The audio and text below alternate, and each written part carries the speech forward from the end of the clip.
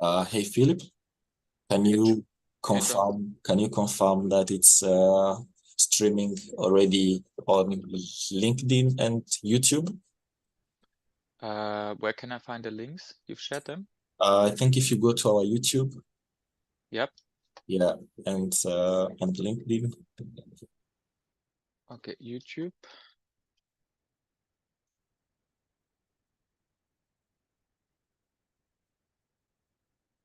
Social view your channel. Yes, the Yeah, live recording is there. yeah, we are live already.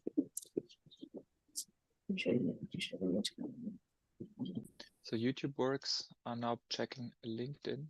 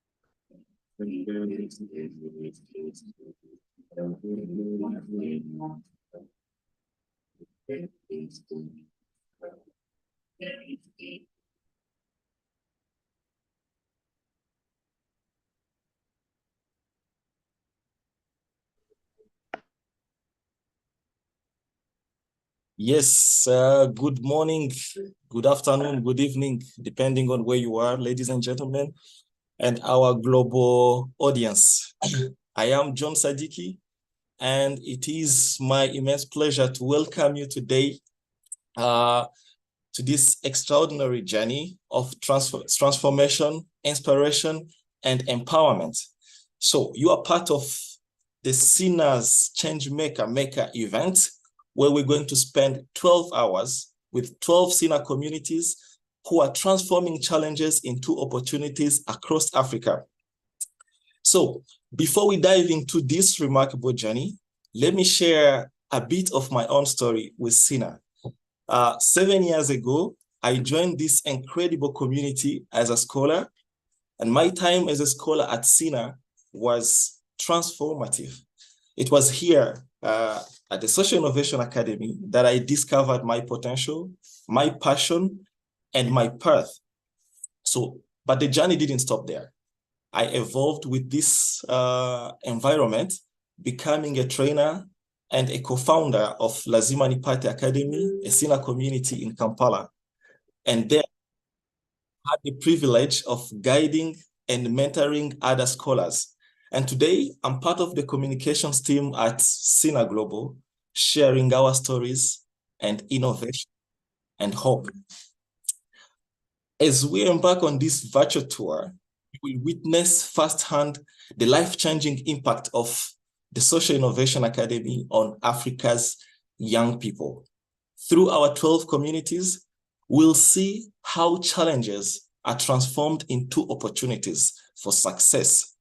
From Uganda to Kenya, from the Democratic Republic of Congo to Tanzania, Cape Verde, and Zimbabwe, our SINA communities are hubs of innovation. Here, disadvantaged youth are not just passive recipients of aid. They are the active architects of their future. They craft their own curriculum, gain skills, and establish social enterprises that turn challenges into opportunities. So today, you will connect with global change makers. We call them our world-class change makers, hearing stories and witness the power of hope and determination. Our goal is to empower 500 change makers by 2024. Your support can make a world of a difference. For just $2 or 40 euros, you can sponsor a youth for a month, and for a total of $500 a year. Together, we can enable an entire generation to build a self-reliant and prosperous future in Africa. But now, let's begin this inspiring journey across the 12 SINA communities. Get ready to be moved, to be inspired, and to become part of the change. Let's transform challenges into opportunities, starting right now. You're welcome, Etienne.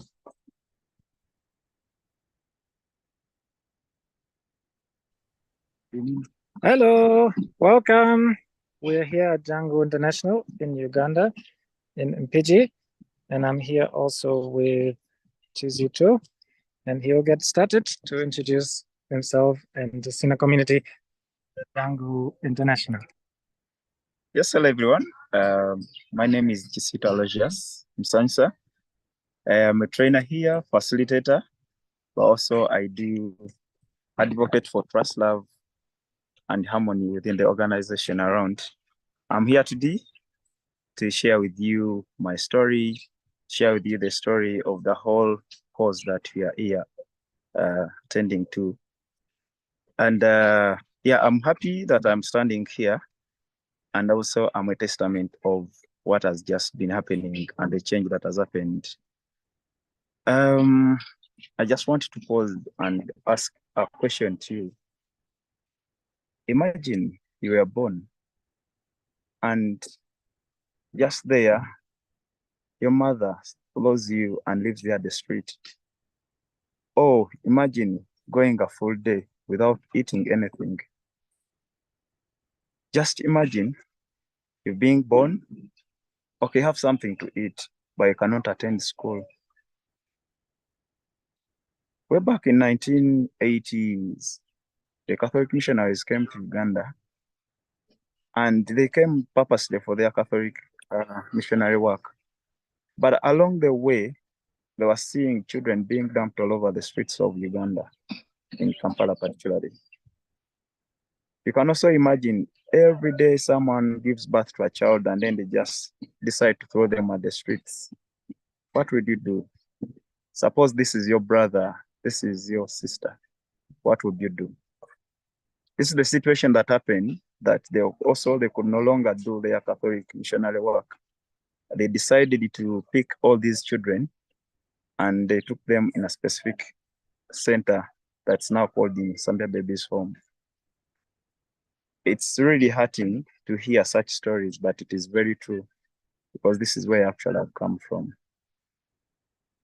When they got all these children, it became almost a habit that every day people were throwing children because there's someone who is actually picking the streets.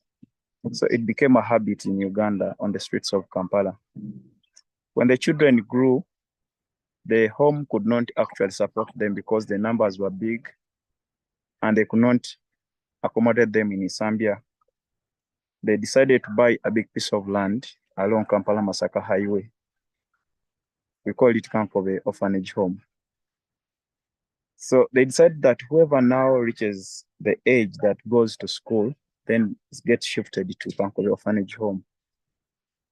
Life was okay, hope was restored, and children started living in a home. But it isn't something that actually lasted for all that long. This happened that every day, every year, they would pick children from the streets, take them to Zambia Babies Home under the care of Child Welfare and Adoption Society, together with the Catholic Archdiocese of Kampala and the support of Good Samaritan sisters from Narukolongo congregation. When the home expanded, we became around 500 children. We eat, we drink, we go to school, and life was good in the orphanage home in Kankobe. When World Food Program joined, also Caritas Uganda came on board. That World Food Program was offering support to the youth and the children, but also Caritas Uganda was taking care of the school fees. Things started changing when the LRA Army group started laboring against the Ugandan government. There came a lot of conflicts, but also that is the same period that a lot of refugees came from Congo to Uganda and also from South Sudan to Uganda. World Food Program decided that instead of now supporting the host and also the inmate countries members, they now shifted the focus to the refugees, especially in the Bidibidi refugee camp, Nachivari, and other refugee centers in Uganda. And so the home was left. They decided that they can no longer support the children with food. And Caritas Uganda also realized that they could no longer support people to go for educational spaces when they actually cannot eat. So Caritas Uganda said, instead of getting you money to go to school, let's now reduce the numbers, that at least someone gets a chance to go to primary, but then after they find a way. But which way? Because these people actually were from streets, they didn't have homes. And there were these people actually that were looking up to these people to support them at the end. So nothing was to be done but World Food Program. It happened. And then we started living in a situation, imagine spending a full day without a meal, or when you get a meal, it doesn't have sauce. Fortunately, in 2006, when the program actually had been stopped to support the children who are beyond primary, because that's what the decision that came along. Caritas Uganda said, let them finish primary and then they go. But where? These are people that have come from the streets, people actually that were gotten from families that were facing domestic violence. Fortunately, in 2000, while I was in Kankobe together with my fellow orphans, Etienne came. I would say he came as a savior because he came to volunteer because of the German setup that by that time he had two options, either to volunteer in a developing country or to serve in the army. So Etienne decided to come to volunteer, and we thank God that actually he chose Kankobe.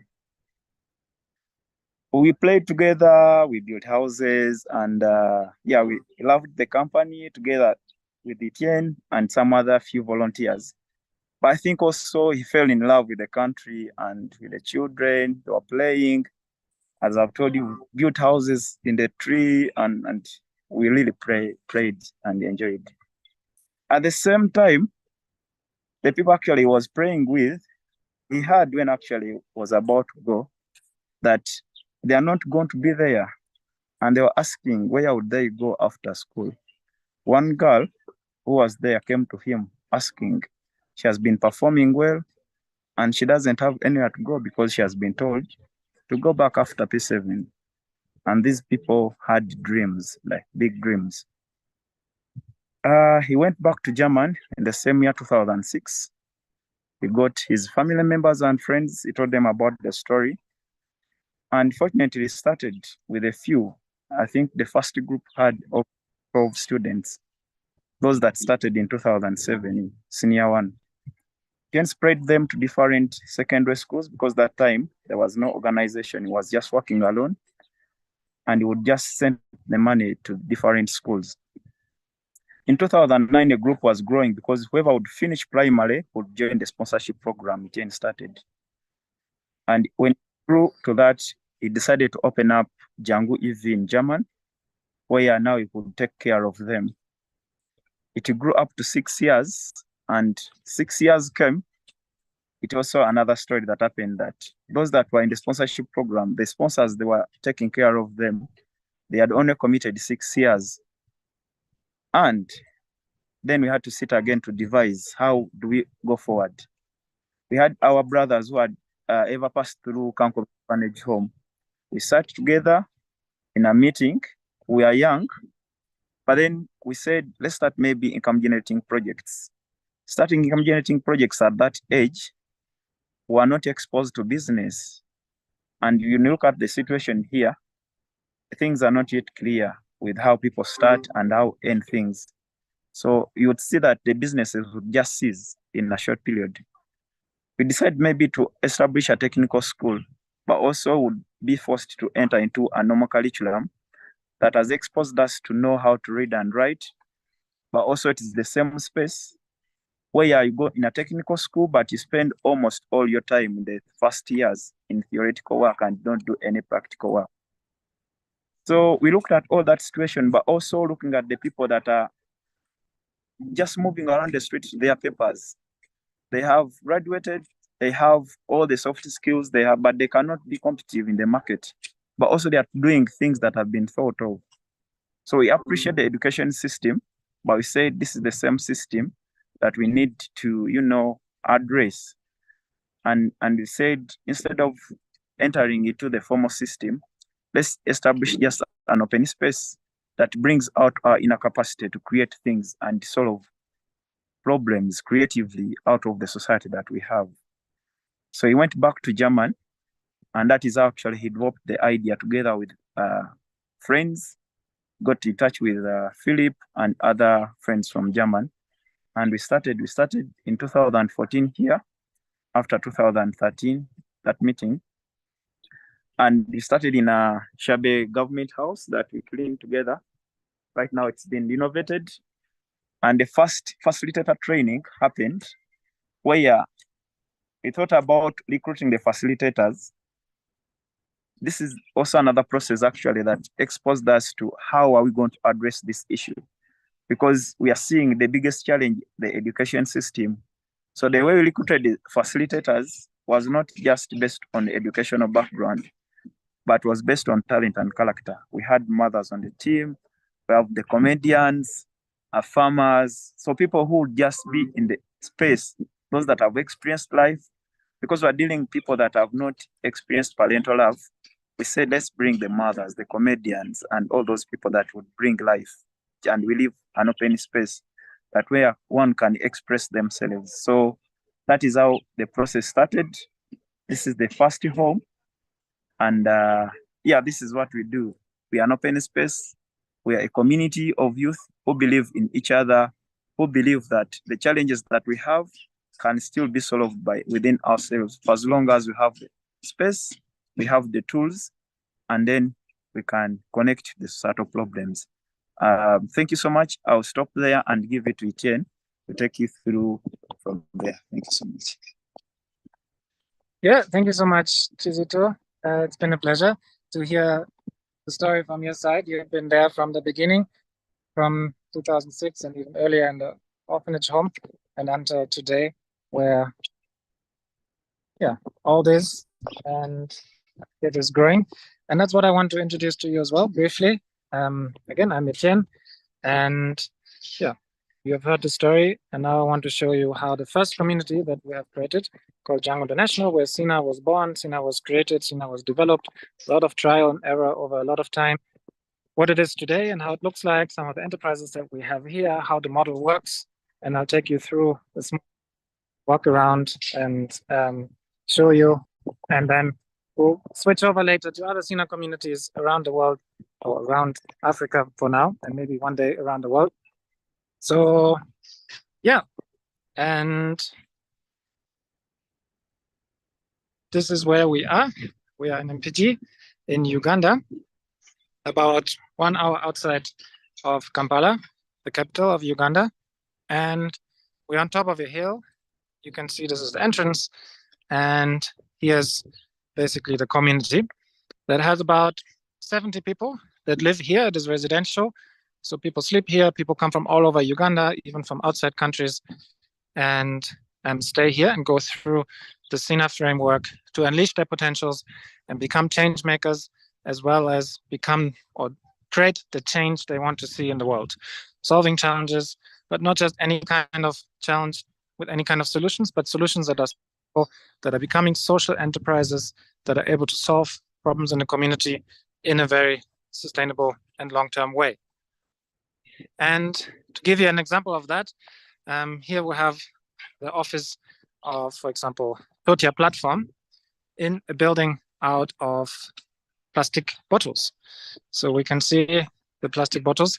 That's what we started with in 2014. We started building the space, the learning spaces, the rooms, the houses out of plastic bottles. In this building, for example, we have about 18,000 plastic bottles. In the walls, there are the half-a-liter bottles, and they're compacted with soil. They're really hard as bricks. And we work together with the community to have people compact them, especially women who otherwise have little or no income. And then the bricks were used to construct the houses. For the foundation, we typically used the 1.5 liter bottles to make it stronger in the foundation. And when we reached to the roof level, hope you can see that, we also wanted to not just use iron sheets for the first few buildings, because that would have gone against the idea. So we actually used car tires that were cut into shingles and have made great roofs. So many of our buildings are built from plastic bottles and have done well. And that has become an enterprise in itself already, so that they have gone out to train other communities on this idea of this technology, have built, I think, over 80 houses by now around Uganda, but even in outside countries as well. And currently in this building as well, we have Totia platform, which is written here also on bottles, that is fighting against sexual violence, which is a big problem in Uganda. And you can have a quick peep inside. The founder herself, she was affected by that topic and was sexually assaulted at the age of 8 years, and then was not able to speak about this for about 17 years because it was happening in a family setting, and it was very difficult for her. When she came to SINA, she started to unleash her potentials, realized that this is something she can transform, and made it the basis for her own social enterprise. So she was transforming her own difficult past into a strength, because now she's able to help others to not have to go through the same difficult experiences, but actually get the support that they have through medical support, people that have been raped, for example, not getting pregnant, not get HIV, but also the long-term psychological support through counselors, and also the legal support to even get to the point where they can have people convicted and trialed. And last year they had over 500 arrests made. So really a big impact. And they're currently in a stage that they're about to graduate out of SINA. In the end, the young people that come, they don't graduate with a certificate saying you have learned about entrepreneurship. No, they're graduating with their own enterprise, their own social enterprise, their own solution when it is ready to financially self-sustain. that is the time they will move out. And Totia is at that point where in the next few months, they're going to move out and graduate with their running enterprise up and running, creating an impact and being able to self-sustain financially. Then we can walk over to have another example of a social enterprise that is created from here, where we can see a lot of straws, but in the end, it's grass. There's a grass that is found only in the region, and it's being produced, or the team was finding the grass around the area locally, but also very in remote areas. Today, they're working together more with farmers to make it more accessible to cut or to give farmers the seeds to grow the grass and then buy from them, which also supports them with an income. And in the end, it is a natural drinking straw crafted by nature since over millions of years and makes for a perfect drinking straw because it is quite sturdy. It doesn't dissolve in water, can be reused, is biodegradable, recyclable, and can replace plastic, because too much plastic is still being produced every day, and we need more solutions to not even have plastic in the first place. Then we can move over to another of our houses. This was actually the first that was finished. Also has SINA written here. And here we can just briefly peep in. I think there's a session ongoing. Hello. So I'll not be able to show you the floor of this building, but it's very special. But you can see it also here, which is inside is a nice, beautiful design. It is actually made from eggshells primarily, but also blended in with plastic bags, which also became one of the first enterprises from here, because we realized, or the scholars realized, it's not only money that is needed to start a business, but it is primarily resources. And many resources, for example, like plastic or eggshells, can be found all around us. And if we look creatively, we can actually use them to create an enterprise out of that, because we need resources to get started. And some resources like waste can actually be found and used without any money. So with those resources, the enterprise that is now having its own factory near a dumping site in Kampala is producing floorings, terrazzo-style floorings, and also tiles from primarily eggshells.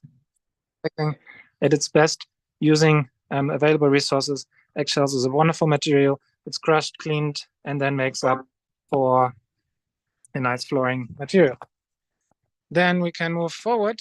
Here we have, currently it's being renovated, a building that is used by Hostad, a collaboration project we have with YCI from Canada and sponsored by the Canadian government, where we're also working here in Jangu International towards empowering women to create their own solutions, their own social enterprises, and using a similar approach towards empowering them to be the change they want to see. Now we can move into our main hut. This is a round hut out of bottles with a nice grass roof, whereby you can see the bottles as well from the inside. And here every morning, there's a morning meeting about 8:30. The community comes together to have breakfast, but also to discuss what is needed for the day, what are tasks that need to be done. And then after the morning meeting, everything happens where the community goes the different stages that we have, which we can see here. We have developed over time, with a lot of trial and error, 5 different stages that make up the SINA framework, all with this theme of free responsibility, whereby freedom and responsibility are combined. And the more responsibility someone takes, the more freedom he or she gains. And how that works is that everything starts with the confusion stage. It has a deliberate name, confusion stage, because it is actually confusing, but in a good way.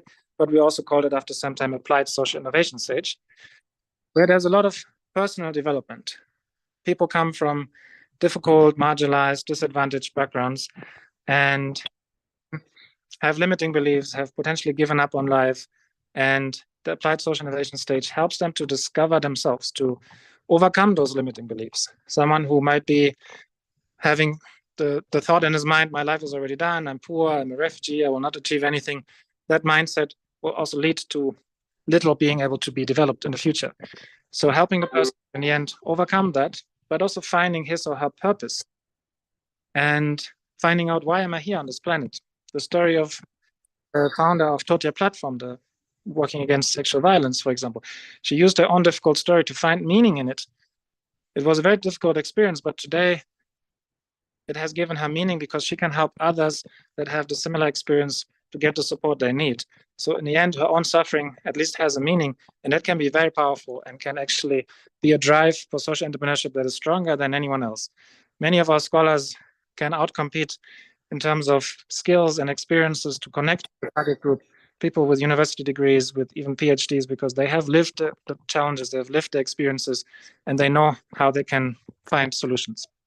So in the first stage, people, almost like caterpillars, transform into butterflies. Caterpillars who don't know even that they have the potential within them to one day fly and transform. And in this confusion stage, this transformation happens. People find their purpose, set goals, are able to work on those goals every day and start flying and taking off. But at the same time, at this point, we're coming to the emerging stage. The scholars, how we call our beneficiaries, scholars, are not yet having the skills and experiences needed to actually create the change they want to see. They know what the change could be, but they don't have the skills and the business experiences or the educational background to make that happen. So in emerging stage, we're allowing them to take up roles and responsibility in this responsible approach, to take up roles and grow, take up small roles, take up ever bigger roles, and gain the skills and experiences needed hands-on to actually be able to create the change they want to see. And in this stage, as well, there's a lot of design thinking, understanding challenges, coming up with solutions, and then trying those solutions, finding teams, and then moving into the concentration stage, which we had just last week here, where those ideas are then being tested. Can they become a social enterprise? Can they find market? Can they find customers? How do I have to adjust, iterate, pivot, change, and often fail, which is totally fine. Then people can go back to emerging stage, take up more responsibilities, try again, go back to emerging stage, concentration stage, until someday one thing works out. And it has to, at this point, make traction, gain traction, make some revenue, find customers or find other people that support it, customers, donors, investors, to get to the next level. And the next level is then linking stage, where they can get your platform space to work in, get more mentoring support, get support until one day they're ready to graduate with the business up and running and financially self-sustainable. But also they need to be able to register, and we support them with that, make the business formal, make it official, and also compliant. And then the mastery stage is where learning never ends and change never stops, but the enterprise is already graduated and is able to financially self-sustain and able to create a change. And we have currently about 71 enterprises in total that have come out of all the SINA communities, but the majority, because this was the first community, Jangu International in MPG, there's about 50 of them that have come from here in all different fields, from education, water, sanitation, agriculture, upcycling, recycling, and many, many more. Here we have another enterprise or building that is currently used as the library, where we have a lot of books, read on their own, self-study, self-learn. There's a lot of power also in the community itself. People support each other, people work together, a lot of learning one generation to the other. And here currently, there's a few other enterprises that are home here who are creating organic or microbe-based fertilizer and a solution to work on latrines to get off the smell in an organic way and decompose it. Here we have a bit of lunch being prepared, which is prepared communally, whole community. And here also we have our main hall, which is in the end built by a very innovative solution as well. And that is through interlocking bricks. Those bricks, and here you can see a little bit from air how everything looks like here. But those bricks are very special because they don't have to be burned. Most bricks in Uganda are being produced locally, and a lot of trees are being cut down to burn them, which contributes to deforestation. These bricks are not being burnt, but they're being compressed. There's about 10% cement in them, and that allows them to be strong, but they're also very hardly compressed. And they're like Lego stones, meaning that water, cement in between them, you don't need plastering, you just need to varnish it or paint it at the end to be with this resistance against the rain. And then they make up for a construction material that can be cheaper than the ordinary, environmentally friendly, because no tree has to be cut down. And yeah, we also have a few friends that's able to be seen. Nice big spider. Oh, there's another one, just to highlight. We're also in nature here. And that's also what we have down. Have an agroforestry that was started in 2022, beginning of 2022, where we are growing food and crops, but also biodiversity, making it regenerative, making it in a way that the soil becomes better and better over time. And that's also the kind of theme of the community. It becomes better and better over time. We have a self-organized approach where scholars take up roles and responsibilities, and that allows kind of a transition continuously to be made. So the scholars also are part of this regenerative cycle to come in as participants, become co-creators, run the community, gain the skills, leave with the enterprise, but also contribute back to the community, and one day are able to leave with their own social enterprise and create the change they want to see. So now we can walk over to our village, the SINA village, where we have constructed over the years 14 rooms and a kitchen. Those rooms are being mostly rented out for primarily groups to host here retreats, workshops, seminars, trainings, and they come sometimes from abroad as well as from Uganda, and often as well our activities when other SINA communities are coming here, they're also hosted here. And then yeah, you can also find the rooms on booking.com, Airbnb, and come in for a day or a week and engage with the community.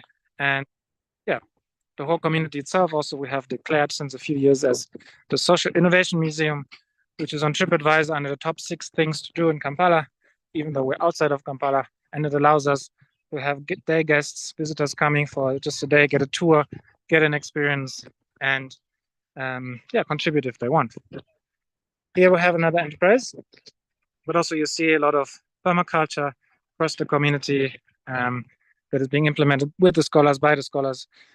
We have an enterprise called Farm Plus, which is producing, well, actually they are growing black soldier flies who are in those mosquito nets. Currently, I think there are few because they're in the stage of hatching. And those flies lay eggs. The eggs become larvae, and then the larvae eat organic waste. And the organic waste is then basically transformed into soil, a fertilizer that can be sold, but also when the larvae become big enough to almost transform into the flies, they're then being boiled and sun-dried and then crushed into a protein feed for especially chicken and pigs, which is a really nice solution because it can get started with just a few plastic buckets, a mosquito net, and can have time a really big impact because it's a very more sustainable solution than many more alternative chicken feeds or pig feeds that are out there. Yeah, there's many more enterprises to see, but because of time, I'll not be able to show all of them here, but just one more example of an enterprise that is currently here having basically a big solar dryer. And here there's the production site where they produce briquettes. Again, there's a big challenge in Uganda. Population is growing, that cooking fuel is always needed. And it is a reason why the trees are being cut down on a large scale. So alternatives are needed. And this enterprise is using agricultural waste to compress, bind it by cassava flour, an organic way, to make briquettes that can be used for cooking and that are more friendly because they produce less smoke, but also don't contribute to the trees being cut down. And they've really grown as an enterprise, are now delivering many of those briquettes in the surrounding communities. Also in SINA itself, we cook with those briquettes. And yeah, it is a really nice solution and able to grow and scale quickly because everyone is eating and needs cooking fuel. Here they even have a small tricycle since a few months to deliver their briquettes. Here's the production center itself. You can see where currently I think it is lunch break. Briquette is being produced. And yeah, now I'll walk over to one of our newest additions in terms of a building that we have, which is constructed again out of a very sustainable material. But before that, I want to show you some more guests we have, permanent guests, which you can see. But on top, we have some bats who are always sleeping here during the day. Yeah, so here I'm approaching the bamboo house. I think there's also a session ongoing. And in the bamboo house is an open space. So it's nice for sessions. You have a natural airflow, but also it is made in a way that it is a regenerative construction material because bamboo is fast growing, is very strong, very resistant. But in Uganda, it is rare to find it being used so far as a construction material. So what we have done, we had one scholar who actually we were able to send to Indonesia for about 3-4 months to learn more because Indonesia is very good in the bamboo construction, and also work together with a partner organization to have this building constructed. I think it is very beautiful. Hello. Good. So I think these are the women from the Hastad in the bamboo hut. And yeah, the idea is to have more and more as well of bamboo being seen and used as a regenerative construction material. We have a lot of bamboo planted all over the community, have worked together to host the first bamboo summit this year, where we brought together all the stakeholders from across to have interactions and see how it can become a more regenerative construction material over Uganda, and also how more and more farmers can actually use bamboo. Or here there was a nice installation, Jangu International, out of plastic bottles and other waste materials. And now, finishing the tour, I'm going to stop at this pole that we have here, which is indicating all the other SINA communities that are currently existing, minus one, which started yesterday, which we're very excited about. With the lighting, I'm not sure if it's able to see well, but this indicates the direction, the location, and also how far from here all the other SINA communities are, which we have in many different countries. You'll see it throughout today, and everyone will share with us a similar tour, engage with their scholars, engage with their enterprises, and we're very excited to have you with us. And yeah, it's been a pleasure to give you this small tour. There's a lot more to see, more to do. Come and visit us anytime in Mpigi, in Uganda, but also in any of the other SINA communities. And this is where it started. This is where the SINA model was born from, but this is not where it has stopped. It has gone on to now 11 other communities and is growing. We have more communities coming up this year, 3 more in Uganda. Next year, we have already in the pipeline 3 others who are interested in coming here, going through the model, exploring it.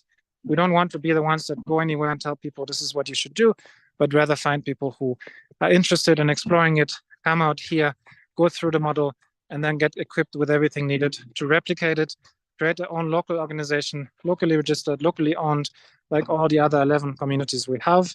But together we form like a community of communities that is assessing best practices, supporting each other, collectively creating the change we want to see, and also improving the model, the framework of SINA over time, collectively to the best possible version it can be. So with this, stopping here at our SINA logo, turning challenges into opportunities.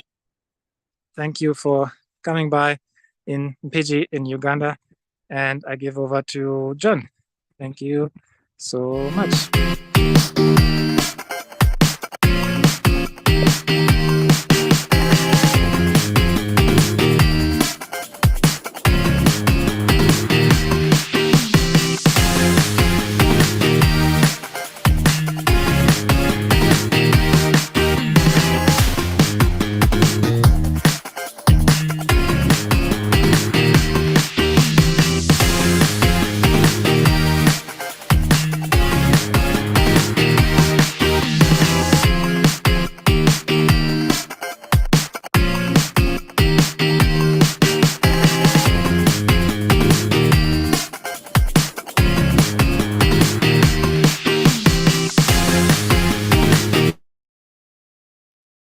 Yes, thank you so much, Etienne and Chisitu.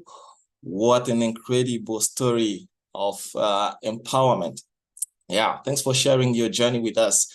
As we move forward, we have another exceptional SINA community ready to share their experiences. And please welcome James and SINA Loketa, who will take us further into the world of social impact.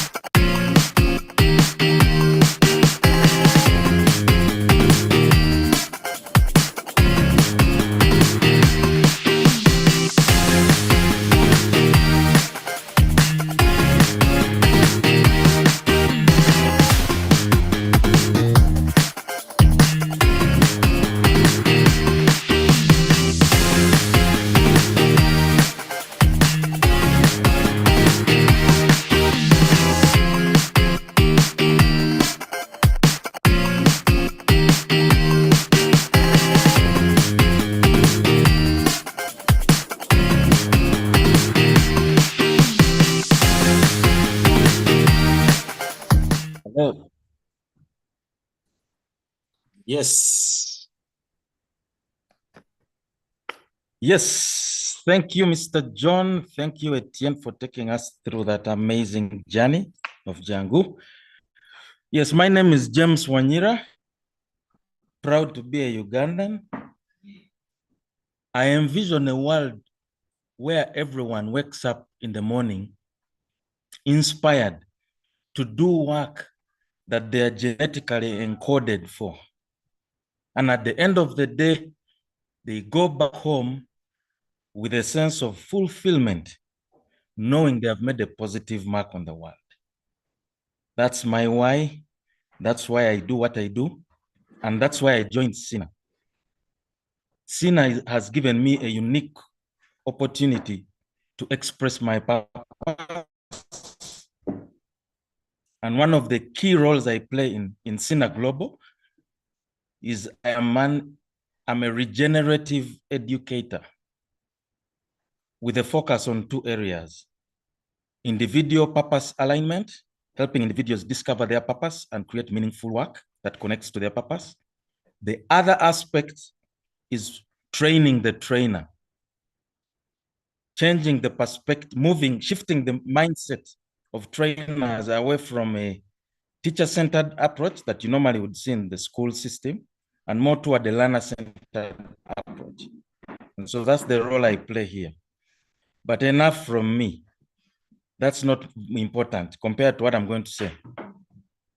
My role here is to introduce a community of refugees that has proved to model an example of self-reliance. The largest refugee camp in Africa.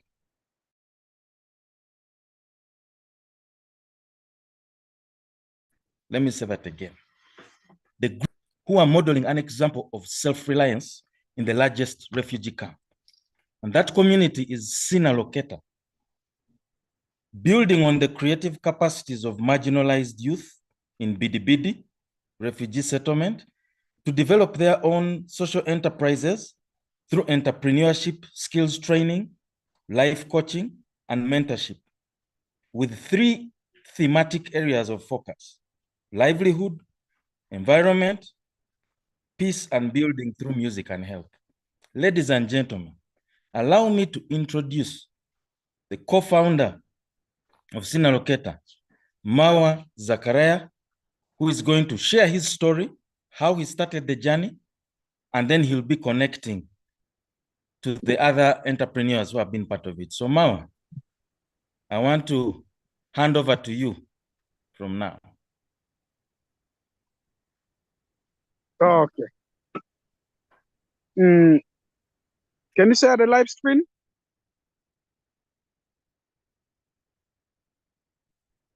Yes, thank you. Thank you very much. I'm called Mawa Zakaria. I'm a South Sudanese refugee social entrepreneur in one of the largest refugee settlements in Africa, as well as the second largest in Africa in the world. I will briefly introduce you how SINA Loketa comes into existence. In 2016, I was supposed to become a refugee in Uganda due to the persistent war which happened in South Sudan, my country, where it has led to a number of people lose their lives, their properties, including I lost my father in a horrible living and life. Due to the rampant killing, I decided to take a refugee to Uganda. The situation became hard in 2016 and 2017. Unfortunately, I get access to join entrepreneurship skill training in Uganda in one of the organizations called SINA in Fiji, where I was empowered and get built with a lot of technical skills. And through the empowerment I've gone through, I asked myself, why can I replicate the same model to my community in order for my community also to get empowered and get transformed? So through that, we team up with my colleague from Congo to create SINA Loketa with the aim of building on the creative capacity of the refugees and marginalized youth in Uganda, more especially in northern Uganda, in Njombe district, to develop their own social enterprise for their sustainability. We do this through entrepreneurship skill training, live coaching, mentorship on both personal and professional. We target 3 thematic areas: livelihood, environment, health, protection, as well as peace building through music and art center. We start this from scratch. I will introduce you where we start our training. You can see this tree here. This is the tree where we start our activity. We run our activity under the trees for almost 1 year in 2018. Through the impact we created in 2018 and 2017, we are able to apply to NHR, Geneva, where we introduce our activities. We tell the donors what we do. Through the impact we have created, where they realize that the refugees are not non-productive and refugees are really productive. Only they are lacking a driving tool that can help them to easily get out from their comfort. So through the innovations we wrote to them, we are able to be recognized in the world out of 160 applications, and we are able to become among the top winner of 2018 UN SARA Innovation Award of enabling refugees to become job creators than relying on humanitarian aid support. Through the awards we got from UNHCR, we are able to start setting our free learning space where we build and we acquire 150 by 100 a land. As you can see here, this is a land which is where SINA Loketa is operating. And currently, we start, as I said, we start from scratch. You can see a lot of structure. All these structure were built by SINA Loketa. I'll be making a tour to all the buildings and all the how we acquire those buildings. Yes. Our first building we got through the awards which we have got from UNHCR, we are able to construct a house built out of art block. This house, we realized that in Njombe district, almost 80% of the cutting down of trees were affected by the refugees existence. So where we looked as a burden in northern Uganda as the refugees, being the largest in the settlement, they have no access to firewood. So we said we cannot build our house with any burned brick; it will affect the environment. This is the first building we have got where we start SINA Loketa from 2018. And currently we are using this room as the English class. This is an English class where we are using this room. This is our English teacher. So you can say hi. Hi. Yes. Yeah. So here we are teaching the adult people who didn't learn English to know how to read and write. So these are the models he's using for teaching. Yes. After the trainings we have been undergoing through, we also lobby for more fundings, where we are able to get funding from Farewell through SINA Global, where we expand our learning center by building a house built out of plastic bottles. Why do we choose to build out of this? Why do we choose to build our rooms with the plastic bottles? This is a big learning in our place, in our refugee camp, where we realize that we have a fixed mindset. We put our mind that everything is very hard to start. We use this as a tool that you can start by using available resources. Even the bottles, you can build a house out of it and you start building. We use this as one of the tools for inspiring our youths to start building their own ventures using available resources. So through the impact we have been going through, we also were able to get another funding from UNHCR through the impact we have been going through, where we have built, they're able to give us a funding for constructing a connectivity at SENTA to enable the refugees to be able to get connected to their fellow lost refugees. Through the award they gave us, we are able to construct that long house built out of plastic bottles. It is inside fence. That building, we built it as one of the connectivity center. It is in 2020. This one, currently we are using it as a constructor to host our construction engineers who are building our art center. We have learned, we have did a lot of activities. As we give on empowering, we empower close to 300 youths who have undergone through our training in 2018 up to date. Through the training, we are able to create a number of ventures which are currently sustaining themselves as a youth. One of them venture, he just recently get some award from World Food from Refugee Innovation Hub. It's called Echo to Africa. These are the ones. I think you can briefly tell what you are doing in your office. Yes. Yeah. Thank you so much. My name is Milton Sabuni, co-founder of Echo to Africa. Echo to Africa was a startup of SINA Loketa that was started in 2018.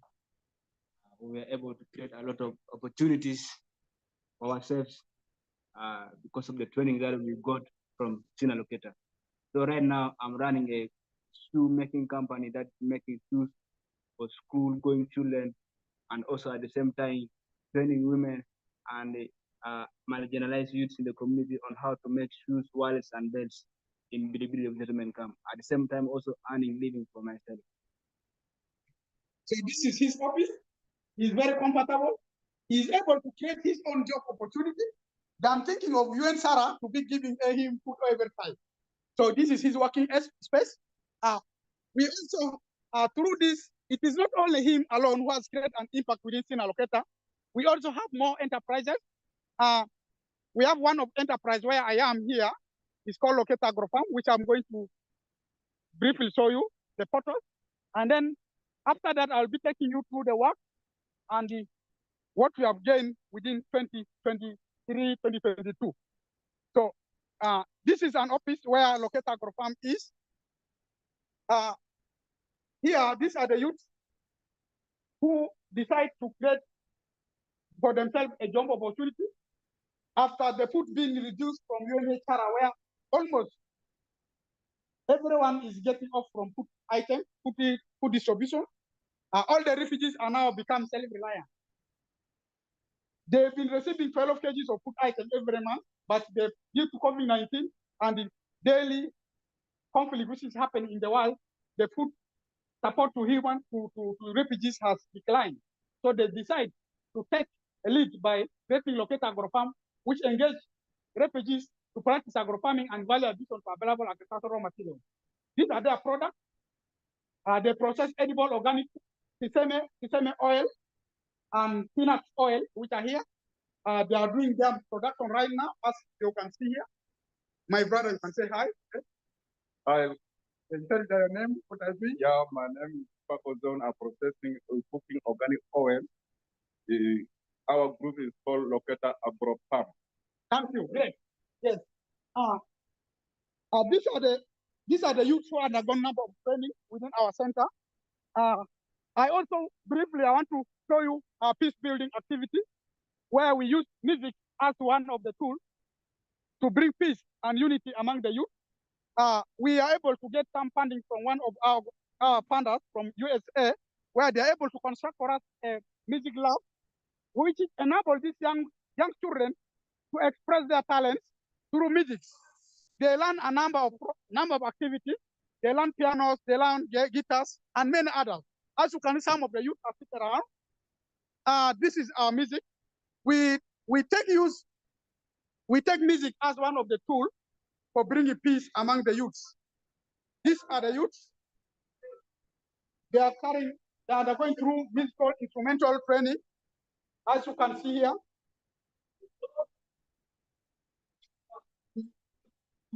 Yes, they are under there. They are going through their trainings.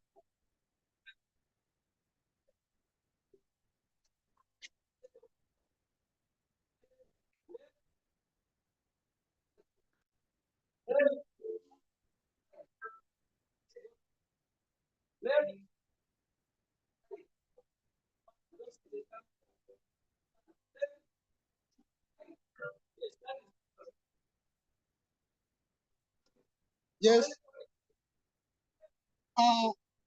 Also, this is our store where we are storing our music items for our youths.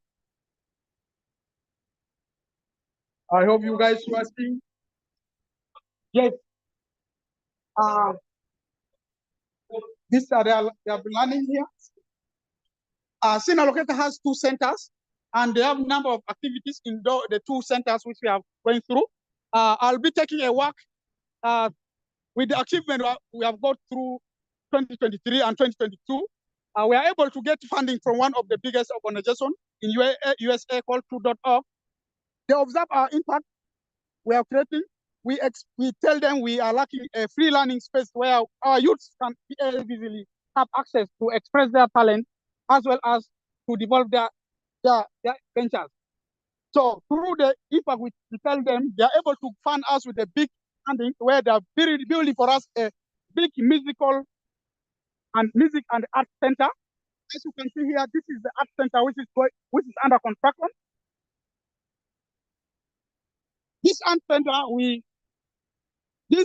art center will be finished by day 10 of December, and by 14th, we shall be launching out the art center. The art center is having a lot of rooms with different functions and different purposes. Because of time, I'll not tell all the rooms. I just want to show you how this is where the audience will be sitting. We shall be having pitching panels.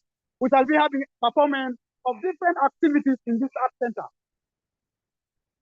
Also, the art center is not only built purposely for activity.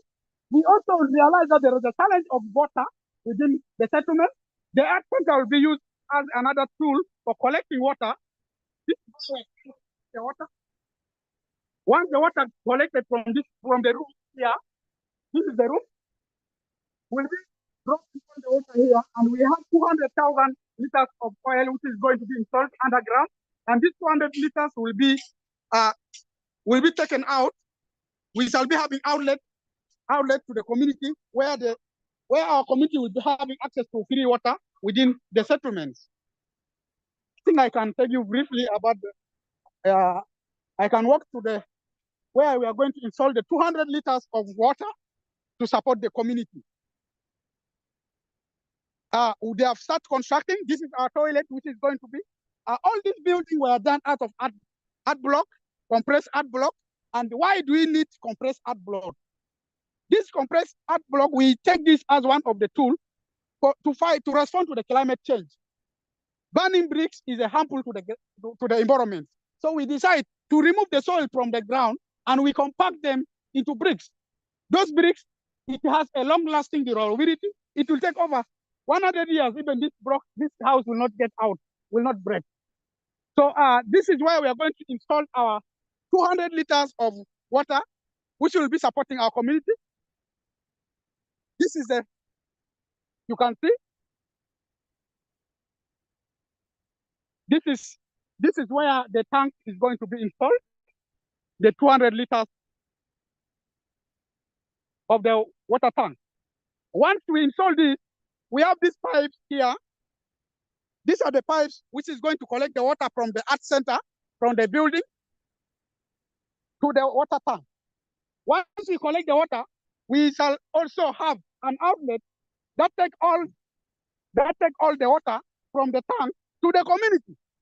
This is the outlet. We have these pipes. We are going to take them to the community so that the community will have access to water. Bidibidi is a very desert place. When coming to dry season, getting access to water is very hard.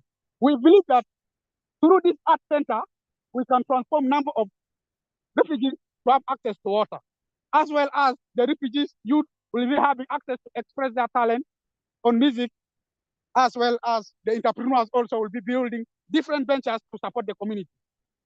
Through this, we believe that refugees are not non-productive. Refugees can do something for themselves. I'll be introducing my colleague in one of our center. It's called Victor Aloyng. You'll take through. You'll also make a work on our center where the youths are currently taking the entrepreneurship skill training and ICT. After Victor, we have one of our enterprise called Generous Design in Village 4. He also has been making a lot of impact in the community. These are enterprises which are built by SINA Loketa through the empowerment we have get from SINA Global in 2017 and 2016. Victor, if you are there, I can say you can take on. Put a live screen now. Oh, thank you. All right, thank you so much, Mawa, for that elaborate journey through, what we're doing here in SINA Loketa. I'm so excited to connect with you all. My name is Victor Aloyng. I am a sage. I'm somebody who loves to seek knowledge and transfer it out to people so that minds are opened and people are enlightened.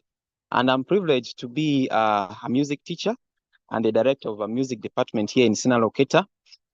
It's a great thing, and Mawa has already taken you through some of the activities we do, more especially the music, ICT, entrepreneurship, agrofarm, and other things. I want to throw more light on the music activities we do here in SINA Loketa. Someone may say, why music?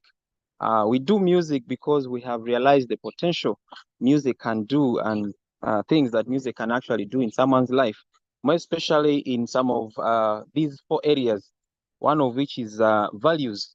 Somebody is deemed valuable or looked at as very important based on their values and their purpose. So we realize that music, tracing back into someone's values, we see that it can transform a community. Music can transform, a society. And music, tracing back to our origins, traditional music, which is one of the activities we do here besides the professional music, we realize that it is, bringing back the cultural heritage of the South Sudanese and the Aringa community we have here in Njombe. And then also we look at life skills. The community in Bidibidi being mostly the refugees, I would say 70% of this community are young people, and these are people who are building up, their career, who are building up their life, and in a community where people have been traumatized, in a community where people have been, displaced due to the war that happened in South Sudan. Life skill impartment or guidance has to be one of the things that we have considered through music. And here we have realized lots of young people who are learning the instruments, lots of young people who are gaining, livelihood, who are gaining, resilience, who are getting, relieved from some of the mental health issues as a result of the war and so on.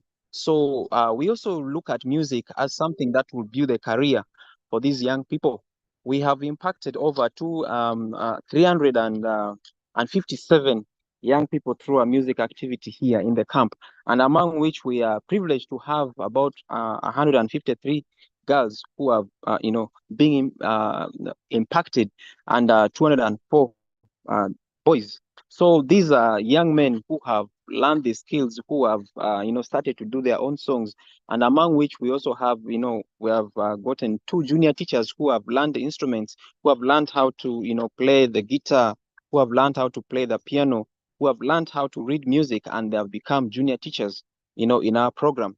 So we realize this has created a lot of impact in the lives of young people. And then we also brought in the element of traditional music, which is a core activity that is playing its role at uniting the community, because staying in a community where there was a lot of conflict and now in a peaceful environment, there still has a lot to do, because when you trace back to the origin of the war, more of it was political as well as ethnical.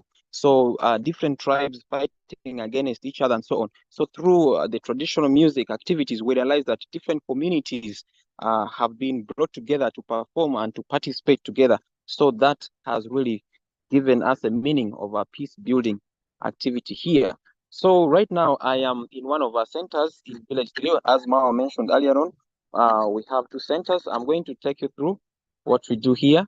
So in this center, we have a very nice building, which has solar panels installed on to give access of electricity to our equipment.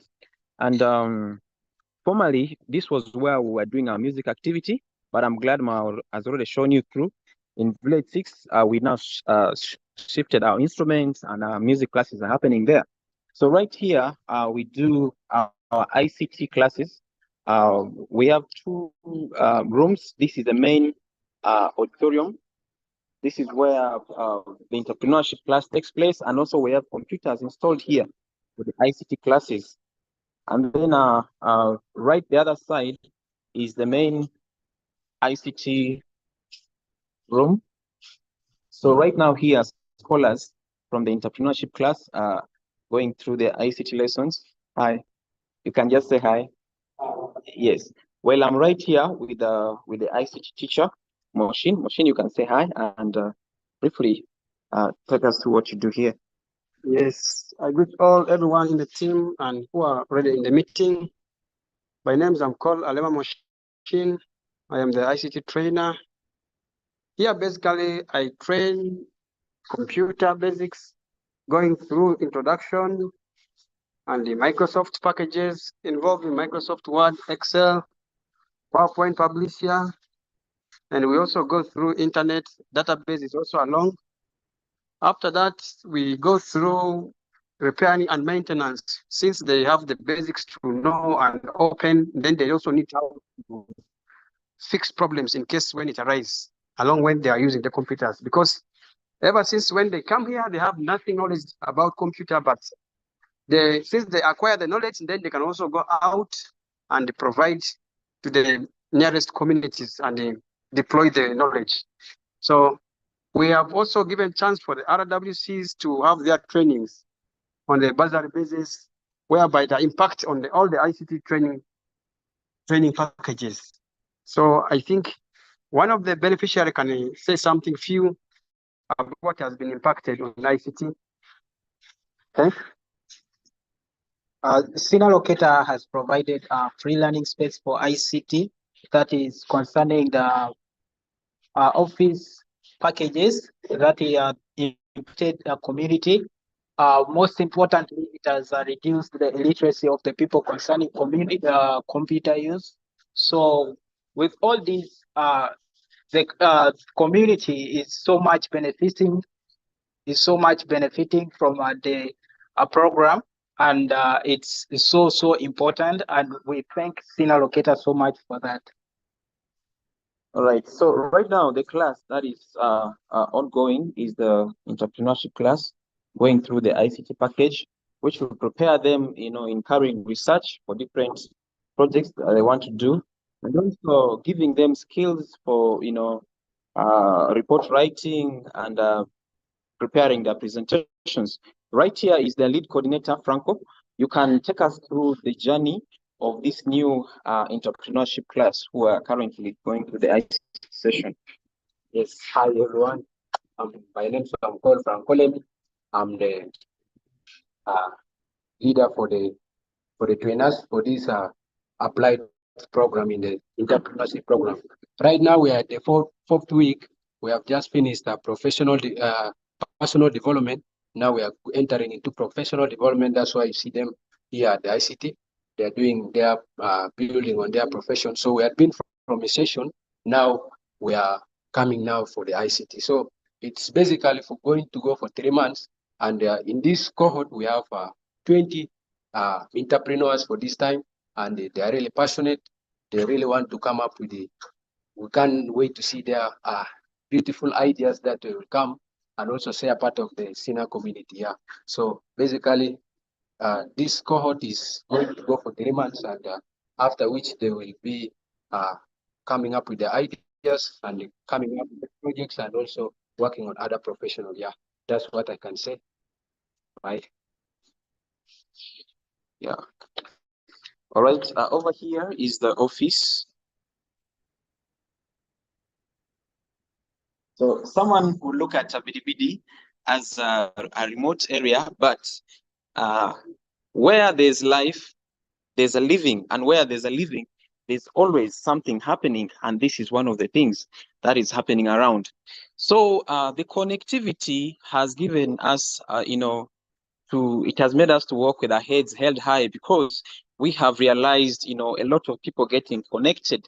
The world has literally become a global village for us, because we have seen fellow refugees getting connected with their friends back then in South Sudan, or some of their family members who have been disconnected from them. So this has made it so easy for them.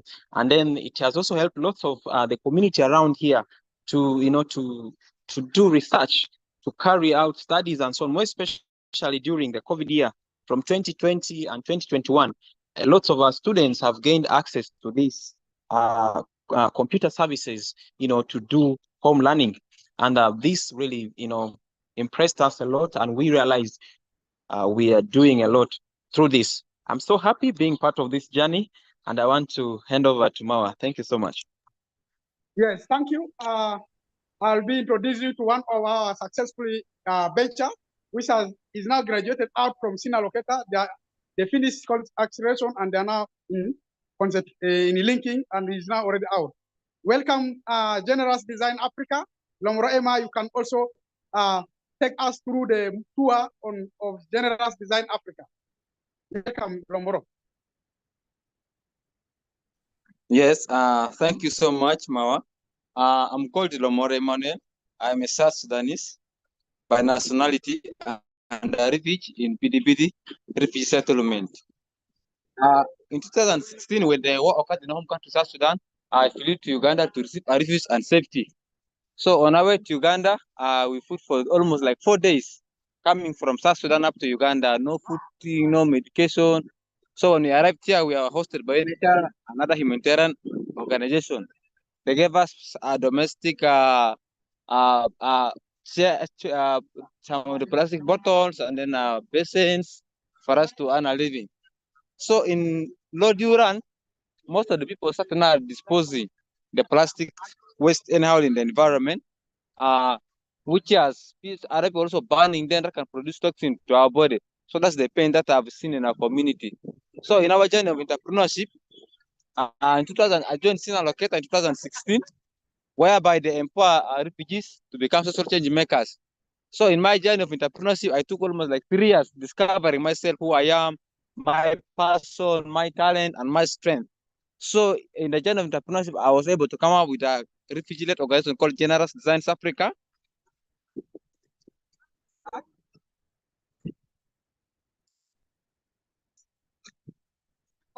Here's the logo.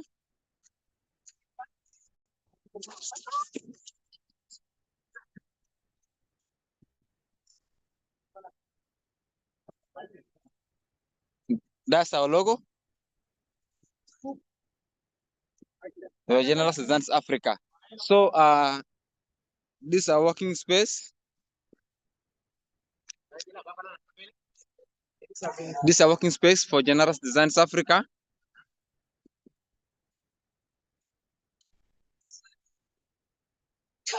We constructed this house last year, but once. This is where we do our production site. And here are some of the products that we make. These are beads out of plastic waste.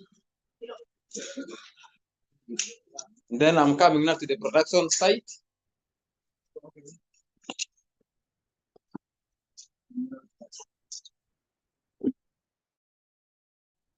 Here, this is our plastic printer machine that recycle the plastic waste. We have the production officer here around with us. He's called Emma.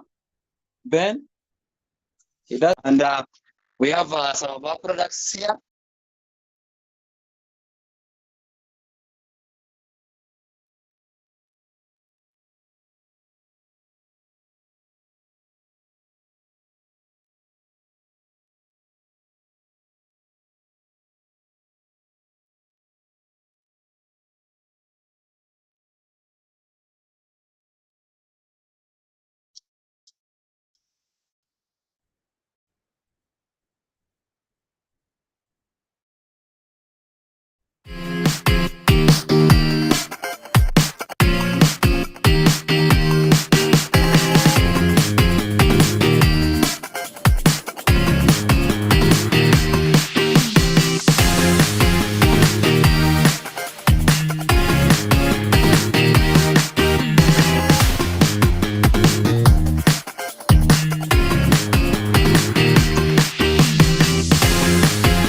These are some of the youths from the community.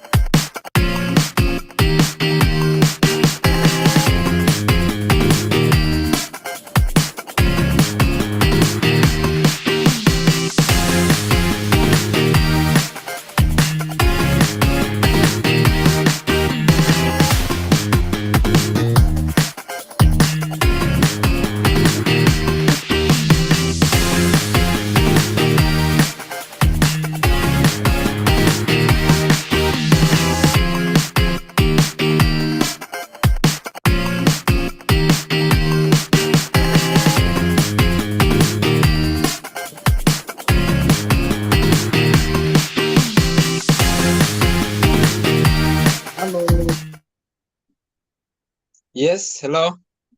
Yes, Sorry, my internet went off. This is our plastic. These are the raw materials. These are some of the plastics. These ones are already been cut. This is Hell, you can say something. Hi. Hi, my name is Officer. I'm the person in charge of the waste products. Yeah, I'm collecting these things, the waste products in the community. So this is my work, just collecting it. Yes, he's in charge of the waste collection from the community. People bring the waste to a working space. Yes, and here these are some of the ready-made products.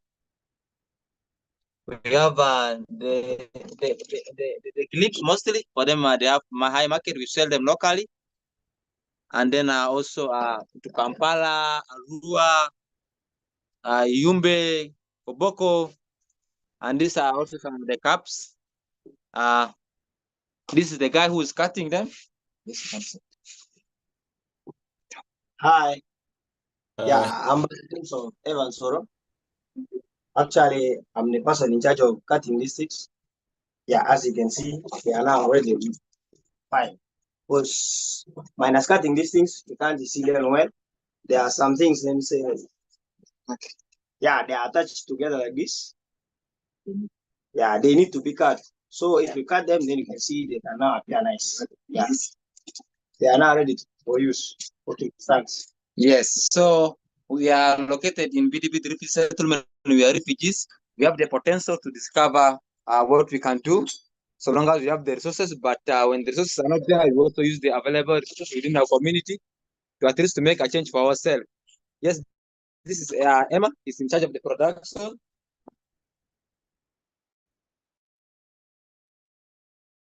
Yes, Emma, can you say something about the machine? Actually, in this organization, my role is to do production of the raw material and to use about products like the packs, as is mentioned by my colleague Moro.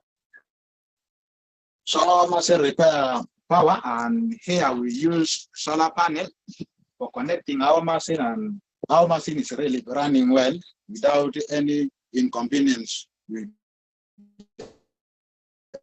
power or anything. I think we are fine. Yes, thank you so much. I think we have been sharing about what we do at Generous Designs Africa. We are a committed team of refugees who are committed to see a world free from plastic waste accumulation, and every refugees and host community has access to employment opportunities. Generally, when you look all over the world, there is a lot of plastic waste that are being disposed daily in Uganda.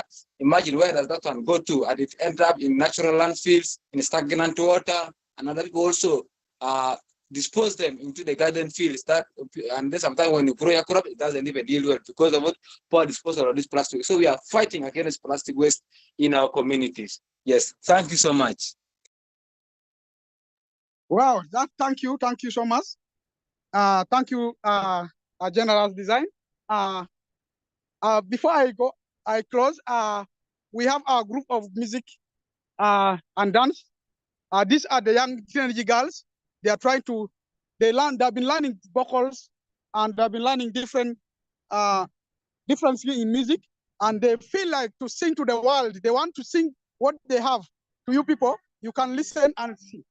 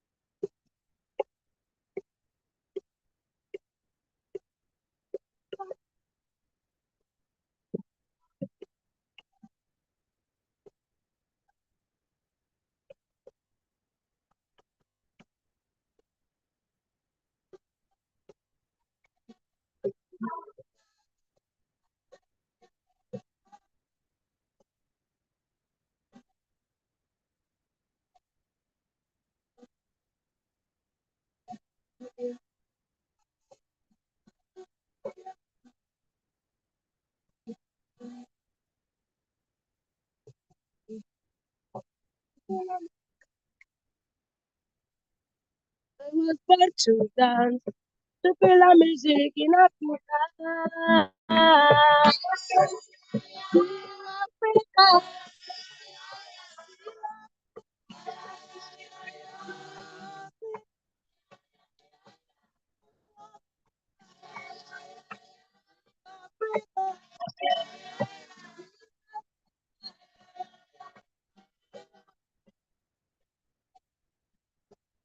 Africa. Africa.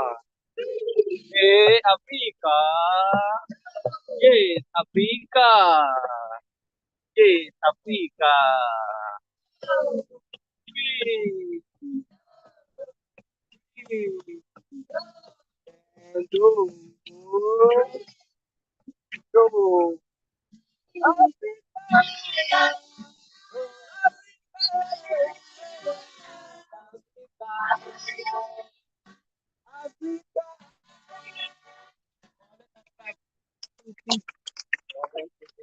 Yeah, thank you.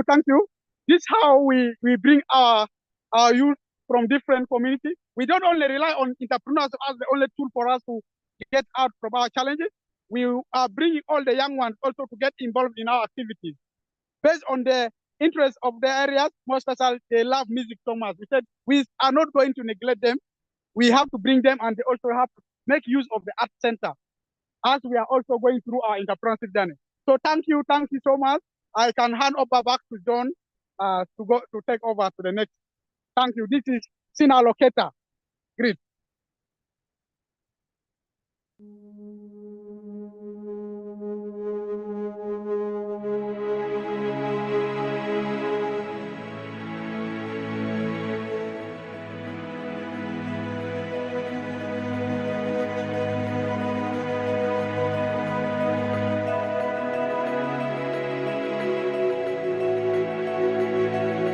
The Social Innovation Academy, or in short SINA, is a self-organized learning environment that transforms challenges into opportunities. It's a learning environment that empowers marginalized young people to make something of their lives. To become job creators and not job seekers. We create social businesses that have a positive impact on the environment and on the society. Our goal here is to create social enterprises for our scholars that will help the rest of the world. I was born by two school-going children. My mother was in Form 3 while my father was in Form 4. During my childhood, I never received parental love. I was neglected because I was abandoned by my two parents who had to still go back to school. SINA has changed my life in a way that I have a family now. I have very many friends. SINA was started out of the need because since 10 years we have been supporting orphans from different places of Uganda. And after finishing high school, they couldn't find jobs. They couldn't go to university because it was too expensive. So we wanted to create a place where the youth starts to create their own jobs instead of looking for jobs. And that has become SINA, where everything is evolving around empowerment to the way that the scholars, the youth, lives here with their own employment. Because we don't actually teach you what to do. We help you discover yourself.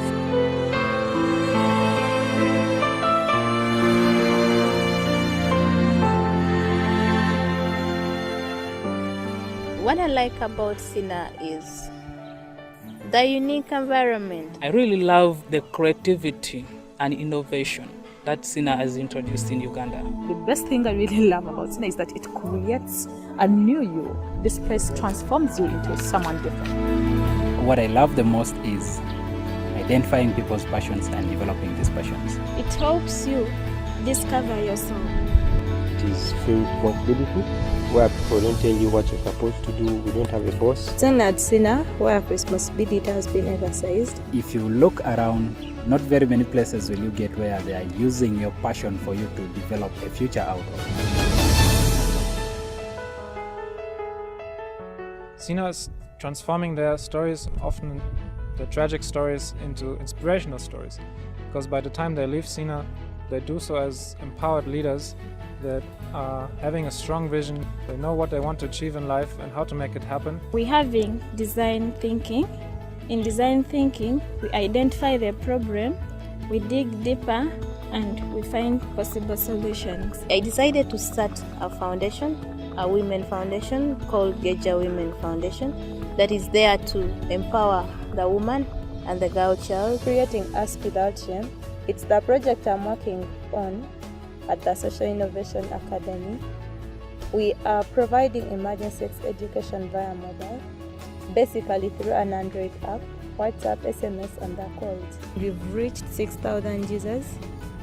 We've responded to over 10,000 questions. We are coming up with a technology of using biogas for lighting and cooking. I've learned sweater knitting, crafts, in agriculture. Jibumsa Solar Energy Solution. This project is doing a lot of things in rural areas. So far, I've sold 150 lanterns. Bottle construction is the creative and innovative idea. We came up as Social Innovation Academy because of the different challenges in the construction industry. We have a village where we accommodate guests. We take them around and show them what we do, and they can even participate.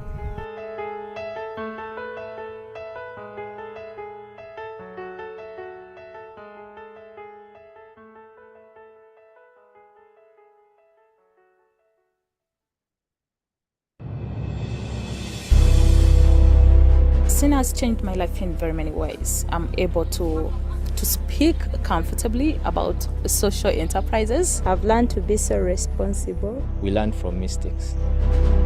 We have nothing like a mistake has been made. It is a place I'll never forget. SINA is built in a way that it keeps you thinking and creative all the time.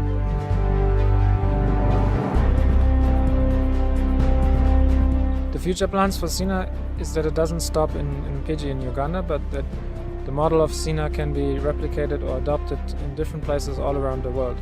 We would love to have a network of social innovation academies across Africa and even across the world. Walk with your passion. Follow what your heart tells you to do. Life is not about power, and life is not all about money. Life could be about impacting other people's lives to make them better.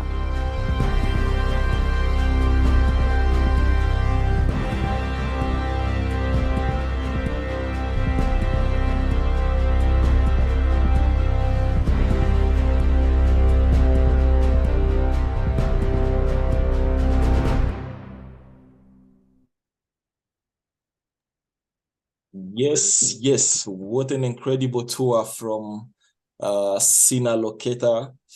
Yeah, was so interesting, to see the life in a refugee camp, in a bidi settlement, one of the biggest refugee camp in Uganda, if not in the world. And we transitioned in another nice video of the Social Innovation Academy, SINA, that was in 2016 at the beginnings. And now on that tone, we are going to continue with another video that shows also life in other refugee camps and other young refugees who are creating more impact in their communities and to the world. Enjoy.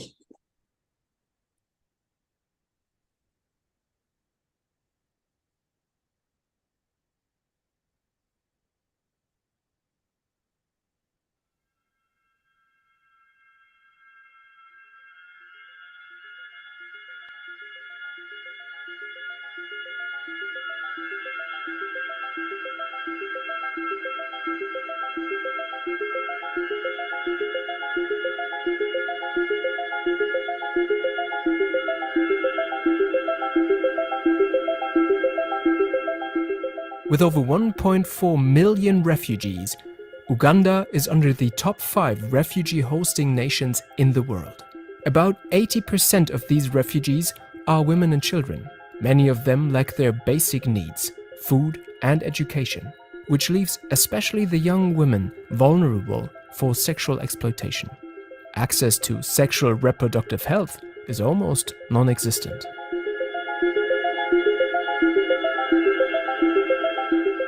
Believing in the power of education, activists from inside the community are trying to support refugee families overcome sexual reproductive health challenges and give access to information in innovative ways, encourage to open up and help to evolve the dialogue.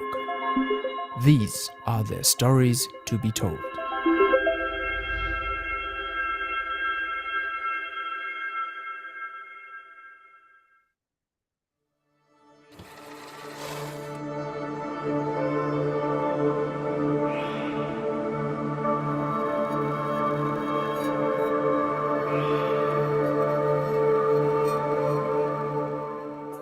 Starting from the main problem, lack of access to information, James Bewinika, a refugee from the Democratic Republic of Congo and now filmmaker in the Naki Valley refugee settlement, is using locally available resources and a makeshift film crew to shoot movies and reflect problems of his own community.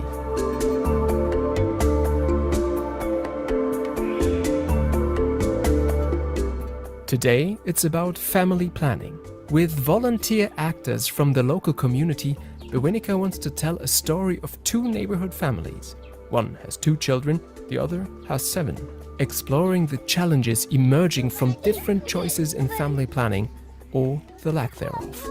Our organization is an edutainment. We educate and we entertain the community. By entertaining them, there is a message through those films because we create different topics like on sexual violence, HIV, to sexual reproductive health. This movie is showing us, as in the community, how to get a best planning family and to save a best future for our kids. Because in our community, that topic about sexual reproductive health, it's putting our community in a deep poverty. Because when you have 10 kids, you don't know how to sustain them. So you are adding the poverty in the community. Because the new generation need to be a sustainable one. A generation with people educated, a generation with people who are able to do something for their community or to develop themselves.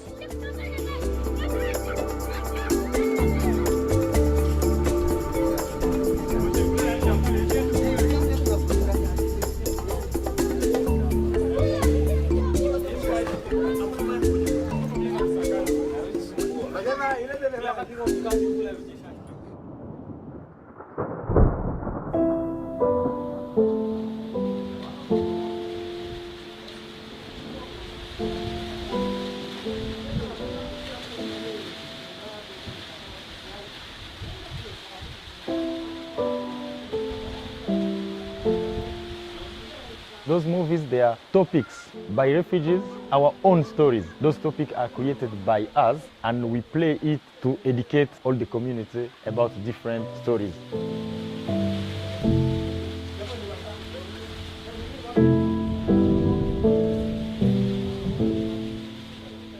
Those topics are not discussed well. It's like taboo, you know? There is some topics you cannot speak here according maybe to some African cultures. But when it's through film, we can just project there and everyone will see. And will watch and maybe the message is going through directly to people.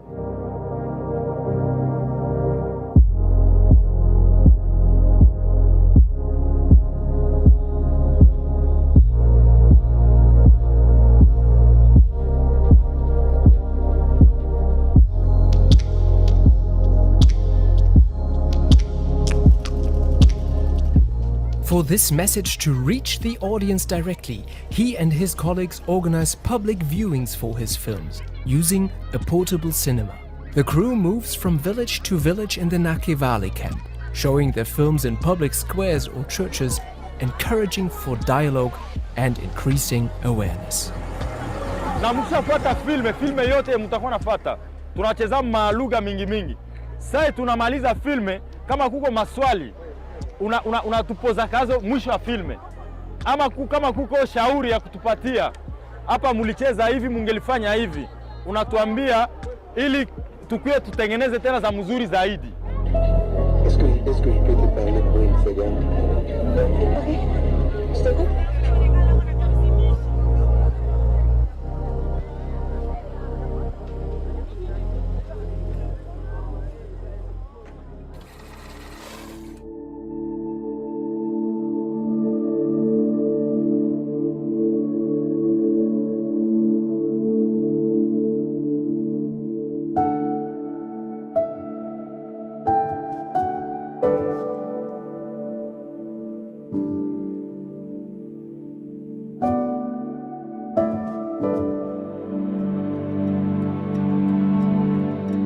About 700 kilometers to the north, near the border of South Sudan.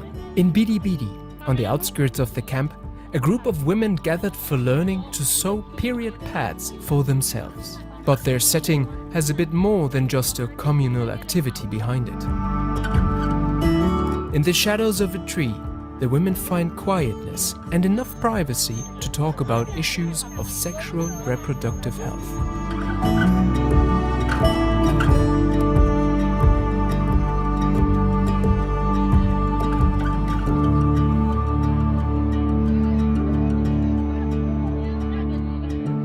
Most of the people, they used to complain that when you use condom, you feel like you are eating the sweets with the cover. Some other people, they feel like at least to remove that cover out so that they enjoy the sweets. When you are using condom, you have the right to use it, and when you fix it correctly, you can enjoy. You will even enjoy you the wife. The skin is very smooth. It looks even like the furnace. You could not even know that the person has it, wear it. But if they wear in your absence, you will even enjoy it. Dying? Na di, borikona na condom na, purube berkono na, are very smooth.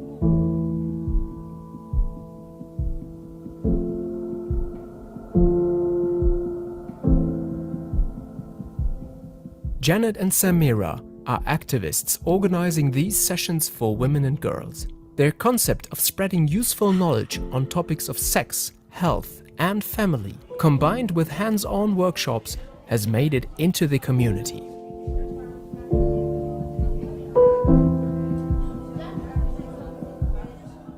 Tuko hapa kwa ajili ya kuona maendeleo ya wamama.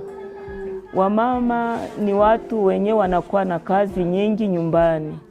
Sasa target yetu wala vision yetu ni kusema tusaidie wamama wajue kazi za mikono, waweze kukua wanajisaidia kwa kupata chumvi, sabuni. Ni ile target tuko, kwa sababu wamama wanabaki ndani ya kampu, hawana kazi yoyote. Kama wakoenda shambani, hawana gisi ya kupata tena senti.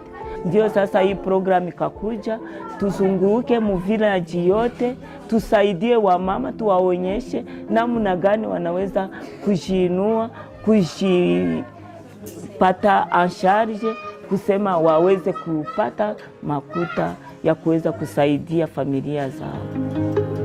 Thanks to the activists, these sessions are taking place in multiple locations in the settlements, mainly rural areas, neglected places where it's needed the most, making women confident and independent.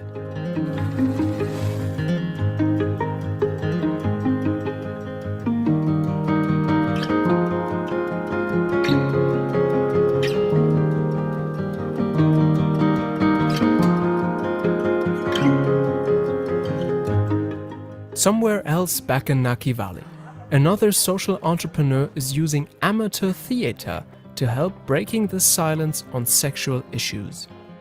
Congolese refugee Gulen is a passionate actress herself, so she found a way to combine her personal interest with helping other people.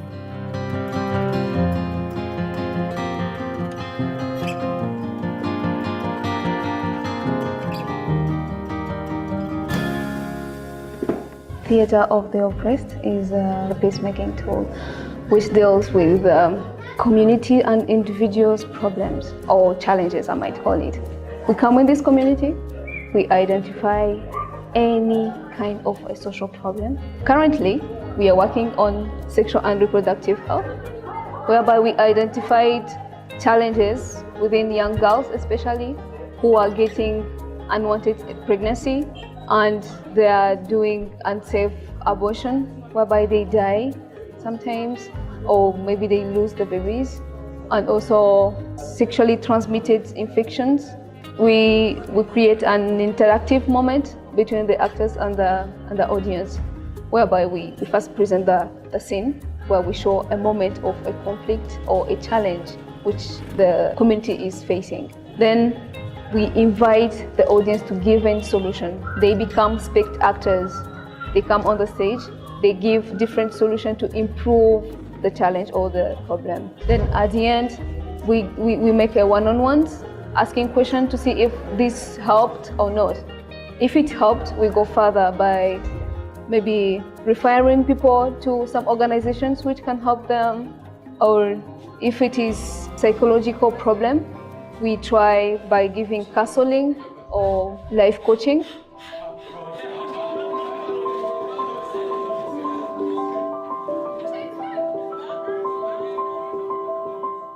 The engagement and patience throughout the years these and other activists and social entrepreneurs are showing is bringing valuable results for the country, where more than 40% of the people live beneath the absolute poverty line.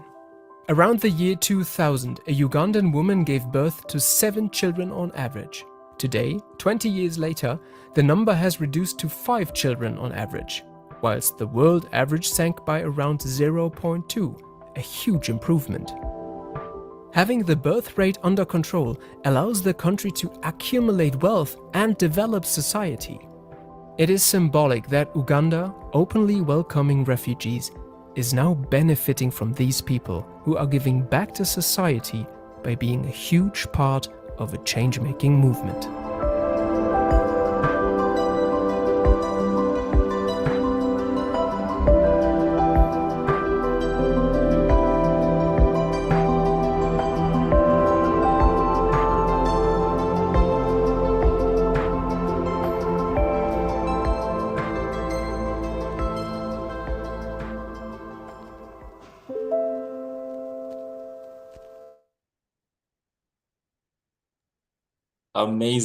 Amazing stories of empowerment and determination. Yeah, and truly Uganda is a haven for refugees. 1.5 million. Like many in that videos, I have found myself a part of that disheartening statistic. Yeah, believing that my existence was insignificant and my dreams futile. And this mindset really persisted until I joined the Social Innovation Academy, encouraged by a friend to visit SINA PG. My visit coincided with a scholar selection, and yeah, I was selected. My journey at SINA initiated a really profound mental transformation. You know, as a refugee, my focus was consumed by daily needs, causing me my dreams to fade. But at SINA, I began to challenge this narrative. You know, the academy's unique approach guided me through an introspective process of unlearning, confronting, and dismantling my limiting beliefs. And the time I spent at SINA really fundamentally changed my perception of myself and the world. Yeah. The empowerment became a mindset, not just a term. SINA's model helped me see myself as a change maker, teaching me to take control of my destiny, my thoughts, my attitudes. And this led me to co-found with my friends Lazima Nipate Academy in Kampala. It's an empowerment space for young refugees and underprivileged host youth in Uganda's urban slums. So Lazima Nipate Academy is more than an education space. It's a hub of empowerment, nurturing young refugees as job creators and social entrepreneurs. The focus is on the holistic development of these, transforming them into proactive members of the communities. The trainings are both on personal and professional development level, with life coaching, business mentoring as really the cornerstone of the academy's approach. The vision is where a world where young refugees are self-sustainable and contribute positively to their host community. I'm going to give it up to the LNA community through the video, and then we'll have scholars sharing their time at the LNA Academy. Enjoy.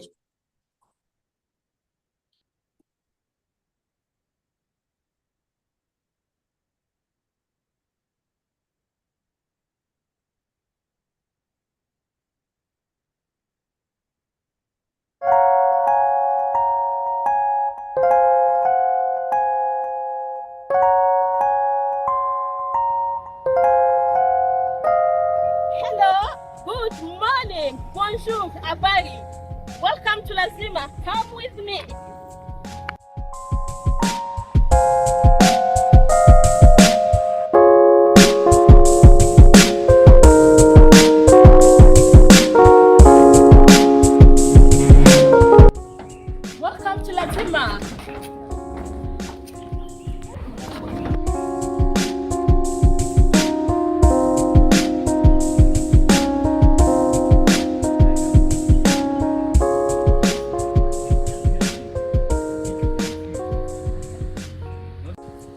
Hello, my name is Miriam Feza. I'm one of the co-founder at Lazima Nipate Academy, which in English means I must get. We started Lazima as a team of young refugees in 2017 as an idea, and we implemented in 2020. We had gone through the struggle of being a youth refugee, where you reach in a new country, we don't understand the language, there are less opportunities for the refugees, since already the employment in the country is high. So as refugees, our future become uncertain. We don't even afford money to pay for a basic need, even to support our families. So that's how we started Lazima, to change the narrative story of other refugees like us, unleashing their potential. They do what they love most, and they create enterprises out of their passion. I'm a refugee in Uganda since 2015. Upon arriving in Uganda, I experienced a traumatizing journey of a youth refugee, where lack of opportunity, language barrier, and discrimination. Fortunately, in 2016, I got connected to the Social Innovation Academy, where I met other refugees who had passed through the same story like me, and that's how we founded Lazima Nipate Academy, which empowers refugees and marginalized youth in Uganda to unleash their potential, create social enterprises that give them income, but also employ other people in the community. Hello, my name is Derek Onyango from Lazima Nipate Academy, where we nurture and empower young refugees and host youth to become social entrepreneurs by starting their own enterprises. This is our community where we are doing different kind of activities. We are situated in Zambia, just besides Kampala, and because most of the refugees are residing within this kind of communities, that's why we are centered here, so that we can provide a platform where they can create their own opportunities to benefit themselves and at the same time their own communities.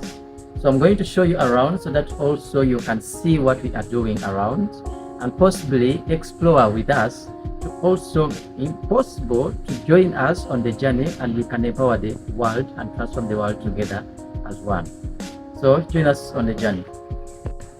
Alright, so here is our library, Lazima Nipate Community Library, where young people come around and they get to benefit. They read for themselves to expand on their own understanding, and also for those who come around for the training activities, they make research within the space here to understand deeper different kind of contexts, languages, knowledge, and getting enough wisdom on which kind of principles they can use to apply into their own businesses. And at the same time, the space is used for training activities, because the community is having different kind of programs like training young refugees to also learn English, French. For those who come around and maybe they want to benefit from different kind of languages, they can be able to benefit around the community, because the community is full of a diversity, the South Sudanese, Congolese, Ugandans, Ethiopians. So we create, or we provide a space so that all of them, they can be able to benefit from the space. And most of them when they leave their host kind of countries and they reach here, they find it difficult to understand the language of English. So we first orient them, we walk them through the English kind of classes so that they can get to understand, and then we can recruit them for our training activities, since we conduct our training activities in English. And also the marketplace is English based. So we equip them, we mentor them, we nurture them so that they can be able to present their ideas to the world, and that the world can be able to understand and invest in them, or even support them when they read a kind of context. So these are some of the books we have around. They are sponsored, some of them they are sponsored to us for their community, so that people within the community can benefit and grow in their own understanding. So this is how inside our learning space looks like, and this is all of it our training space where we conduct the training sessions from. And here most of the times scholars are meeting with different mentors for different mentorship sessions, and also coaching activities, or even one-to-one kind of training activities. When it comes to brainstorming, open space, they have their own kind of time around here. And then we come this side where we have our training activities. This is the session room. where activities are conducted from, and inside the space we have some scholars around who will also be given the opportunity to share with us what they are working upon. Some of them, they have already projects they are working upon. Some of them are in the current cohort, which is almost getting done. And within the space, we do different activities, so not only sessions, but also we have social gatherings, like activities like events. In a case, maybe the community neighbors or scholars have different kind of social gatherings, get-togethers, they can come around and we associate, we share life together, a joy, and we benefit all of us as a community, because it's a community of people which is comprised of different kind of members coming from different areas. As Ethiopians, they come, we prepare the meals together, we take the different kind of dishes from Congo, South Sudan. So it's a community where we have a diversity, not only in people, but also in different kind of perspectives and learnings. We do empower a lot when it comes to entrepreneurship, personal development, professional development. We mentor, we do provide consultant kind of services to different kind of neighboring kind of organizations, also that are interested in that kind of programs that we can be able to deliver to shape the world as on a mission which is of transforming lives of the young people to create the opportunities that we are looking for. So today they had some session which one of the facilitators will be given also an opportunity to share more, elaborate what maybe the session is all about. Thank you so much. My name is Rafael Akonkwa. I work with Lazima Academy. I mostly support in monitoring and evaluation.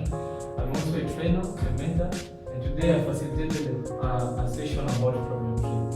As you know, our first stage is applied, where mostly scholars focuses on understanding themselves, discovering their potentials, but as well knowing where they want to go in their lives. And then today, the session of today was mostly trying to make them understand about the problem they are trying to solve into their communities. And today, the session we gave was problem tree, which helped them to understand the causes and effects of their problem that they're trying to solve. I do believe, or maybe our community do believe, a problem is not a problem unless we can see the impact, maybe the effects. Thank you so much. Yeah, hello everyone. My name is Jangu International. I'm also a member of Lazima Nipate community. I've been here for 3 years ago, and we have came up with a project which tackled the problem of language barrier in different refugees camps in Uganda. And from now we have came up with a solution, which is an EdTech program that gives literacy, numeracy, and English training through the usage of digital devices such as tablets connected to the internet with different learning apps, and we also engage with the community, whereby we give sessions to adults in order to say to like small businesses to support the learnings of their kids. Thank you so much. Yes, yes. This is Jerome, and that is about Dr. Tomorrow. Maybe you can explain more about maybe the attraction, how many numbers they've been able to reach out to, and yeah, maybe about where they were from. Okay, thank you so much, Rafael Akonkwa. Dr. Tomorrow since 2019 have been able to implement free water hubs in different villages in the Nipate settlements, whereby we have been able to reach about 700 refugees in the camp, and also we have been able to settle one library, which is digital and non-digital library, which equip more than 150 refugees daily. We have also been able to reach out to adults to transform them into digital coaches. Thank you so much. Hello, and my name is Jerome Kuba, and I'm happy to have you guys here at Lazima Nipate Academy. So I'm a mentor, trainer, and life coach at Lazima Nipate Academy, and also as well co-founder of Watoto wa Tomorrow, as we mentioned in the video earlier before. So at Lazima, I've been able to accumulate a lot of knowledge and to be part of many trainings, as I mentioned, to be a trainer and a life coach. I was able to participate in some trainings where I met new people, and mostly in this space, it's where actually the training program went through, and we were able to welcome some people from different communities, and we had it here the TOT 2022, and also the life coaching training 2022, where I got certified by the Ericsson, and also became a trainer the very same year. So it was really incredible, and to see that currently the project is going on and making very incredible impact in a refugee camp called Nipate Refugee Settlement. It was really amazing to see the journey where we started from, the ideation and every process that we went through here at Lazima Nipate, and also the support that we got from mentors, and being part of different kind of programs like acceleration and many more like concentration. So it was really impactful, and yeah, let's keep the journey going on. Hello everyone, my name is Rafael Konkwa. I mostly synergize in monitoring and evaluation within Lazima team. In 2020, when we officially began, we've so far reached out to more than 500 youth within areas of Kampala, in slums like Katwe, Zambia, and other places around Kampala. In 2020, we had 2 successful cohorts, whereby the first cohort was interrupted by the COVID-19, but we didn't stop there. We actually did a very successful outreach in the community, where we provided liquid soap, masks, and also create more awareness about the COVID-19. In September 2020, after having 2 successful cohorts, whereby we managed to have more than 7 enterprises coming from Lazima, whereby we have 4 enterprises currently running and 3 other enterprises that were not really successful. Up to now, we have more than 11 running projects that were nurtured here at Lazima, and through different mentoring, connecting them to different partners that could potentially support them through mentoring and donations, they are able now to create more impact into their communities depending on the field that they are working on. My name is Papsher Babu. I'm artist, musician, and a social entrepreneur. One of the scholars here at Lazima Nipate, and the founder of Refugee Talent Group. In Refugee Talent Group, we do train different music instruments to fellow refugees in how to play different instruments like a piano, guitar, drums, and a dance class. And then we used to organize our own artist events like a community show, festival, workshop, where we used to connect these people, which we used to teach them. After gaining skills, we create a space for them where they can showcase that skills. They can expose that skills for connecting with the others and gaining money from their talent. So we are since 2022, we have been able to train 400 young people and connect them to the different artistic activities. So currently we have 35 people, which all of us, me and our people, we have been benefited to Lazima with from different opportunities. Like last time we went for life coach training at Mpiji, which it was very important for us. Not just that, but we have been gaining a lot of opportunity at Lazima Nipate, because this is like our space. When we used to organize our own artistic event, is here where it used to happen. We benefit from different way in leadership, mentorship, we get. So yeah, thank you so much.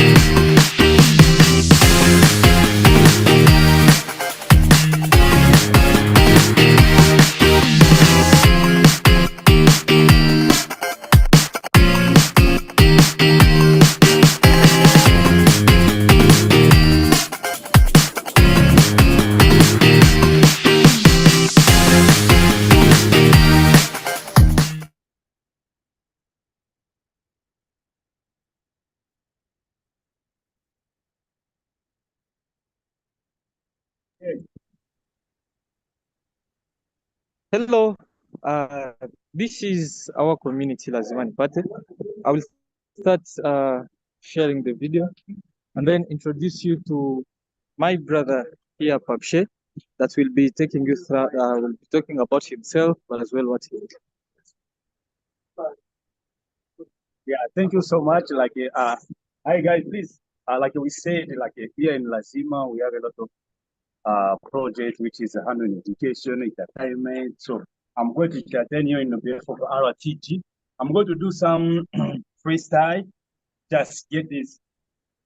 Give me your mic, I'm talking the beat. Open the space, your man on the list. I'm the fast, I kill on the beat. Capture the fast, I capture the beat. So this is a cipher, this is a rap. Babona chapa, babona dance, babona rap, babona kata.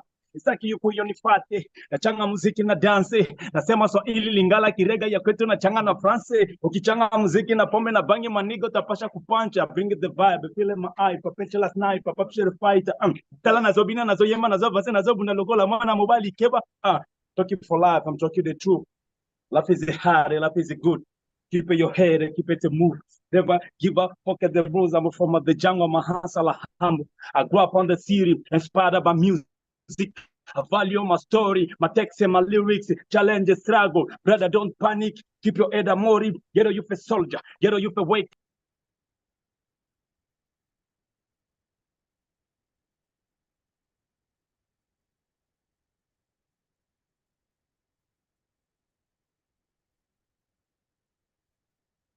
Keep nigga, I work hard to feed my family.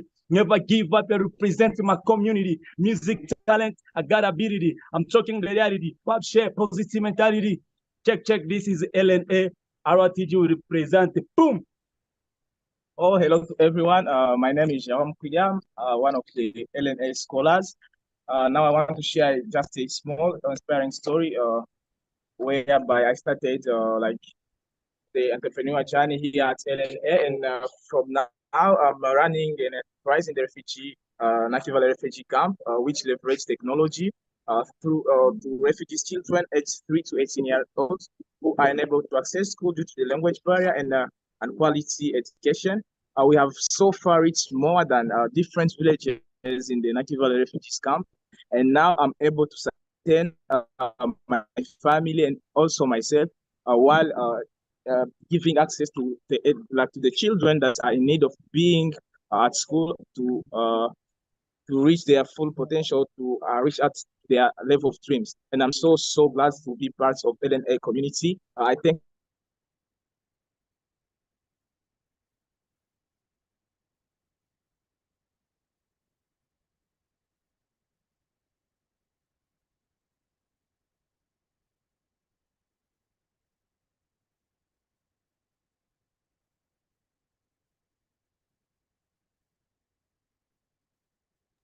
Yep, as we struggle through the internet connections, yeah, you can visit the Social Innovation Academy website. On the news page, you will see all about today's events and how. Sorry for the internet. Then the connection people into it. Yes, please join me. I show you some of the enterprises that are already doing some activities here. We have a shanty food store. They provide a healthy and ready food to eat to their customers. So we're here, see the little garden that we do have here.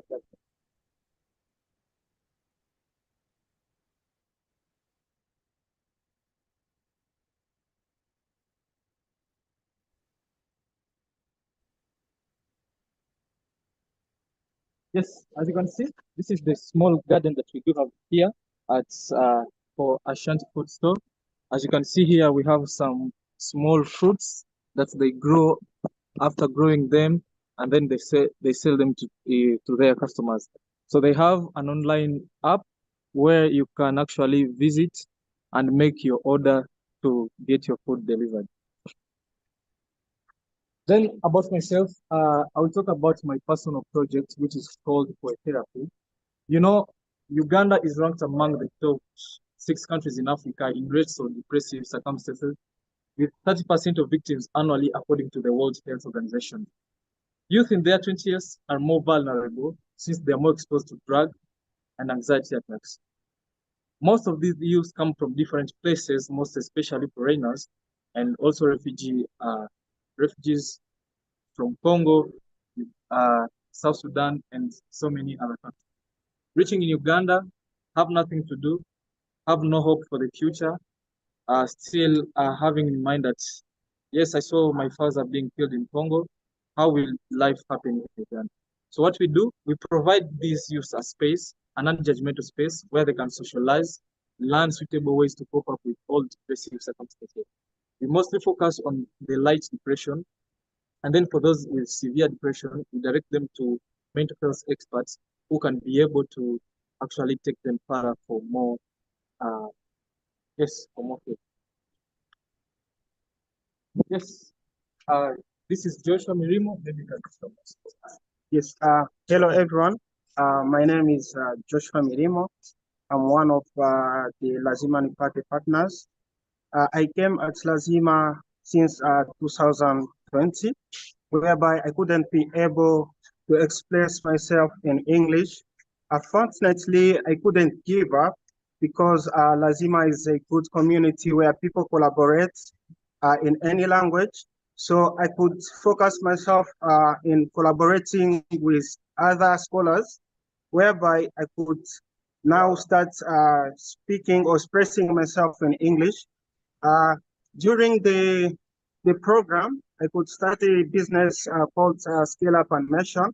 Scale Up Animation, it is a platform where we connect other art frames or collecting the frames between other enterprises, and also produce an code frame whereby you can just give us $10 and we give you a gift of a frame. Yeah, I'm really glad that I have now become a partner at Lazima. I have become a business mentor and also a trainer and a life coach. I'm also helping those ones that are not able maybe to express themselves through English, and also maybe to create their own businesses. Thank you. Yes, and also I would like to say this. I have been working with JRS and Startup Africa since I joined the mentoring training. So I have been nominated to become one of the trainers at JRS and also a mentor. Thank you. Yeah, so I will introduce you to one of my brother here. Hi everyone. I'm also one of the scholars at Lazima Nipate. My name is Frank Pangu. Yeah, I've also came here for the studying with LNA offering, and for what I can say, it's really been helpful, and I've learned a lot. I've gained a lot of knowledge. I've learned how to develop just the personal development. We learned about that, about entrepreneurship. And right now we are working on our projects.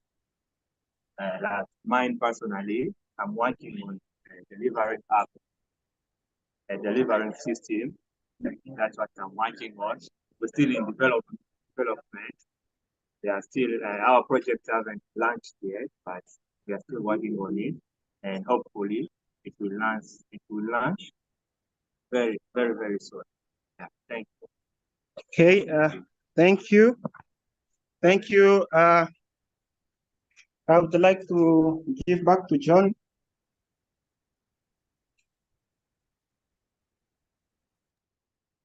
Yes. Thank you so much, LNA. Thank you for adding another layer to our understanding of human potential. A huge thank you to the SINA communities that have presented so far: Jangu International, SINA Loketa, and LNA. Such an empowering narrative. As I was mentioning, that if you go to our website on socialinnovationacademy.org, at the SINA at news page, You will see all the information about the event today. $42 or 40 euros sponsor a scholar monthly, or 500 euros can sponsor a scholar the whole year to go through our empowerment model and to impact their communities, like the stories you are from hearing right now. Yeah. In this time, we're going to go through, yes, another story, and I will let the video speak for itself.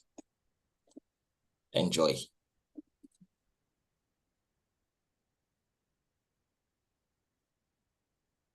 Our house collapsed. My only beloved grandmother died from the injuries she suffered. So I turned my painful past into a motivation. I never knew that what I'm doing would turn this big to me and to the environment. I felt unloved, I felt discriminated because of my often falling sick from malaria. I am now part of the solution in my country. Two people, each with a vision. Joe Nalubega produces soap with a scent that repels mosquitoes. According to the UN, every 2 minutes a child under the age of 5 dies of malaria. Even if I'm not saving all the kids that are suffering right now, I am at least saving the ones that I can. John Mary Kavuma is founder and director of the green business Upcycle Africa, which builds houses out of recycled plastic bottles. We are transforming the waste crisis in Africa into employment opportunities for marginalized groups of people. So we are constructing affordable homes. Kavuma and Nalubega are graduates of the Social Innovation Academy, or SINA for short. It's located in the town of Mpigi, about 30 kilometers south of Uganda's capital, Kampala. Here, young people, including orphans and street kids, learn how to develop their ideas into successful businesses. Due to the COVID-19 pandemic, only a few students are currently able to attend classes on campus. It is not giving them information like a teacher, this is what you need to do or this is the right answer, but helping them to discover their own answers, to understand what are the next steps, what are the goals, how can they achieve what they want to achieve. German social entrepreneur Etienne Zeiborn founded SINA in 2014 for people who want to build their own career paths. The academy is financed by donations. It's been over 10 years since Zeiborn met Joan and John Mary while volunteering in an orphanage. They've known each other a long time. Zeiborn quickly realized that a lot of young people in Uganda have no formal work. The country has one of the youngest and fastest growing populations in Africa. Especially in Uganda, people are not prepared to work together, to present themselves, to ask critical questions, to find their own solutions, their own answers. And we're all learning that in SINA. And that's why often not everybody will become an entrepreneur, but many of our scholars as well that have been in SINA have found jobs. One of the solutions led to Kampala, where plastic waste is a huge problem. 350,000 tons of trash accumulate in the Ugandan capital every year, and only half of it is disposed of. Much of the plastic lands on this trash dump. Recycling isn't common here. John Mary Kavuma pays young trash collectors to gather bottles that he can then use to build houses. Every time I come here and I do give some money to other people to do, for example, recycling or keeping our environment clean, it gives me a lot of hope that even the future generation will inherit a healthy planet that we have done or we have protected from plastic waste. Earth is pressed into the plastic bottles to make bricks. Many women work for Kavuma's business, giving them the chance to earn their own money. Our wages were raised recently. Now I can pay my daughter's university tuition and give her the opportunity to graduate. Kavuma says the houses are cool inside, even on hot days. His business has already constructed more than 100 buildings, using over 3 million plastic bottles in the process. Due to the coronavirus pandemic, commissions have slowed, but there is funding coming in from abroad. We are revising different solutions on the way we can be able to survive as a company. However, we also got some people who came along to support us. For example, we got some funding from IKEA and Achumen that decided to support us, especially in the era of COVID-19. This woman supplies Joan Alabega with lemongrass, a key ingredient in her soap. She brings some bars by, these days for free. Before the COVID-19 crisis, she sold her soap to tourists and hotels for a higher price, so she could keep the price down for locals. Now that there are hardly any tourists, she's expanded her online business. It helps that the soap's effectiveness has been scientifically verified. In the past, people often got sick with malaria, especially children. But since we've been using the soap, it's been a while since anyone here has had malaria. The refugee settlement Nakivale in western Uganda. It provides shelter for more than 100,000 people who fled the violence in neighboring countries such as South Sudan. Many people have lived here for years, including Victor Mafige. Together with Etienne Zaibon, he brought the SINA model to Nakivale. Finding work tends to be even harder for refugees than for young Ugandans. A few of Victor's trainees have already been awarded prize money at music festivals. In Nakivale refugee settlement, there are a lot of young people with dormant skills, people who don't have normal chances to go to school, and also no opportunities. We come to realize that refugees, artists cannot only depend on arts, but they can also do something else to earn a living.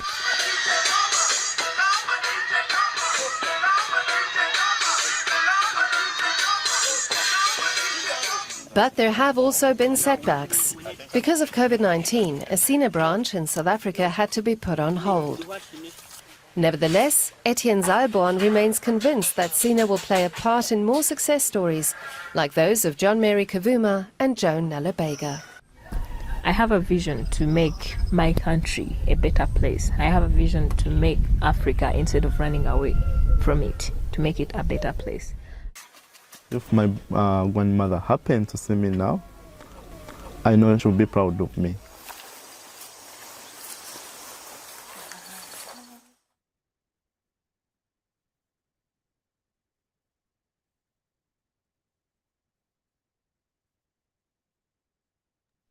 What a powerful stories. Interesting to see two young, amazing, as we like to call them, world-class change makers, creating change in the country and into their communities. Yeah, yes, as we get ready to welcome or to enjoy another tour of hope, of inspiration, I would like first to share with you one more videos that dives into what happens during our scholar selections or our first time when you join the Social Innovation Academy, the first stage. Stay tuned.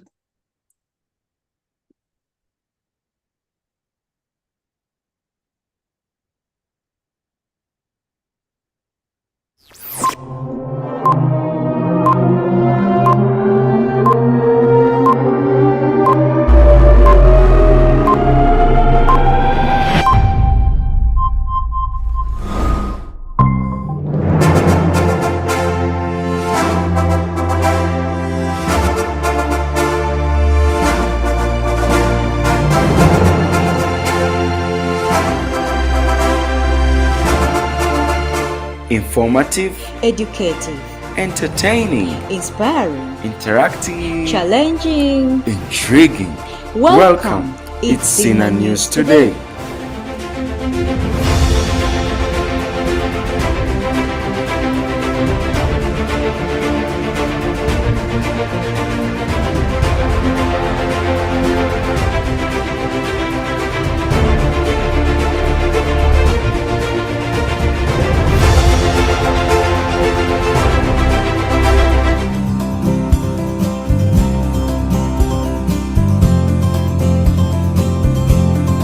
It was on the 24th of January 2020 that SINA MPG held its first scholar selection in the new year.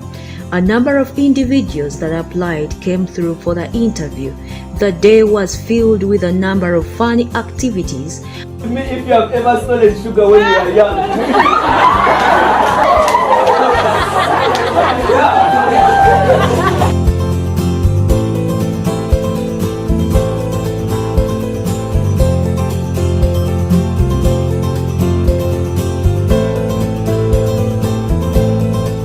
In this stage, there is what we call holacracy. Holacracy is a system of self-organization that we use in SINA.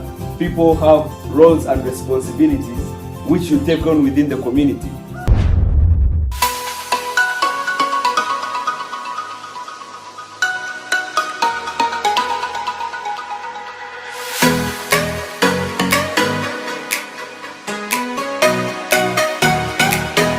Can go there and know this one. This is the easiest. I jump left, right.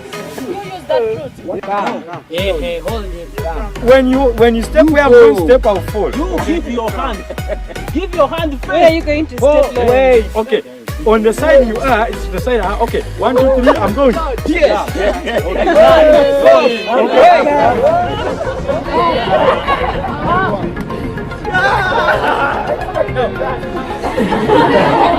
Nobody will be glad to die.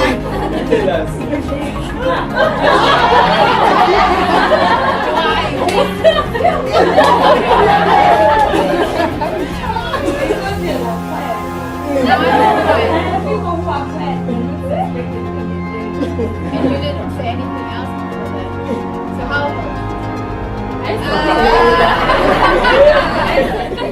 You can cross after you go to USA. You're the other side, then no one has won.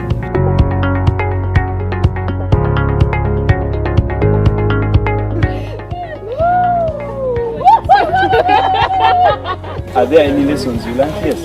For me, it was very interesting because it gives us some experience of team working.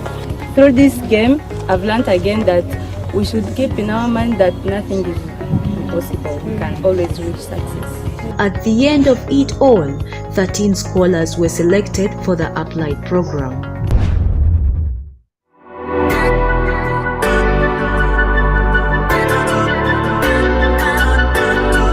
On 30th of January 2020, scholars in Linking were taken to a 4-day retreat in Bulyansi. The retreat aimed at kickstarting the acceleration program and also different projects, drawing plans on how to kickstart the year.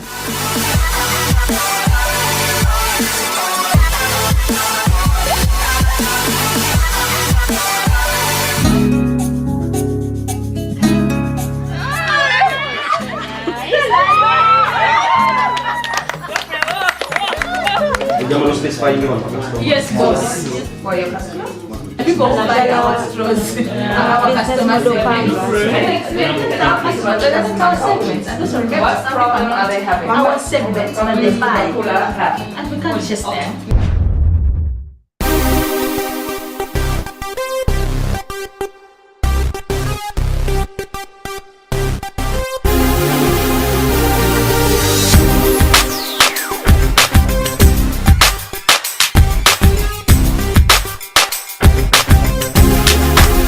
So many times we are so comfortable, we find ourselves in a state of comfort and doing things that comes with so much ease for us, and you don't want to get off that state of being comfortable. But hey, we had the comfort zone challenge again.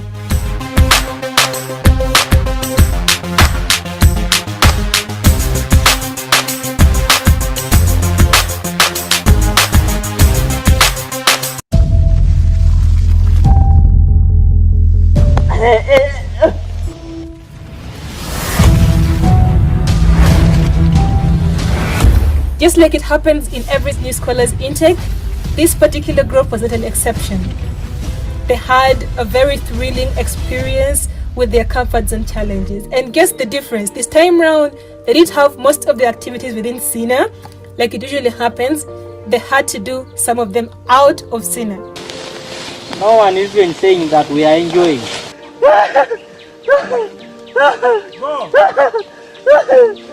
Hey! Bring the head. You bring the head up. You are from London, eh? What's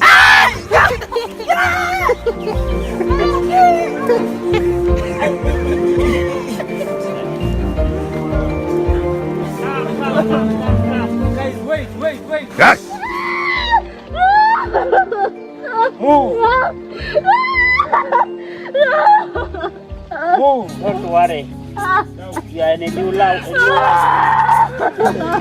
You are in a new world, eh? I hope you guys are still comfortable and not comfortable anymore.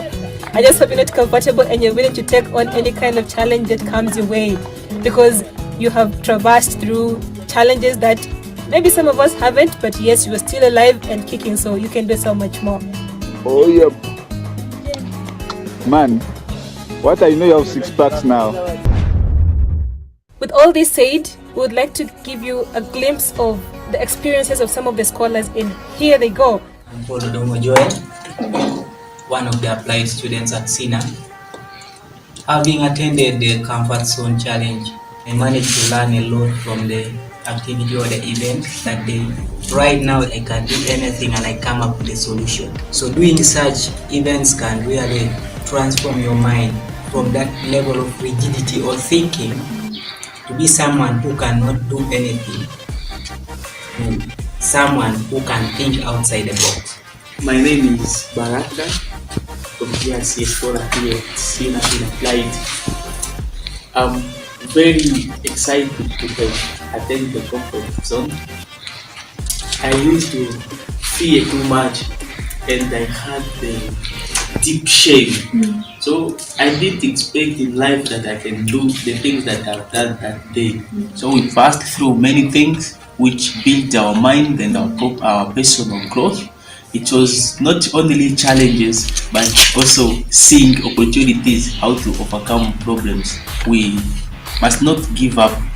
We have to go on, go ahead until we overcome those challenges. Opportunities are always there, but we are the only one not looking for them. Many times we fail to get opportunities when they are around because of failing to express ourselves. Yeah, it was tough. I tried. When I was trying, I felt frustrated, and I was even about to fight that soldier because the leg was paining. I had the intention of taking out that scarf and fight the guy because it was paining. But after it all, I was feeling happy and I was seeing myself a different person. Sleeping on the road, I was like, oh, these guys are very crazy.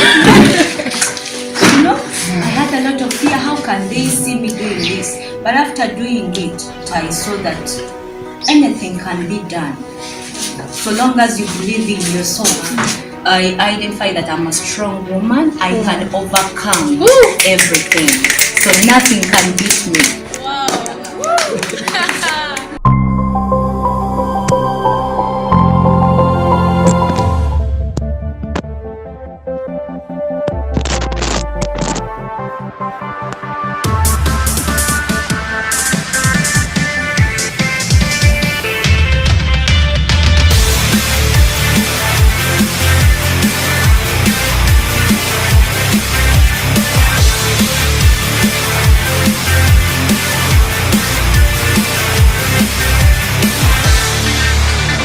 Thank you again for watching the news, and we are so excited to be coming to you every after 2 weeks, and we look forward to having a greater experience with you as we bring to you a live broadcast from SINA and PG, and we will always be here to deliver the best news to you. Just as you desire it, we will bring it to you. Thank you. See you then.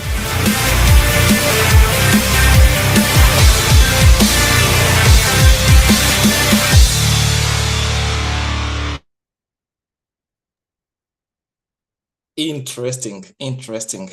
Wow. For those who have gone through SINA, they know, yeah. I hope it brings a lot of memories, good memories, yeah, of the comfort zone challenge. Yeah, one of our favorite activities, yeah, what we like to do at SINA.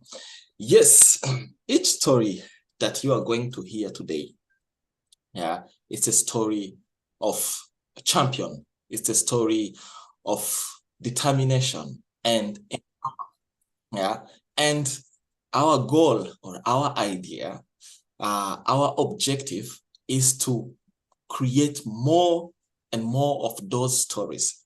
Yeah. And our event today is part of that. Yeah. We want to empower 500 more youth next year in 2024. And you can help us to reach that objective by sharing the link today of the event, but also, most importantly, going to the socialinnovationacademy.org. On our website, on the news page, you will see all the information about today's event.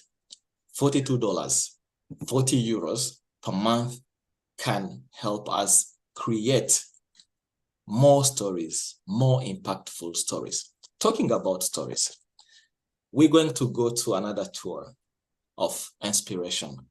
And this time around, we're changing the country. We have been to Uganda in the Bidi refugee camp, and PG in Kampala, the capital city of Uganda. And now we're going to go abroad, outside Uganda. I'm not going to mention the location.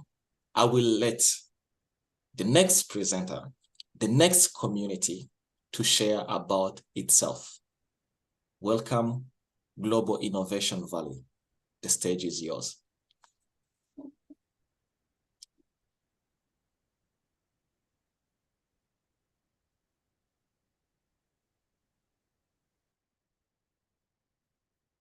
Yes. Hi.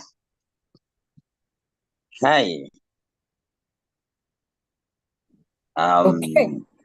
Hello. It's mute. Okay. Hello. My name is Rebecca Asimwe, and I work with SINA Global since May 2023. So a little bit about myself. I'm passionate about empowering young people and, of course, community development. So I aspire to empower these people to understand their full potential, to shape a brighter future for them, which is why I'm part of SINA. So imagine a world where these incredible young minds transform into social entrepreneurs, unleashing a wave of positive change that ripples through communities. That is the magic of SINA. And let me tell you, it's not just the job for me, but it's the passion for everyone that is here. So if you're turning challenges into opportunities, unleashing the power of youth, and creating a world where education opens doors instead of closing them, you're definitely in the right place. Ladies and gentlemen, I'm going to welcome the most amazing community, Global Innovation Valley, located in Kakuna, Turkana West, and is empowering young refugees and marginalized youth from the host community to understand themselves, to discover their purpose, and transform their challenges into opportunities through entrepreneurship. I'm going to hand it over to Blaise and welcome the Global Innovation Valley. Thank you.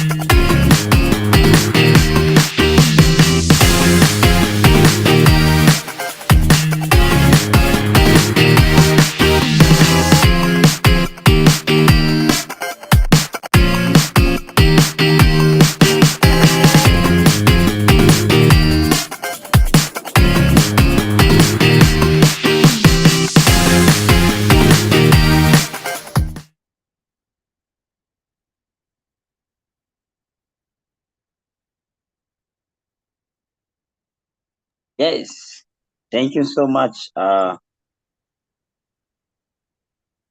happy to be in this event today. My name is Blaze, and I'm still at my place.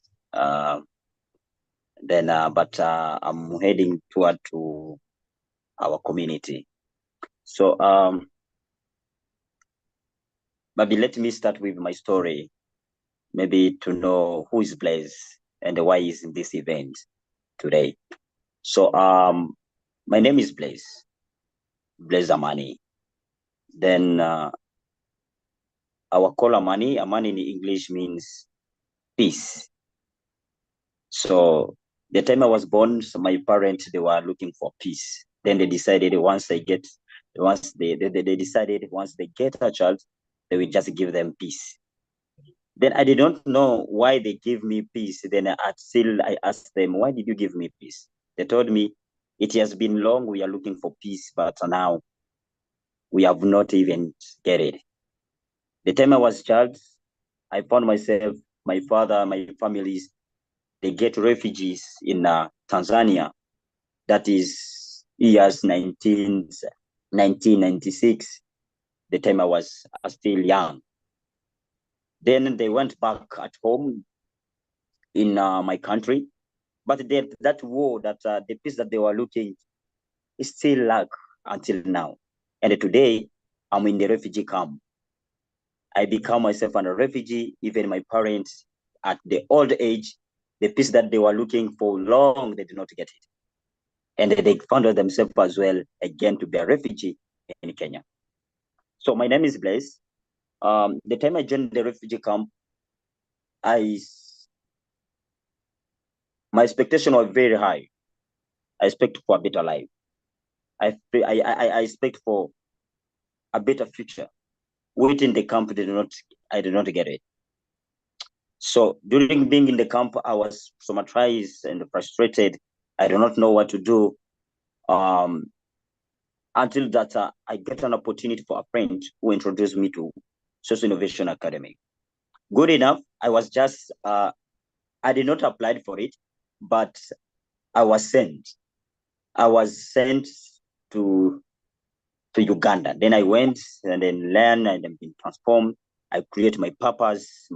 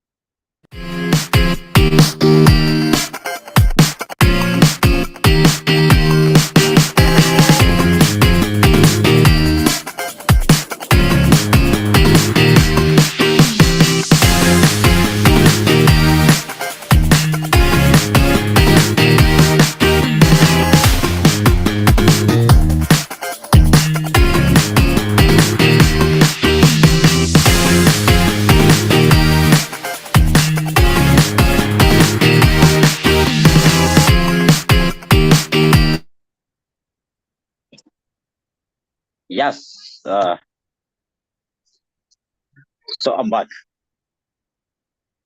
Yes, the journey wasn't is like that. The time we were sent to Uganda, We were two, but unfortunately, my colleague did not finish the program. So I have to pursue the challenges, and then I have to discuss to bring more my colleagues so that we can see if we can support our fellow refugees back in the country. Because during the time I joined the camp, I did not know what to do. And the only things that I thought to release myself is to start to involve myself in drug abuse. Then to think like, what next? I have to release myself to all the stress, because I may not tell you I want to go back to my country, which is not safe. And even in Kenya, yes, it's safe, but no opportunity. Then I start to think to go back to Kenya to look for other refugees in order to support me to do something in the camp. Then I selected 2 people again, but those 2 people, unless they have abandoned me. Then I found myself again to Social Innovation Academy alone. Then I decided to say, no, is enough. I can do something. I went back. Then I said, no, I want to start. And from there, where the idea of Social Innovation Academy is, Global Innovation Valley started, that is GIV. Then later I look for support. Then I asked for support at Social Innovation Academy. Then they just give me a little things that I could start to empower my team in order to set something. Then back home, that is the refugee camp, I start to empower my fellows. And later, during 2019, I was coming back to support my fellow in personal development and to start to empower them to shift their mindset, not to see being a refugee, but to see the status of being a refugee. It is a status of transformation and to change the world at a better pace. Then the journey was not very easy. In 2021, where we got an office in Kalobeye settlement, a refugee settlement. Now I want to go to the office. Just I wanted to leave my house. Then I checked through the office where we are operating our activity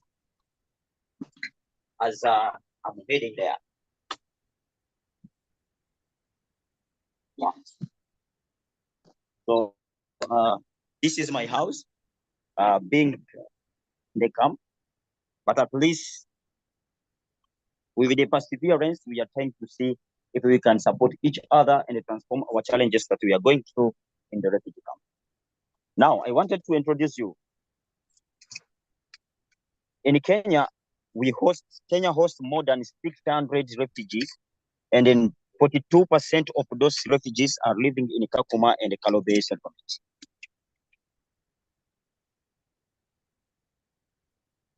So, as you can see around, I want to show you with my phone the rounds of the refugee camps. As you can see, this is my neighborhood. This is my little house. Now I'm heading to our office. The office is not very far from the place where I'm staying, because yeah. So yeah. Now in Kakuma, young people, they don't have what to do. They don't have opportunity, and what remain is just them to involve into drug abuse and also not think about it. And even the education system in the Kakuma refugee camp and the Kalobeye, it is not favorable. You find that somebody just finished the education, but they can't access a job opportunity. Now, how could you support this youth? And from there, the purpose of Global Innovation Valley comes in to fill the gaps of young refugees in Kakuma and the Kalobeye. Now, the time we started Global Innovation Valley, we started in Kalobeye. Then, because of high number of demands, you find in a day we just launched our applications. Then, just one day, within 24 hours, we just collect 100 people applied, young people looking for this opportunity. So it means it just shows us like the demand is very high. Then we decided to open another office in Kalobeye, in Kakuma, where we run our activity that's in the school. And I think one of our scholars, our former scholars, will show you the entire activity that is happening in that side. Maybe I could welcome Said, who is located in Kalobeye. Then he can just briefly to speak about himself. Then he shows us the entire program. As I'm heading to the office. Yes, Said, welcome.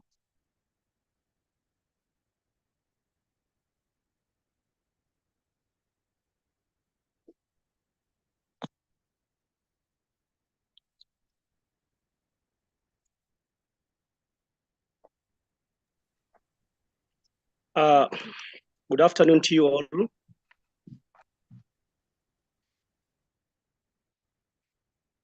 Thank you, Blaise. My name is Said Ahmed Mohamed, Somali by nationality, who was born in Somali, a country whereby it's a zone of war.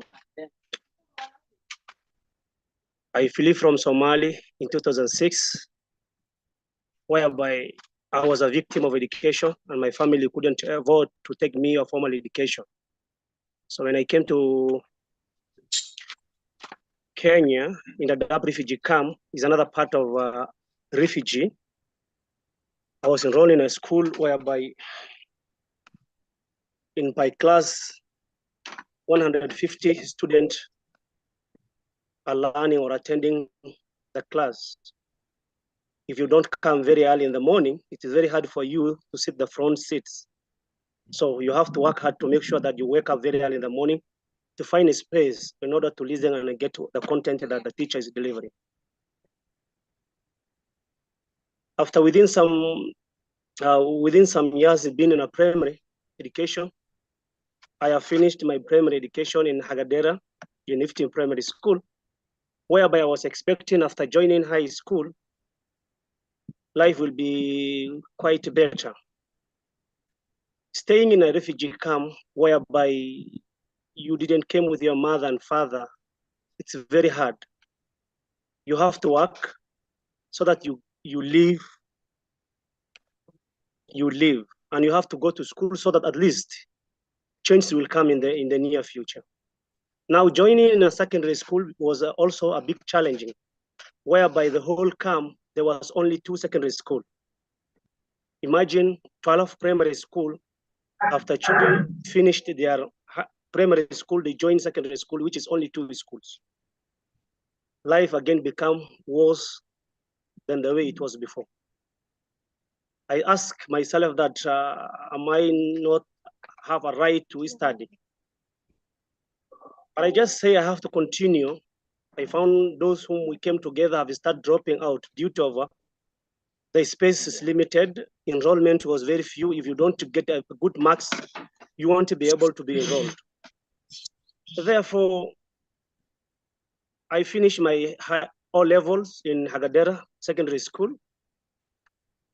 Just say that this life, I cannot continue living the way it is right now. Then I get an opportunity to relocate myself to Kakuma refugee camp. It's within Kenya, but in a different locations. Hagadera is in northeastern province, while Kakuma is western side in Kenya. Now, when I came Kakuma refugee camp, Kakuma, as he said, Blaise, is accommodated almost more than 200,000 refugees who came from different countries. At least the one that I was before was better than when I came to Kakuma refugee camp. The education was too much worse. There was language barriers. You find people came from a different perspective, different countries with a different background of languages, who their children went to the same school. You find that there's a lot of pulling and pushings. And even the same space also limited. I'm now in a school called Horsit Primary School, which has 17 rooms, accommodated 3,525 students. Imagine. In fact, life become hard. I become a school board of management, at least to support children or youth not stay in the community, at least go back to school, continue learning. And this is the only opportunity that they can. Otherwise, in the community, there's a lot of robberies, thefts, early pregnancies was very, very, very high. And you find drug abuses become too much. And this has resulted, the foods of UNHCR providing is not reaching out each and every person, or it's not satisfying every person. Now, when you ask someone that, why have you dropped out of school? He will tell you that going to school is good, but when you go, do you get what you wanted? I start asking, what do you mean by that? He told me that you go to school, when you are seated behind, the teacher will not hear you well, or you will not hear him well, because we are almost 200 or 300 students by class, imagine. So they will tell you, better me staying outside rather than going getting nothing. Then I said, that could not be a good reason why children leave to school. As I was wondering that, I get an opportunity in a scholarship in Global Innovation Valley in a program called Applied Innovation Programs.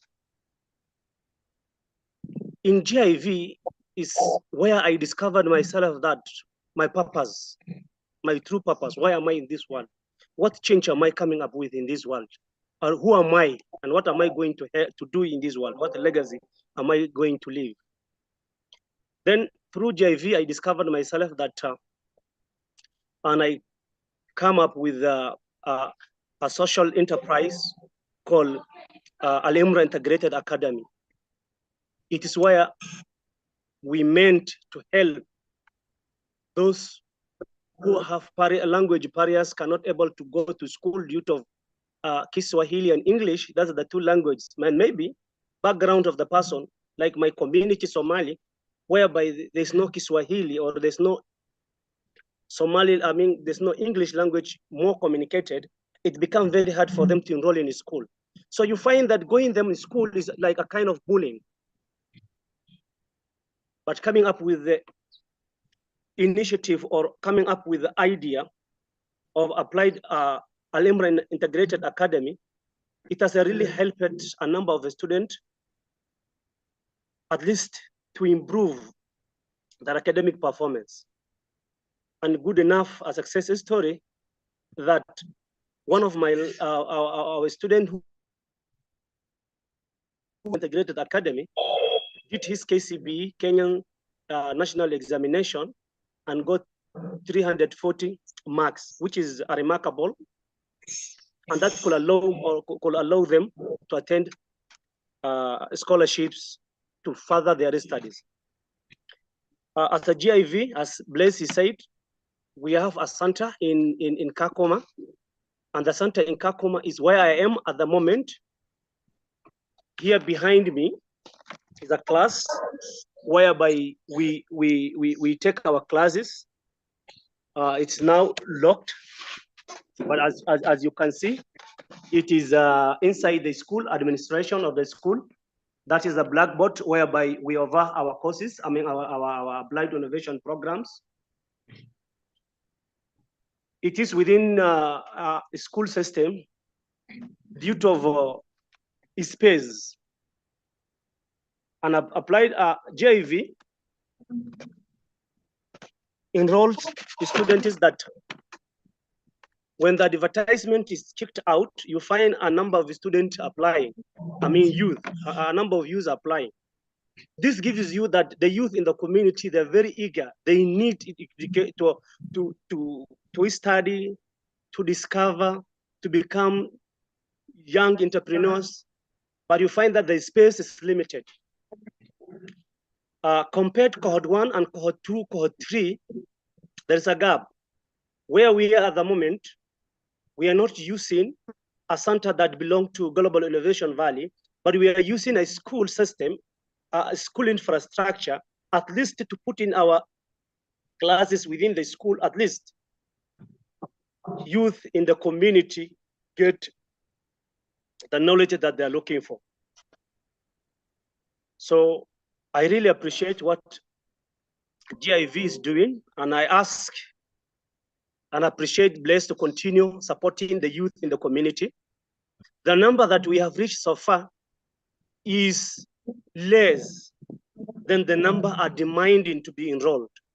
But you find the space that you have and the resources available that you have will not give you to at least accommodate a very large number of students or scholars that who are willing to study. So this is a kind of a platform that at least if you help one student or one scholar, and that scholar help another scholar, in the near future, we can at least help a good number of scholars or youth who are in the community and become self-reliant themselves. So thank you very much. Allow me to take back to Blaise. I think he reached already the center. Thank you, Blaise.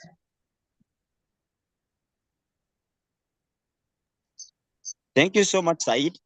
Now I've already reached to our office in Kalobeye.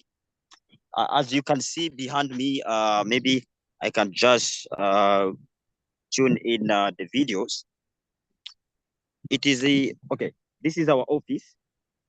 As Sahid had said, we have the office in Kalobeye, but in Kakuma, we haven't yet built, but because of high demand that it is on both sides, we have decided to start to use the available resources that is at the schools in order our scholars or our young people in the refugee camp, they can be empowered and they get the best version of it from themselves.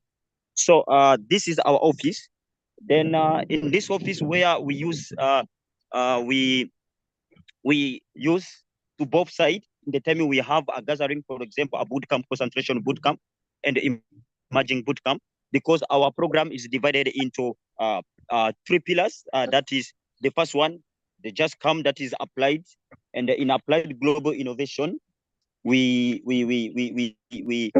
have people who are coming from they just joined the program. Then in that program they have the idea, emerging ideas.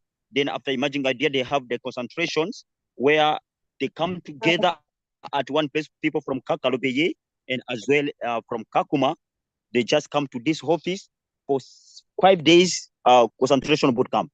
Now I want to show you how the life during their with us, they look like. This is the room that we use the time those people come, they join us, they use, you can see there is a mattress here. And once they come, we have to put more mattress, and we require them to come up with the mat in order to sleep in that 5 days. Then we find like it is not much fun. As you can see, this is the shade that we use. If we have other activities, we use it outside for the training as well.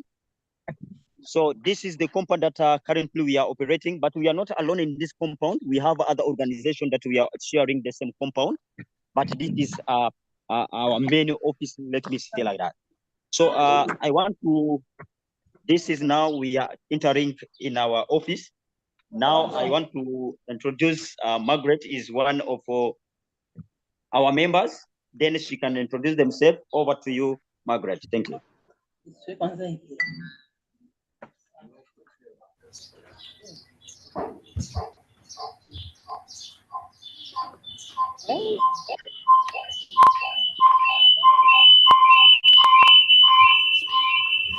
Okay. Hi everyone.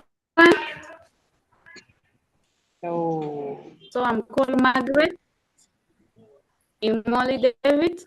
I'm a South Sudanese by nationality, and I am a refugee here in Kakuma. I came in 2016 during the war broke wire in my country, and I decided to escape. Me and my 2 brothers. So we look forward where we can hide ourselves and to be safe.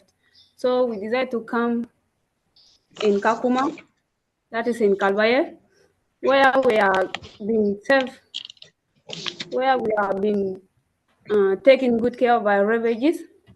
And I am the household representative to my brother. I'm 22 years old. by now, and I have joined primary school. That was 2017 in class 7. Although I faced a lot of challenges, we are about 500 pupils in the class.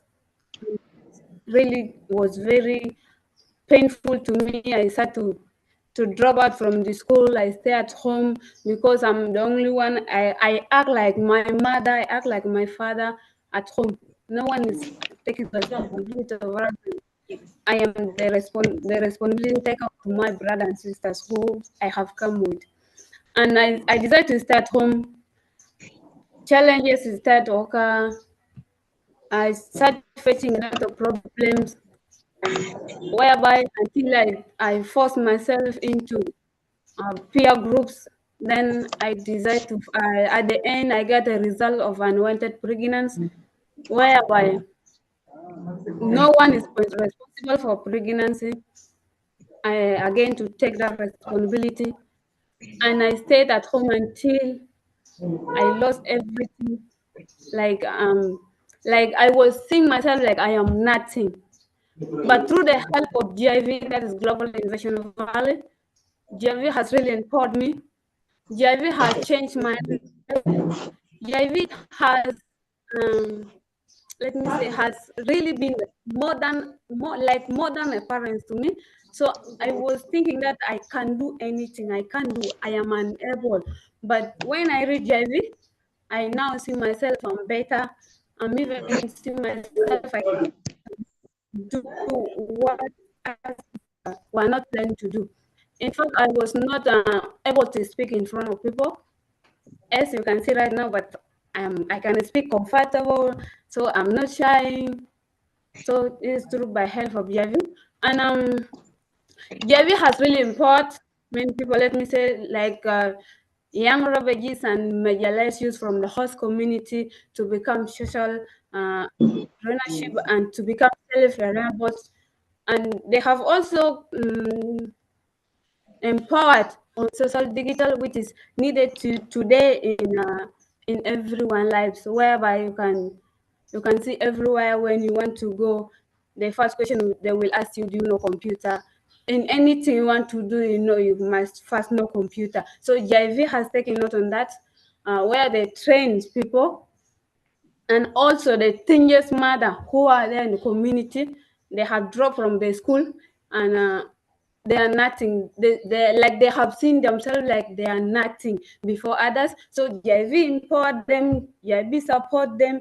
As you can see, these are what some of the teenage mother have done, and at least they have seen there are some people that have seen that they can do what others cannot do, although they have not gone in a high school, but at least they have done something that some will not do. And so these are flowers from plastic bottle, and they made out this one. And through JIV also, I have become someone better than today, and I have seen myself that I am the changer in the community. I can able to change, I can able to do anything, and I am now self-reliant. I can depend on myself. I am now job creator. I am not job seeker anymore. Everything that I was having, poverty, mentally, physically, all they are finished through JIV. And during the training of JIV, I'm holding position of secretary and assistant secretary and trainer. That is in JIV. And the same time, I'm also a center manager. As you can see, this is our center. As Bless has said, this is our library. These are our books.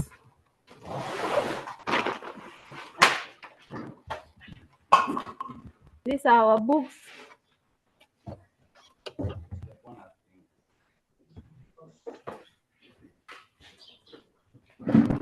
This is where we are training. And these are what our scholars have made. Is a table. They made with a plastic bottle. Look how it stands. And this is one of our scholars.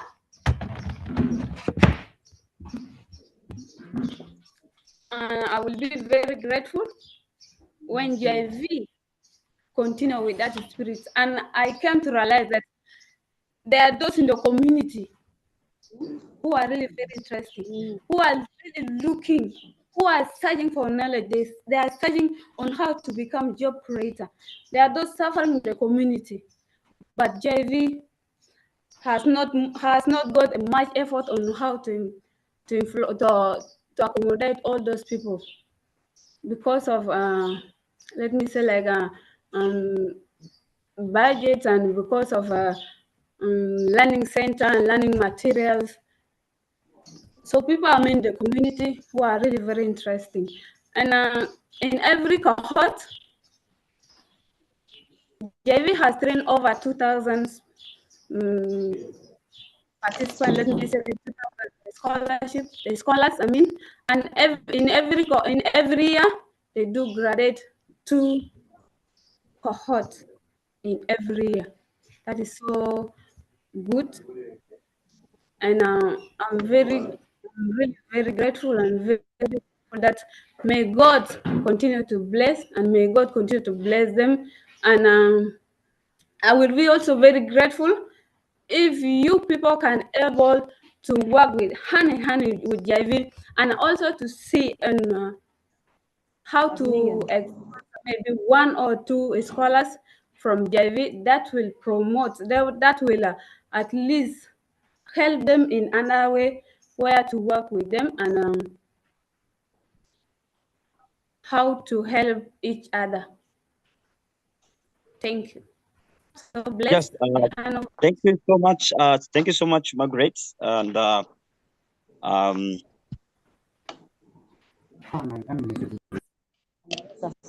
yes, thank you so much. Now we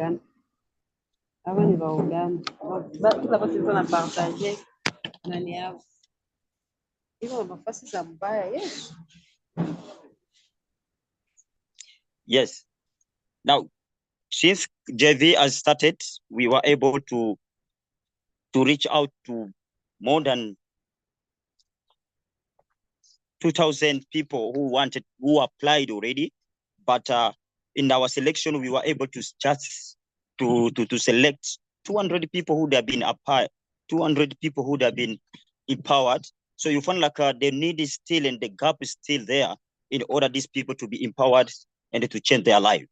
So I wanted just to introduce one of just alumni who has recently finished their our Applied Global Innovation Program, and that is Sophia Mafuta. She's located in Kakuma refugee camp. Now she can speak and then learn from her as well. Welcome.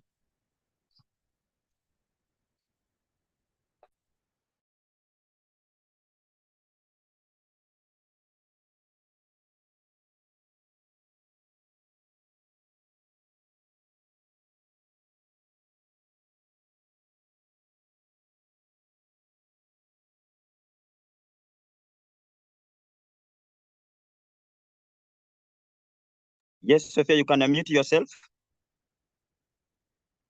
Okay, I'm by the name Sophia Mafuta, as Blaise has introduced me. I'm living in Kakuma. I'm one of young refugees who are living in Kakuma. So I came in Kakuma when I was child. I was a very young child. So all of my life I've spent it in Kakuma refugee camp. So I know the life of refugees. I know the life of Kakuma, how it is. So I don't know other type of life. What I know is only refugee life, because that is all I've lived since I joined Kakuma.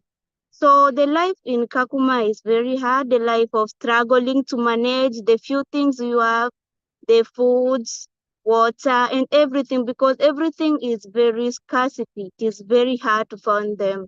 So that is the life which I have, the life of getting a very school education, which it is not that suitable for learners, although you have that capacity of getting of the knowledge to earn something in the classes.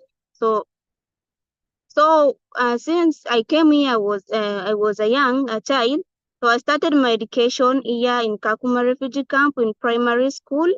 So as I was in primary school, live about the hunger which I was facing while I was in school, live about all trouble which I was getting while I was in school.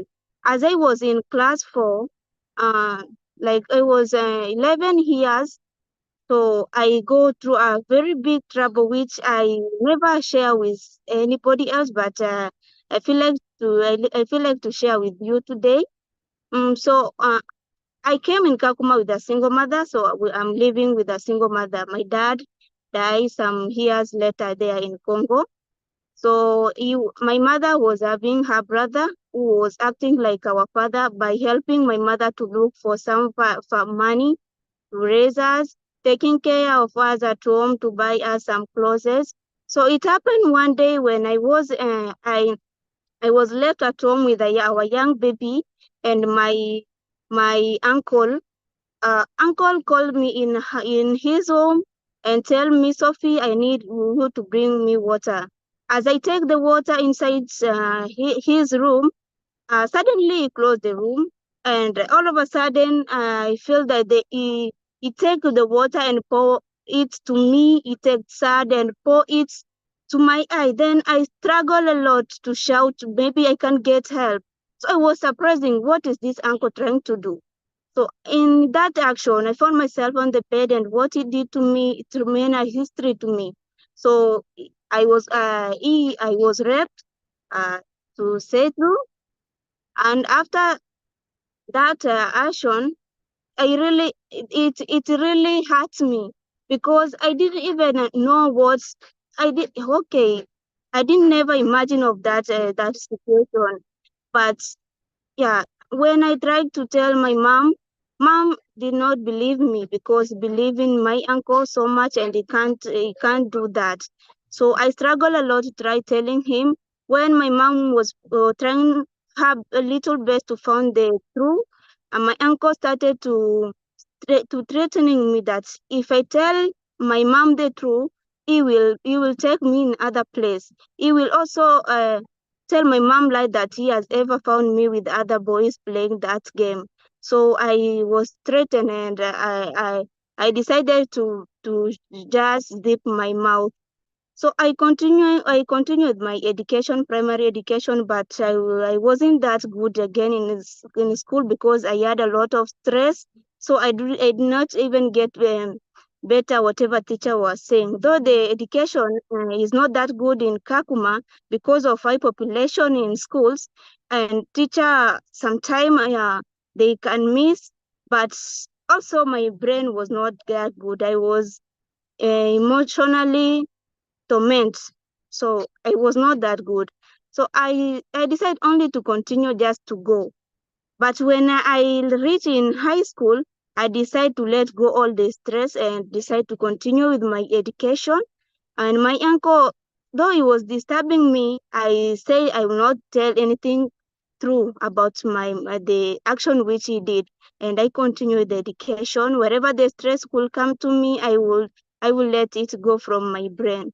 So I work hard. I dedicated my time in high school so that I can get a very good grade, and that will help me to manage to be a somebody in my family, to be providing. Because in Kakuma, we only believe in education and getting good grades so that you can get a good employment, and by there you'll be earning money to support the family, because the life in Kakuma is very, very, very hard for all refugees, really, really hard. So as I was doing that in school, unfortunately during our graduation in Form 4, I get that the results which I get was very discouraged.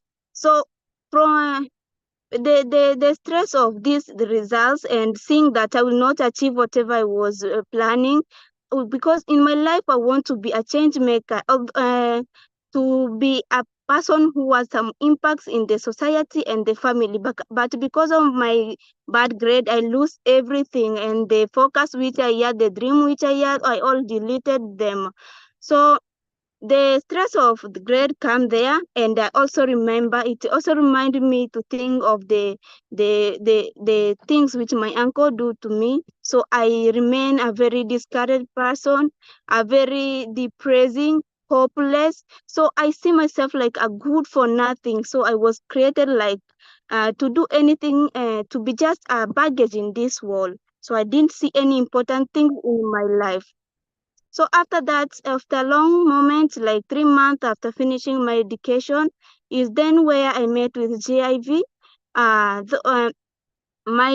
started with them since they started their course till somewhere. So as I was going to the GIV every day, I started seeing some impact in myself.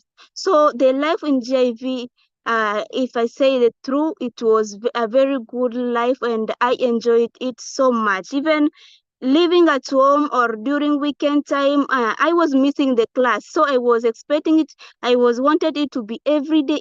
Maybe I could go there and get some important things which can help me and raise my self-esteem. So when I go there, there is time when they taught about mindset. Oh, there is where they caught me very well. As they were talking about that, they also tell us how we can change our mindset and see the importance which is in us. And as they were continuing with the class, I saw it was true. The inside me, the inner me was start now waking up. The whole stress which I had because of a bad grade, the things which happened to me because of my uncle, and unemployment, start going out and see that, and I start seeing myself like I can also create employment to those other students who don't have employment and who are discouraged like me, and I see that I can also give other motivation. So as I continuing, there is a time when it delighted to me so much when they taught us about purpose discovering. Yes, the idea was very smart when they were telling us how we can discover our purpose, and they continue that till we went to the concentration boot camp. We go to the Imagine boot camp. They also go with us and mentoring us, and through that I found that I have a very big purpose which I have to do in this world, and without me, other people and other young youth like me can suffer. So I change and start to know my purpose, that I have to do something. And through that the purpose discovering, we come up with a project with my group, a project dealing with agriculture, whereby after seeing our life and a life of other refugees, that they are starving from hunger, they are starving from malnutrition, because in our distribution center where UNCR is giving us food, they only give us some nutritional food, like much of energy giving and protein, but for vitamin and other they don't give. So we decided to come up with another things which can help refugee to get food, because the food is not enough also. So we decided to come with a planting of vegetables and some cereals where they can buy it in a very affordable and cheap price. The food which will be growing will be very nutritional, because people are suffering from malnutrition and bad health. And since when I was in imagining boot camp, we found that the condition here in Kakuma is not that suitable for us, but because of the innovation which we were taught in GIV, we said that we can make it. If other people make it, we can make it. And from that day, I also started to implementing some of shambas and garden in our home. Here you can see them. They are vegetables here they are. So I do irrigation. They are still small. They are 1 month and some weeks in the garden. So they have grown now. We are eating some of them. So they are helping us individually. That is according to our family, but we want to do a very big project which will help the entire Kakuma refugee camp. So I thank so much JIV because they have transformed me from the good for nothing person whom I was thinking I was to a very important person who can also help the youth and give them advice and motivation, who can also create works and help not only my family as I was thinking, but also the whole world or the whole refugee, the entire refugee camp. So I congratulate the GIV team so much. So what I could request from the GIV team is that I would like them to continue with that spirit, to continue teaching other youth as they were doing, to continue transforming other youth as they transform me and empower me to an important person who like whom I am by now. So other people for the other organization or people who are supporting it, as you have seen their office and other things, you see that they're still very young. But whatever they have done in these few years, they have started their vision. They have done a very great work for us, our beneficiary and the scholars. So I will I will request that they continue and support them if for other funds, other funds, motivation, ideas, and other things. That is the request which I have to the all people, and for GIV team, continue that spirit. Yes, you are making it. You are really making it, transforming and empowering people. I appreciate so much. I appreciate so much. There are millions of young youth who are suffering in Kakuma refugee camp. Please help them. It is time to help them. Don't allow them to die as I was going to die. If I could found you, maybe I could decide another things to do, which maybe it couldn't give me an impact. But because of you now, I am Sophia whom I plan to be. I'm a very big and grateful person because of GIV. And our project now, we are continuing to implement it, the project of agriculture, planting vegetable, which will bring a very good impact to the Kakuma refugee community, which are suffering from hunger and malnutrition. Thank you. I return back the chance to Blaise. Thank you. Yes, back to me. Thank you so much, Sophia. And Sophia, she's one of our recently graduate scholar. She will graduate very soon. And she's really passionate on agriculture. And because of the circumstances that she went through during a lifetime.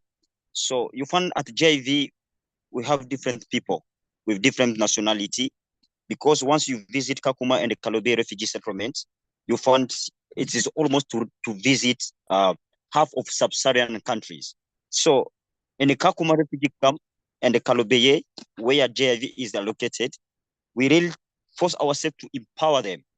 So briefly, I would love to introduce one of our team, that is Freddie, maybe to speak a bit about a life being in the camp and the challenges that she went through, and how JIV has supported him as a part of the member and to discover their purpose. Welcome, Freddie. Yes, good afternoon, all of you. I hope that you are getting me very well. So I'm Freddie from Global Innovation Valley. So I'm a young entrepreneur. So before I start talking about GIV, how it has impacted me and how it has changed the lives of people in Kakuma and Kalobe. So first of all, I will take this opportunity to talk about the challenges that I faced here in Kalobe. So Kalobe, it is another location where it is 5 kilometers to Kakuma refugee camp. So we are in Kalobe settlement where I'm living and where we have our main JIV office. I hope that Mike have seen it. So when I came in Kalobe, so actually I didn't know where I'm going to. So I'm a Congolese by nationality, but currently I'm living in Kenya. So when we are coming along the way, we have seen the good buildings, Nairobi, Kitale, Lodwar, and other places where we pass through. Now, when you have reached in Kakuma, so we have seen that there are short houses.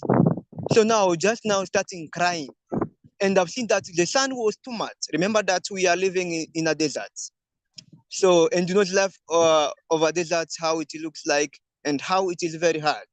So now when I was seeing how people are moving, many people are very black. So even I started questioning myself, will I be like these people who are now become black people? So, but I didn't get answer. So when I was in Kakuma, so we were brought in a new places where I am right now in Kalobe, where we have this kind of houses that you can see here. So I will share with you the video so that you can see. So here we have the houses that when you are coming in the camp, so you will be given these houses that where you will be living. So we have these houses here where people are living, where my fellow refugees are living, so that you can see how the life it is too hard in the camp. So comparing the place where we come from, our different countries, different places, and I'm sure you can see the kind of houses where people are living, where maybe in our countries, we didn't live, we didn't sleep in this kind of houses that you can see here. So, and we see how, because of thieves used to come and steal the properties, the money of people. So you see how people are putting some stones here, so that people cannot pass here and they steal some properties which are inside the house. So actually, when I was given a such house, actually I cried. So you can see when people are here, and the owner of these countries are these people that are moving here, and currently now they are just dressing some clothes, because before when we came here 2016, they were not even dressing some clothes, they were only naked. So these are some houses where people are living here in Kalobe when you come here at the first time. So when I came here, I was just asking myself, really, is this life where people came and really they will live? And how really maybe if they can get help from this place? It was really so many questions that I was asking myself, where the sun was too much. So if there's no trees where you can get a shade, where you can stay, where you can get rest, it was a really big problem. And we are the one who have started this camp here in Kalobe. So nowhere to go, even getting like works, some works, nowhere I will get it. But only works that were there, it is on to dig some toilets. And I remember that when I came from Congo, I'm an educated person. So now, when I see now, really how comes it is the only job that maybe before you get money, so you dig a toilet, like this one here, I know you can see, there's a toilet here that people are just digging here. So you dig like this one, then you get money. No, I said no. So I'm an educated person. How comes I'll be doing this work? My fellow brothers who are going to dig some toilets and bring for me like a 20 shilling to buy only airtime. But I said that it was not a really life that somebody is supposed to live. So I will be moving slowly by slowly so that I can show you how really refugees are suffering in the camp. So before you get something here like food, like in our camp, they have to give us money that you can eat monthly. And that money, it is only $15 per month. Just imagine, how comes a big person, a mature person like me, to eat $15 per month? Will it really assist me? Will it really help me? No. So we have passed through bad situation, bad life. So before we are familiar of this life that we are living today. So there is a place where you can see people are, even there are very many, they are here for verification. Before you get that money, you're supposed to come here and you put your finger. Before, when you put your fingers, that you can know either you are living in the camp or you have already gone outside the camp. so that you can get maybe that money by the end of every month. So people, there were very many here at the center where they used to come here and do their verification so that they can get the money that they will eat monthly. So sometimes here, the soldiers or the police used to be here. Sometimes if you don't make a good line, there's even to cane people thoroughly. So there's to cane people here. So it is our right, but because of much population, so who are in the camp, so sometimes even police used to cane people because of coming here maybe to do the verification, maybe to put their fingers in order to get something to eat monthly. As I said, that's still $15 per month, one person. So it is very, very tough. So when I was now living here and to see how the situation is, so we have so many challenges in the camp. So it is a place where we have raping cases, so we have criminal issues, so we have lack of jobs, so lack of water. There's not even water in the camp. Sometimes to get water it is another challenge. So here it is a place where people used to come here. There were very many. Even you can see some stones here where people do stay before they are called. So some stones are here where people to stay, and other people are still on the gates, and other people are inside. I don't know if you can see people are inside. They are making just line. There are very many inside. If you can see in that room, there are very many inside. So like here, where I'm living in Kalobe, so sometimes we have to get water to drink. Sometimes somebody can do like 3 days without getting water. And we have lost our brothers here and sisters, our fellow refugees, because of lack of water and because of no jobs in the camp. So they are stealing people phones, they are stealing people money, they are stealing people some motorcycles. So they are killing people when you are passing the place where there are no people, they will kill you. That's get something that they can eat. So we are facing so many problems, and sometimes the jobs that we are getting here in the camp. So because everywhere in the world, when you are a refugee, so you are a person that you are neglected.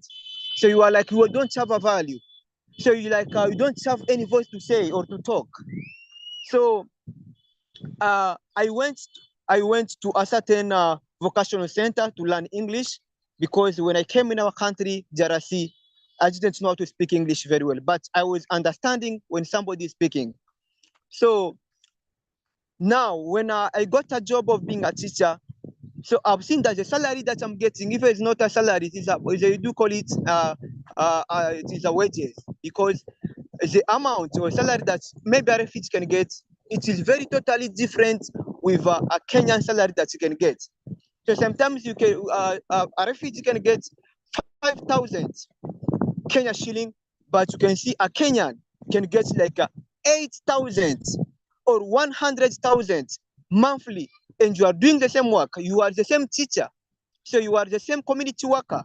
So you are doing the same work, but different salaries. So it is a very big problem that refugees are living here because are very neglected.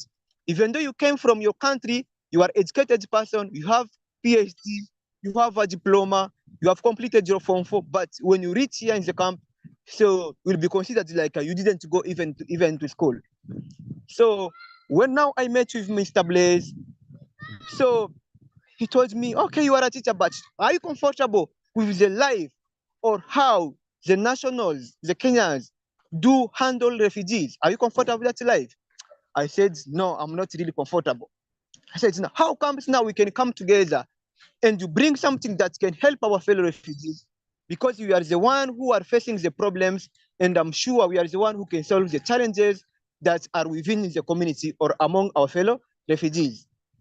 So we put our hands together, and I've seen that when now I joined Blaze, when I joined GIV, so I've seen that there's so many changes that I got from GIV. Even though I was a teacher before, but so the real impact that I got, the real experience that I got it from GIV, because GIV made me to have so many connections, to have so many people that can rely on me. So before I go on, So at GIV, I'm a program coordinator or empowerment lead. I'm a trainer, I'm a facilitator, and I'm a life coach. So here where I am, it is at the reception center.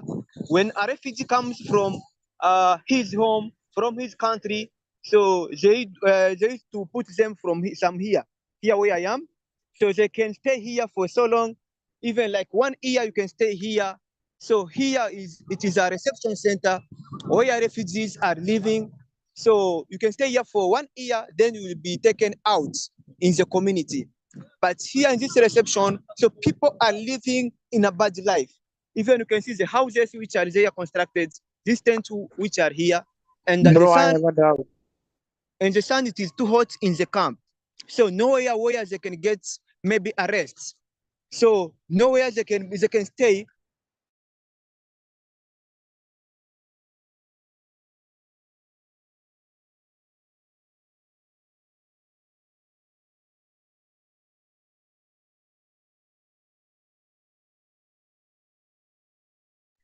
Mother chode, fuck your mother, fuck your mother, fuck your mother, fuck your mother, fuck your mother, fuck your mother. Very much happy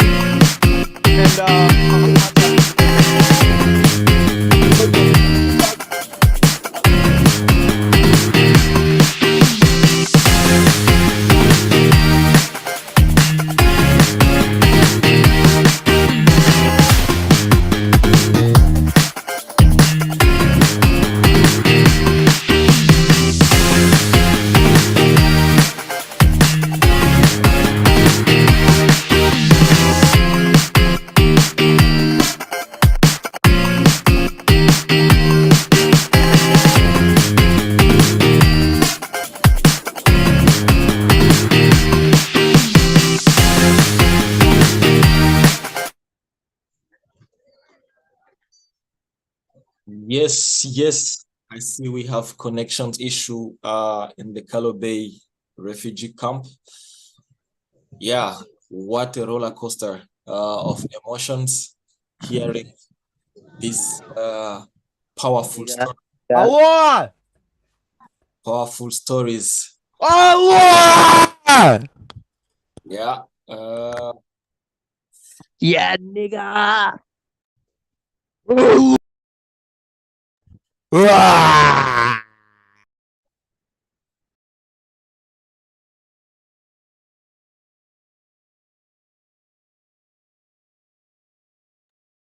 Yes, yeah.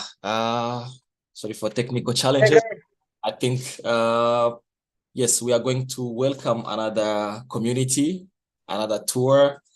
As I said before, we've been traveling, yeah. We're from Kenya, and now we're going to travel to a neighboring country, and which is Tanzania.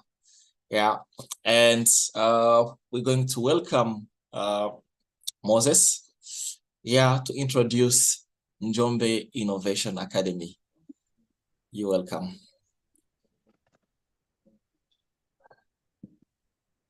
Yeah. Hello, everyone, and thank you for joining us for this event. We are very grateful. Yeah, my name's Moses Friday, and all niggas in one frame. And I work with SINA Global as the finance guy, and my purpose is basically to see that youth become the change that they want to see through, of course, managing the little resources that are available for them. I also act as a contact person for one of our new community in Tanzania, which started way back in 2022. But of course, full activity started in 2023 when we had our first scholar selection. Through support from, I think, the Ruka Foundation, we Monkey boy. Two of our scholars from Tanzania came to Kampala on PG to replicate the SINA model and also create opportunities to the communities where they stay in Njombe. We're back in Tanzania. And yeah, I may not say so much because they're already on the call and they'll be available to present to us what happens at the community.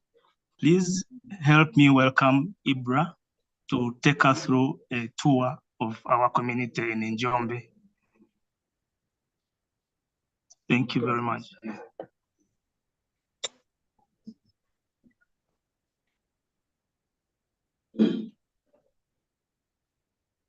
Nigger. All right, thank you, Moses, for the introduction. Wonderful. As Moses said, I am Ibrahim. Welcome to Njombe Innovation Academy. In short, we call it NIA. I am here with my colleagues, and one of them is going to be our cameraman today. I'll be introducing you to a lot of things today, but for now, let him introduce our cameraman, and then we have our friend, also our colleague is in the breakout room. He's going to introduce himself, and then we'll proceed. First, I'm going to show you around our compound here. So welcome our cameraman. For now, I'm going to hand it over to him. Yeah, my name is Johanna Gideon Mtweve. I'm a co-founder of Njombe Innovation. Motherfucker. All right. Thank you, Johanna. Unai, if you are ready, you can introduce yourself as well. Hello, everyone. I'm Unai, also co-founder of Jangu International Academy, calling from Spain, but I was recently came here, so happy to see you, Ibra. All right, thank you, Unai. So we have another colleague who is now in the session. I'm going to meet her later. So we are the four of us are co-founders of Njombe Innovation Academy, and as a reminder that we are going to be showing you around, but Unai is in the breakout room. If you have any question or you may need to discuss something, you can join in the breakout room and Unai will be there. So I'll be showing you around what we have here at Njombe.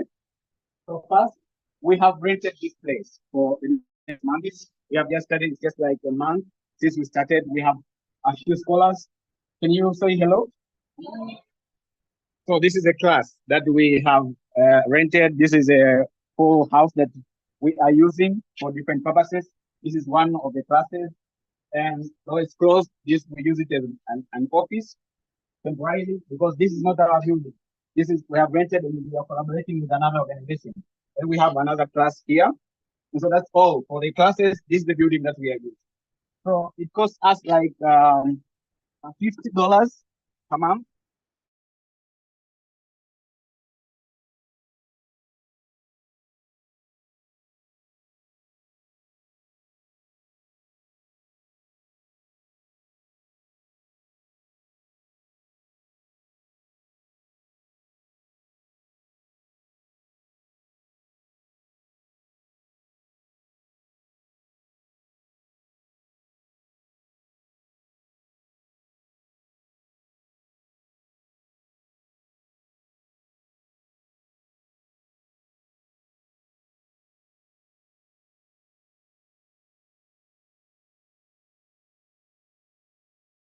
Keep scholars engaged, and we need to keep them living together. The point is to build this community of youth who are sharing everything, who are collaborating.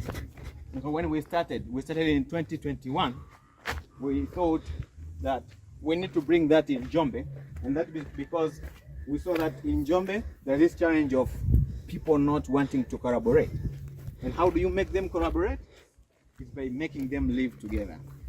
And we also found that it's a good sector because our colleague Unai went to Uganda back, I think in 2020 or something, and he found that at SINA Global, where there's Jangu International, that's the mother of all SINAs, that they are also living together. And that's togetherness is the perfect thing that we need here. So we thought, okay, we need to bring it here so that people can live together and share things and help each other. And that's why we thought, okay, we need to set up a way where they can live here and start here, and we live with them. For this first cohort is 6 months, but typically it's 9 months or more, so we'll be adjusting accordingly. It's not that we have a rigidly timetable that cannot be changed. So we'll be sensing and seeing what we need to do according to the need. So it's not far from the class. There, you see those two houses. That's where we are going. Those are the dormitories.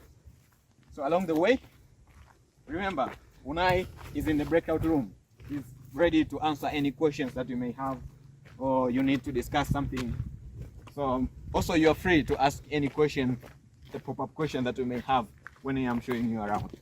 So right now we have rented a house, like 2 houses, actually 1 full house and other 2 rooms, because we have male scholars and female scholars, so we keep them separate. And so we are accommodating them.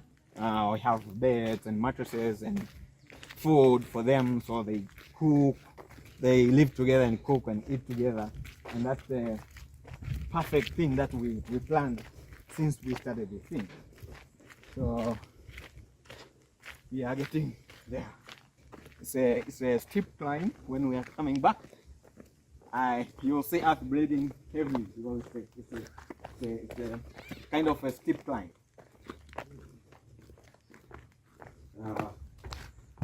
One of our landlords is here. What is the size? Okay. So, this is the house. So, scholars have taken the keys with them, but this is the house. It has 4 rooms. So it is the big house that accommodates male scholars, and they use this part is like a kitchen or a sitting room. So they sit there and they cook or make stories, whatever, on their free time. So this is the house, and we have another house. So it has it's electrified. There is electricity in here, and so this is the second house. So we have 2 rooms here for female scholars that are staying in there. So this is the accommodation for our scholars. But this is temporary, remember. This is not permanent. This is just for this first cohort. The plan is to have our own buildings. So we need to build other buildings to accommodate the future scholars. So the plan also is to have every year about 4 scholar selections. Like every 3 months we'll be taking in scholars. And the plan is to take at least 20 scholars in every selection. So also the model is that we won't hire like external trainers. We are already certified trainers, the 3 of us. Esther and Johanna lived in Uganda at Jangu International for almost a year and 4 months. They were studying, being trained, they experienced that model, and that was our plan. So when we were starting, we thought maybe we have 2 options. Either we send youth to Uganda and experience this model and live with it and learn about it and be trained to replicate it, or we pay. We accommodate those people from Uganda to come to Njombe and train us. That would be very expensive. So we thought, okay, we can use this one, that we send youth in Uganda, and those youth happen to be Johanna and Esther, who are now part of the team. So they are the co-founders, and they are well trained, and lucky enough, they were ready to come back and share what they learned in Uganda and replicate the model. You know, the risk for us was for them to say, oh, we went to Uganda, we learned a lot, and now we have other priorities. But lucky enough, they said, okay, we can still work with you guys and we can still replicate the model. And now we are doing it. We are about a month since we started. And so I am also a certified trainer. So we are training the youth. So the plan is every cohort is to become the trainers of the next cohort. So it's like train the trainer. So we are training this first cohort to become also, among other things, the trainers of the next cohort. We'll take a few external mentors for specific things that require some expertise, but in most cases it's ourselves helping each other with the pool of also other professionals in the SINA communities. We are one family. So we know we can outsource from other SINA communities to come here and help us with mentorship, with training, anything that we may need. And that's thanks to SINA Global. They have made it possible for us to get the help that we may need to make sure that we realize our vision, we realize our goals, to replicate that model and help the youth here in Njombe. So among the challenges that we want to solve, first it was that of cooperation, but second is, the community in Njombe is more based in agriculture. So youth don't engage much in agriculture. Some of them engage in the small activities here they call mishe. So they are doing these small activities like artisanship, some transportation business, the border borders, etc. But many of them are stuck, like they don't have the means and resources that are needed to come out of poverty. So we want to help them to be job creators and not job seekers. Meaning many of them have gone to school, some of them have graduated from universities, some of them college education, and some of them secondary education. But what do they do after that? And so we are the one here that we thought, okay, we can be the one to help them be job creators and not job seekers. And so it all starts here. So for now, we'll join the session. It's Esther who is facilitating it. So we'll see what's going on, just to get a glimpse of what happens in the session. So that's not all, but just for today. So please, Johanna, you can show them around. I will see you soon.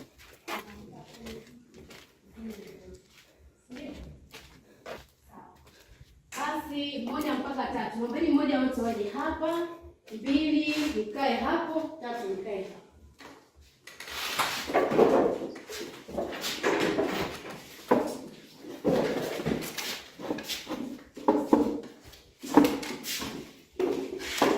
Kaeni kama kikundi, sogeza vitu hapo.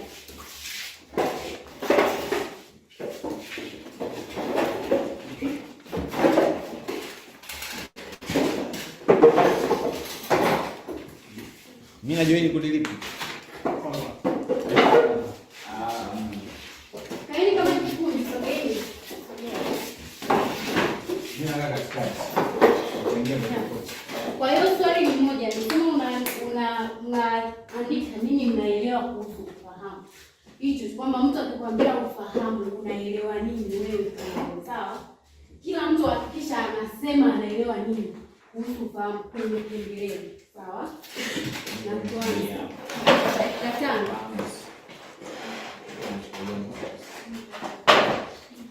Hakikisha unaandika swali namba 1, ufahamu. Lakini pia ni vizuri zaidi kama mkatafuta jina la kundi lenu. Sawa? Hapo juu kundi gani? Nyie ni kundi gani? Nyie ni kundi gani? Jina lolote. Jina lolote. Kundi Ibra, kundi nani? Al-Shabaab. Yes, of course. Basi ni wasante basi. Au kwa jina gani mnalipenda?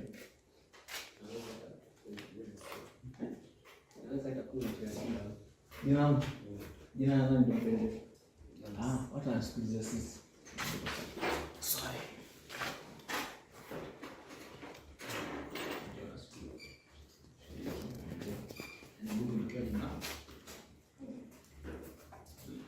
Hakikisha kila mtu anatoa mawazo yake, anaelewa nini kuhusu neno ufahamu. Anaweza kukumbea ufahamu. Sawa?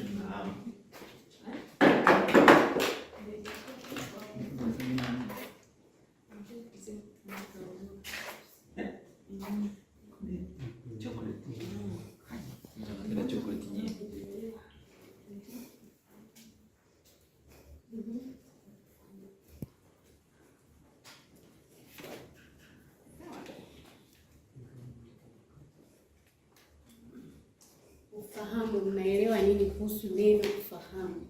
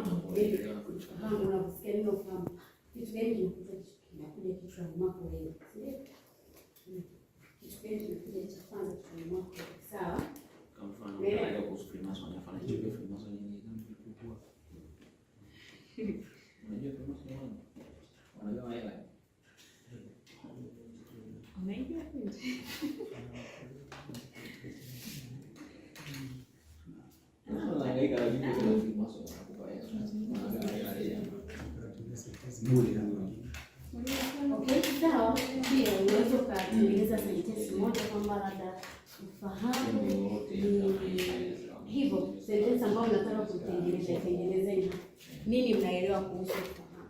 Mtengeneze. Sawa?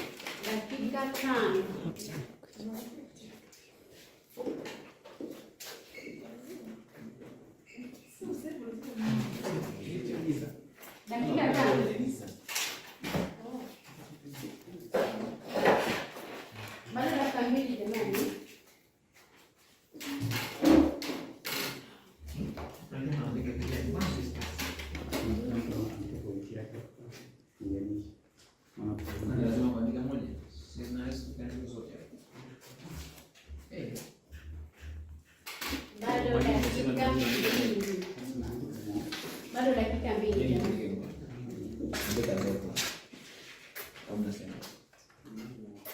Au kama vile ongea, kila mtu anaweza kalia kwenye karatasi yake basi zote, lakini point ni zote ndio kasikaya.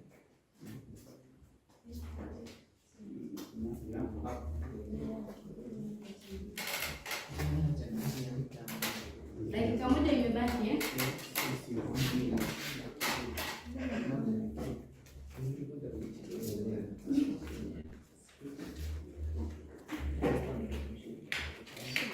Dakika moja imebaki.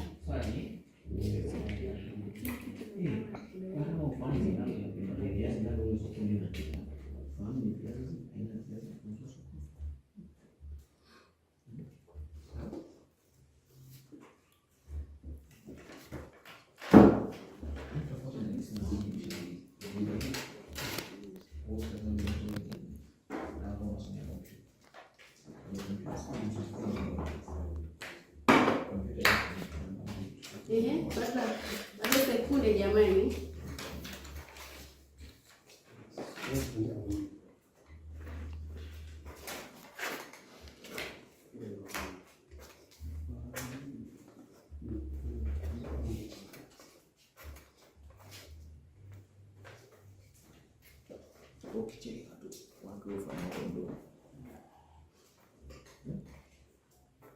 Tayari? Sio tayari sana.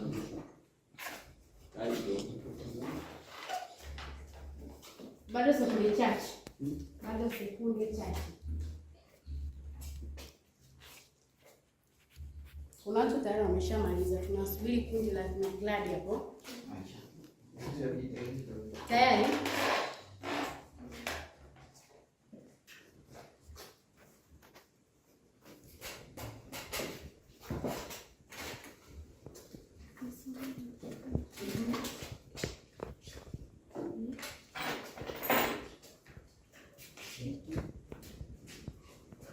Kwa hiyo tunakwenda kuchagua mtu mmoja, sawa?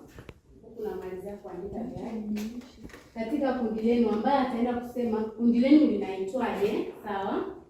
Na mmeelewa nini kuhusu kundi lenu ufahamu. Unakwenda hapa mbele, unatusimulia nyie mmefikiri nini kuhusu ufahamu, sawa? Umeelewa? Karibu. Kundi linaloanza. Wakati wanasimuliana, we need to go for the interview. Okay. Fine. Kundi linaloanza. All right. Yeah. So what was happening? She was asking them to write what they know about mindset, because she's teaching them about mindset change. So for them, it's about asking them about mindset. So I interrupted her because time is not our friend. We need to talk a bit with her.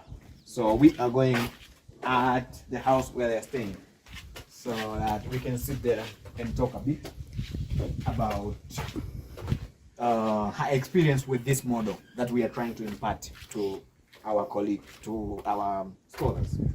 So also, I'm reminding you, Unai is in the breakout room. He's there waiting for anyone who may want to join and ask any questions or have discussions about anything concerning Njombe Innovation Academy. And we are here in Njombe. Njombe is in the southern Tanzania, and it is mostly main activity, economic activity is agriculture. It's a beautiful land. It's getting enough rainfall, just one rain season per year, and people are engaged in all kind of agriculture, like agroforest, cash crops, and cereals, etc. So, karibuni, welcome. We'll be talking with Esther. Let me go get. Hello, Esther. Hello. All right. So, only Johanna is not allowed to sit down. So, all right. So for the next about 10 minutes, we're going to talk with Esther. But first, I want to ask her to introduce herself, because she hasn't so far, right? Yes. All right. Welcome. Well, I am called Esther Luoga from Njombe Innovation Academy. I am also one of the co-founders of Njombe Innovation Academy. Perfect. Yes. So Esther, we know that you went to Uganda.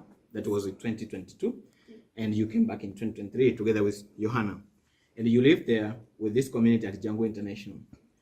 How has that experience changed you? Has it helped you in any way?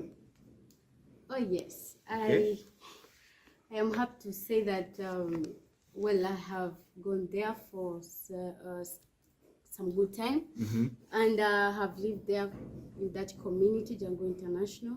And yes, it has changed me a lot in the way that first starting from the community, how we live and how we interact ourselves, how we cooperate together, and going to the training also that is being offered there at Social Innovation Academy. It is so much engaging and also changed, like life changing. Okay. Yes. So personally, it has helped you. Yes. Yeah, I remember. Yes, you were a bit shy before. Is that true? Yes. Yeah, when we were doing it was the second selection day that we got Esther. She was a bit shy, and now she's not shy. Yes. Like, she's very confident. She was not like that. So that's evident for me. It's the first evidence that really the time in Uganda that she spent there has helped her a lot. Yeah. And so you got certified in a couple of things. Can you mention them when you were in Uganda? Yes, I am a certified trainer. Mhm. I am also a certified life coach. Okay. But also there are other short training that have been offered. There are example Okay. agroflorist and other Mhm. things that have been attending. There was Mhm. so much adding skills Mhm. in me that I can use even when I'm here. Okay, so we have a certified trainer and a life coach here at Njombe Innovation Academy.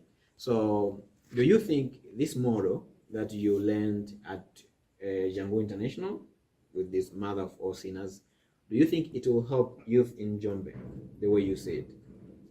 Yes, since I'm one of the youth from Njombe, and I have seen how it worked for me, like how I was before and now.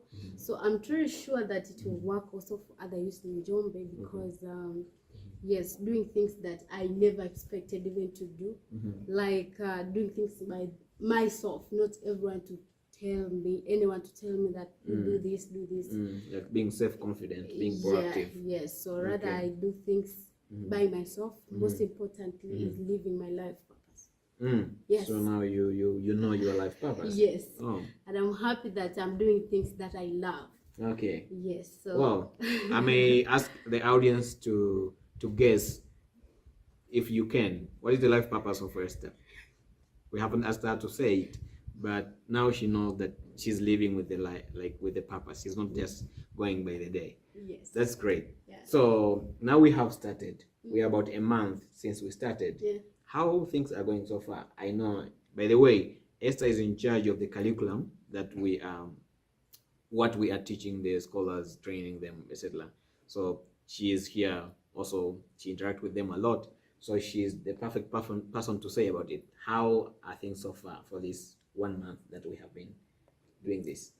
Well, things so far so much well because we have started already. We're having scholars and we are training them a couple of things like let's say we started with Njombe Innovation Academy, but also communication, how to live in this kind of community with other people, but also NVC and Non-violent communication, yes, by the way. yes, NVC. life purpose, like I've said, and they're so much happy and they feel like still staying in the Okay. community. They are very happy and they see like the things that getting to learn is so much important for them.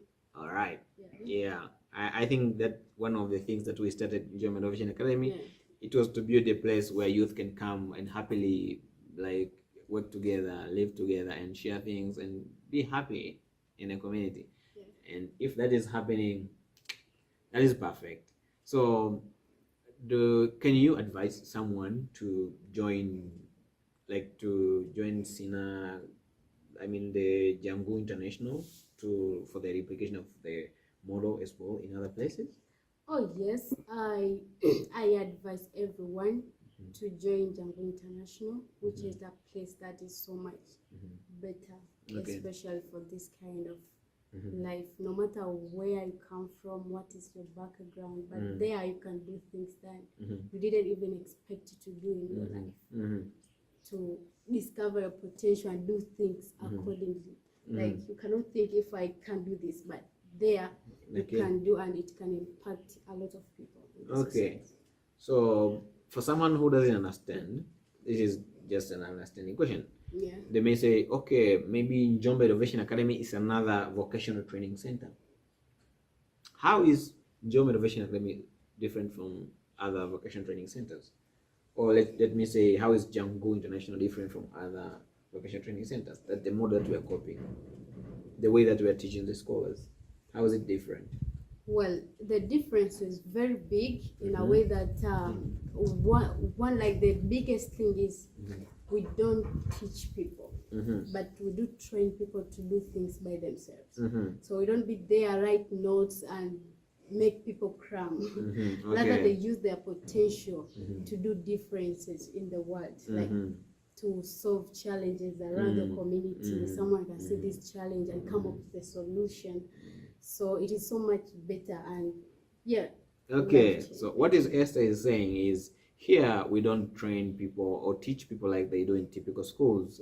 Like you are given notes that you need to cram, many of them cram, so that you have a next exam soon. So you just need to remember answers. But here it's more, we just help people to discover themselves and then do what they want to do. So we help them what they want to do and what they have, like they are passionate about.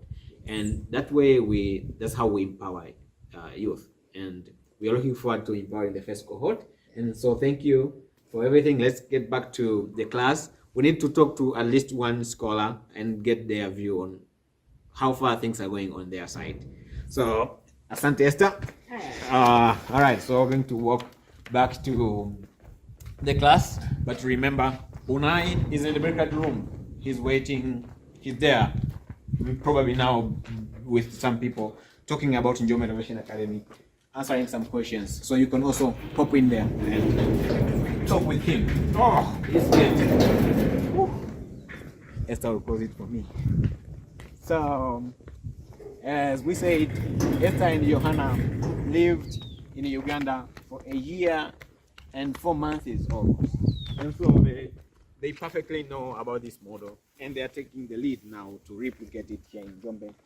And by the end of next year, we believe we'll have a pool of trainers in Njombe. And so we'll have changed. So we'll have a community of youth who are helping each other. And one of them, we're going to talk with her. Daddy, so I think we'll sit just here. Yeah. So she doesn't know well English, and as you know, we are taking in people who are, some of them haven't gone to school at all, some of them are school dropouts, so they're not fluent in English. So just to make sure you understand what we are talking, I'll be talking with her in Swahili, but I'll be translating as well in English. So okay, hapa hivi akakaa hapo, si safi? Okay, so I'm going to let her introduce herself first before we proceed. Jitambulishe tafadhali. Majina yangu naitwa Agnes Michael Ngomo. Okay.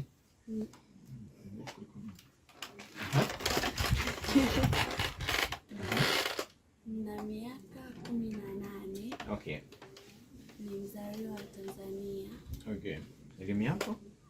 Form 4. Okay. So she is graduate. She's a Form 4 leaver. Her name is Glady Mngongo. That's right. And she's 18. So I'm going to ask her what pushed her, what made her decide to join Njombe Innovation Academy. Kwa nini uliamua kujiunga na Njombe Innovation Academy? Na ile story tuambia jana. Hapo mwanzo nilikuwa sipo tayari kujiunga. Kwamba ulipata taarifa kwanza? Kwanza taarifa alinipa mama. Kwa hiyo aliniambia kwamba kuna shule imeanzishwa kwa sababu mama huwa alikuwa anashinda na kina leo. Kwa hiyo ndo akaambiwa. Kwa hiyo akaambiwa je, niambie kama nipo tayari au kama sipo tayari ili wajue waniandikishe au wasiniandikishe. Ndo mama akaja akanielekeza kwamba akanielekeza kuwa kuna shule hivi na hivi. Mi hapo mwanzo nilikuwa sijakubaliana nayo kwa sababu mi nilijua ni kama VETA, kwa sababu inavyosemekana kwamba hii shule watu ambao wana msaada. Kwa hiyo mimi nikaona kitu mimi ambacho cha kujishushia hadhi kwa sababu. Okay. Okay. So she's saying at first she heard about Njombe Innovation Academy from her mother. It happens her mother was working with our colleague Unai at his house. So when her mother told her about Njombe Innovation Academy and that Njombe Innovation Academy is trying to help those disadvantaged youth, she was skeptical. That she thought this is just another vocational training. We have a lot of vocational training centers in Njombe. So she was like, this is another vocational training center which is training people about mechanics or some furniture making, etc., masonry, you name it. And so she was, no, I cannot join Njombe Innovation Academy. So I'm going to ask her what changed, what like made her change her mind. Kwa nini kabadilika? Kilibadilika niliongea na madam Esther. Madam Esther kwa akanielekeza. Ni yeye alikupigia au ni wewe ulimpigia? Yeye ndo alinitafuta. Okay. And then akanielekeza kuwa shule ipo sehemu fulani, siku ya kufika, na shule hii sio kwamba ni VETA kama nilivyodhani mimi, ni mtu yoyote, yani kama ni kijana kuanzia miaka 18 unaweza ukafanya mambo makubwa kwa kupitia shule, akanielekeza. Okay. So what changed? It was the explanation that she got from our colleague Esther that we have just talked with. So Esther called her and explained to her what Njombe Innovation Academy does, or what does it plan to do with these youth that we are looking for. And so she was convinced that this is not just another vocational training center, rather it's trying to help people to do what they love to do. And she has something that she loves to do, and so she thought, oh, this is something that I really need to do. She was, if it's not a vocational training center, then I will need. And so she joined it. So now I'm going to ask her, how are things going since she came here up to now, because it's just like a month or something. Kwa tangu umefika ni mwezi mmoja. Okay, vitu vinaendaje? Mambo yanaendaje? Mambo yanaenda vizuri. Kwa sababu hapo mwanzo ni inakuwaga ni ngumu mtu kuelewa kama hivi ambavyo uchache wetu. Kwa unahisi kama shule itaendelea au kuwaza, lakini kitu ambacho kinatupatia moyo ni vile ambavyo tunajifunza darasani. Ndio kitu ambacho kinatufanya tuendelee kusonga mbele na tusikate tamaa. Okay. So she is saying things are going good so far, but there are some things that may discourage some people, that for example now there are few of them, and some may think, oh, we are very few, maybe this academy has no future or something. But what gives her hope is that what they've been trained is very useful, that they see, oh, even though we are very few right now, what we are getting is very useful. And that's what that keeps them here, like keep them going day by day, despite the difficulties. Life is here is not as smooth or as cozy as you may expect, but at least they are getting something that keep them going here.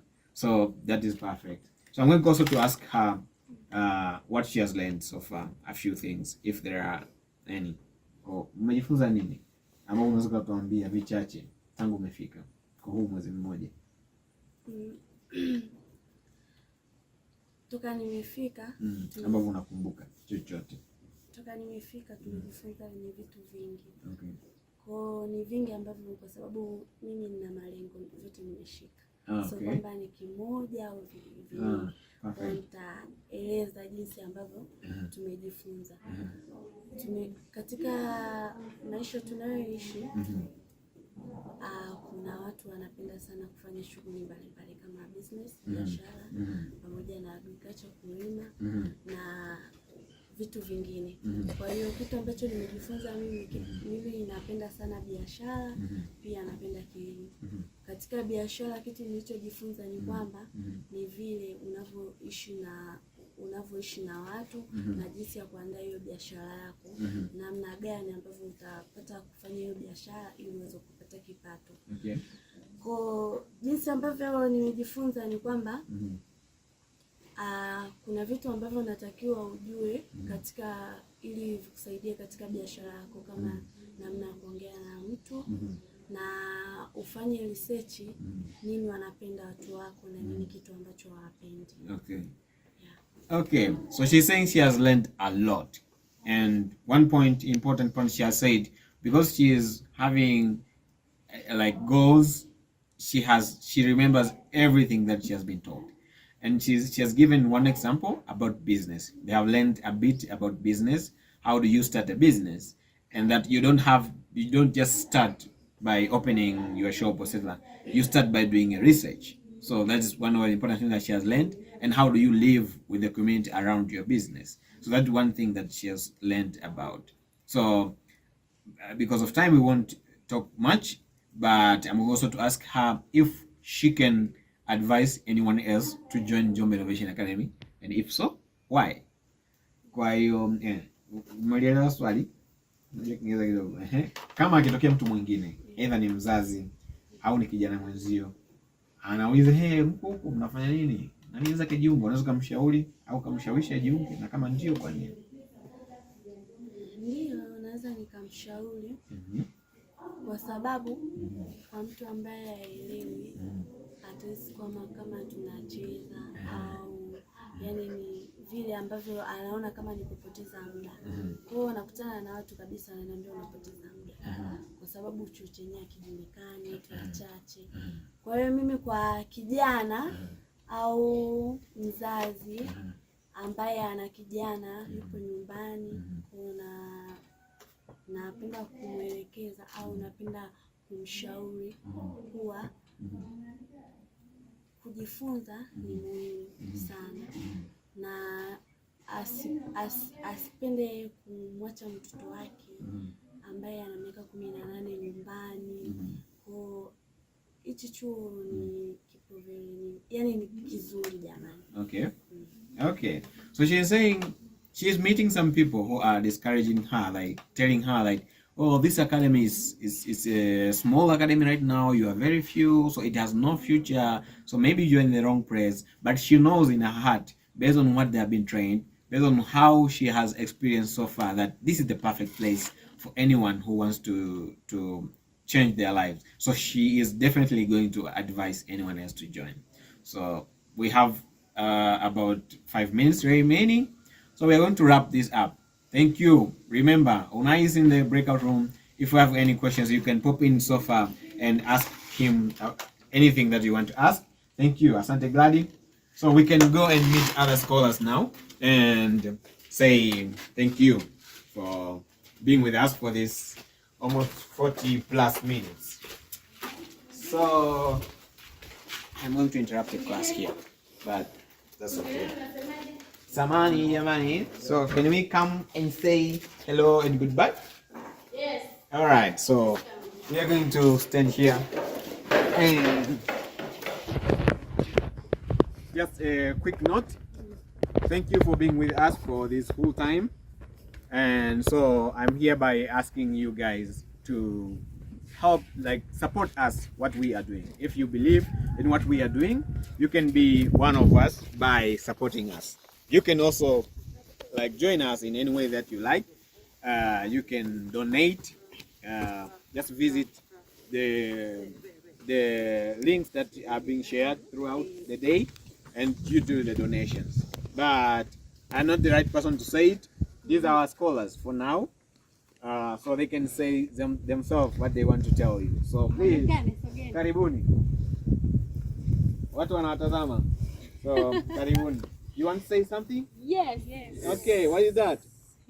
Please support us. We are Jangu International Academy. Oh, thank you. Asanteni, thank you very much. Bye. Thank you, and we wish you all the best. Wherever you are, you can just remember to donate. Please. Thank you.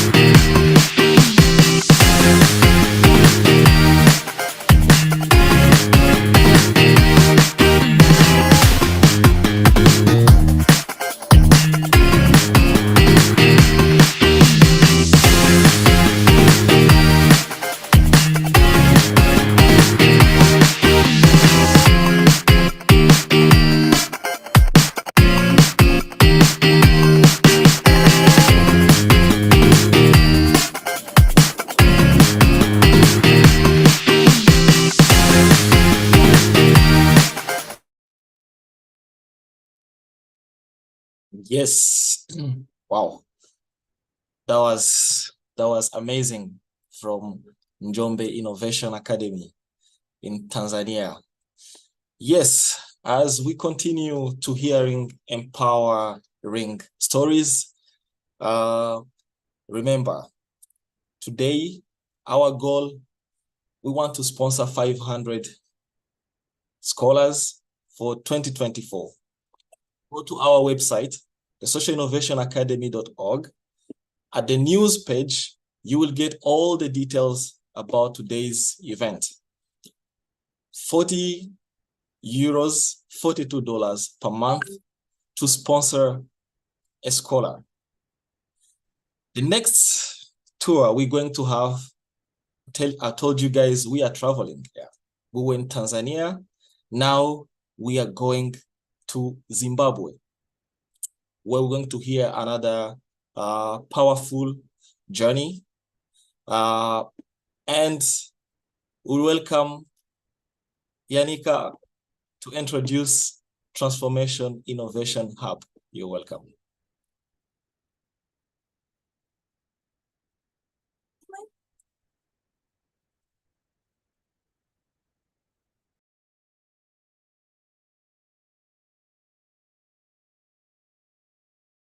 Did you unmute me? Okay. Okay, hello everyone. Yeah, my name is Jannika Steiner. I will first start saying a few words to myself and then how it came that I was able to visit the SINA community in Zimbabwe. Yeah, I'm German. I started actually my journey with SINA a year ago as a volunteer, and I have been a volunteer from November 2022 to June this year, so like for 8 months in general. Yeah, and then in June I started to work for the acceleration program of SINA Global, and the acceleration program is a program that continues after an enterprise is found. And when an enterprise in a SINA community is found and they already completed the certain stages that Etienne introduced us this morning to, they can apply for this program. So after completing concentration stage, every enterprise of every SINA community, regardless the country they're coming from, they're applying for acceleration program, and during this program they have the opportunity to get within 6 months intense business knowledge. We offer them the access to certain grants, and within 2 boot camps we really stick to the last business knowledge that is needed to enter and dominate the market. And we were really lucky because we have 2 cohorts normally each year. And the last cohort, the 7th cohort, had many enterprises coming from Zimbabwe. So we decided, if there are so many enterprises, very good, and to qualify for this program, we might be able to give them one of the boot camps live on the ground. So I had the privilege to travel to Zimbabwe and meet the SINA community there, the Transformation Innovation Hub, so called TIH, and they are located in the Tongogara refugee camp. And you will see a video now that shows you a little more how the SINA community is connected and how it looks like. And I think I give over to John to show us the video.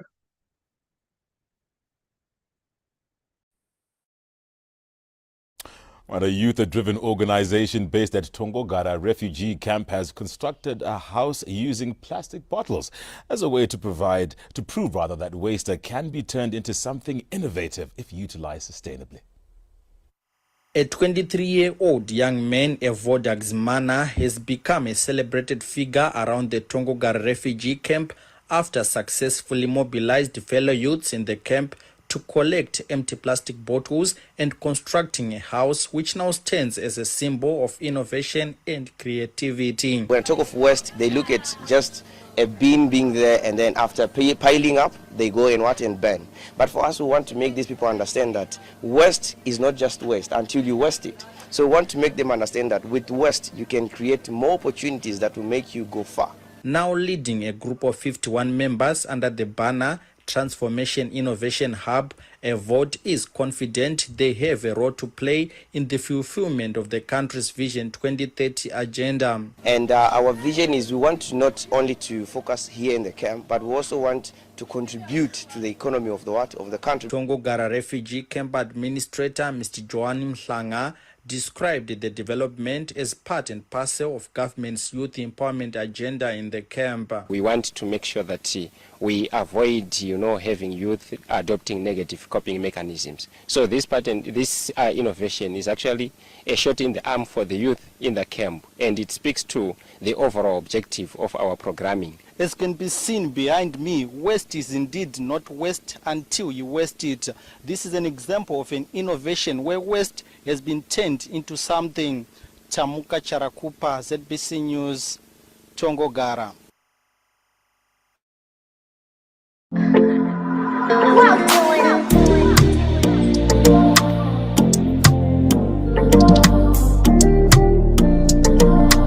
Hi everyone, my name is Evod Haverimana from Transformation Innovation Hub, which is one of the 12 SINA communities located in Tonga Refugee Camp, Zimbabwe. Since the establishment on the 6th of June 2020, we have managed to capacitate more than 200 youths from both the refugee camp and host communities. This has led us to unleash more than 15 social enterprises within the community that are supporting the marginalized youth. Talking of the marginalized youth, we are talking of the refugees here in Zimbabwe, and they are also having a source of income to support their families and loved ones. So I'm going to take you through a journey of you hearing from the beneficiaries themselves of what they have done so far and what and where they stand at the moment. Let's go. Our solution is to start producing coconut oil, which contains healthy fatty and it also boosts the metabolism. We'll be buying coconut from the nearby areas.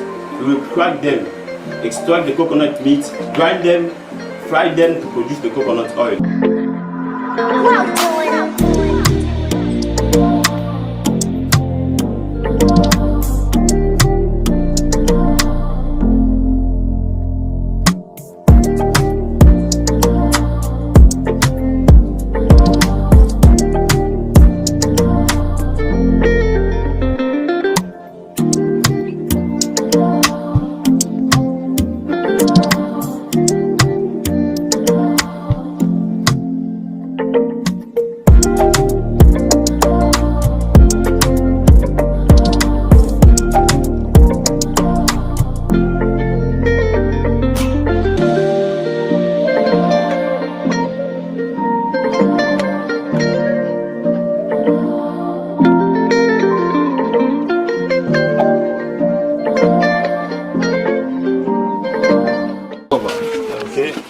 Ladies and gentlemen, as you can see, my name is Benny Kasi. I'm from Healthy Feeds, and what we do, we are growing oyster mushrooms. We are trying to supply our community with healthy and good nutritious food such as mushrooms, and which is, as you can see, it's not very difficult to grow, which is why we picked this specific type of planting of mushrooms. And then so far we are just harvesting. As you can see, some are just fresh from the harvest, like so far.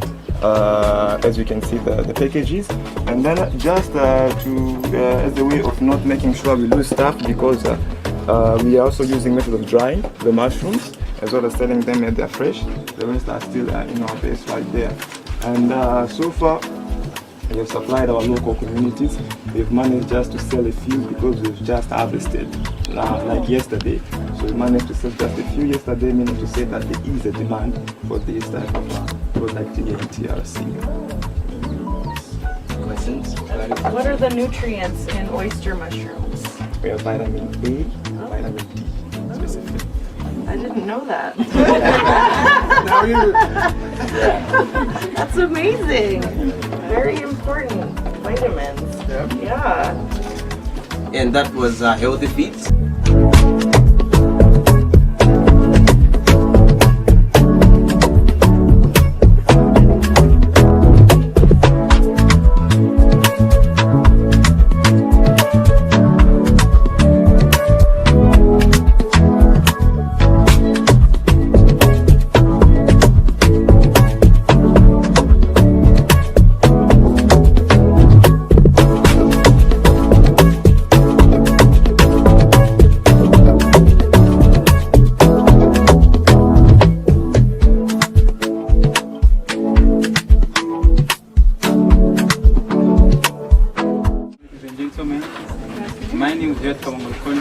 I present fashion and design.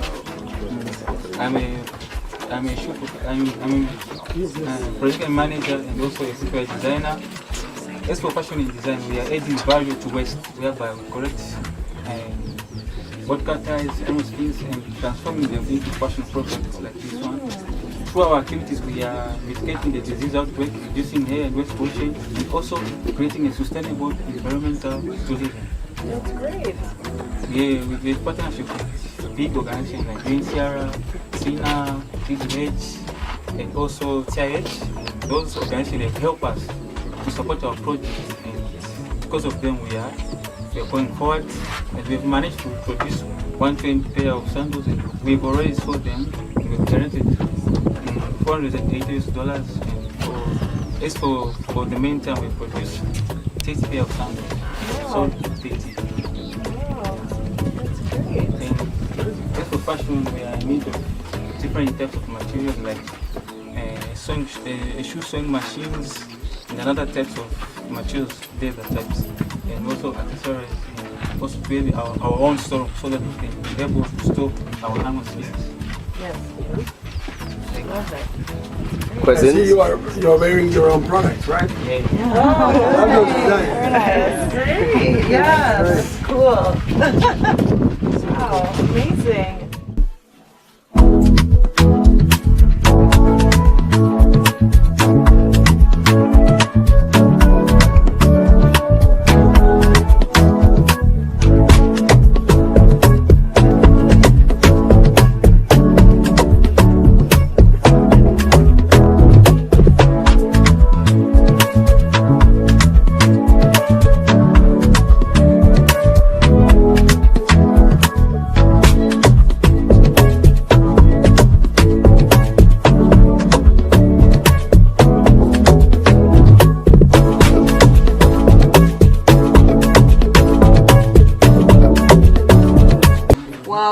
We deal with different people, young elderly people, young people, women, and as well as men. And it has helped everybody in the community to stay healthy. Yeah, and also it has also helped us to also be healthy, like us as trainer. And we have Jonathan here is the founder.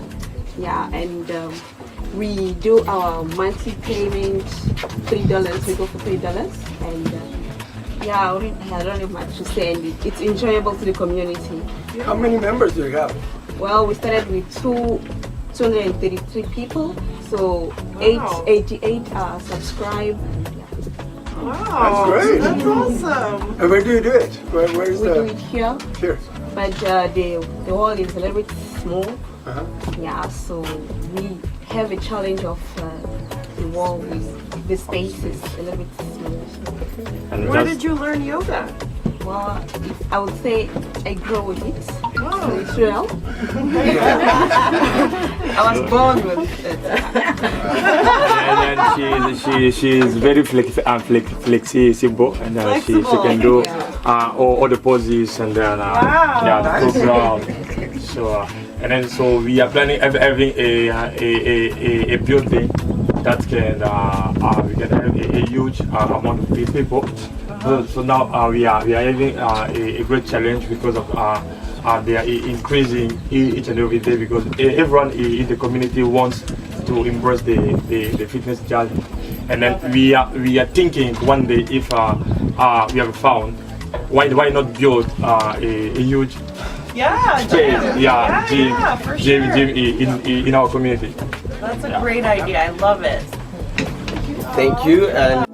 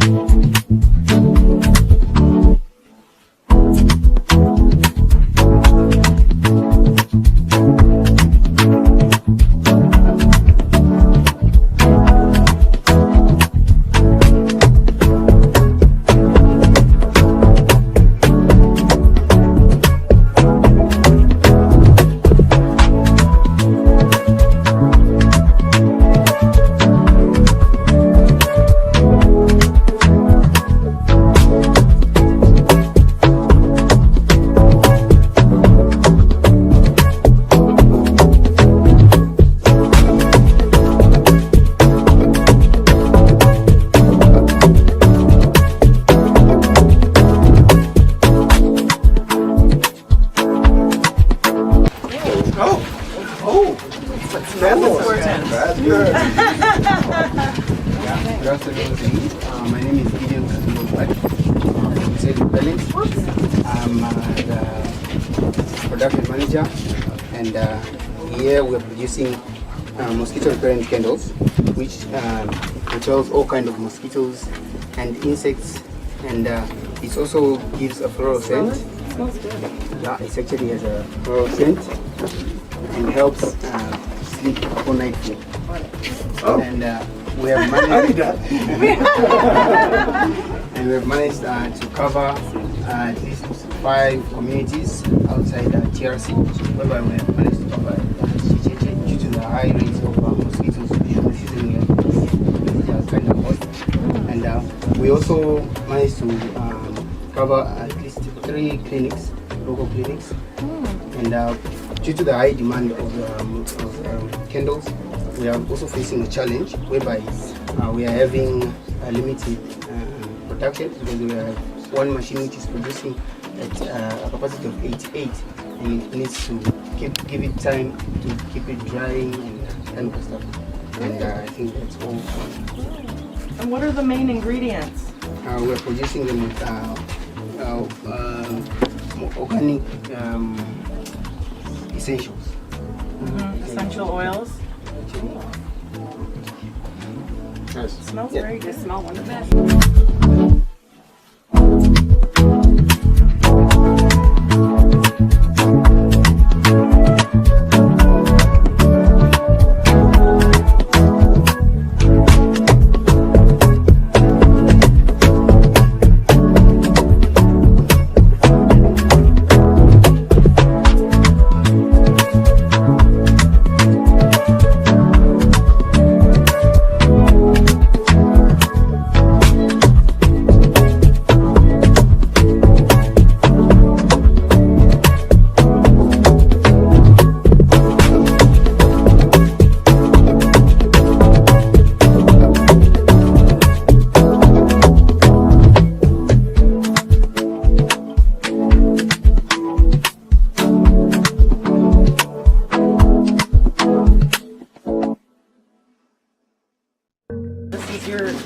Yeah. My name is Daniel Justin.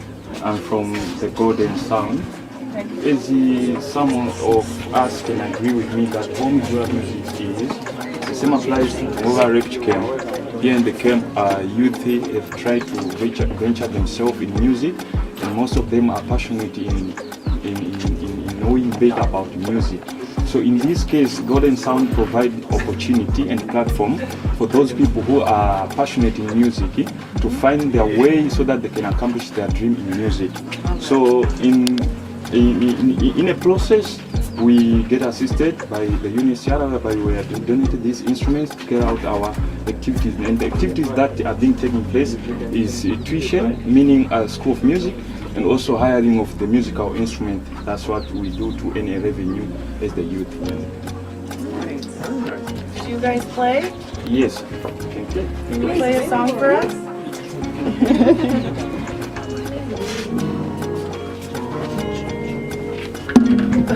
Not in tune? It's not tune.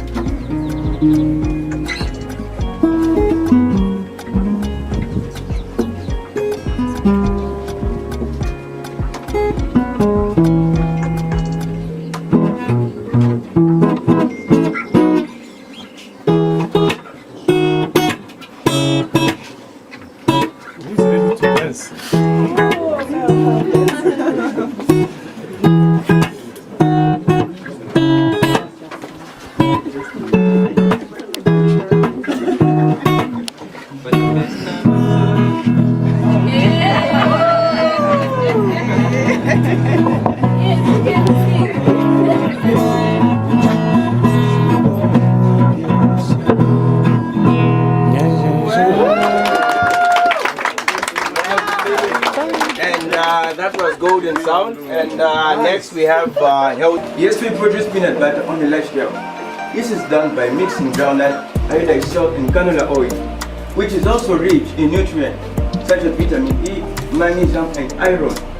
Yes, it's believed that by consuming peanut butter, one has low risk of developing chronic disease.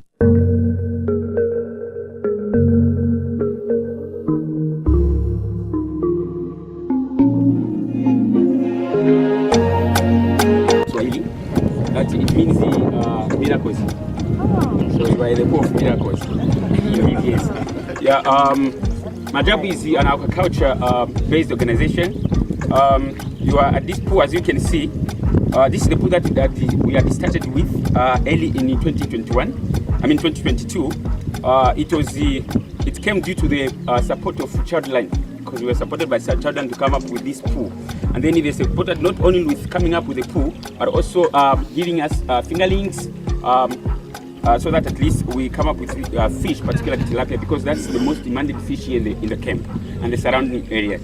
Indeed. So we had achieved, after having this pool, we had achieved again having another pool by the support of our division, which is not here in this area. It's just some miles away from here.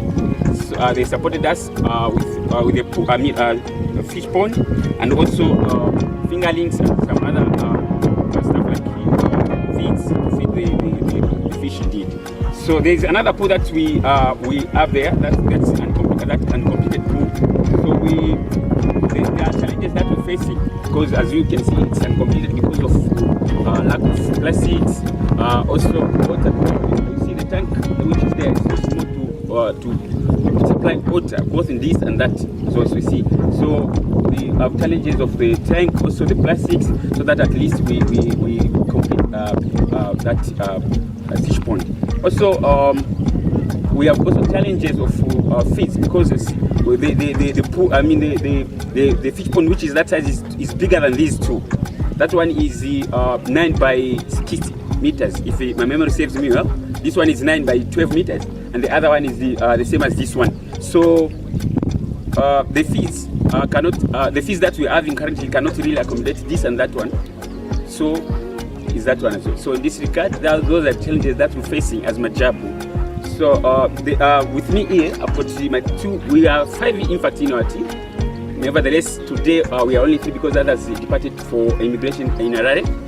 He is the production manager. Can you introduce yourself? My name is Glory Tony, but most of my colleagues are called the millionaire. So he's a millionaire. Yes, he's a production manager, and you've got the bazaar of us. The bazaar, the treasurer.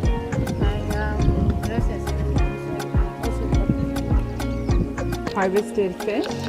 In fact, that's what he wanted to say at last, because that's something that is impactful to us. Yes, we once harvested. That was the late 2022, and we harvested 1,450 fish out of the 1,500 fish that we had put in it. And currently there's fish here because it's too small. We had put yesterday. They are 1,800, and the fish pool, which is that side, has 5,000 fish. The issue of feed. Are you producing it yourself, or you are buying it from fish feed? We do buy families. You haven't considered doing it? Yeah, we've not yet considered doing it by ourselves, because there are procedures that you have to go through in order to come up with that kind of things.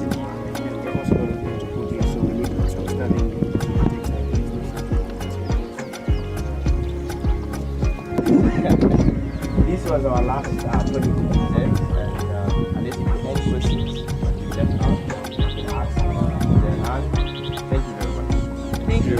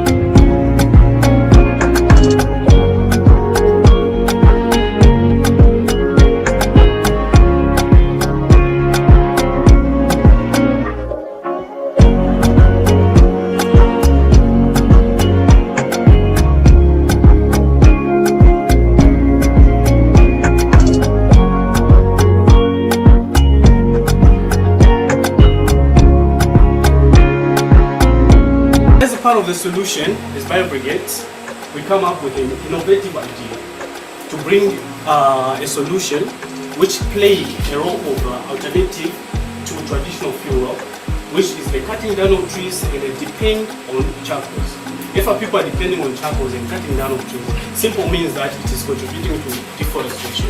As I mentioned earlier, there is an excessive cutting down of trees in Tongara refugee camp, and this is contributing to deforestation. So we come up with a solution which can actually solve this problem, whereby we collect organic materials and transform them into a resourceful uniform briquettes to serve as a sustainable solution in the form of a briquette. So far, the milestone that we've managed to produce about 450 kgs of briquettes, and we sold them all to the communities. We managed to make a revenue of $150. This is in 3 months. And then we have organizations which believe in us, and they are supporting us in the growing of our enterprise. Thank you very much for your time, and it was really an honor taking you through a journey of understanding, getting to know what we have done and what our enterprises have to share with you. So we welcome you all to join us. Let's join hands and make this world a better place for the youth. Let's create hope. Yes, we do need hope, but the one thing we need more than hope is action, because once we start to act, hope is everywhere. Join us once again. Thank you.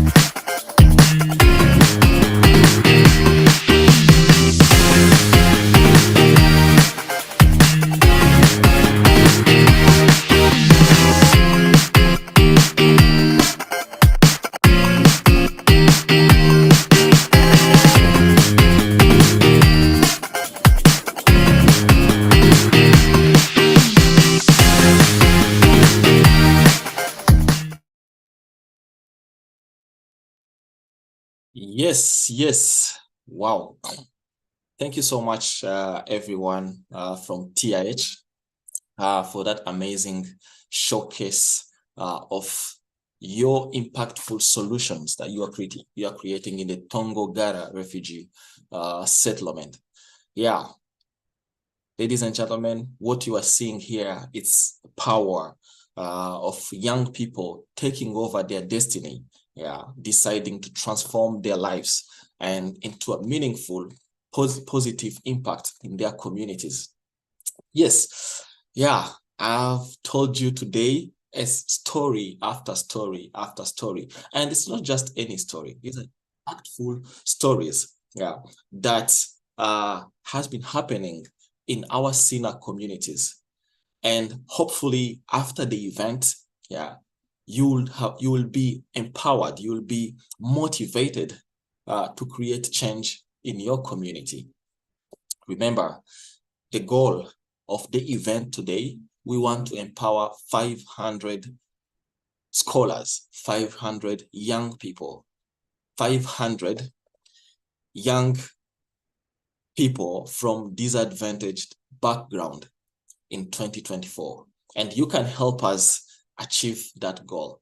You go to our website, it's socialinnovationacademy.org.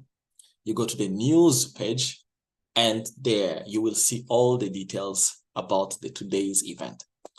40 euros or $42 per month can help us create these stories you are seeing. We want more. And with your help, we know we can achieve a lot. Before we go or we come back to Uganda, told you we've been traveling. We went to Kenya, we went to Tanzania, and we are from Zimbabwe. Before we go to another tour of a SINA community, we're going to watch or witness another impactful story of a young person who is transforming their communities through collecting waste and turning them into reusable materials, or turning waste into fashion. Ladies and gentlemen, let's watch Chimuli Fashionability.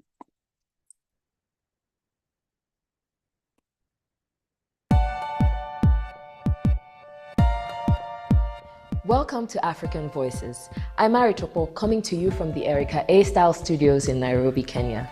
You know, they say when you look good, you feel good. And I'm going to introduce you to two change-making designers who want you to look good in their products and feel good about the causes behind them. We're going to start in Uganda with a woman who relies on a staff with unique abilities to create her fashion line.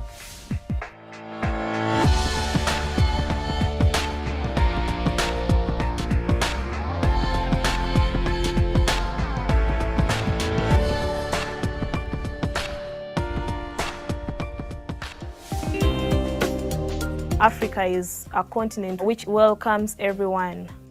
It's a continent which has the resources which you can get and you earn a living out of them. You create something that will benefit both the environment and the community. Hello, I transformed the plastic waste crisis in Africa into an inclusive eco-fashion label, providing employment opportunities to people with disabilities and youth. I am Juliet Namju and I'm a change maker. By anyone's standards, Juliet Namuju is a remarkable young woman. The bottle tops, the chocolos, or gifts. Orphaned at a young age, she has overcome an incredibly challenging start to life to become an inspirational woman who's giving hope and opportunities to some of Uganda's most deprived individuals and communities. Her desire to bring about change started early. What inspired me is that ever since I was young, my grandmother was a tailor and a designer. So when she used to cut her materials, I could collect them, sew them into small dolls and my flowers using a hand needle.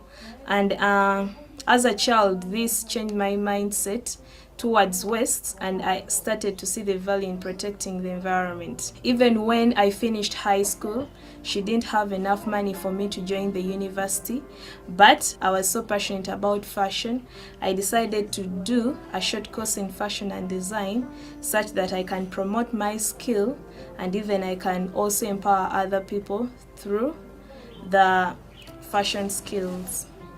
Her grandmother continues to play an important part in her life. She's the one who raised me, and she's the one who taught me how to sew and all details concerning fashion and design.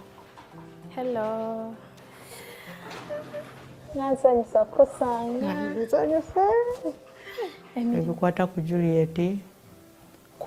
From a very young age, Juliet was a very active child. Whenever she saw her grandmother tailoring, she would grab pieces of cloth, cut them up, make dolls, and make dresses for her dolls. She would try her best to copy everything that I made until I had to let her do everything she wanted to. But usually, I told her to wait for my unfinished work, and she would begin on that.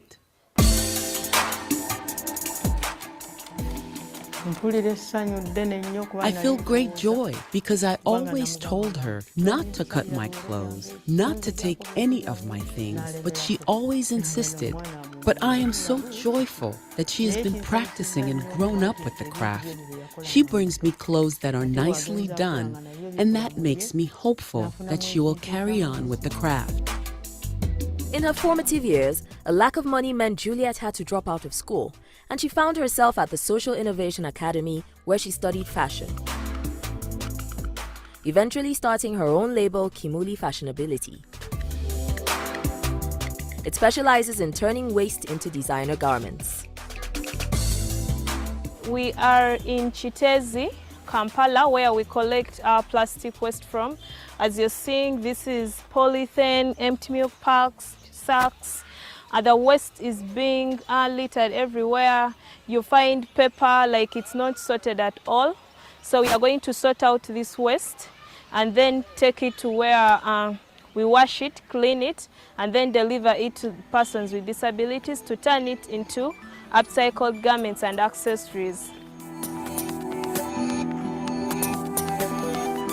This is our waste collection point. As you can see, it's a site where we dump our waste from after being collected by the youths from different various communities around Uganda.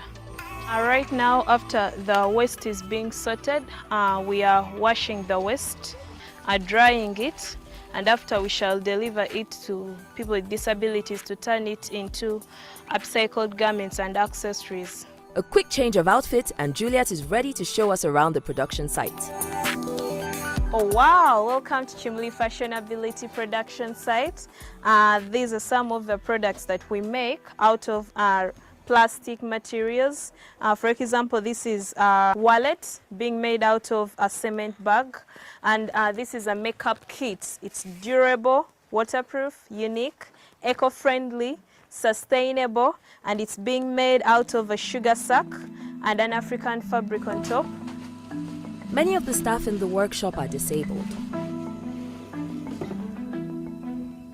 My name is Nabagala Agnes. I am a tailor and I also train other people with disabilities to make different accessories and fabrics, like bags and also wallets. I'm called Achille Brenda. And then I learned how to make clothes. I learned how to make sweater, how to make jacket. Products come from plastic. Me to make this one, it takes 3 hours to make it. My name is Nabila Zahara. Chimli Fashionability has empowered me in a way that training me the skills of fashion, not only the skills of fashion, but also in other different things like being a cashier. All those skills have enabled me to grow.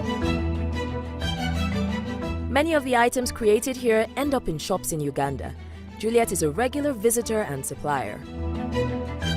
Chimli Fashionability work has really taken me miles because of my story, because of the work that we do, not only me, but also my other team members. Since 2017, that is the first year, because we had already begun, we had just begun. It is a year where we first organized our first charity fundraising fashion show, and we were fundraising some little funds to buy sewing machines and train people with disabilities, of which it was successfully, and it was a breakthrough for us. That is when we started getting connections. That is when we won awards. That is when even more customers came in. So it was like an opening door for us to be more successfully and for us to push these two noble causes forward.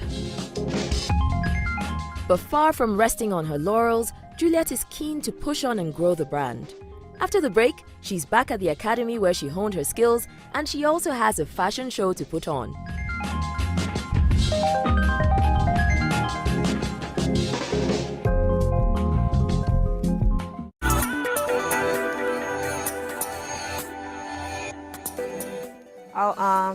I've been having plastic.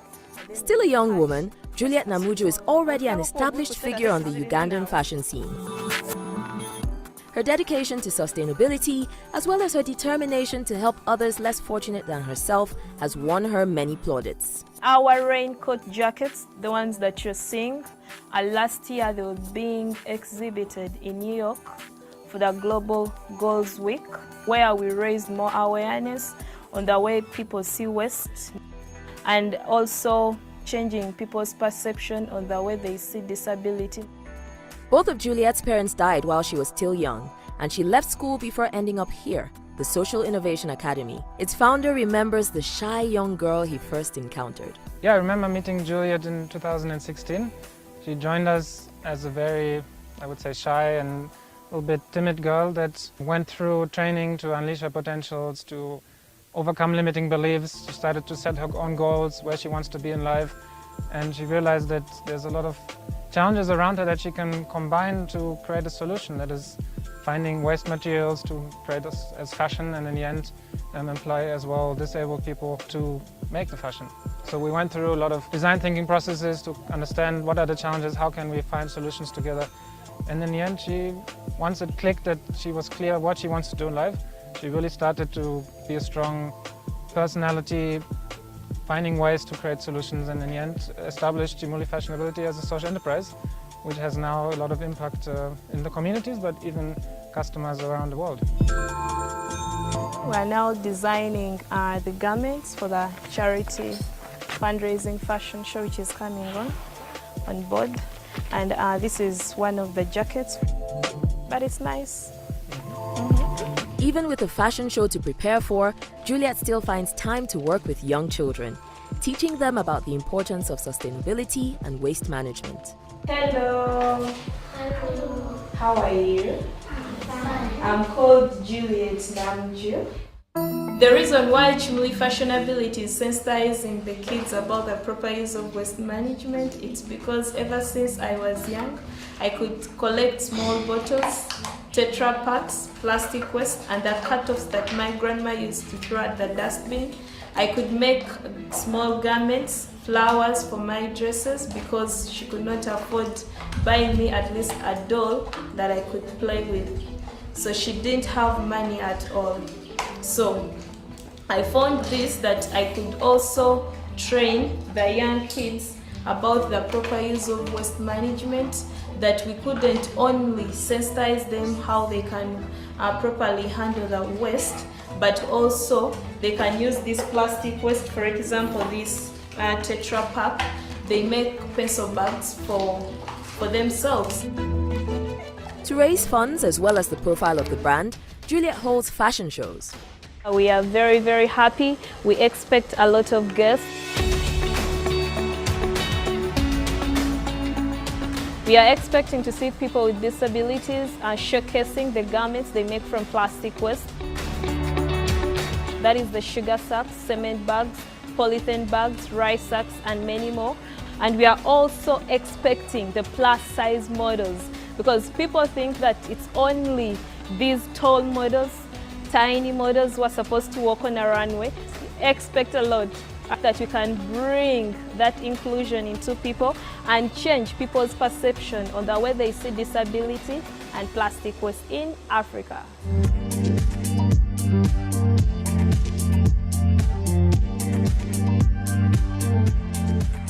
The show was very successful in that people turned up, different people with disabilities showcased the garments they make from plastic waste. It has been successful and we are really appreciative. Thank you so much. Thanks for believing us. Thanks for supporting people with disabilities. Thanks for loving Jimuli Fashionability. Juliet has achieved a huge amount in a very short amount of time. Through hard work, she has changed her own life around, and now she's making significant strides in improving those of others as well. We always look at waste is not waste, not until you waste it, and disability is not inability. I request the world to join us to make this earth a worth living in even 7 generations ahead, through supporting people with disabilities, through conserving the environment.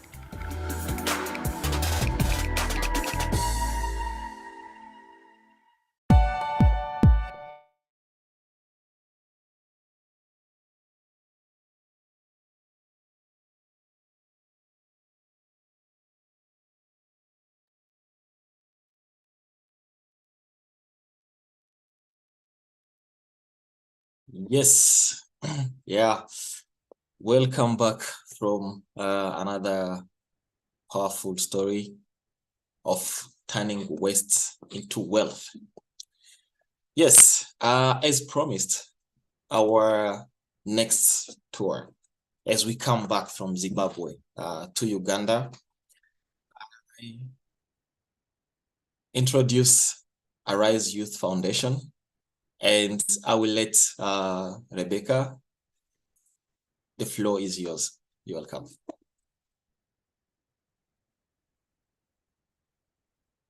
Thank you very much, John. I can see my people are already ready. I'm so happy to be here today. My name is Rebecca Segajawara. I was born and raised in Freetown, Sierra Leone, but I'm currently joining you guys from Accra, Ghana. I currently work as a partner in SINA Global, and I am the contact person for Arise Youth Foundation, which means for the past few months, I have been working with them and just being there to answer questions and guiding them in everything that they are doing. And it has been such an insightful experience. So Arise, like every other SINA community, started when a few individuals went to Jangu International and they learned the SINA framework. So after that, they decided to start up their own community in Chaka. And they said this is because they believe that other refugee communities had more opportunities. And when they looked at Chaka, they saw that they needed opportunities and more training centers. So they decided that this is where they wanted to do the work that they do. So they started small with just renting, and through the help of other people who funded and believed in the initiative, they were able to build their own space and empower more people. So to today, they have been able to successfully empower over 200 young people in the community, as well as have 10 successful enterprises who are not only creating impact in their own lives, but also creating impact in their communities. So I don't want to say much. I just want to give it over to them so that they can show you their amazing community and all the work they have been doing. Thank you very much.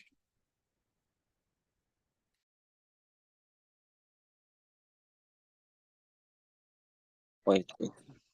Yes. Hello, everyone.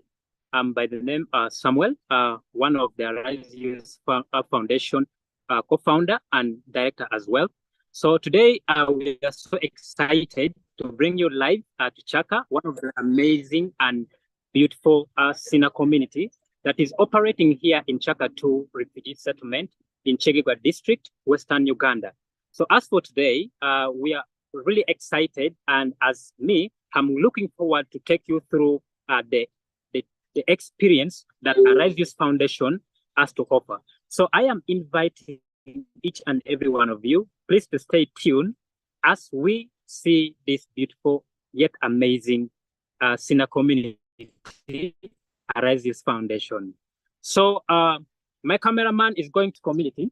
So as you can see, this is Arise Youth community setup. As you can see behind me over there. Yes.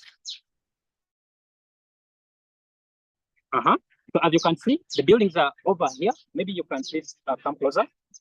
Yes, so as a Arise Foundation, we started way back in 2020 September. Let's come, where we were able to, of course, reach into this community of Chaka, and we really didn't have any operating space to start with, but we were lucky enough to, of course, rent an apartment that we actually started with over 20 scholars for the start.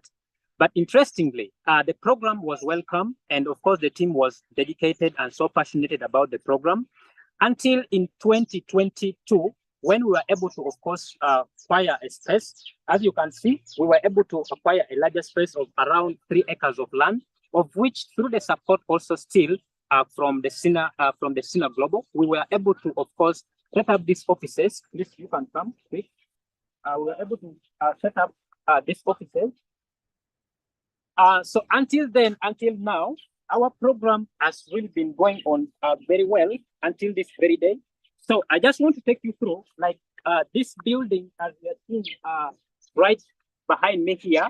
This is our bottom house construction, which is basically we are using it to empower or train the first program of our stage, which we call Emerge stage, which here at Arise Foundation, we have it for about like 2 months, but of course in the SINA framework, we call it applied stage. So this is the house where our applied scholars are used. You can see the view very well. Yes, as you can see, so this is the beautiful community that I'm telling you about. And members, this community has a lot to offer, and I just want you to see and have that experience, basically. So to catch up with time, please. So the community of Arise is so filled with so much beauty. As you can see, there are a lot of citrus fruits. Please, maybe you can show. There are a lot of citrus fruits like jackfruits, mangoes, avocados, and of course, even plantations. We are also trying to do agriculture into these communities. But again, I would like to take you through yet another building that is really amazing in this community that I would like you, of course, to see. So as you can be seeing through the video, we are also having our scholars around. As you can see, some of them are here, some are inside. We shall be able to see all of them. So right in front of you here, this is our building, which we call the Pentagon House. Now, the Pentagon House is basically, we usually use it for the focus stage, which for us, we call it the emerging stage, where we always do our mentorship from here, and also pitching panels do happens from here. But also, interestingly, I would like you to see the inside part of this house. Then come in. Hello guys, how are you? Just wave to our people. So these are the focus stage members. As you can see, they are right inside here, also set, and they are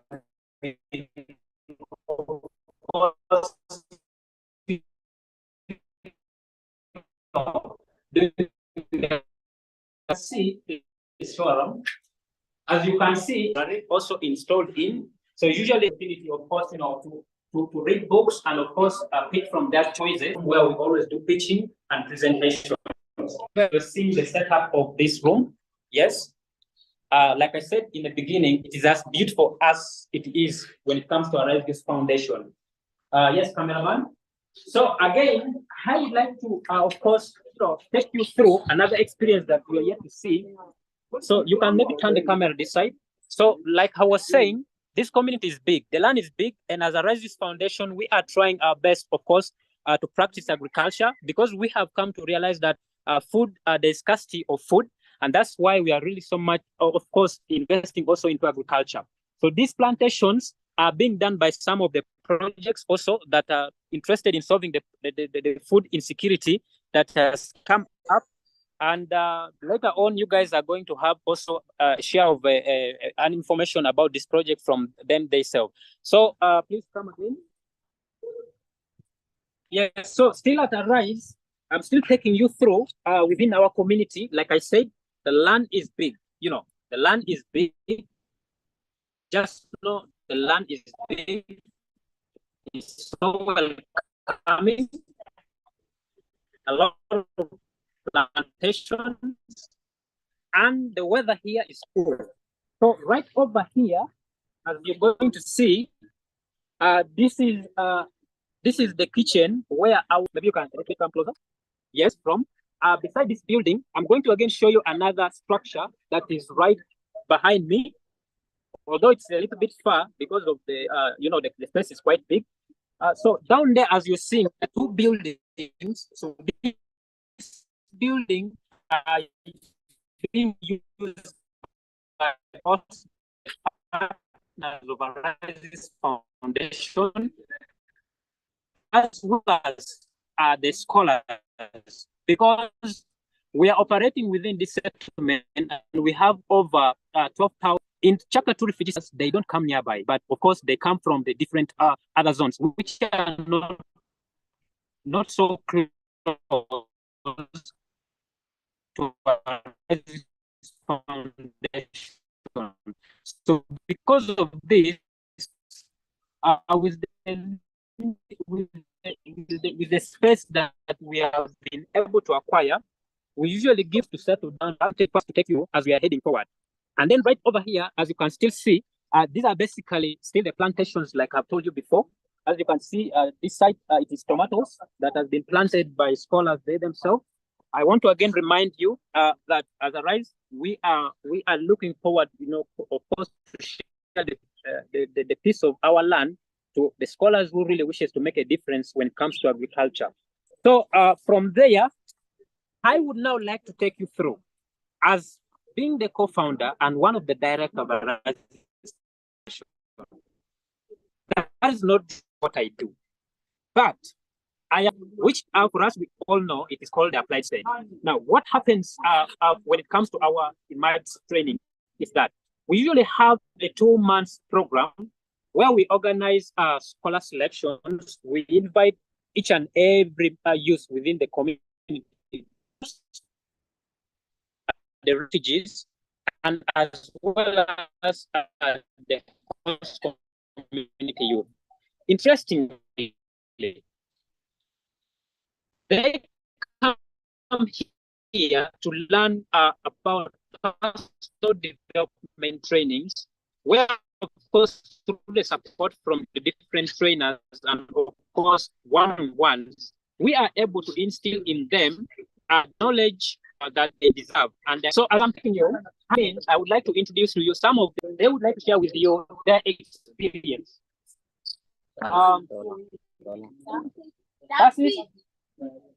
So as it's coming, it's going to share with you its journey through the 2-month program of the My Stage, which is applied stage. Yes, Tassis. How are you? Today you're looking great. I really like the way you're talking with the camera. So right here, I would like to share with the rest of our community how RISE program has impacted, especially in line with our personal development trainings in applied stage, which is the MAD stage. Thank you. So my name is Tarsis, like they say, from Arise Foundation. So I want to testimony why our Arise Foundation, the program of Arise Foundation has changed my life. So before joining Arise Foundation, it was selfish. I was believed that my successful is just for my family and for mine. So Arise Foundation changed my life, show me that my success can also benefit from the country and also from Uganda. So the program changed me a lot. Is the 7 habits of achieving effective people. It was to think win-win changed my life, because now I'm sure that if I get, people also will benefit with that. So now I have a growth mindset. Now I believe in myself. I have self-esteem. Now I have more confidence to do everything in my life. So I want just to thank Arise Foundation, and also now I'm a certificate trainer, and I'm looking forward to know more about my skills. Thank you very much. Yes, God bless you. Like I said, guys, let us stay tuned. Thank you so much. Just to give you an overview, Tassis joined us actually in the last cohort of the applied stage this year, and is one of the persons that has also benefited from the TOT workshop that has just currently happened. And right now, Tassis is already a trainer. Just imagine how powerful the program of Arises Foundation has made Tassis to discover and get hope and find a new chance in life. And now he is actually able to also train his fellow colleagues that are upcoming. Thank you so much, Tassis. Yes. Let's go. Please can you come and join us here? So we are going to again hear from another scholar that has benefited from the applied program, which here is called the Merge Stage. So how are you doing? I'm good. Oh, good seeing you again. So we would like you to share with us your experience and journey, in the applied stage here at the Arises Foundation. Hello, ladies and gentlemen. My name is Ansima Joel. I'm a refugee here in Jakarta Settlements and one among the scholars at Arises Foundation. Before I joined Arises Foundation, I was facing the problem of ego and fixed mindset. But since I joined Arise, I'm someone who is growth mindset, want to share with others and sharing ideas. Arise has impacted me from a confused refugee to a confident change maker. Thank you. Thank you so much. Like I was telling you, stay tuned with us. So just like Tassis, Joyce also is one of our scholars that also joined us in the last cohort of our applied stage. And she as well has been able, of course, to go through the TOT program. And right now, Joyce is already a certified trainer. And we appreciate for your time. Thank you so much.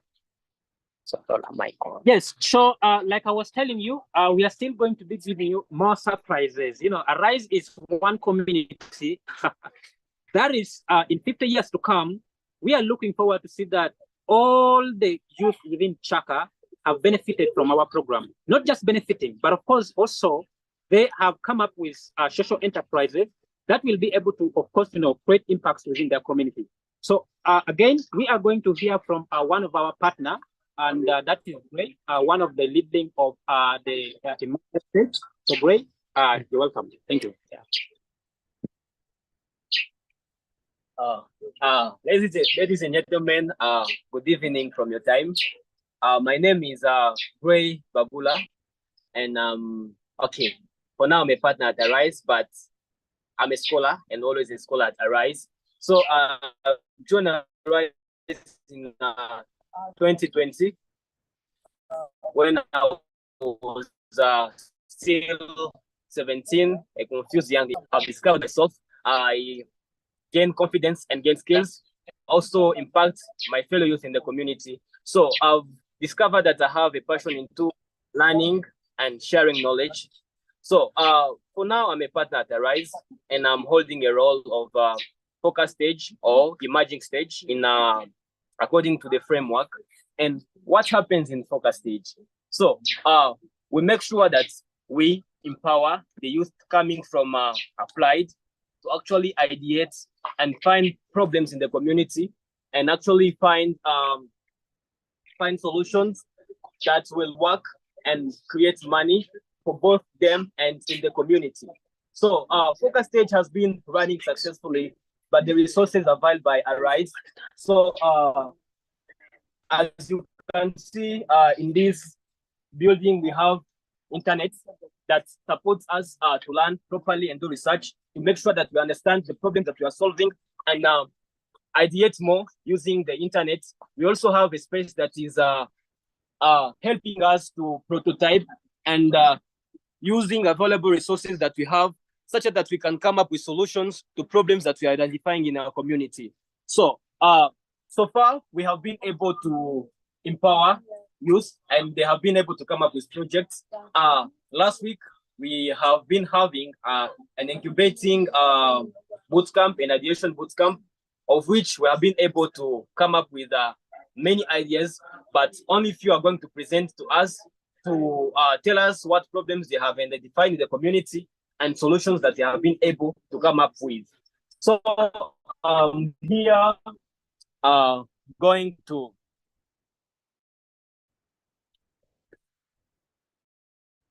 yes, thank you so much, Gray. We also need to share. So Rola is one of the alumni, but also is a partner here at the Arise Foundation, and he would also like to share with us. Yeah, good evening, ladies and gentlemen. This is Rolando Michael from one among the SINA community. From Arise, I'm from Arise. Yeah, me also, I joined Arise in 2020 while I was really confused. Why I didn't know even my purpose. I didn't know even why am I in this maybe world. And I joined this program while I was really nothing. Why I don't even my passion, why I don't even anything, why I don't even how even to speak in English. But with this program has impacted me a lot. And with this program, I've really gotten the chance to learn new skills. Also, far already learned the skill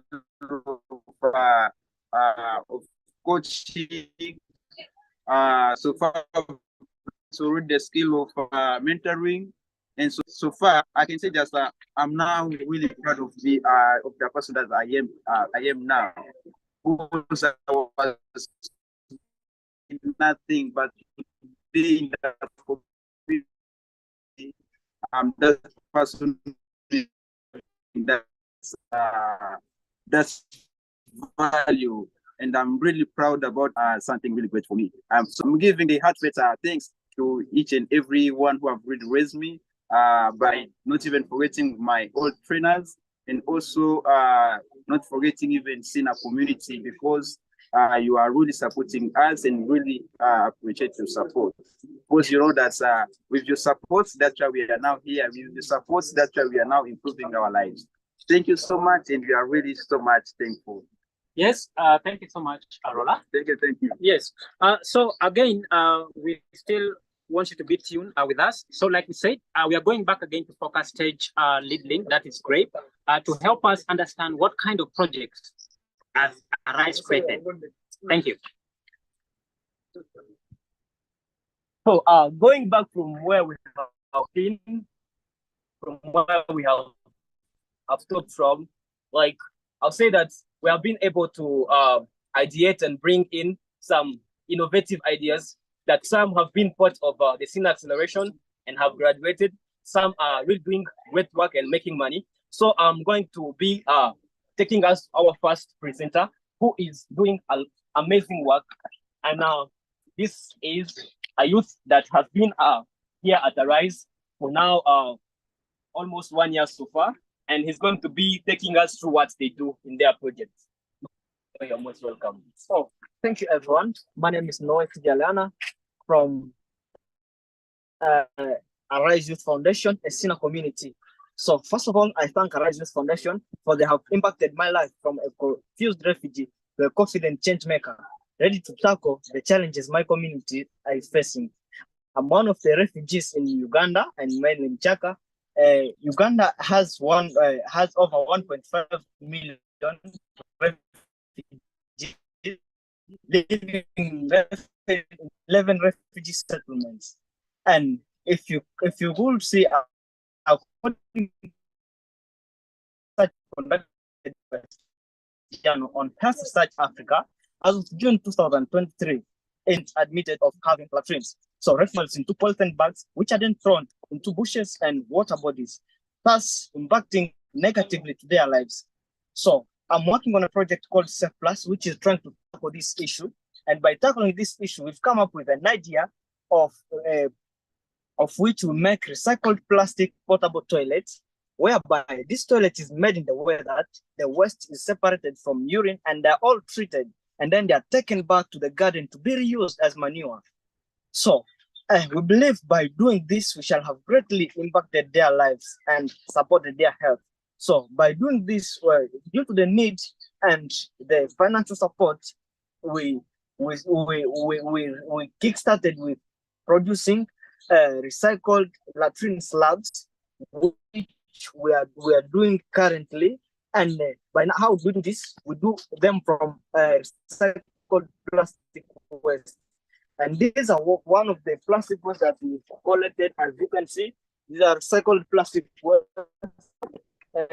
Here we have over 200 kgs of recycled plastic waste. Use this waste to support refugee households. Thank you so much, and may you continue impacting and empowering more youth as me, so that they can also be able to come up with ideas and solve the challenges our communities are facing. Thank you so much. Yes, thank you so much, Safe Plus. This is Noe from Safe Plus, and they are doing amazing toilets out of recycled plastic to solve the problem of open defecation and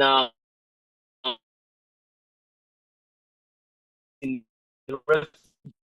rural areas in Uganda. So if you need one, they are already in the platform. They are Safe Plus on LinkedIn, Instagram, and Facebook. And this is not the only project that we are having here. We have more people, mainly who are tackling the problem of food shortage in Chaka. And let me present to you another team that is really going to tell us what they do to make sure that we tackle the problem of food shortage. Karin, you're most welcome. Yeah, good evening, ladies and gentlemen. I'm by name of Karin Ashuza. I am a scholar here at the Arise Youth Foundation, SINA Community.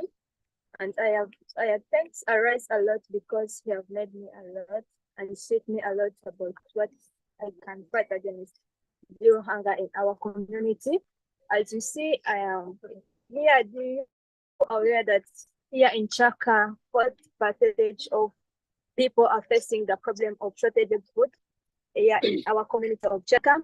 And we have come up with an idea which we are going to be practicing in our community, which is we are going to be using the permaculture method so that we should fight against hunger in our community. As you see that we have already started practicing our permaculture method. We have already started growing maize. We have grown beans, but they have already been harvested. We have grown sweet potatoes, Irish potatoes. As you see, we have all of them here in our garden, and we are fighting against hunger in our community. We have Irish potatoes here. We have many things as we see here and which are not around here. And we have tomatoes which we are growing so that we should fight against hunger in our community. Everyone to be able to access funds, materials, so that we should be able to fight everything in our community. Thank you. For our vision, we fight against the hunger. Thank you. Yes. Thank you so much, Karin. They are doing great work. They say instead of giving me fish, teach me how to fish. So they are using permaculture to improve lives of farmers in Chaka. They are training them and they are using it to promote food and to fight hunger. So now we are going to be listening to another project that is really doing a great work when it comes to talent promotion. So they are making talent in Chaka.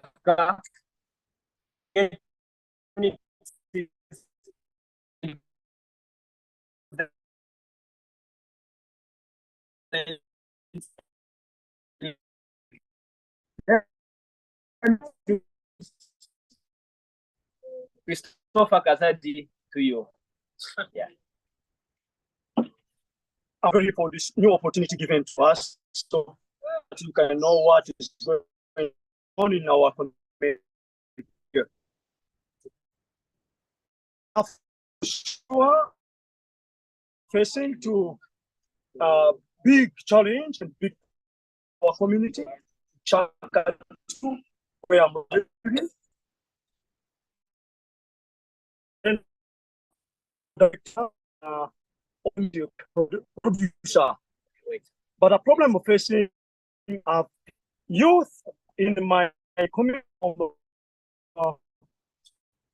into situation because they don't have anyone can promote them, can teach them. There's no music centers. I've gotten the opportunity, the solution we want to bring to us. First of all, they get some knowledge from us. Like you see, this is you can teach how to project movies, how to project everything. They can get some salary, and then when they go back to home, can maize, mukene, something like that.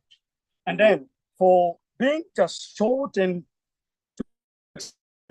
clear, we have a good solution to open up good center. Those youth have talents. They can prove themselves. Job. Thank you so much. Okay, bye. Thank you so much, Christopher, for the wonderful presentation. Christopher is fighting to make sure that they see the world where talented youth are promoted, talented youth are self-sustainable, and they are using their valuable resources, the skill they have, and their passion to make sure that they support talented youth in Chaka to make a living out of their talent. So we're going to have our next presenter. As you know, in rural areas, there are lots of mosquitoes, of which they cause malaria. So we are going to be listening to people who are trying to fight malaria in Chaka. So let me present to you, Daniel. Yeah. Hello, everyone. My name is Daniel from Arise Youth Foundation. Yeah, I'm among of the scholars at Arise Youth Foundation, which is one of the SINA communities in Uganda. Yeah, did you know that Uganda is the highest leading country which is experiencing malaria in the whole world? So Uganda has the high rate of malaria in the whole world. And here in community, we are malaria among the children under 5 years, which is caused by low prevention or making and selling children under 10 years and 5 years to will prevent the children under 5 years from mosquito bites, and will prevent even them to, it will help them to moisturize the skin and soften the skin, and even will prevent them from skin diseases. Yeah, we believe that with every day we shall save the lives of children under 10 years, and even which is spent on malaria health care. Yes, this has been Daniel from Africhelli. They are coming with an innovation that will support not have mosquito bites, and they are really doing great work. So here at Arise, mainly in focus stage, we have a team of mentors, of which some are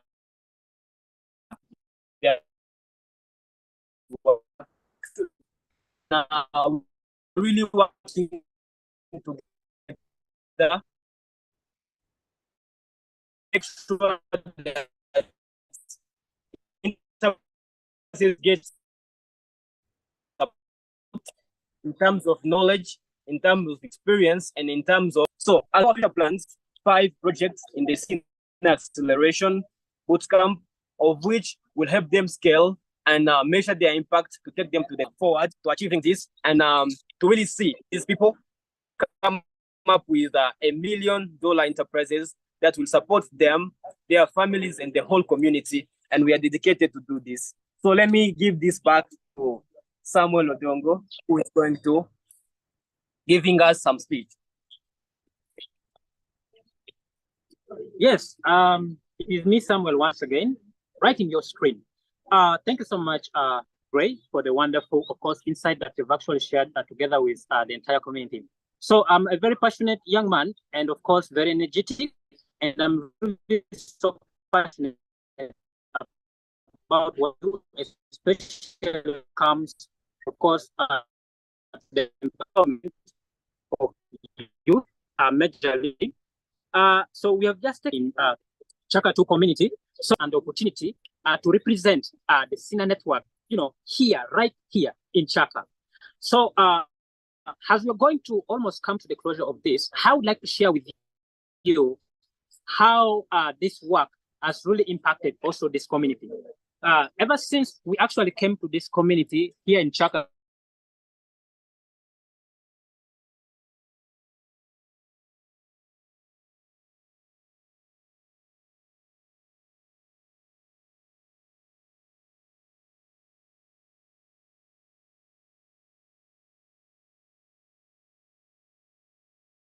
my name is Samuel Odongo, and I'm one of the co-founder of Arise Youth Foundation, which is here operating in Chaka 2 refugee settlement in Western Uganda.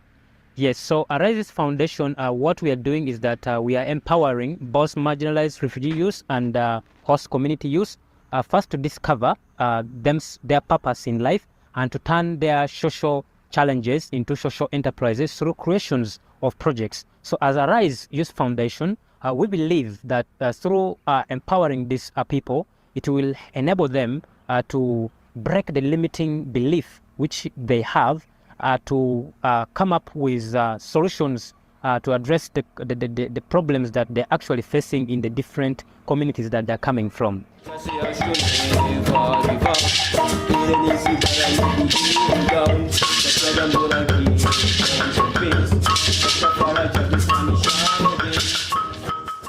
We've been able so far to empower about 200 youth in total who have officially succeeded through our programs, of which these youth, they have been able to discover their purpose, and they have been able to create up enterprises. The main problem here is the mindset. You know, they believe they are refugees, and somehow they're limited by this limiting belief. And as a Rise Youth Foundation, our main objective, our main goal is first to break that, to change their mindset, to transform their lives, and so that they discover who they really are and what they really want to do, and they do it out of their passion. Together with our partner, Social Innovation Academy, SINA, we believe that we are going to really support these people to be the change they want to see tomorrow.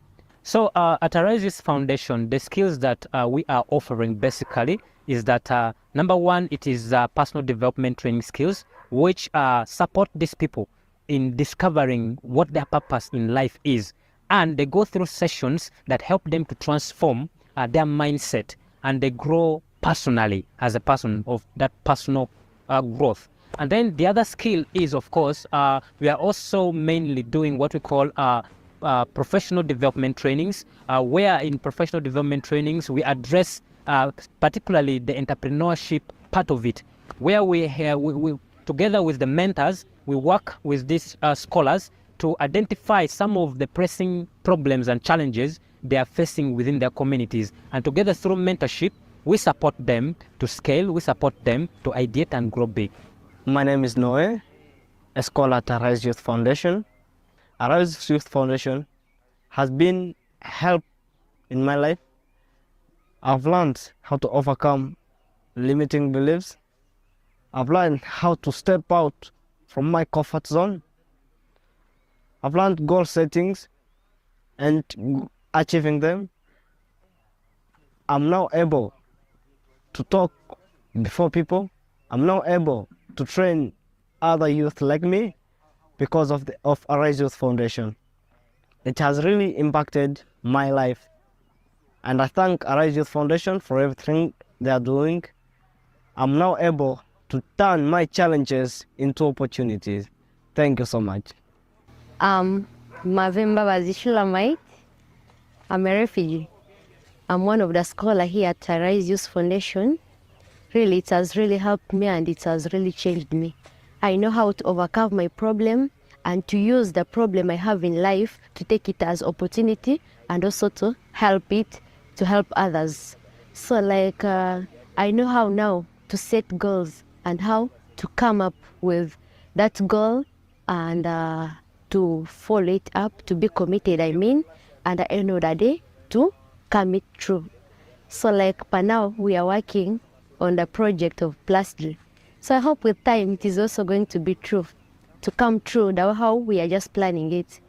Really, Rise Youth Foundation has really helped me. It has really supported me, myself, at home. It has really helped me because now I know how to talk with people.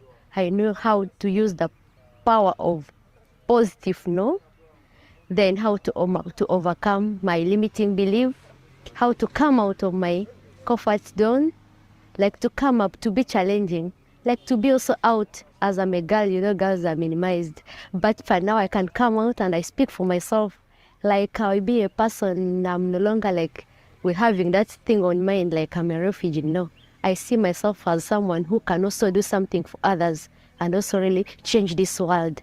I know for now, I'm not in this world because maybe just for the sake of coming, but I'm for a mission and I need to fulfill that one. That's why I have vision. So I'm going to be committed and run after my vision. Really, I thank Rise Youth Foundation. The vision that we hold for the future is really big.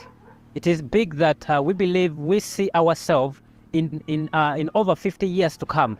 We shall have created a number of enterprises. We shall have created a community that believe in themselves and believes in believes in creating the change they want to see, because most of the time people are running up and down looking for jobs, but we are looking at creating a world-class change makers of which they are job creators but not job seekers. This is the future. As Arise Foundation, we want to live, we want to lead, and we believe we are going to make it.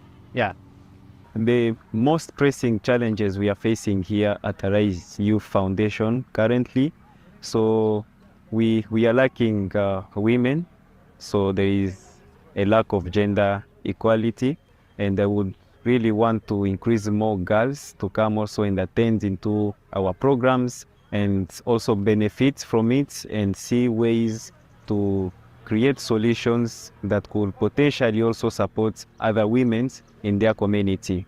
The second challenge we are facing, most of the scholars are coming far, and we would really appreciate if we have at least a dormitory around here which can facilitate the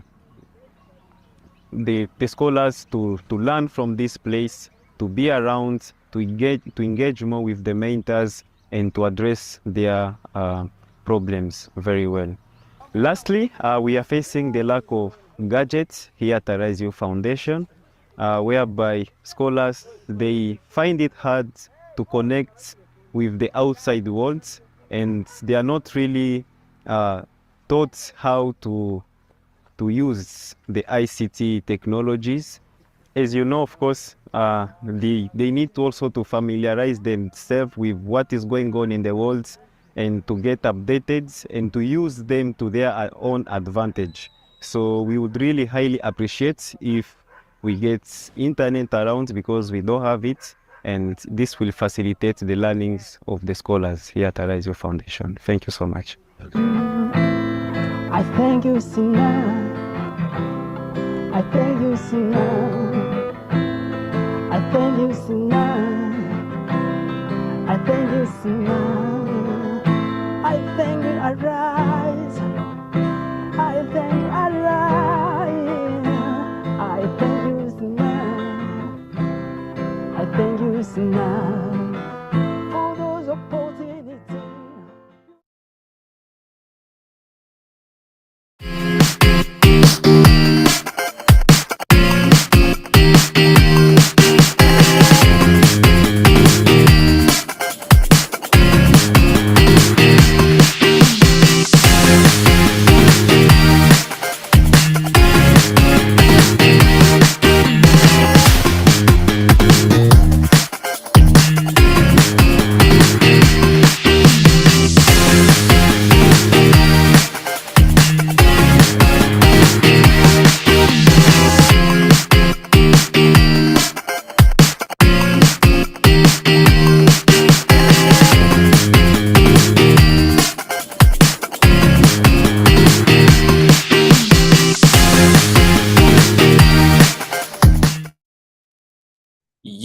Yes, welcome back from that nice tour from Arise Youth Foundation in Chaka Refugee Settlement in Uganda.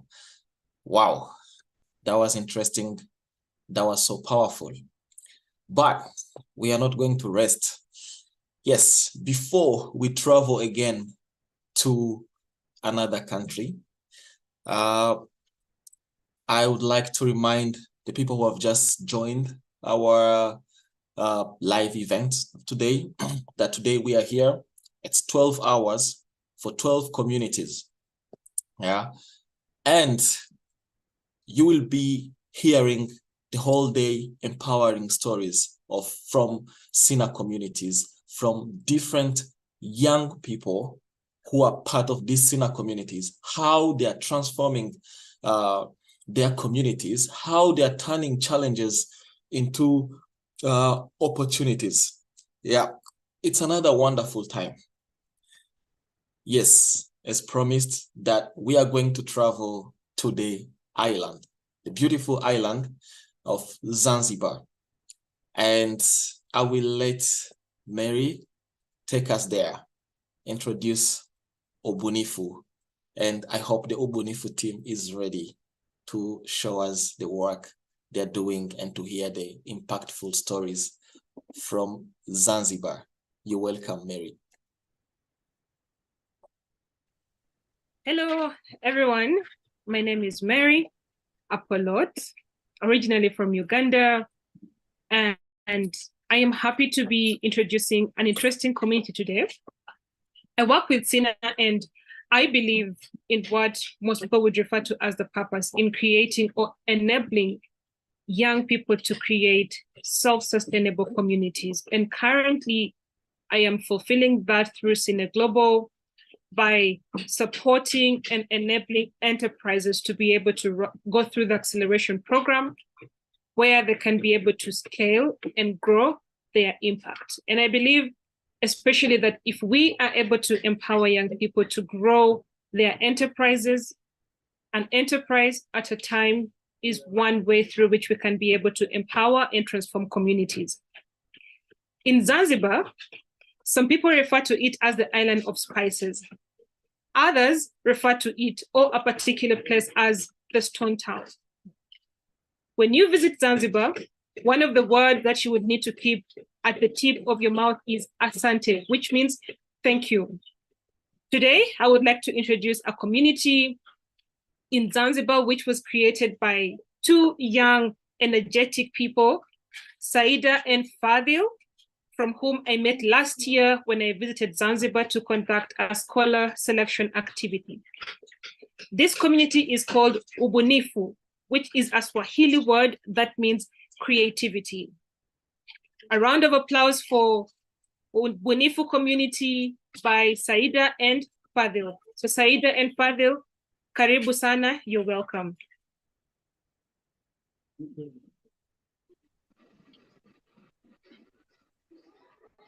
Good evening, guys.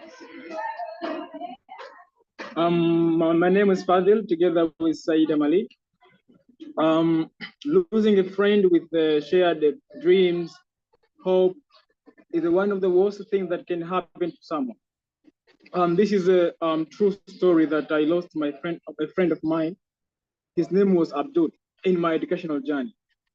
Because of lack of school fees, he dropped out of schools, and the dream of young men faded away and ended up on the streets without any employment. Since he lacked the skills that could make him to compete the few job opportunity in the country, but later I realized this is not the problem for Abdul. Even youth in Zanzibar who have finished schools, almost they don't have a job and waiting to be employed because of Zanzibar youth have a mindset of being a job seeker and not a job creators. See, this is the biggest problem and a serious one in Zanzibar. Since Zanzibar is a combination of the two beautiful islands of the eastern coast of Africa, Unguja and Pemba, and have a population of 1.8 million. While the main activities are agriculture, fishing and tourism. So for almost all youth fall in tourism sectors and believe that is the only place for them to earn something. So I teamed up with my teammate Saida, who has the same passion that I have of helping our fellow youth to be social entrepreneurs. So we got a chance to be part of Social Innovation Academy in Uganda. I'm learning theory and practice to be community change maker. So after 1 year of studying in SINA, we realized that what SINA does is exactly something that we need to bring or replicate in our country. Where the exact problem is the youth aged 18 to 30 face high level of unemployment due to limited job opportunities in the country, which lead them to engage in unproductive activities such as high crime rate, drug abuse, and early marriage. Now we have started an organization called Ubunifu, where Ubunifu is a Swahili word, which means creativity, where the organization itself called Ubunifu Foundation. Creativity is something that is really needed to youth in Zanzibar for creating their own job. It's the non-government organization and one of the SINA community located in Zanzibar at Mwanakorekwe Street. So now, as I said, we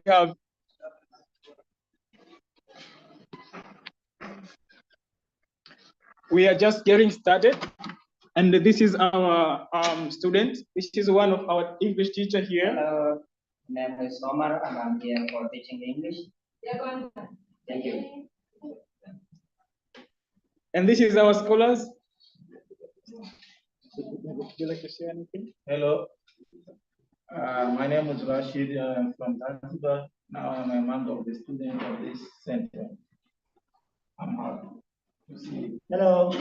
My name is Abdullah Masoud. I am a student in this center. It is called SINA Innovation Academy. So I am ready for the lesson that have been given out here. Thank you. Hello, my name is Diana. I'm a student of SINA. So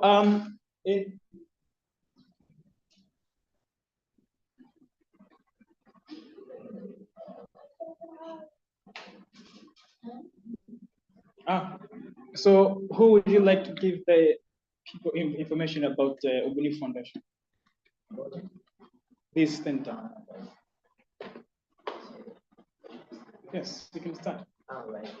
So hello, my name is Abdullah Masoud. So I am from Zanzibar.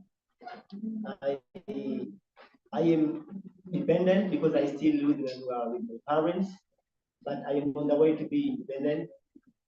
I really want to be entrepreneur, but specifically I want to be social entrepreneur because there are lots of problems that our communities facing, including poverty and environmental degradation.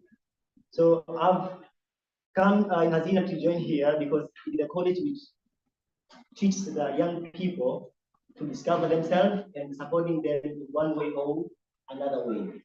I know you'll be surprised to hear that SINA Innovation is teaching the young people to discover themselves. But discovering yourself is really huge things. Even I myself was believing that I am discovering myself before coming here. But once I stepped in SINA, I realized like I don't discover myself.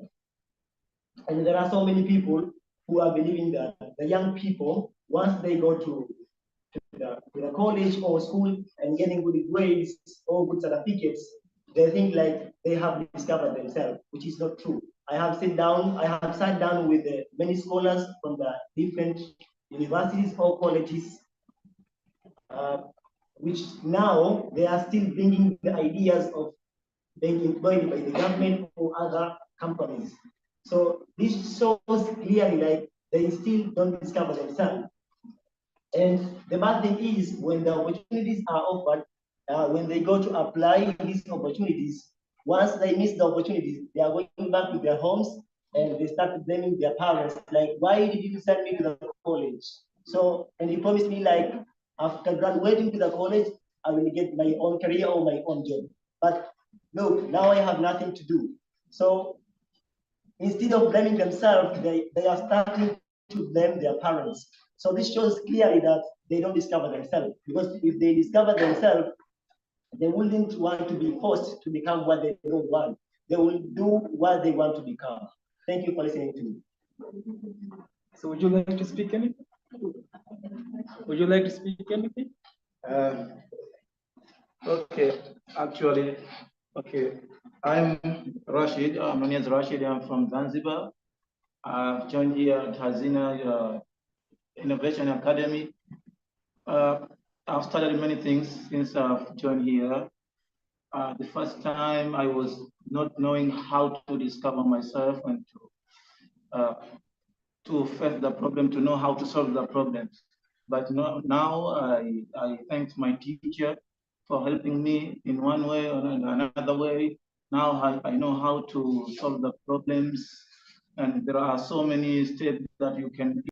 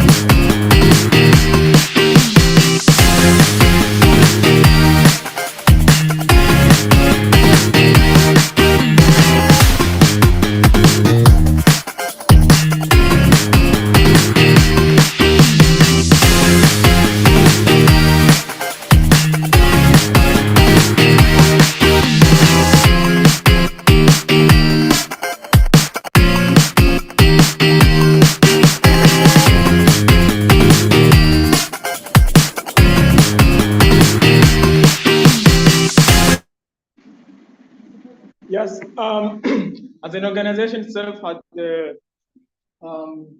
we started with 24 students, but now we have only 14. Not bad.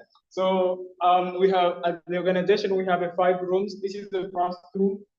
We are also preparing for scholars to come, because this is our first cohort in our foundation. So we are looking forward after 1 month to welcome the new scholars.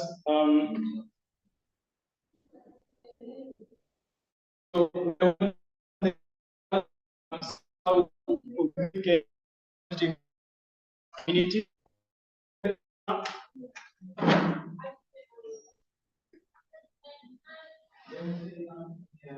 Where this room is special for for praying. You know, since 99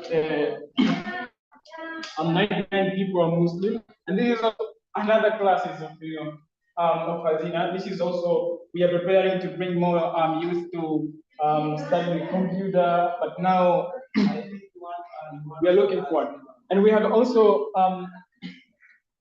this part of the building. This is also room.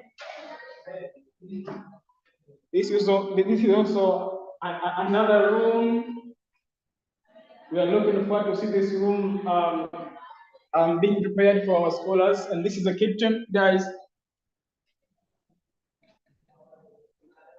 Since we do what SINA does, we have to give the scholars breakfast and lunch to see how they can be more active when we are giving them a session. This is our store, and now we are going to the outside of the building. This is an open space, as you can see there. Since we are just getting started with our new scholars, we are looking forward to see how they can use this place to do what they wanted to do. Another space is this one. Our scholars have planted the vegetable. As you can see, it's called spinach, and this is one among our creativity that our scholars does. This is a plastic. This is a plastic. So they use the plastic. They cut a plastic bottle, and they planted tomato, as you can see. So this is one way of reducing waste from our community. And we have also the last one here. As you can see, this is also an open space. So we didn't do anything until we see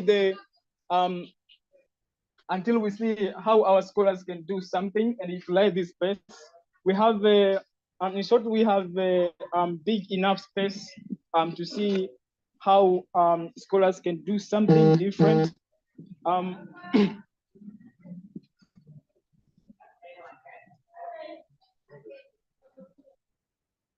We have also this one, an open space. So as the organization itself look like this.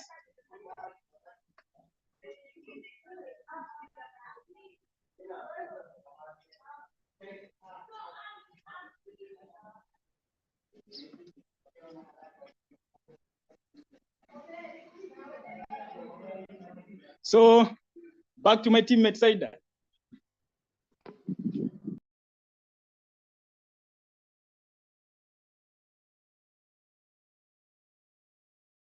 Unmute.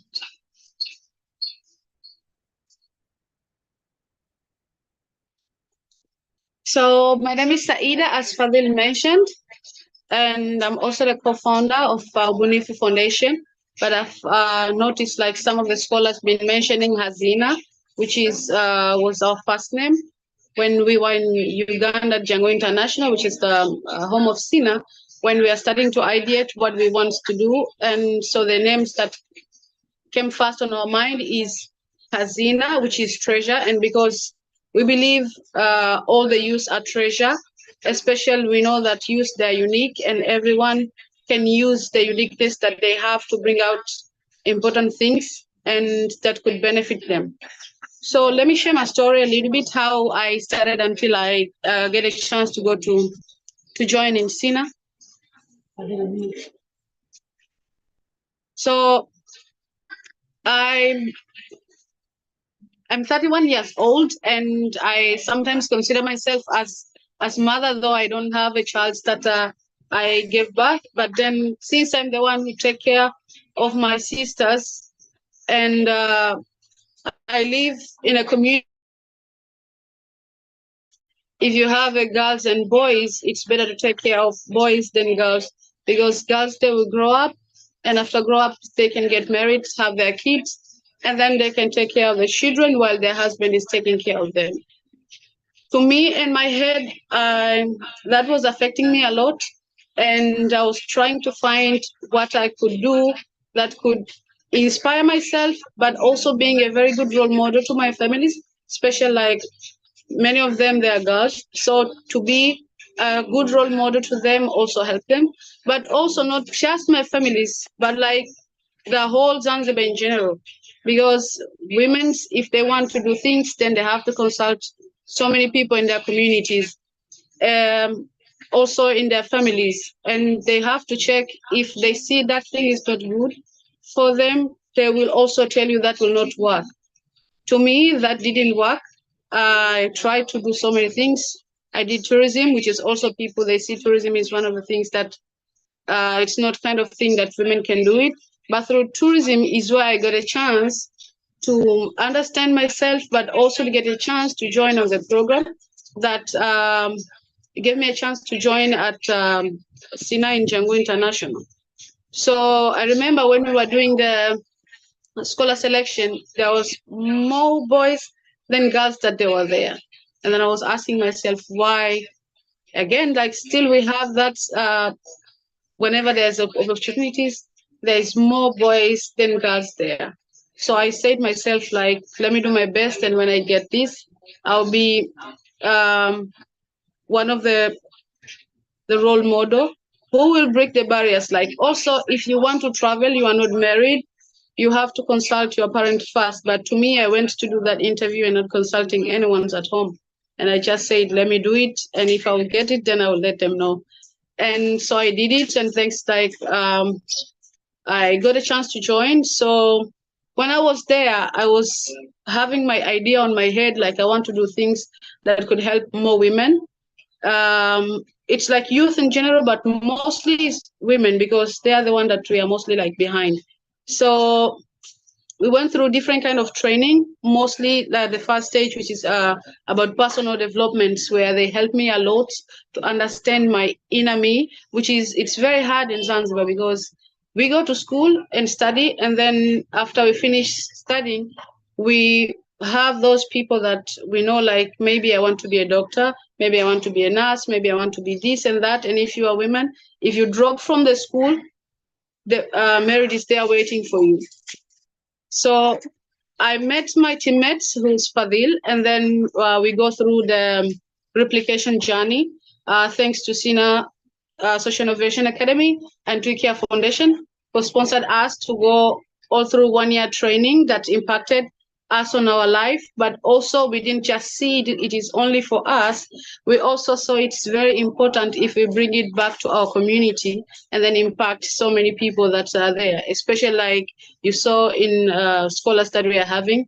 We have now more girls than boys, because we want to empower youth in general, but many of them, they are women, because they are the ones who are having a problem of getting opportunities compared to the boys. As also Fadil mentioned, like tourism or like services in general contribute over like 51%. And then we have industries, which is contribute 20%, and then agriculture also contribute 18%. But still people, they don't get enough knowledge that could make them to employ themselves. The knowledge that they are having or education that they are having is mostly when they finish is to be employed by someone, but not like having a mindset like we have a land, I could use it to produce crops and use them. maybe I can come out with my own ideas and do the enterprises. But also many people who are having the enterprises, they only think on themselves. So this idea of bringing the replication, I mean, to replicate the SINA model in Zanzibar, it's going to help so many people, because many people, they only think themselves like, I do business, I benefit myself and my family, but we don't look at other people, how they'll be benefit. So through the social entrepreneurship journey that they'll be going through, they'll get a chance to understand themselves, their inner part, who they are, and what they want to do. But also they will start thinking of other people and the environment in general. So we will start having the change maker who will not think like, in order to bring a change, somebody else has to start. It's the change maker that are thinking changes are starting with me, and then the other people, they will copy from what I'm doing. Though like in youth is like explaining to them to understand, it's very hard, because they're seeing like we have tourism and then everyone wants to engage in tourism. Again, we are trying to find a way on how they could utilize the tourism opportunities that we are having it to be in a sustainable way, but also to come out with their enterprises that could benefit them, their community, and the environment in general. So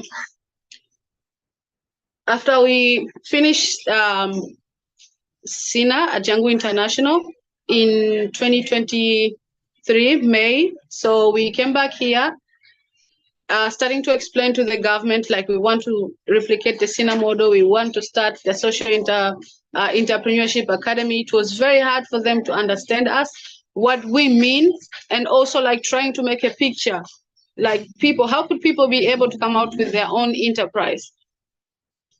They only like understand like, okay, you train people and you give them exactly what to do. And we told them like, everyone is unique. And we believe like, it's just us, we need to work together and use our uniqueness also to ask our inner us what we want to do, and then come out with ideas and then bring out the enterprises which will bring impact to the community. Where here at Ubunifu, we believe every youth is unique. And then since we are having the model from SINA community, which is free responsibility, where everyone is free to decide what they want to do, and they can also use their freedom in a better way to make sure like they're helping each others, and they don't bother like when they're using their freedom, they don't interfere other people. But also I'm someone who believes in Ubuntu, so it's kind of a system like we need to know like you are existing because I'm existing. So it's not just about people, it's about everything that are surrounding us in general. So we're also trying to understand them how we can live together, where we envision at Ubunifu Foundation, we envision a world where young people, especially women, they are passionate, financially independent, and live their dream, also creating their own job, and also help others to create their jobs. How they'll be creating that is through their enterprises that they will come out with, and then they will be able to employ other people, those who are not employed.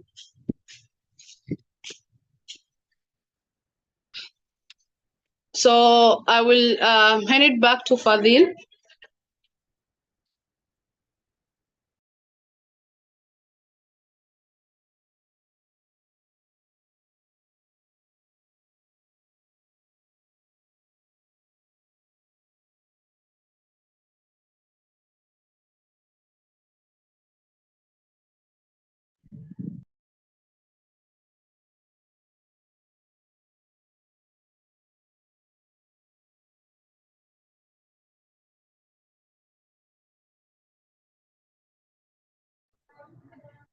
Yeah, hello guys.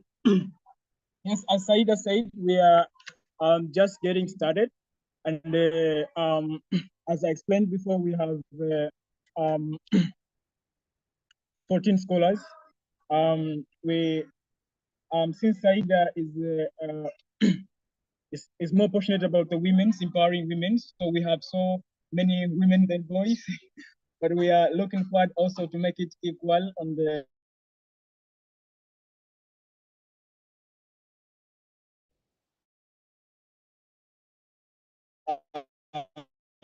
next month in January. Back to Saida.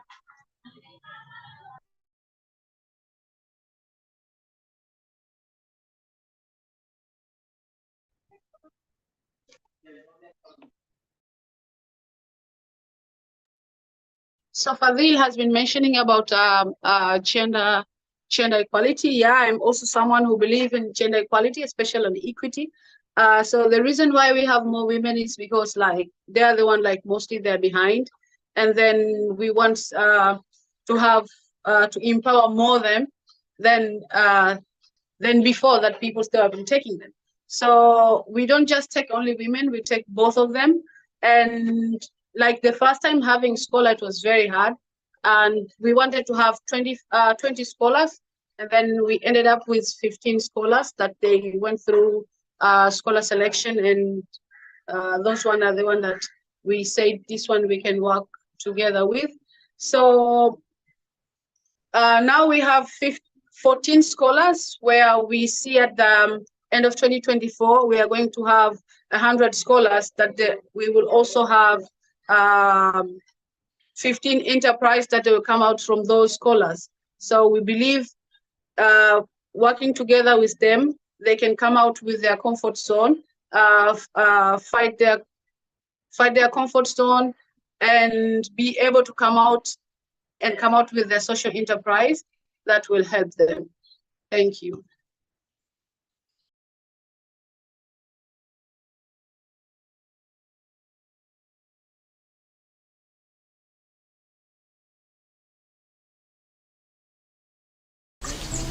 My name is Fadil Othman. I'm from Zanzibar. I am 23 years. Hello everyone, my name is Saida Malik. I'm from Zanzibar, Tanzania. Hello everyone, my name is Ruben Andrade. I'm from Cape Verde. I have 23 years old. A lot.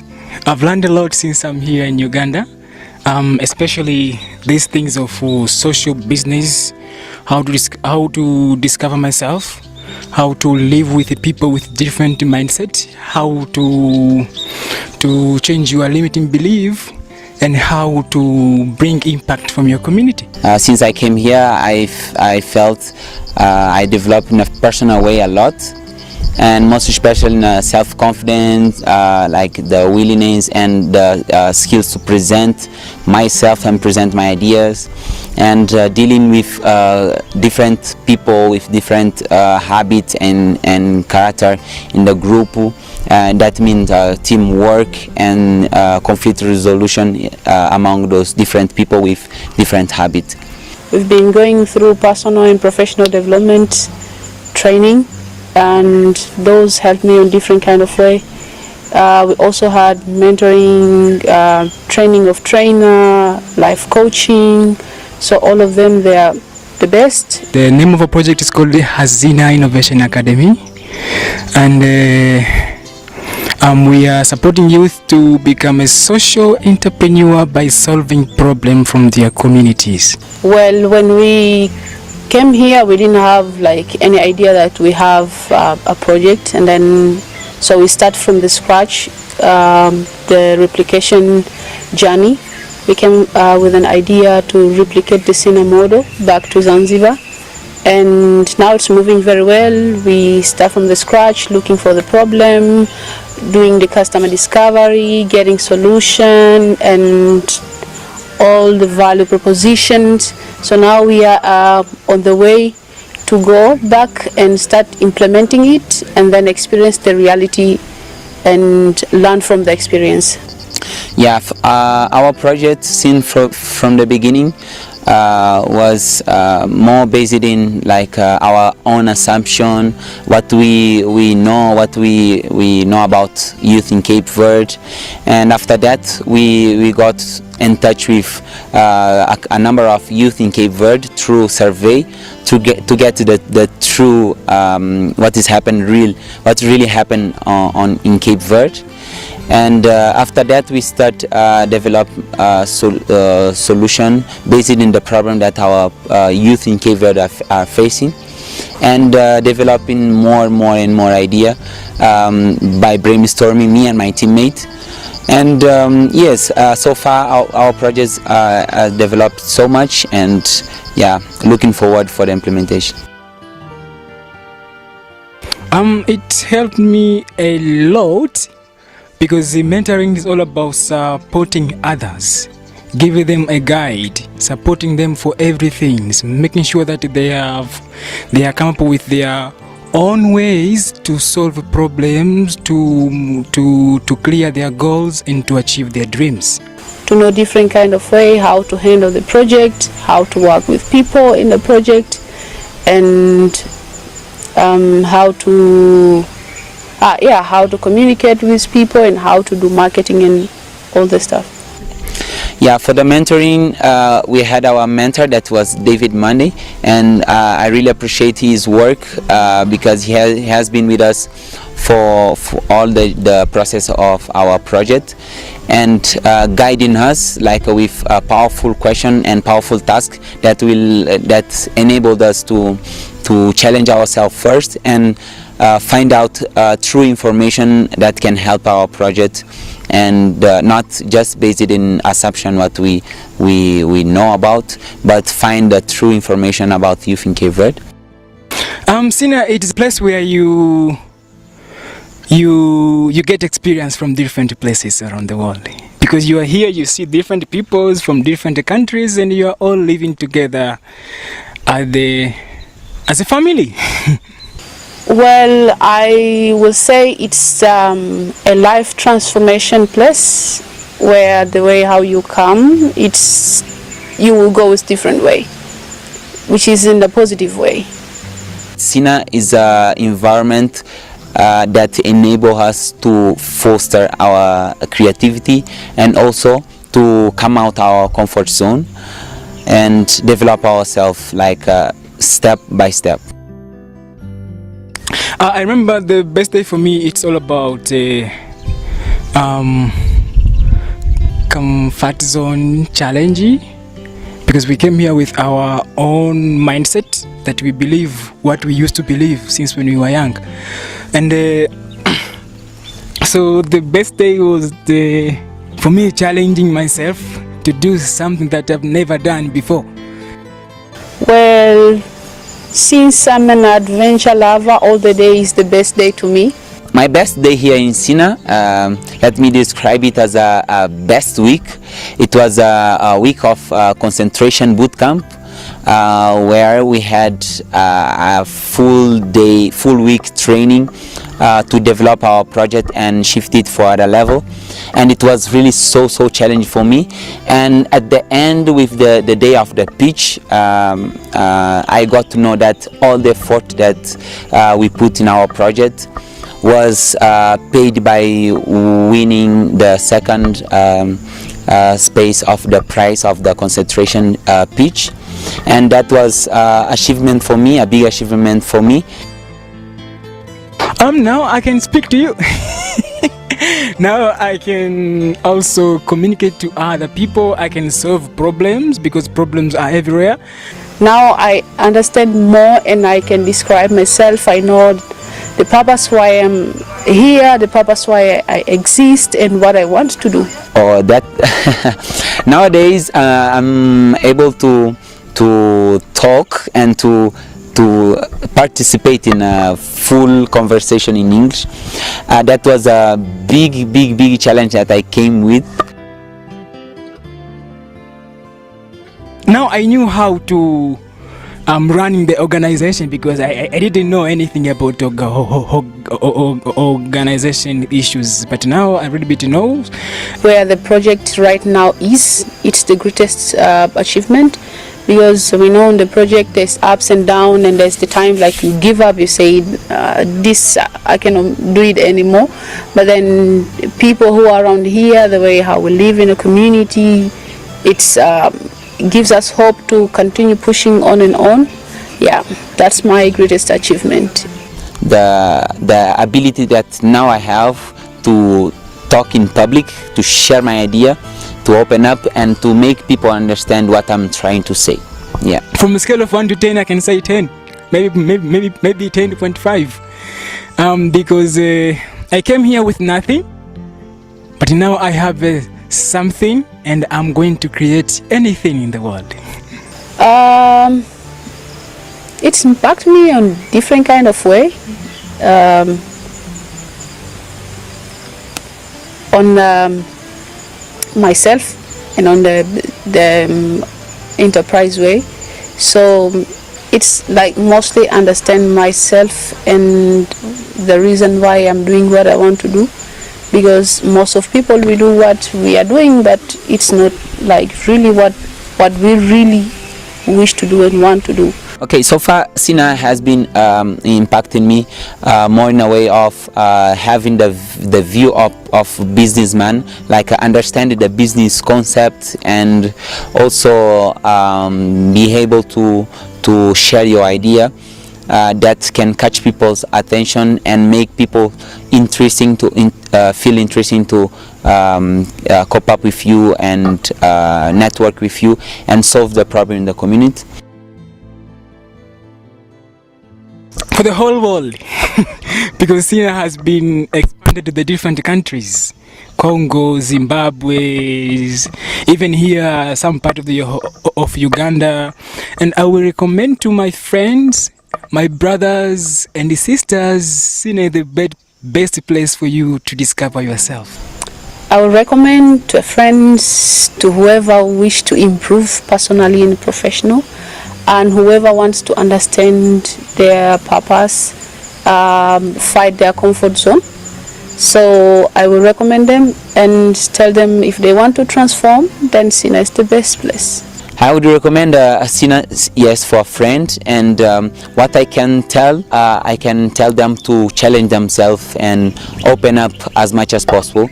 That this environment is a full environment for learning and sharing. Yeah.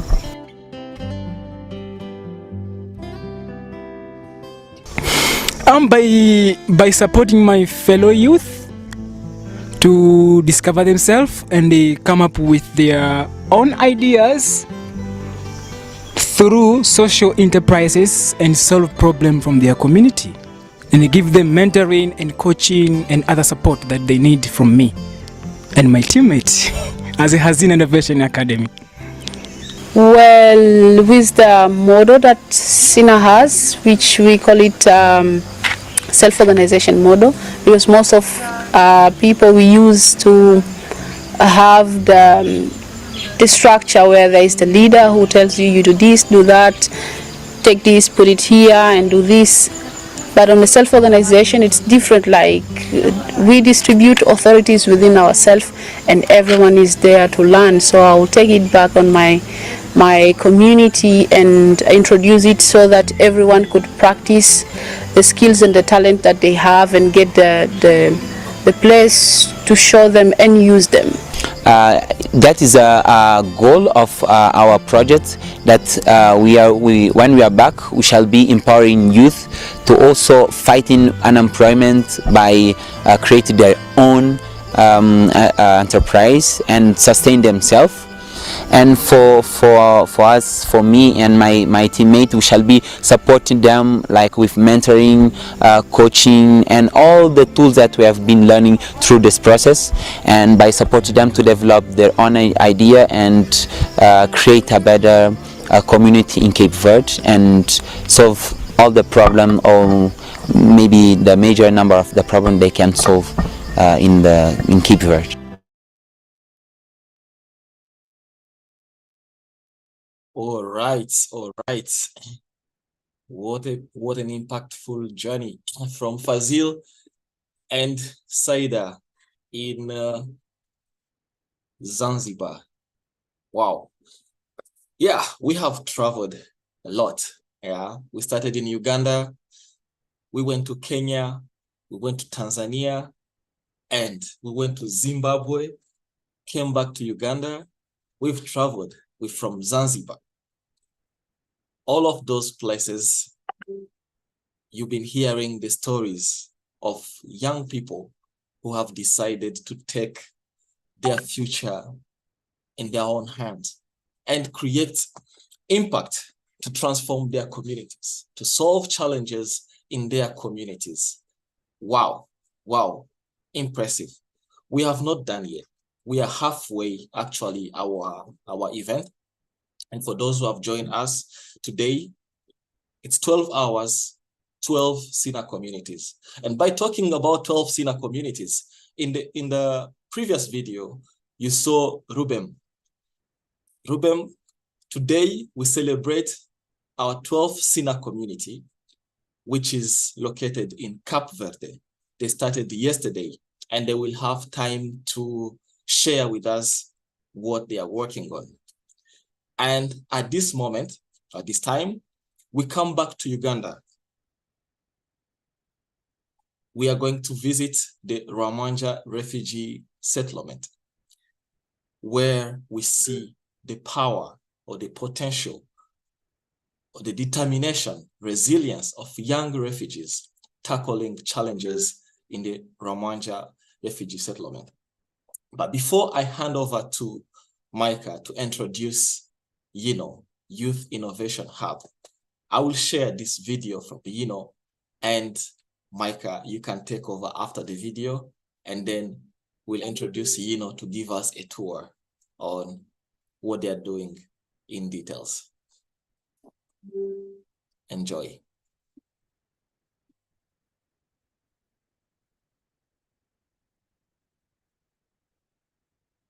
My name is Benjamin Avunas, the founder of YINNOH, Youth Innovation Hub, and we aim to empower young refugees and women to develop leadership and essential components of life, and to help them to discover their potential and turn them into social ventures that propel them in the refugee and host communities.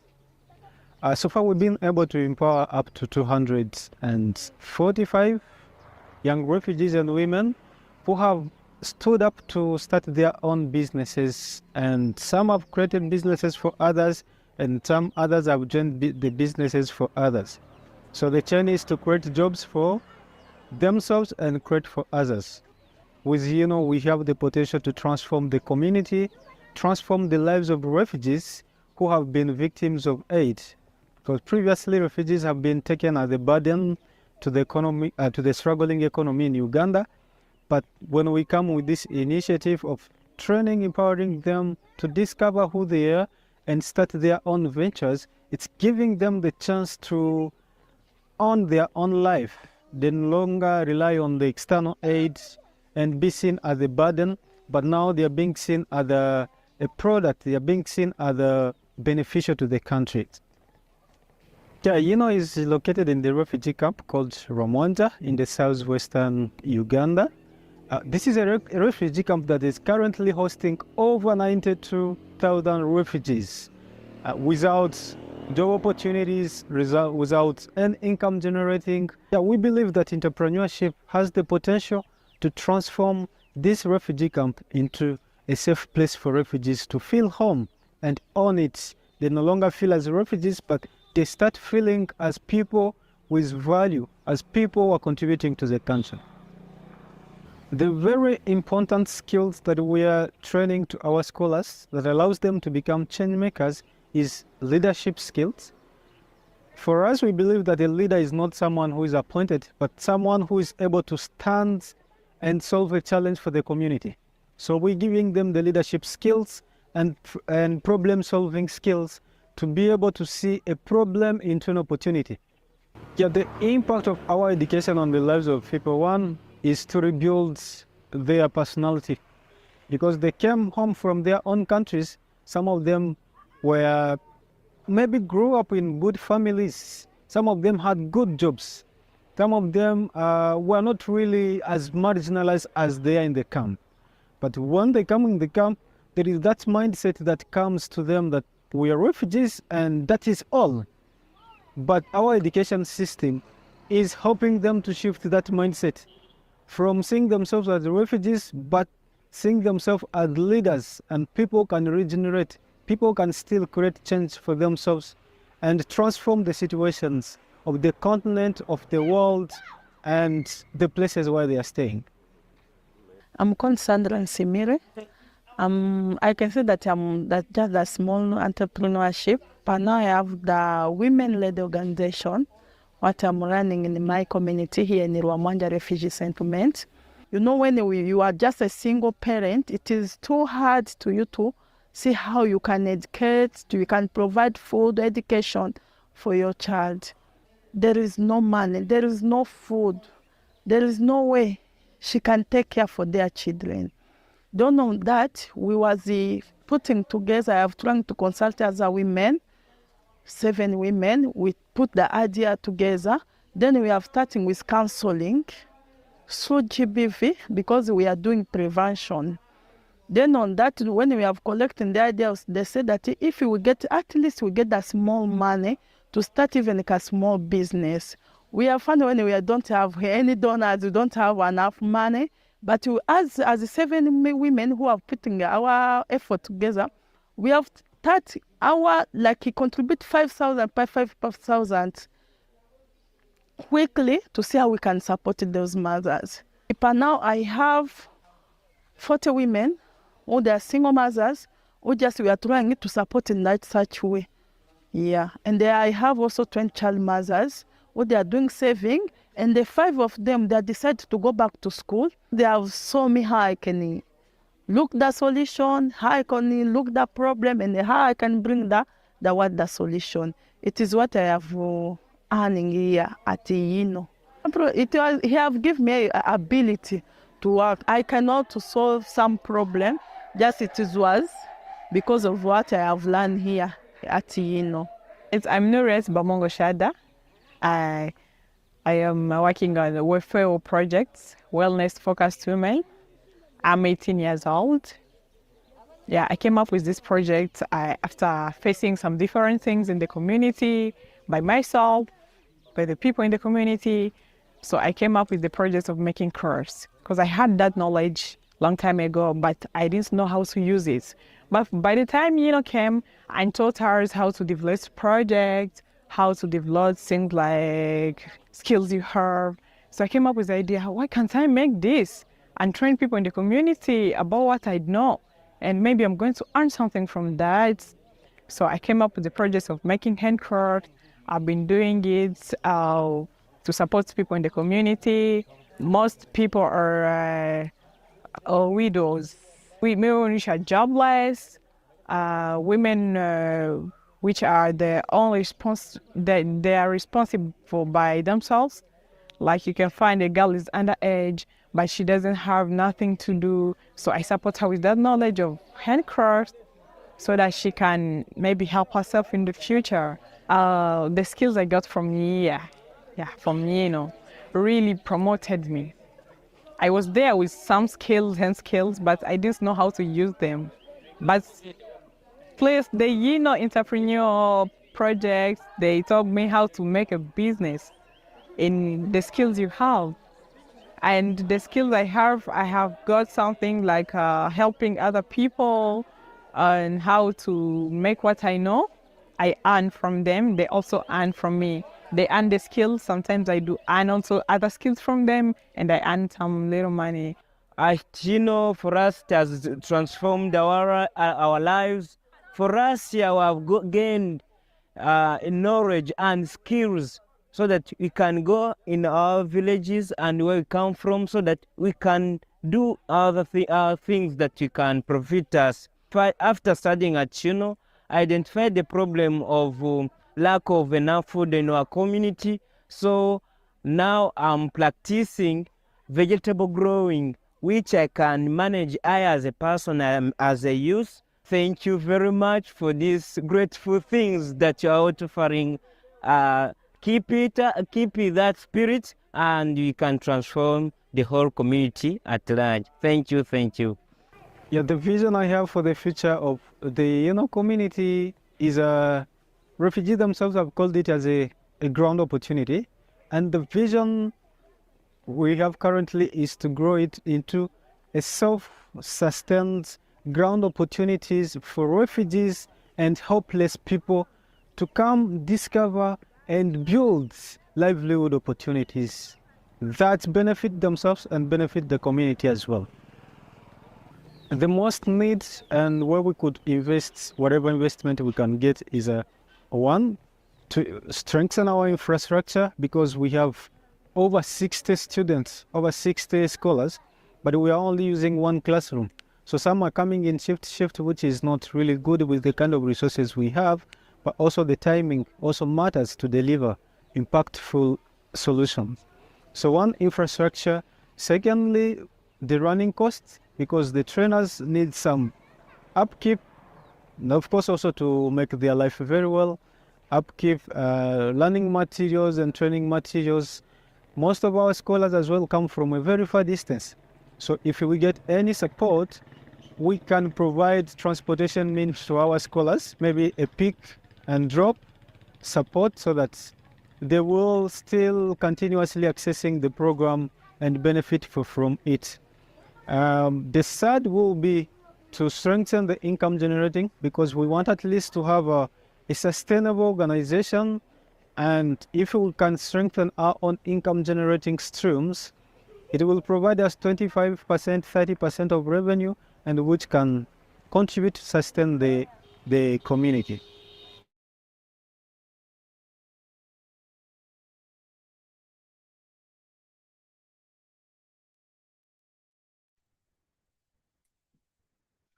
Wow, wow, wow. You know, it feels nice when you're watching a video from a place that you've been before. So while I was watching that video, I was having memories of the time I visited Ramwanja refugee camp and the amazing work they are doing. So good morning, good afternoon, and good evening to all those that are live streaming this event.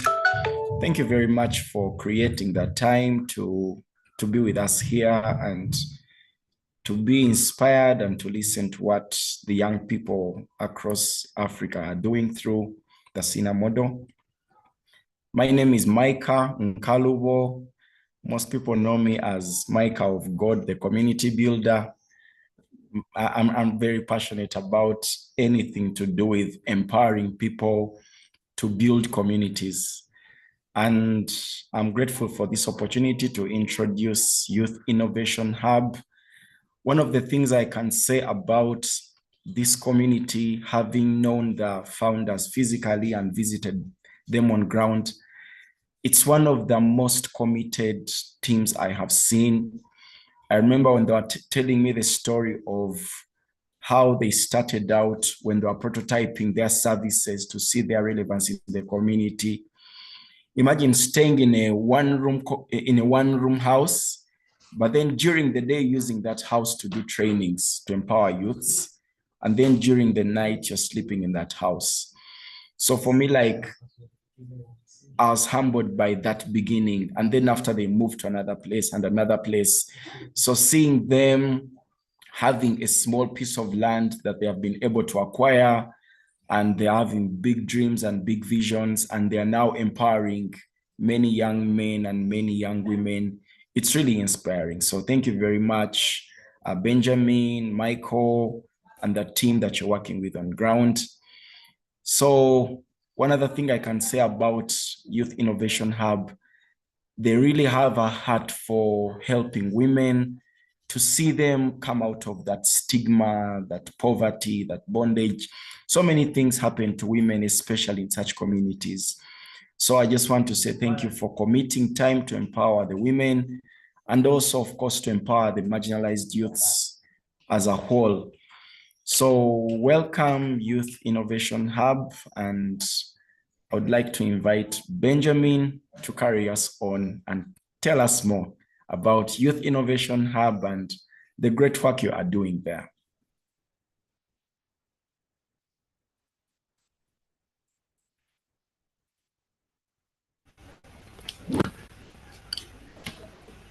All right.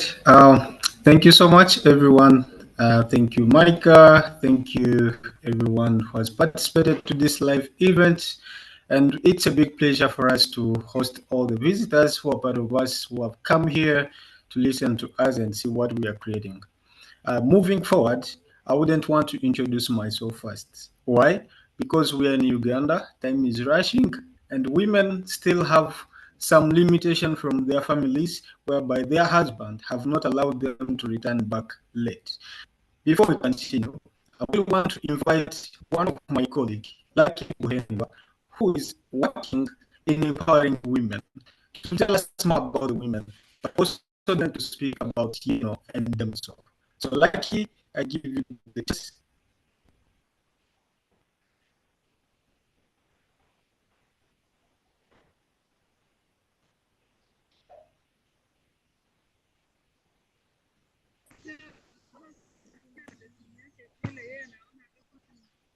Okay, thank you so much.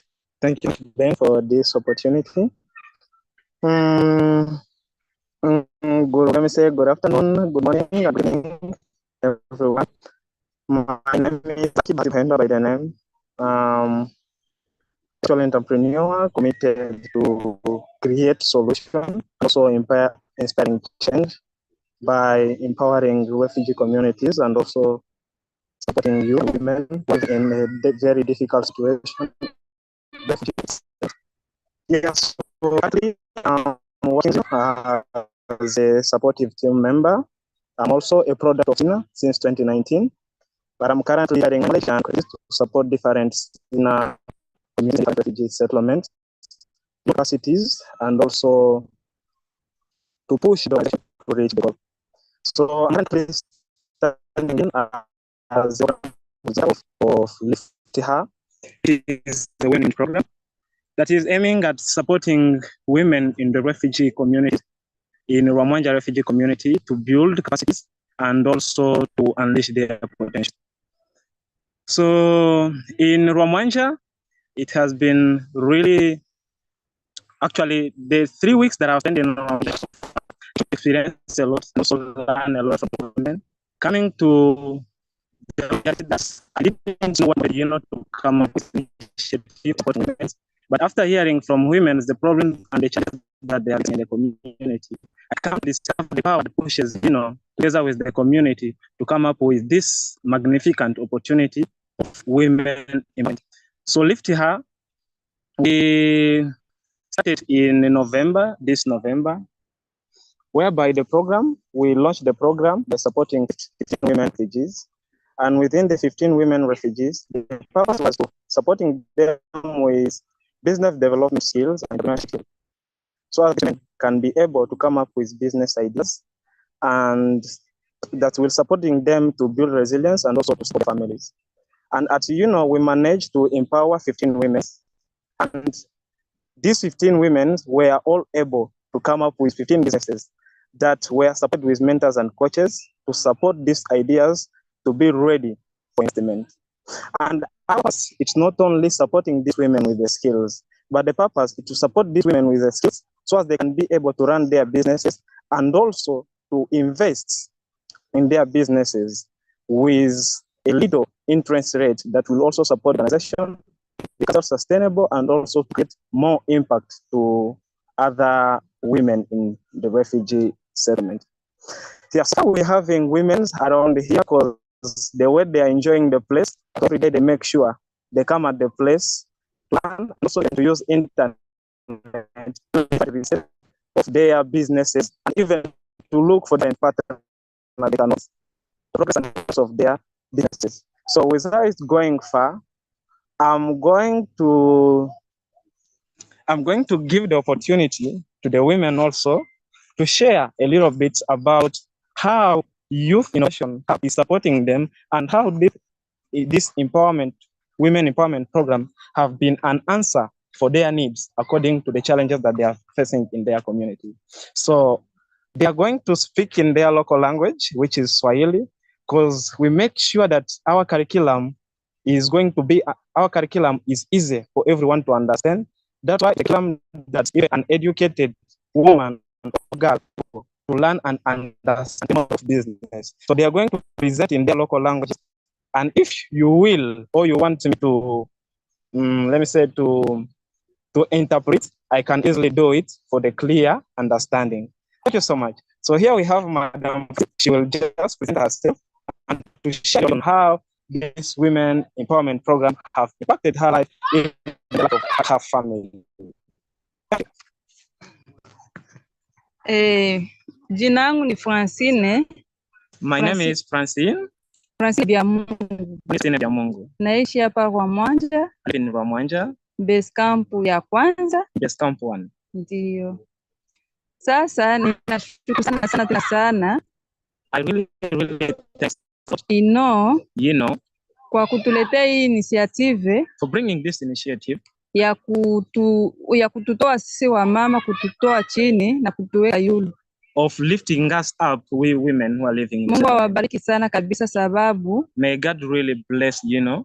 Hii program inaona itatusaidia sana si wa mama. This program is going to support us a lot kwa kuendelesha business yetu, to grow our businesses. Kwa kweli tulikuwa tunafanya business. We've been doing business before. Mimi nafanya business ya kuturuza chips. I do a business samaki and even fish na avocado and fruits like miwa, avocado, everything. Lakini tulikuwa tunaturuza vibaya. But we have been doing these businesses as people who are blind. Kwa kisi tulikuwa na vituruza vibaya. They all have been doing our businesses. Kutokana na hii mafundisho yenye YINNOH lituletea. Because of this program that YINNOH brought for us. Hii mafundisho natusaidia sana. This program has supported us a lot. Inatuongezea ujuzi ya mingi sana. It has given us some knowledge. Inatupatia modele ya mzuri sana. It has given us a model that we support our businesses. Defasoke hii modele natupatia. In the way that if we put all whatever we learned from YINNOH practice, itatusaidia sana really help us to grow our businesses. And up to when we will grow and to grow again kupitia issue because of this. Yani tulikuwa tunachanga vitu, been doing things in disorder. Hatukuwa tunajua gisi ya kuanzisha business, without knowing how even to start business. Gisi ya kuongelesha customer, how to talk to customers, gisi how to reach our customers.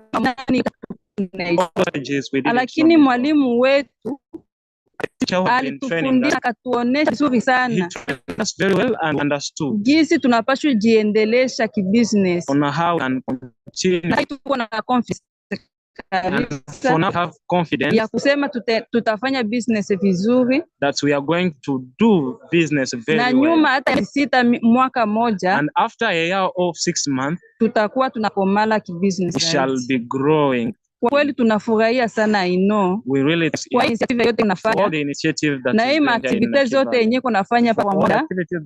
Mungu awabariki kwa kusimamisha community for standing, Mungu awabariki tena, supporting our community. May God bless you. na tuletea ya kutusupport, and this activity of supporting Mungu awabariki sana, wasubiri sana tena kwa hamu.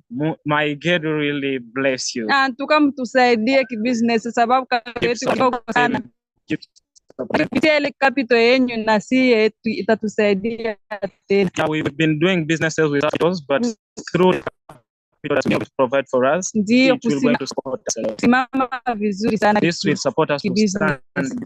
Ndio, Mungu awabariki sana. May God bless you. Thank you so much. This is the little that I can share about the impact that YINNOH is now creating in refugee communities by supporting women. And now we have more even than 20 women who will share their story testimonies. But I don't know if time will allow us to go through. But if you're still willing to hear another experience from the women, you can allow me to give to the last one, and then we continue the program.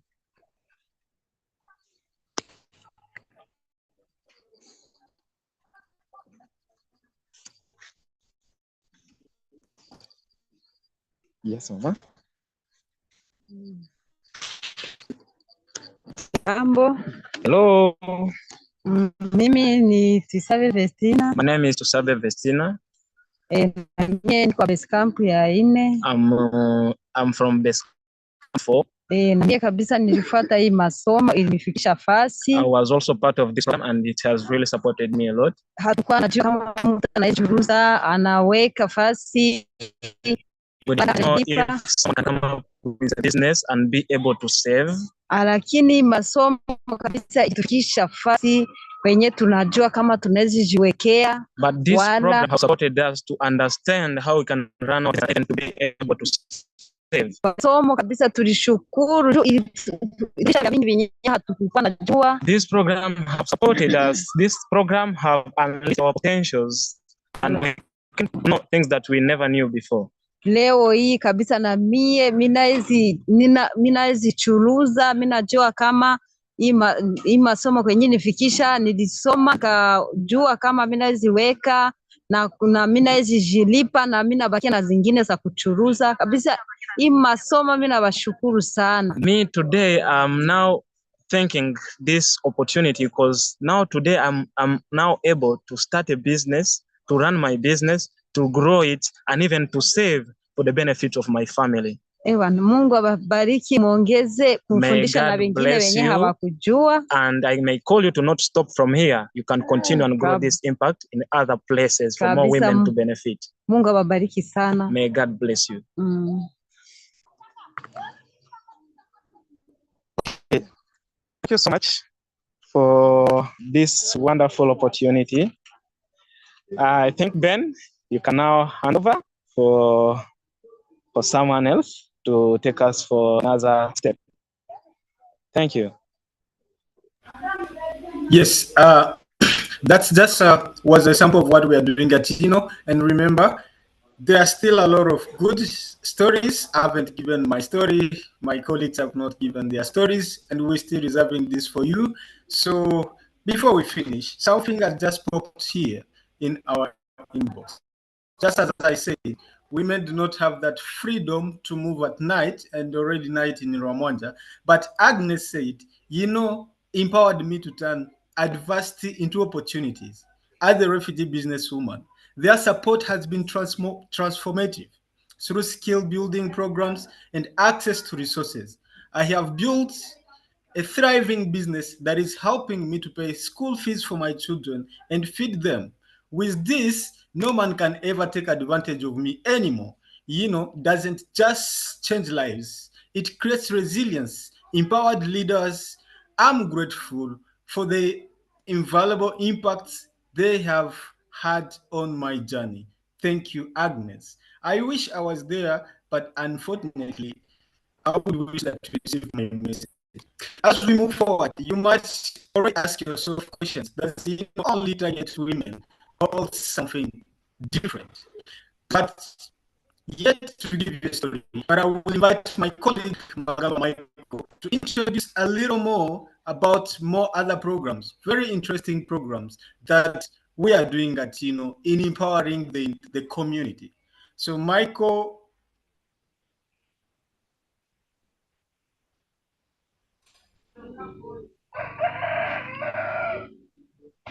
Hi, I'm glad to connect with the whole world and everyone who's watching me right now. Let me say good evening or good morning to anyone around the world. By names, I'm called Magamba Michael. I'm the co-founder of Youth Innovation Hub, and I'm leading empowerment and finance at YINNOH. I happened to join SINA. I was once a scholar of SINA, whereby I had a vision to support marginalized communities in Uganda, both the host community and even the refugee community. I happened to connect with Benjamin at SINA, whereby he shared with me his vision. I was much interested so that together we can create a lasting change since we are having a similar intrusion together. Currently, as we began, in the first place, it wasn't easy for us in empowerment stages. So in our first cohort, we began it in 2021, whereby we did a prototype of our service in the first place. We began with 10 scholars in the first place. 8 happened to drop out of the program. We remained with 2 in the program who teamed up and formed up a project called Evida. So I will also invite one of them before I go ahead to share about the impact. Let me invite one of them who's still in the program and who's co-founding Evida to share with us about Evida. Charles, you're welcome to tell us about Evida before you continue.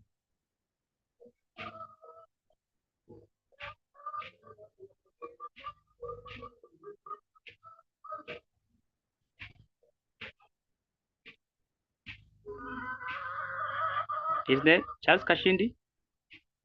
Oh, yeah, okay. Has not been able to turn up. I don't. So Evida is a non-profit. Yeah, yeah, Charles. You can share with us about Evida. Okay. Thank you so much, Mike. Good evening, good morning, good afternoon. I'm called Charles. I'm a YINNOH fellow. In 2021, I joined the YINNOH as a scholar, whereby after graduating, I came with an idea to start Avida, which is going to engage other youth around. I was just there struggling to get a job. Since I came in Uganda, I tried many times to look a job, but I did not get a job. From there, after joining YINNOH, which is empowering younger refugees to become social entrepreneurs, and I started Avida as my idea. I started Avida, me Charles as a founder and the two co-founders. Out of 100 in Rwanda refugee settlement, students are not 40% are not access secondary schools. So from there, I came up with this idea where those younger youths who drop out the school, such that they can start agri business. Right now, Avida, we have 2 schools where we are running our project for agri clubs at schools, which are going to support other younger youths in agribusiness. Also, it has been pleasure to them, where by now they have knowledge how to grow the vegetables at schools, and they have the skills. Via Youth Innovation Hub, we have impacted to run our skills and to practices the skills we have gained at YINNOH. We have trained many things at YINNOH, whereby we found that even if we are refugees, but we can do more things. So that mindset that we can't do this, we can't do this, but we have tried to be trained by Youth Innovation Hub. So from there, we thank Youth Innovation Hub. Right now, we are able, even I joined the Youth Innovation Hub when even I can't speak any word in English. But now I can be able to speak in English, and I can be able to speak even in public speaking. So that is why I appreciate Youth Innovation Hub for this impactful. Also, I'm going to share about the internet, where here at the Youth Innovation Hub, we appreciate our partner SINA. We are now able to access this internet, and right now we are able to communicate with our families, which are in DRC, Zambia, Malawi. Now we are accessing this internet, and in the future, we are planning to expenditure this internet such that it can host out of 100 people in the community. And here I have one of the community members who is going to share about this internet here. Yes, good morning, everyone. My name is Amani Chananga Frederick. I am among people that are benefiting from this connection for internet network. What I can say is that we are very happy and we are proud of it, because this is the first time we see this kind of project here in our Omanja area, and it is something very, very great. What I want to talk about is, first of all, education. Therefore, we start by education.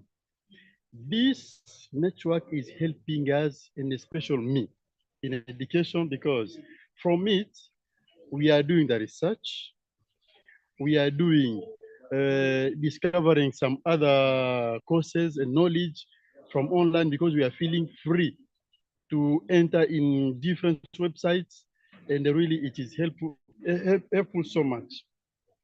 In terms of linking families, I'm no longer feeling myself alone because I can be connected to my brother and sister from far from me because I am with the network.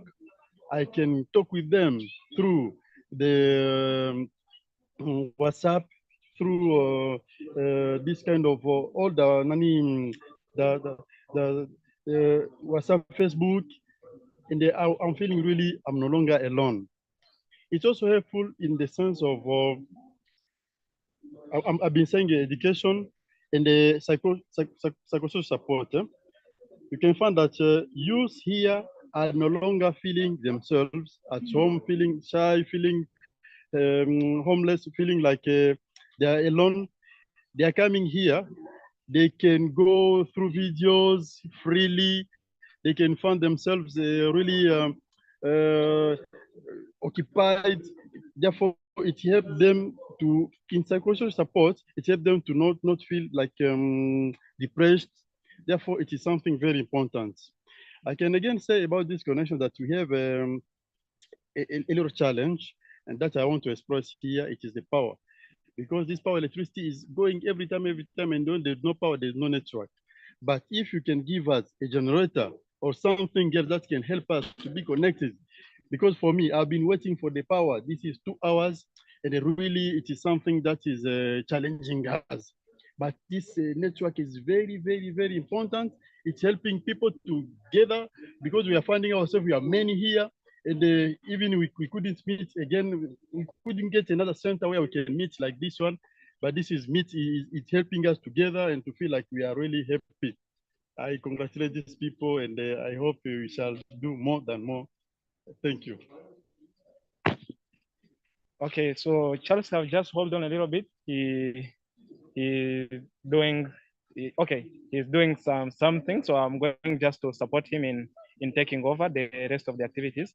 So apart from internet, we also have courses of ICT whereby you are coming each and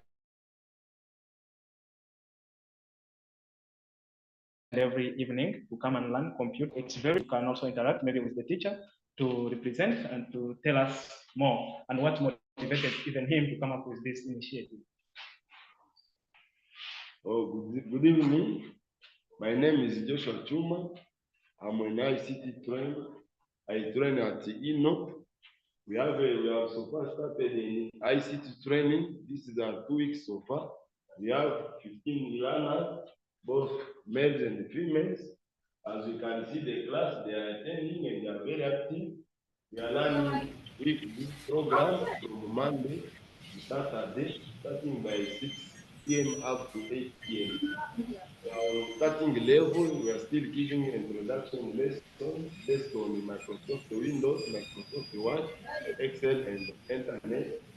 And we are lacking some of the tools. Actually, the tools we are using, they are not enough. We are lacking some of the computer tools and the other materials to support the training.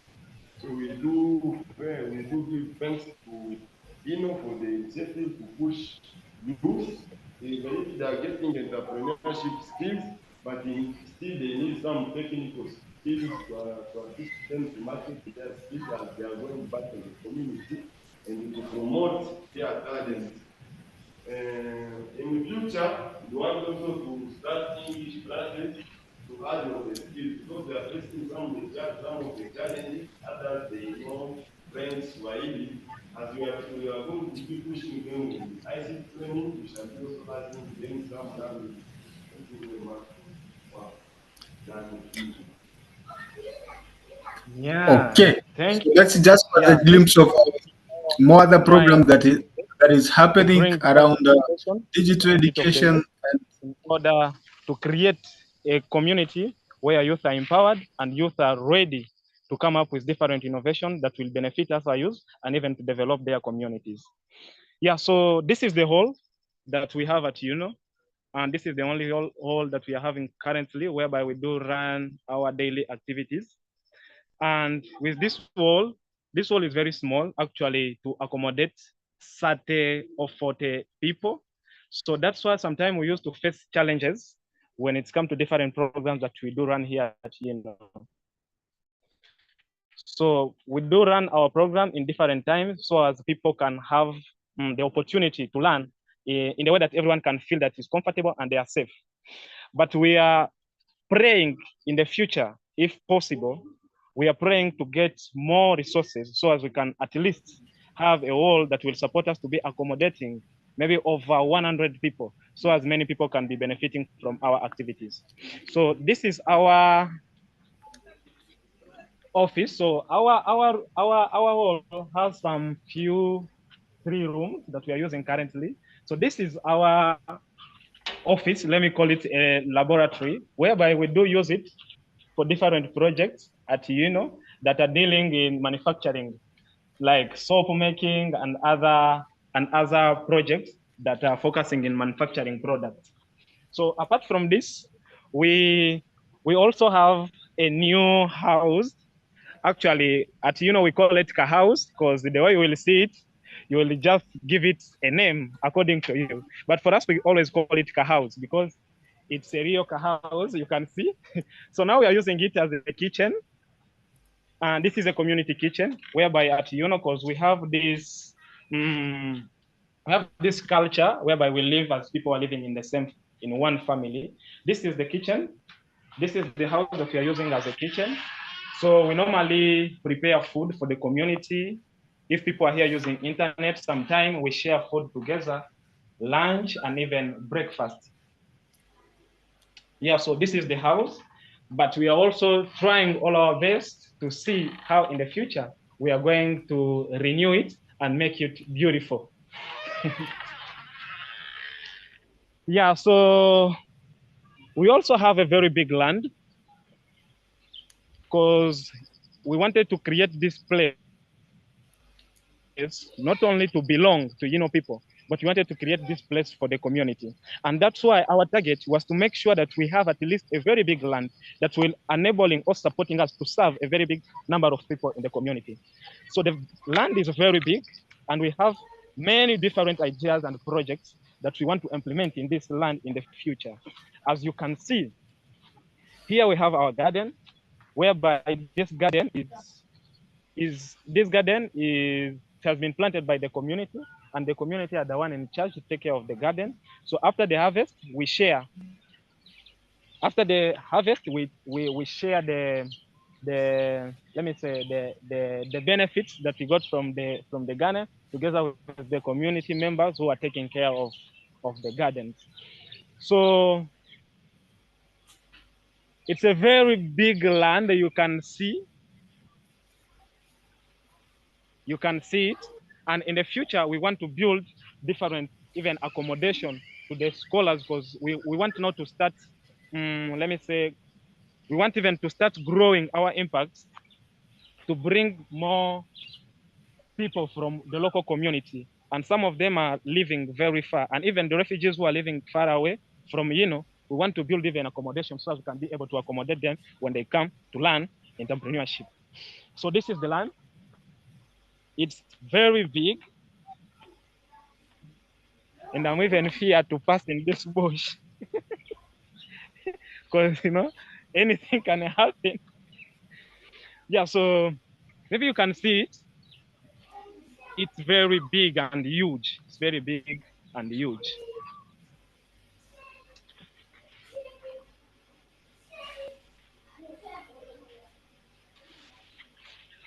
Yeah, so we have maize. So next time when you come to visit us at YINNOH, don't worry, we have maize. You will enjoy.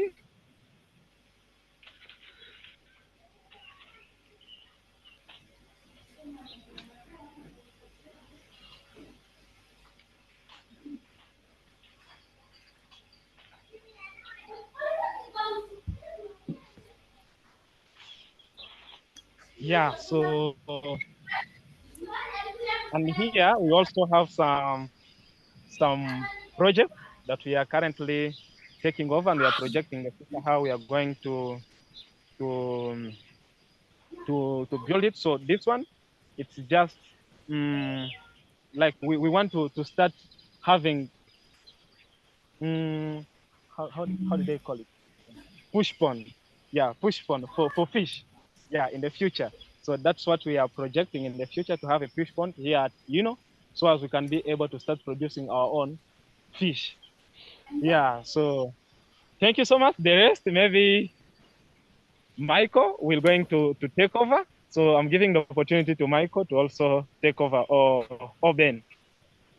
Yes, before Michael takes over, I want to speak something small on the fish pond. YINNOH is a community-led organization, and we want to make sure that YINNOH serves the community. So the land where my colleague Lucky has taken you, what has been showing you of water, it is an opportunity that YINNOH, again, we want to turn into opportunity for the community members, whereby we want to fight the food hunger, because Rwamwanja, it is a place which I will give a story about, but for now, it is an opportunity that we are going to use. That's what we're going to turn into an opportunity for the community to have more food, because there is lack of food in Rwamwanja. No agricultural opportunities are very less. People can practice agriculture, but the productivity is very less. So we want to use the water there to get fish and sell that to the community to increase food accessibility in the community. So before we continue, I would also want to give you now a short story of how everything started. Going back to 2017, when I was forced to leave my country of the Democratic Republic of Congo, and I was forced to come to Uganda as a refugee. In 2017, after my third year university, graduating from university, I wasn't able to get any kind of job in Uganda. I started moving from one camp to another one.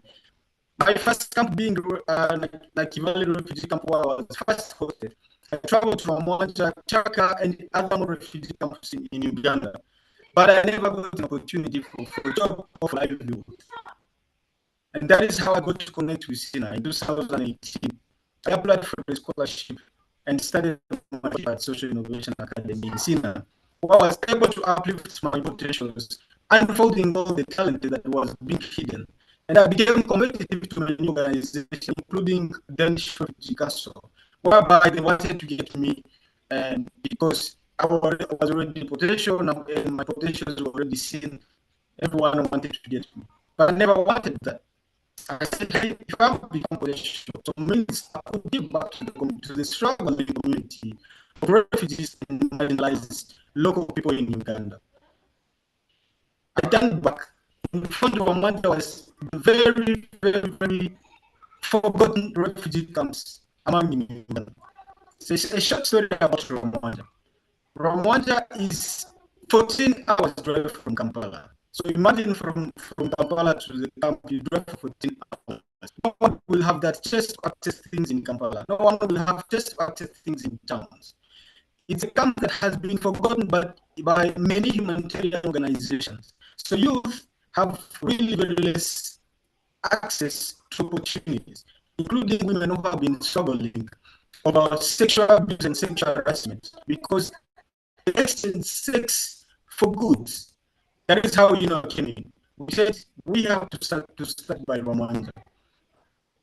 Our program has been growing over the time. We started with the Youth Idea Spark program, which has been empowering the young refugees or the youth to turn challenges into opportunities, whereby they had to create social enterprises. And right now, we've been able to over 300 youth, and over 15 social enterprises have come. My colleague Michael will still present more enterprises, but I will certainly highlight a little bit.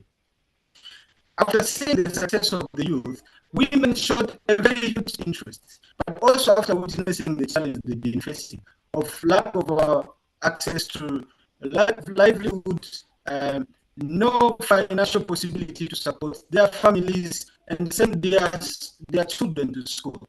So we called the community and asked, what can we do? And that is how our program came to life, that women have been testifying about.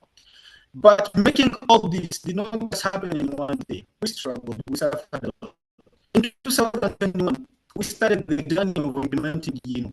We slept down on the floor and we ate just like animals. I wish I was able to show you one picture. I don't have a sharing option, but I will share. Maybe next time or on our social media, anyone interested will be able to share the visual of what I'm saying. But just this is a real story that we slept down on the ground, sleeping on one bed, 5 people, and the entire team. But we could wake up in the morning, go and train and make sure that we're driving trains, just as Micah introduced us. In 2022, we happened to start building our first hub with churches, and we strongly appreciate the support of SINA, and everyone has witnessed the support that SINA had rendered to youth, to marginalized youth, to give them a new identity from what they are. And now today, before I bring my last point, I would invite Michael to again highlight more or invite more entrepreneurs to speak about what they're doing, how has been their journey, and how they are projecting their future.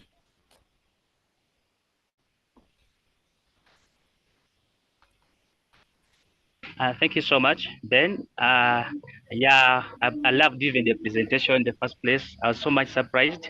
Charles to speak this English in just in a period of 2 years. The person who came in Uganda without speaking in English. So this moment, I'm going to invite Grovity Project, yeah, to speak about the hustle, the one who's the founder of Grovity. Yeah, you're welcome.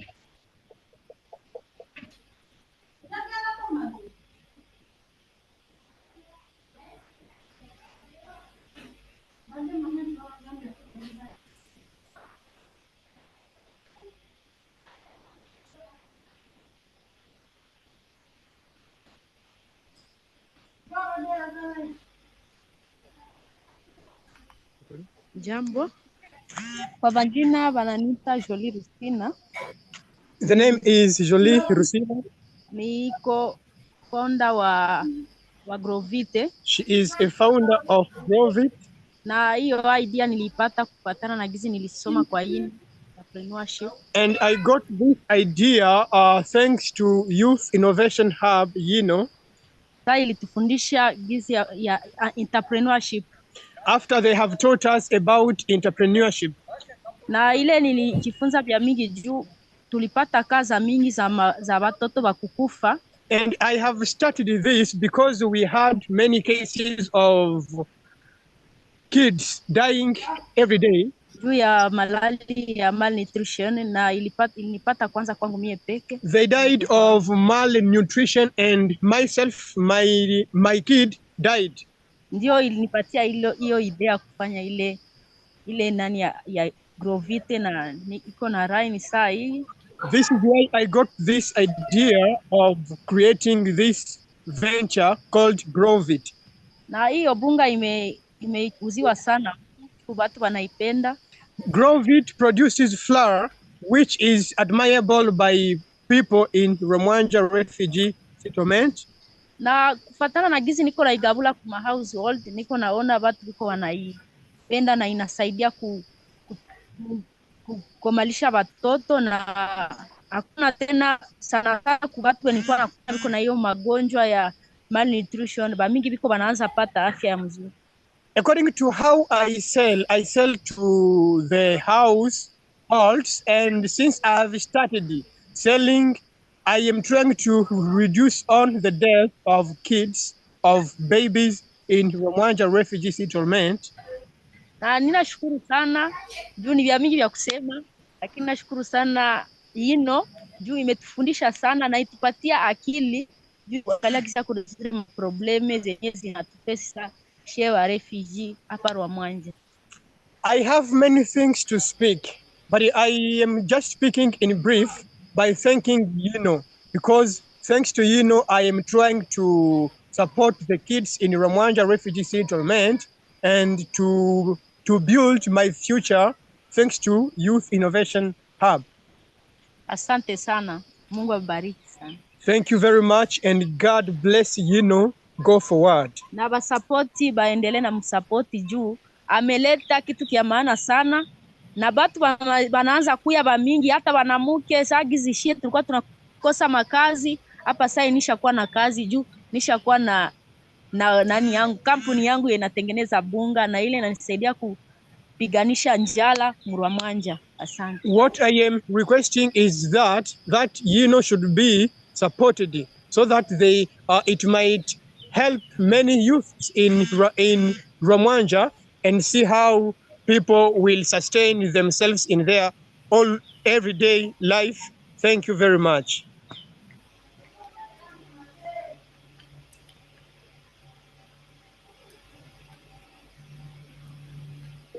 Thank you so much, Jolene Lucine from Grovity. Thank you. I appreciate your time and your presentation. So in this moment, I'm going to invite the project also is part of, in ideation stage, but it's still in the premature stage. I'm inviting Antimos. Yeah, you can tell us more about you. Yes, host, benediction, you're welcome.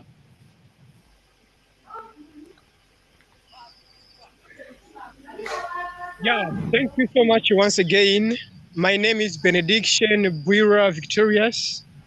I am Congolese by nationality, but I am living in Uganda currently. I came to Uganda in 2021, whereby I met a youth innovation hub, and thanks to it, I tried to learn entrepreneurship that helped me to create my own enterprise called Antimos.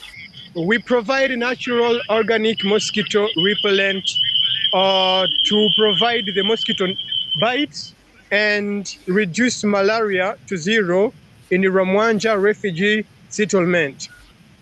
We have been supported by YINNOH, Youth Innovation Hub, because thanks to it, we can buy some materials to buy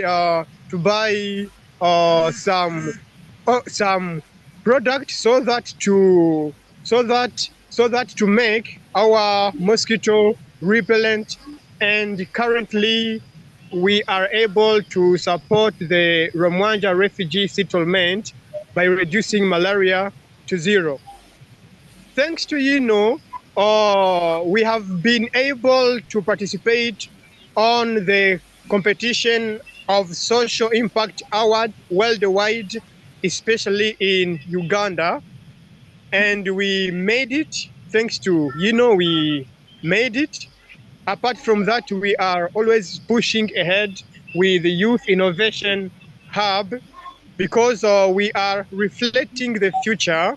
In the future, we are going to supply the mosquito repellent in the whole district of Kamwenge. Apart from that, I am at YINNOH as a scholar and as a fellow. Thanks to YINNOH, we are allocated. We have some buildings whereby we can be passing day and night. We can also get lunch, breakfast, and supper. Apart from that, we are getting some little thing which will help us to sustain, so that we might buy soaps and so on. Our vision in the future, we are trying to improve our product and see if we can make other products apart from mosquito repellent. Thank you very much. My name is Benediction Buira, a scholar at Youth Innovation Hub, YINNOH in brief, and I am the co-founder of Antimos. Thank you very much.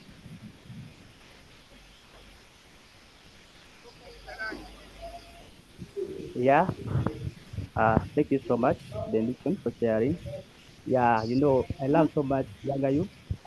One of the person that I have so much in my life.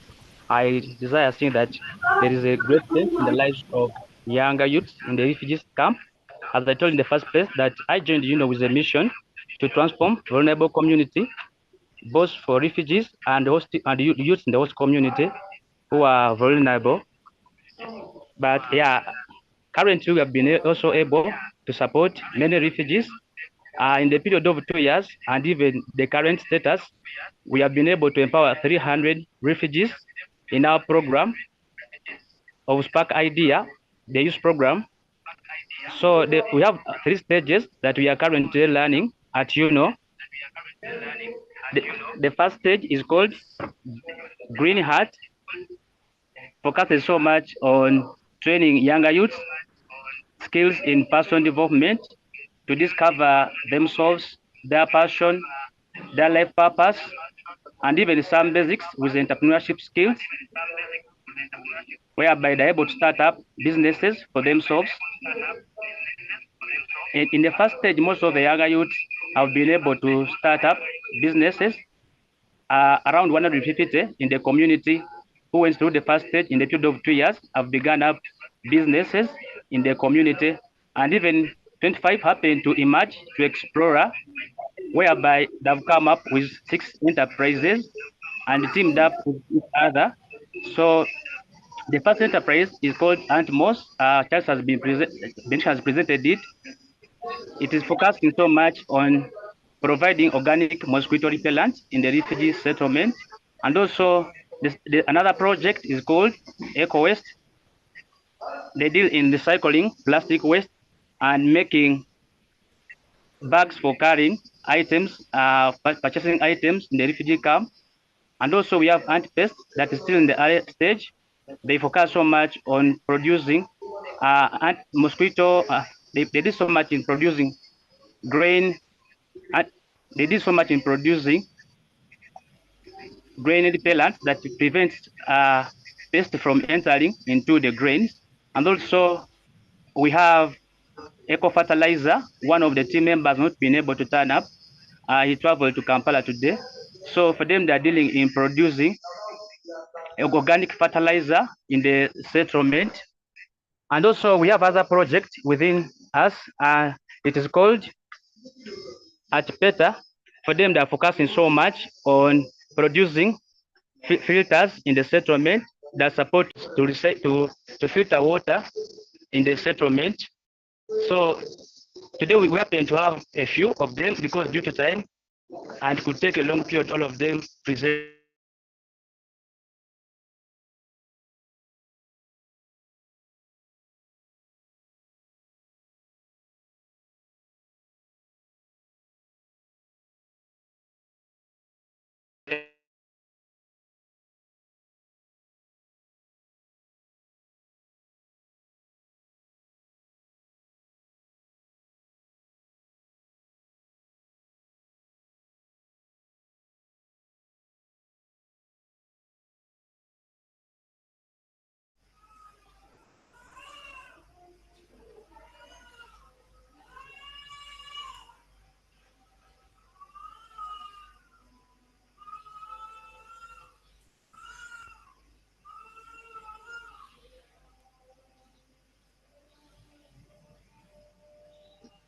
Hello. So maybe they may have some issues. So like in the first place where the first team shared with you our land, in the first place where they took you in the fish pond, we are planning in the future to set up a fish pond for income generating, like to generate more income for the organization, to make it more sustainable here in Rwanda, and also to use the land also for growing crops of agriculture in the settlement. So we are trying also, we have many challenges we are facing within the YINNOH community. In regards also to empowerment, one of the big challenges we face that the rooms are too small, and currently we are learning 3 programs within the same stages for programs for English, ICT, and even Spark Idea, whereby it's so much challenging that in the first place, people are much less congested in the room, whereby you find that one room is using 60 people, and the room which is made which has few air conditioners and which so much affecting their lives.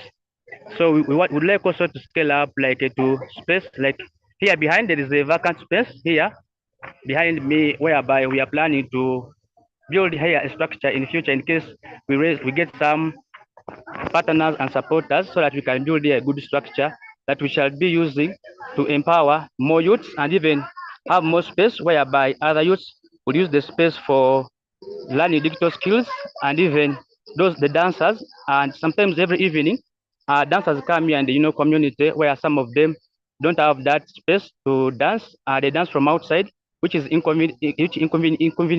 which disturbs most of them. But we are planning also to extend this side whereby they will be having enough space to participate the activities of dancing at YINNOH. Yeah, thank you so much. I will invite my friend Benjamin. If you're there, you can take us over.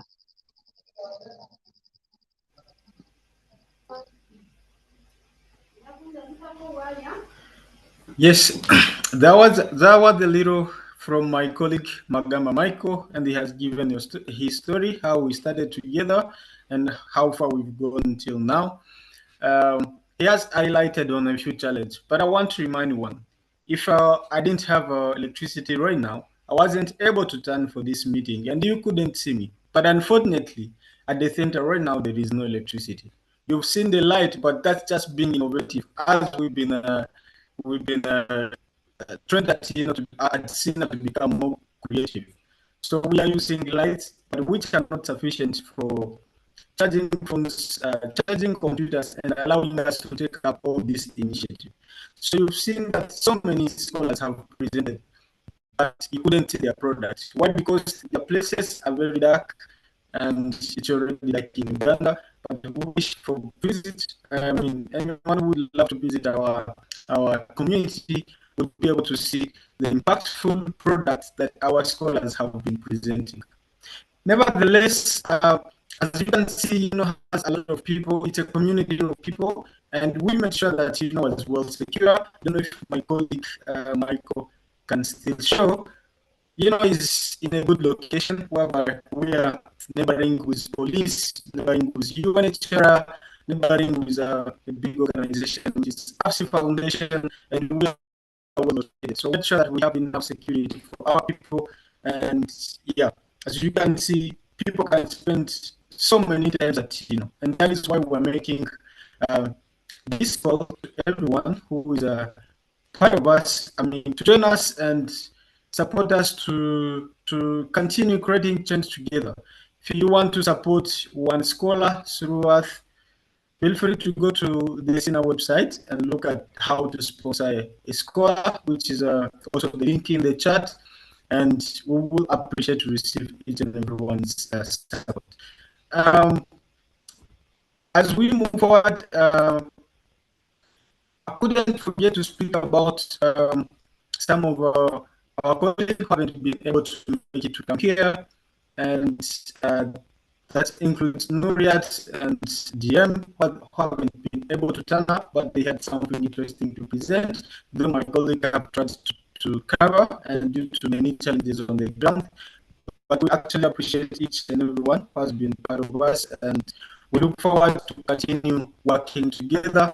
We look forward to your feedback. We look forward to actually welcoming when you come to visit Uganda, you want to visit and see kind of innovations that are happening. We highly appreciate and we welcome you around. Thank you, and back to John.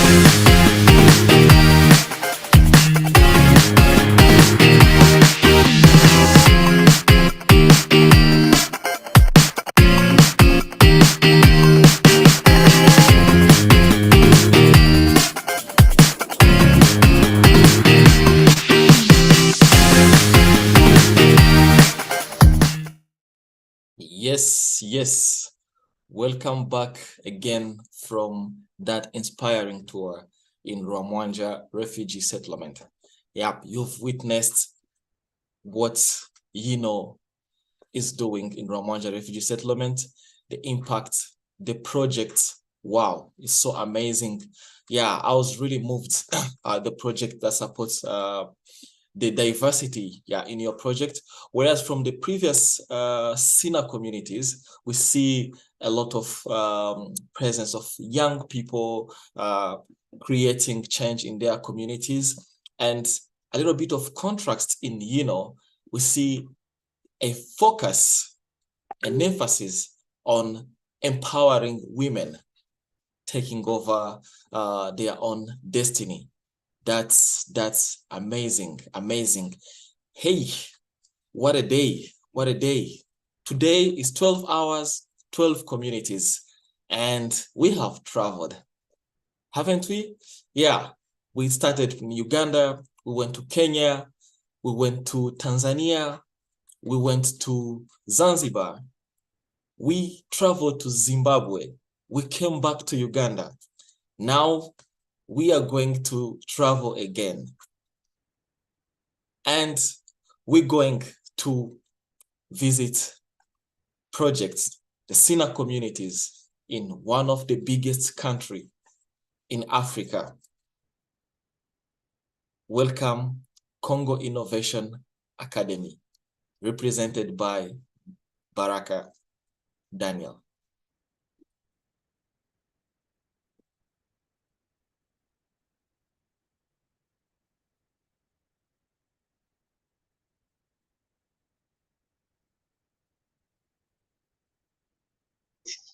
So yeah, my name is Daniel Baraka from Congo Innovation Academy, which is also SINA, but please not SINA with C.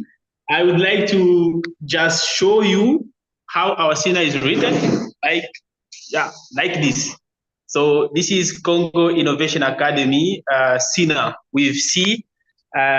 So please don't confuse it with SINA with S. So yeah. SINA, located in Kinshasa in the Democratic Republic of Congo, it is one of the communities or one of the SINAs or in the movement that are really doing quite well. And I am going to share, before going further, showing testimonies, I will be sharing our pictures, telling the story of how we started from the beginning until where we are. So I will make sure I'm not boring, so please, guys, don't worry. So now that is SINA, and our journey crossed over in 2020 in Uganda at the Social Innovation Academy, where we were like scholars, Israel and I, and we were doing learning entrepreneurship, nonviolence, and other skills. So we also made a lot of internship into different SINAs that existed before us. This includes Lazima Nipate and Unleashed, and also there at Social Innovation Academy in PG, where we were working as, of course, as trainers. And so we decided to create this SINA and implement it in Democratic Republic of Congo in Kinshasa, and in 2021, that is where our job started most.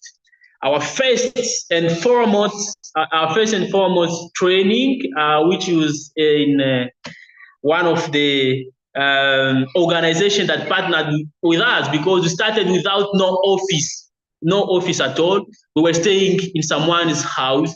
So we had to make a partnership with an organization dealing with people with disability. So we trained their people and with our people together, but they give us a space for training. And as you can see, this is the organization behind this picture. You can see the organization that the logo that supported us with the place. So we had a 3-month training with this organization, and after that we still continued. We trained around 30 people with disabilities, and also including other youth.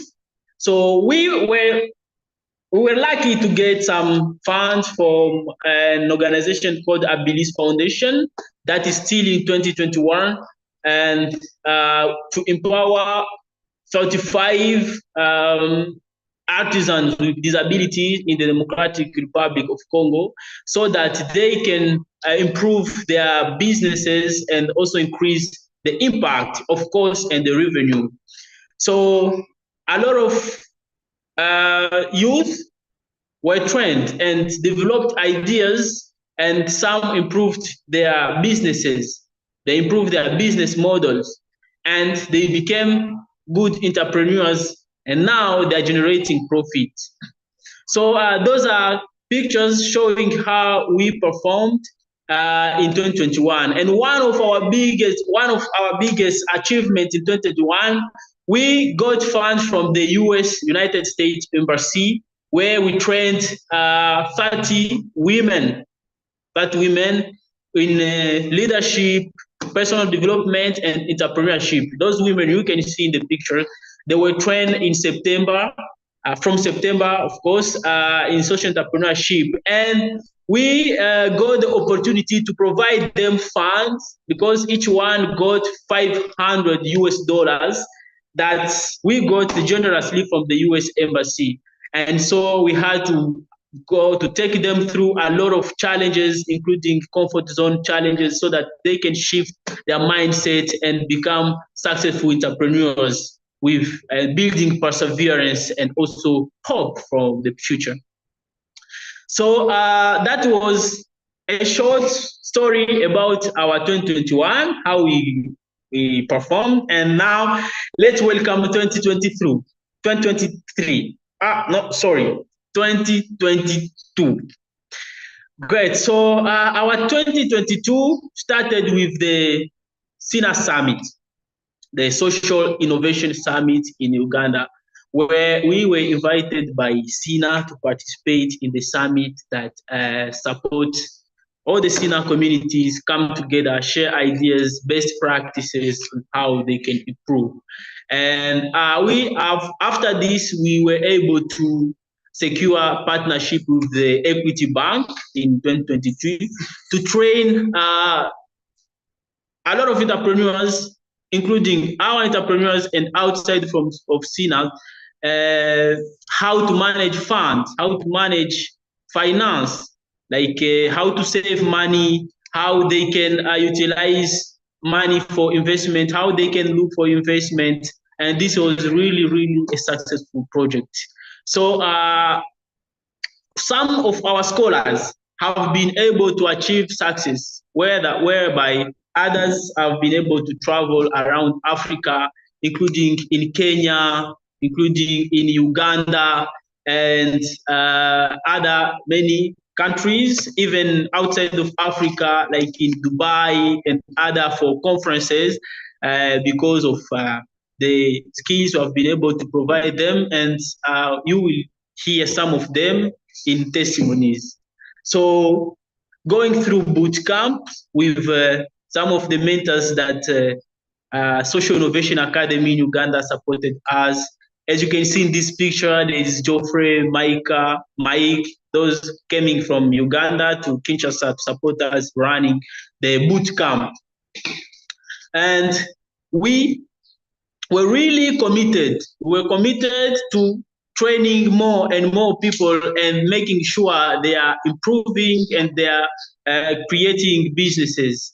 So we have been able to train around 300 youth, and in those 300, more are ladies. So this is one of the congratulations we can give ourselves, because a lot of organizations now struggling with gender equality.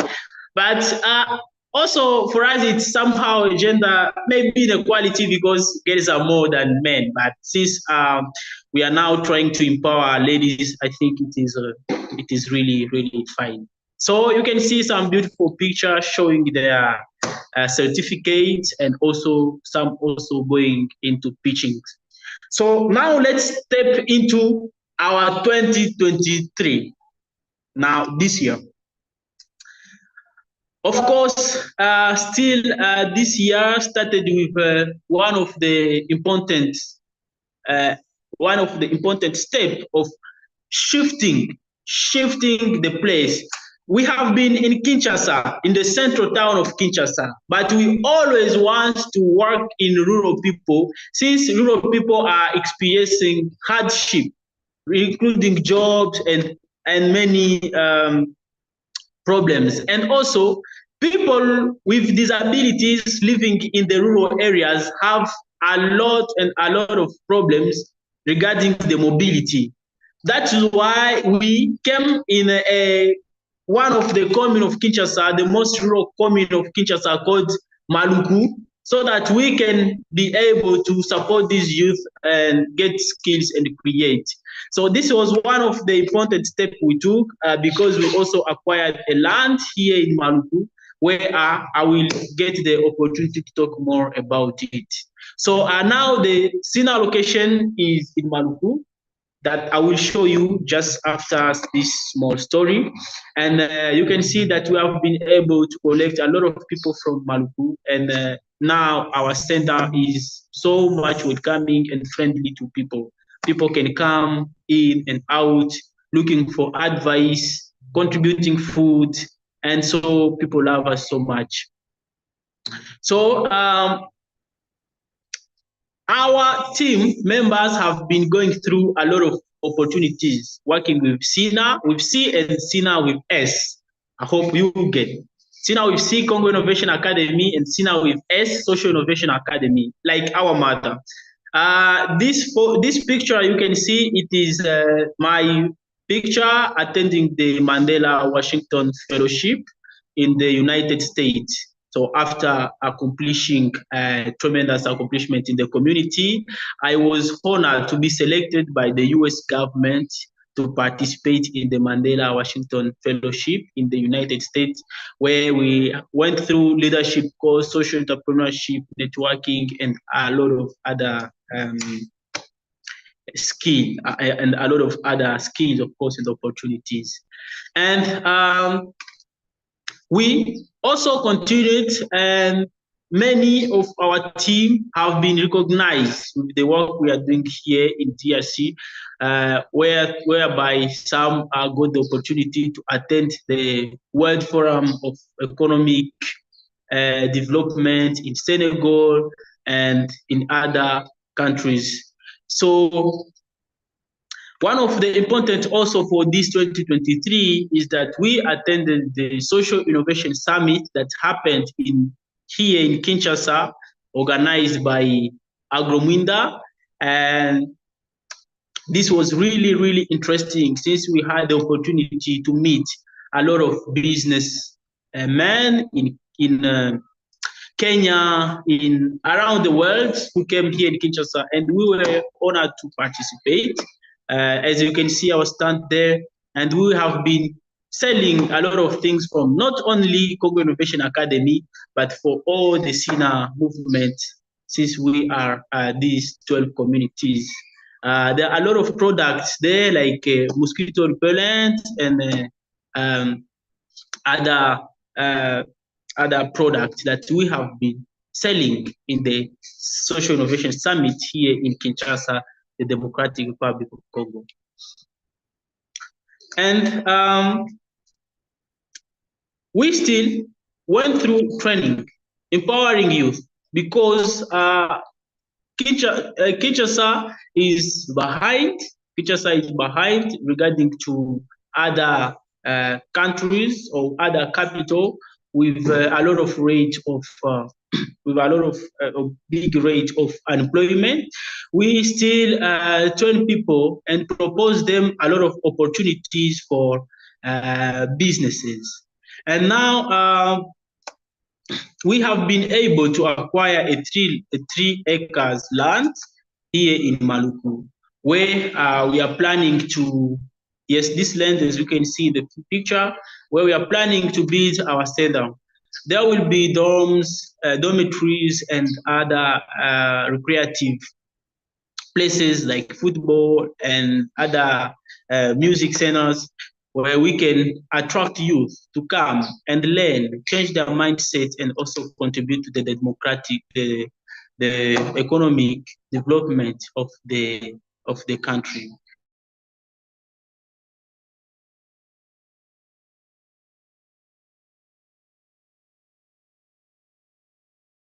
SINA have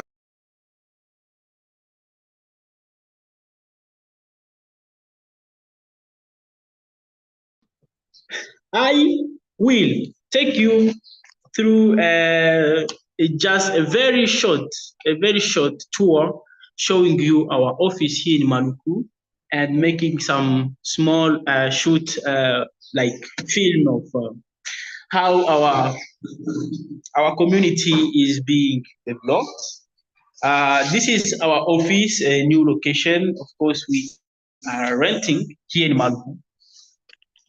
And yes, these are neighbors. You can see how the Maluku community is kind of growing. There are a lot of houses around, and yeah, so it is a big community we are trying to impact through social entrepreneurship, leadership, and some other skills. So maybe it is somehow dark because it is the evening this side, but this is our office, the SINA office, our location where we do trainings. Of course, I will also show the new location with our new land where we are trying to build a bottle house. So this building, this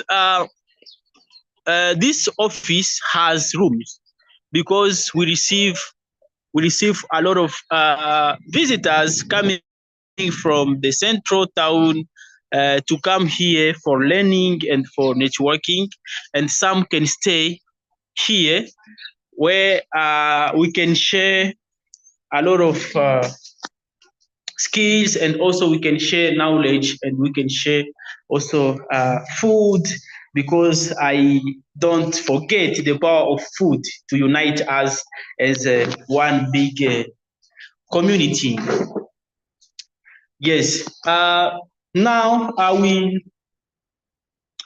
also we are going to share you a very short tour of our new land that we have been able to acquire here in Maluku. Just a short tour, and this will, yes, we will go on just shortly, please. Yeah, there we go. So yes, all this one is our land, 3 acres. If you can see down there, I'm at the top on the hill. I don't know if you can see down something like a container. That is where something like a container, just down there, that is where the land starts. And it goes until up. And you can see these farmers, we have put women to farm cassava, and now the cassava are mature. So yeah, I'm just getting down, right? Like climbing down, so that you can see where we are building the house. I guess I will also find some people also working there already, because we have now done the foundation, and we want to raise the bottles. I hope I will get like some people, because I've already stopped for the work for bottles, since bottles are enough now. But I hope the last people are still finalizing their contract with bottles. So still in our land, we are getting down. getting down. Yeah, also have like you know, it's a very big bush. All this it is the land. It is really big, 3 acres, 100 down, 100 meters down, and 300 meters up, climbing up 300 meters, and down there like a lateral, it is 100 meters. So yes, I've got some people still filling the bottles. Yeah, just from up. This is the place where we are building the room, and you can see people are doing the job. Est-ce que beaucoup ba bonjour? Beaucoup ba encore bonjour? They are telling you good morning, good morning, good morning. So the job is going very well. You can see the number of bottles filled already. Women, men, young people, all of them here doing the good job. So now this room, it is at the third. It is at the 3rd acres.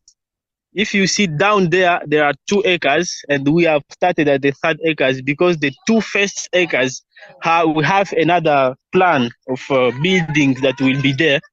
Since our architecture have designed a plan for 2 acres already for how we can build. So now this is the foundation. We are just going to finalize putting the metal bars, iron, and other stuff. Then you can see the foundation has the bricks, but the walls are going to be raised by bottles. And there is the hall, the big hall, and also after the big hall, there is also a single room with all the facilities. These 2 things you can see here are toilet. This is gonna be toilet, one for ladies and one for boys. Yeah, that is the plan. Down there, people are still working. Yeah, so they're uprooting some other roots that remain, since we want to make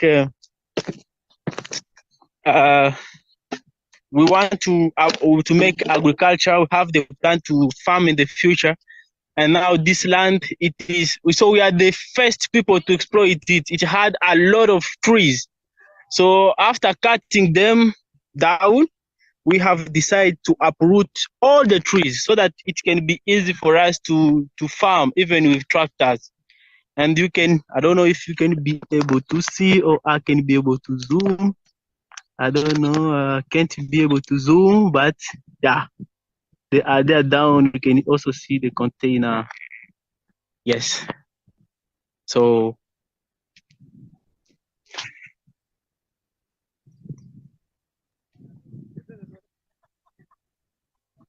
yeah, I think you have seen, but also I can, if there is any question or concern regarding this land, so you can just say something. Barak, how far? Okay. Can I? Oh, I can still go because we have also, yeah. Let me just yeah. So heading to the container. The container. So this container, we bought it in the town. Yeah, in the Kinshasa Central, which is at 80 miles from here. So we had to carry it in a big truck. Those truck we call the remorque. Those big truck that carry cement and stuff. Had to carry it until this place and fix it there, just at the beginning of the land. And also we put materials inside because they are somehow safe there. people can't destroy it, only can destroy the padlocks. The only things people have tried to destroy, but now we have security guy who sleep here. So we have two people who work as security to take care of material, cement, because we realized that we have got some visitors who came in the night and cut off the padlocks, open the containers, and steal some materials like a water tank that was inside, and jerry cans, and some other materials for builders. Yeah, it is recent that it happened. That's why we have put two guys who are doing security, so that they can like take care of the things. And water, it is a very big problem, this place. I think Etienne knows because have been here to this place. But what we did, we put some other iron up to the container and fix the iron sheet. Yeah, we have fixed iron sheet and put the gouttières, maybe gutters, or I think are those things that canalize water to go in the tank. So since we are in the rainy season in Kinshasa, okay, you can see other people working. Since we are now in the rainy season here in Kinshasa, when it rains, we get water for bathing. Of course, we still get other water. We still get other water from home to here. We're using the boda, but we have a reserve here which gives us water. So we are now closer. We are now closer to the container, and you can also see some other people still working. So hope so you.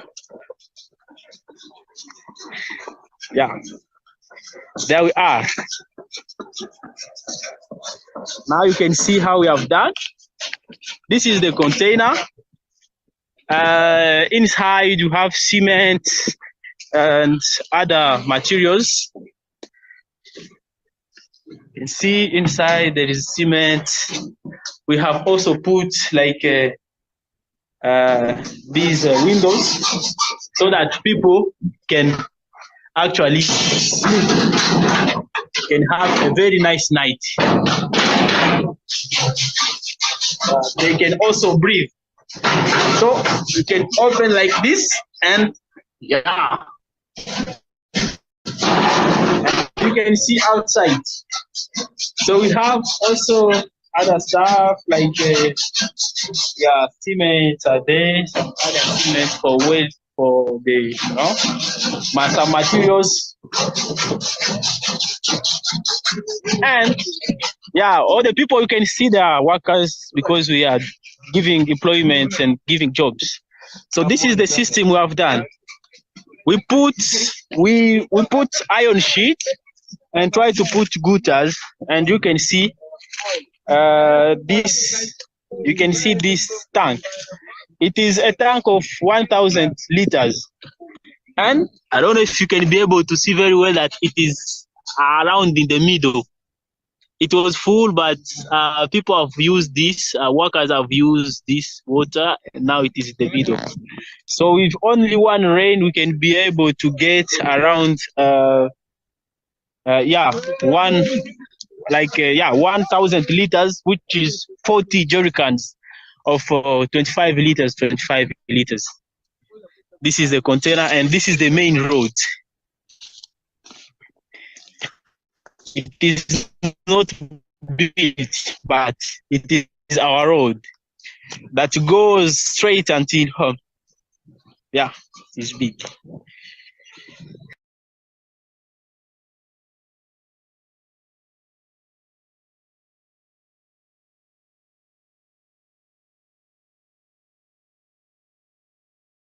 much for going with us, like accompanying us in this tour. In this interesting tour that at least gave you some new ideas about our stories, how we have been able to train people, our office, our new location, and some of the land we are trying to acquire for more projects in 2024 and other years to come. So before welcoming some people to also talk about their views about SINA and how they have been empowered by SINA, I would like just to share in numbers what SINA have been able to accomplish. Since the beginning, SINA have been able to train over 350 people and 50 youth in entrepreneurships, and most of our trainings have 6 to 8 months. So you can really understand how the job have been really intense. And in this over 300 people, we have been able to give startup capital to 32 enterprises or 32 teams. So we support these teams or people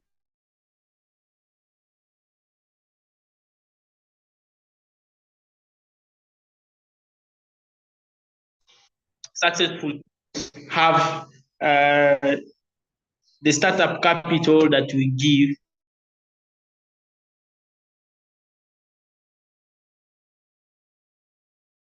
Also, we have 4 enterprises which are already registered.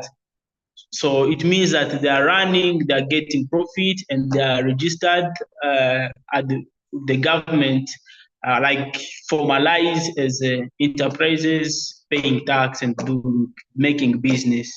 So we have run 7 cohorts, 7 empowerment cohorts that have been able to produce all these people, and now we give 5 full-time jobs.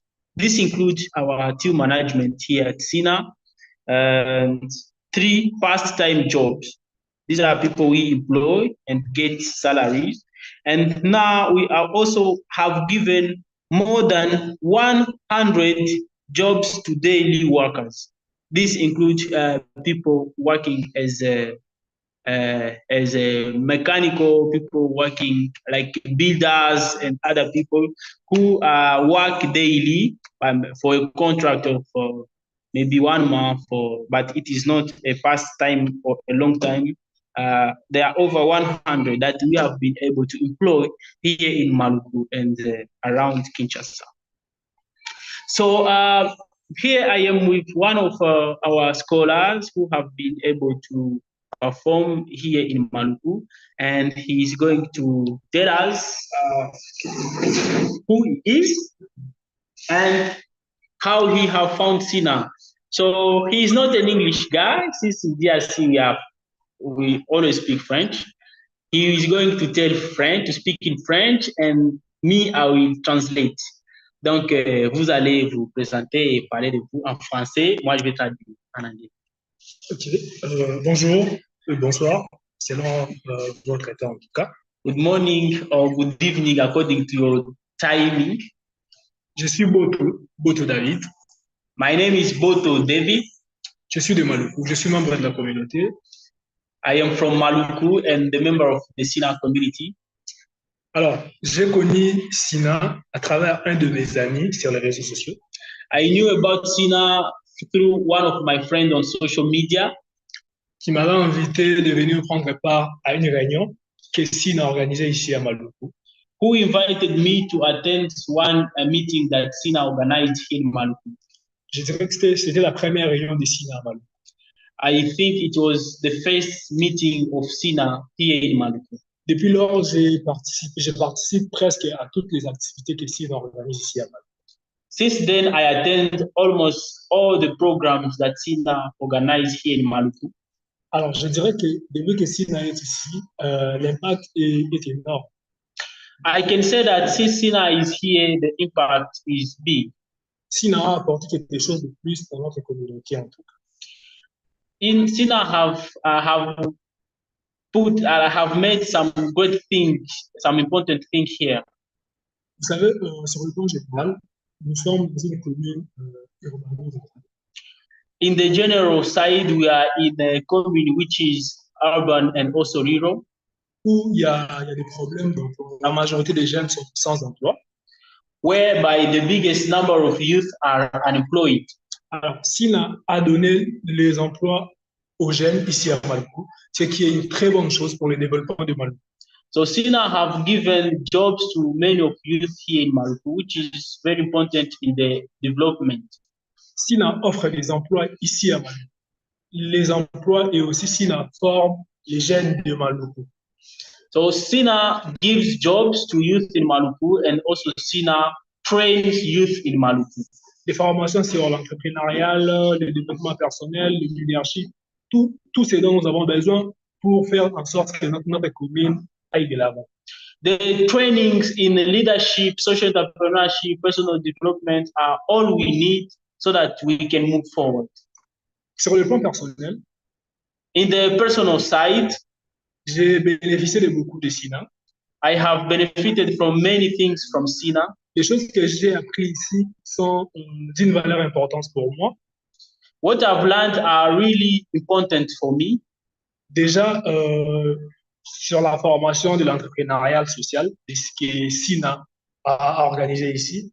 Regarding the training in entrepreneurship that SINA organized here. À travers cette formation, j'ai eu à développer une idée d'entrepreneuriat ici à Maluku, que je peux vous parler de ça. Through this training, I've been able to develop an idea here in Maluku that I can share with you. C'est l'idée de créer un service qui va commencer à collecter les déchets ménagers dans notre communauté. It is an idea to create a service that collects waste from homes here in Maluku. Ici, nous n'avons pas un service pareil. C'est comme ça que les gens jettent même les immondices dans les grandes routes, dans les caniveaux. So here we don't have this service that collects waste. That's why people throw away the waste in the roads and everywhere. Ce qui provoque les maladies et aussi cela pollue aussi l'environnement. Which cause diseases and also destroy the environment. À travers ce projet, nous allons commencer à collecter ces déchets-là et les transformer en engrais naturel. Through this project, we start collecting these waste and transform them into manure. C'est une très bonne chose pour notre communauté et ça, c'est grâce à SINA. Which is something very important to our community and through SINA. Ce projet, bon, on l'a pas encore lancé, mais ça manque juste le moyen pour commencer. This project have not yet been launched formally because of lack of the means. S'il faut aussi parler sur le cas général, j'ai souhaité SINA encadre aussi les primaires ici dans notre communauté. I also wanted to tell that SINA trains the single mother in this community, single mothers. Alors, SINA est ici il n'y a même pas une année, mais l'impact est tellement grandiose que je ne saurais pas tout vous dire. So SINA is here not yet 1 year, but the impact is big that I can explain. Alors, moi, je m'arrête là. Je vous dis merci. So I stop by there and I say thank you. Yes, this is one of our scholars here in Maluku, and we are also going to hear from also one of our entrepreneurs who is called Jos Ilunga. He's not physical here, but he will also be online. So maybe John, can you allow Jos Ilunga with the mic?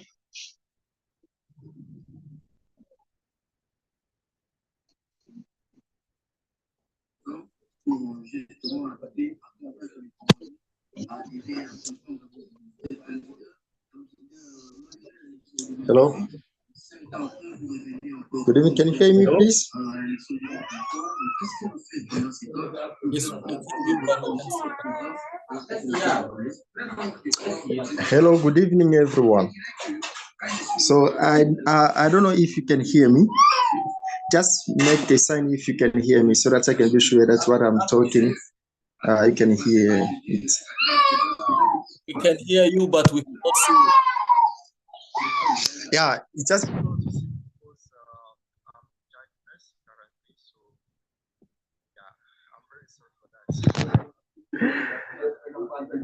So my name is Jos Ilunga. I'm one of the scholars at the Congo Innovation Academy since the first cohort, which was organized in 2021. Hello. So, yeah. After going through the training of applied social innovation, a few months later, I was also able to attend the TOT training and become also a trainer at Congo Innovation Academy, where I'm also sharing what I learned and what I'm doing as an entrepreneur. So, SINA has impacted my life, my personal journey. So, the first one of the things because of the skills that I learned there. Especially one of the skills that I really appreciate and that I learned from SINA is leadership foundation. Like during our training, we go through the 7 habits of the highly effective people, and those skills was very, very important because it's really helped me to develop myself as a person and also as a professional. And it helped me to know how to manage myself as a person and also to manage myself in professional area as well. So after developing those skills on a professional manner, I went through the second stage of the SINA program, which is emergency. And during that program, it helped me to develop a project which is called SafeWewer. So how that idea comes in my mind. So first to start, it was like in the beginning, I was a motorcycle taxi since I was doing that since 2019 to finance my higher education. And when I attended the emergency stage in 2021, based on what I've already doing in the community, SINA empowered me to be able to come now with an idea of an enterprise that we are currently implementing in the Kinshasa community. So, what is SafeWewer? The idea was SafeWewer, and currently it is not any one idea. It is a registered startup, which is offering safe, efficient, and affordable rides to young people here in Kinshasa. So, but it was not only about to come up with an idea and develop an enterprises, but the SINA journey also helped to, again, during the emergency stage, which is the second stage, comes after the innovation, applied social innovation, the applied social innovation. That training also helps me and my teammates to develop skills that can help us to implement our projects. Skills like pitching and the capacity of convincing people to join in the journey that of changing, of contributing of the good being of the community. So, like what the testimony that I give, like the pitching a skill that I learned from SINA. That was my first time to learn pitching and practice pitching during 2 months, every Friday. That helped me to convince many partners and also many other enterprises to work together several. The first one I can talk about the Young African Leaders Initiative, which I attended last year in 2022 in Senegal, where I was called there to work on more development of our project. And after that, I was also called in Nairobi the last June to also develop, where I also got the opportunity to work with young African Business Initiative Yali, but which now Yali LLC, which is now in Nairobi. So there also that gave me also to work on development of the project based on the skills that we learned from SINA. But it's not from there, but also we get also, since our project is about to develop an application, thanks to the skills that we got from SINA, we're able to convince Kadeya. Kadeya is a digital enterprise well known here in Kinshasa, which training young people to develop digital solutions like mobile application and in marketing digital. So we're able to convince them, and they selected us among enterprises who are going to benefit from their services to develop for us the mobile application freely, so that we can use it for the development of our startup. So currently what we have been able to achieve with Sefewa is that during the last 2 years, we have been able to offer our service to over 40,000 people who was being able to use our motorcycle services. And currently what we are thinking to shift to another level by the end of this year. Why? Because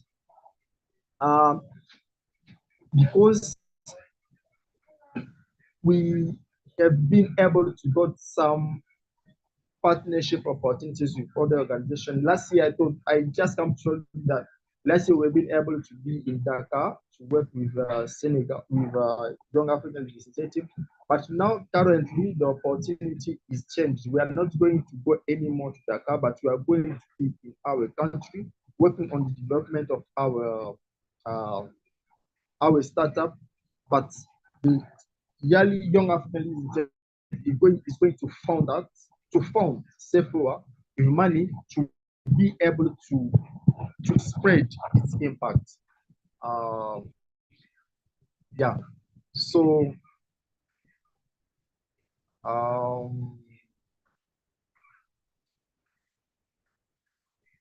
so among the impact that SINA has been able to help us to be able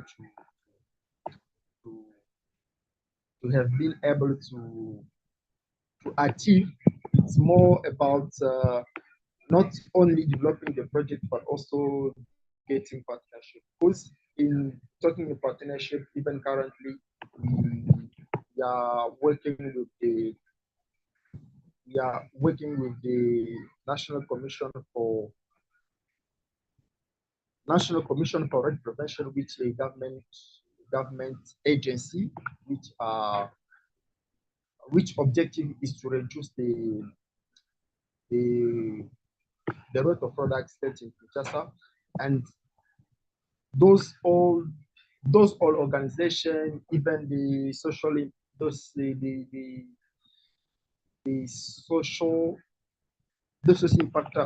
impact award, the big change maker, and also to mention, also we've been able also to work with the partnership during the last 6 months with Agence Université de la Francophonie, which is a very, very big organization, to extend our impact. All of those accomplishments was being able because of what we have learned from SINA. And thanks to that, by the end of this year, we are planning, we are not planning, but we are working to extend or to shift it to another level in terms of impacting life of our communities and impacting life of people in our communities, and also create a better world for everyone.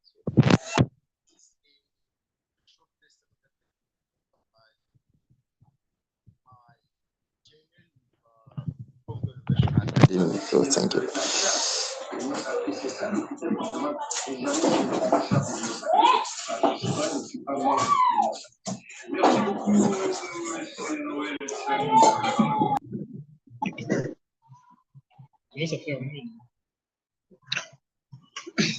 Okay, thank you all of you for following some of our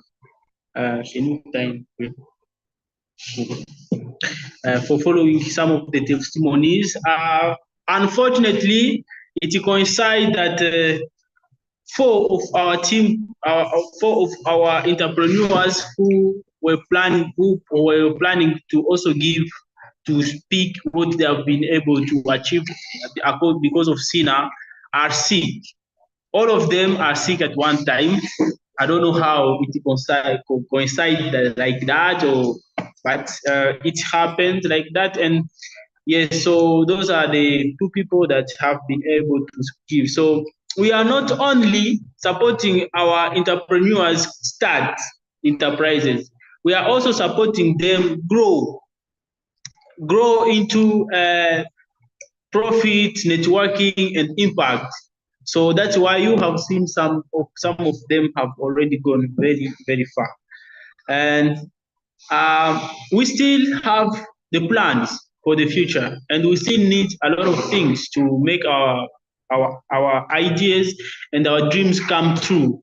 For instance, in 2024, we want to start utilizing this new land in Maluku, these 3 acres, into trainings, because we want to train 90 people in 2024 in the 8-month training period of time. So these are 3 cohorts that are going to be conducted.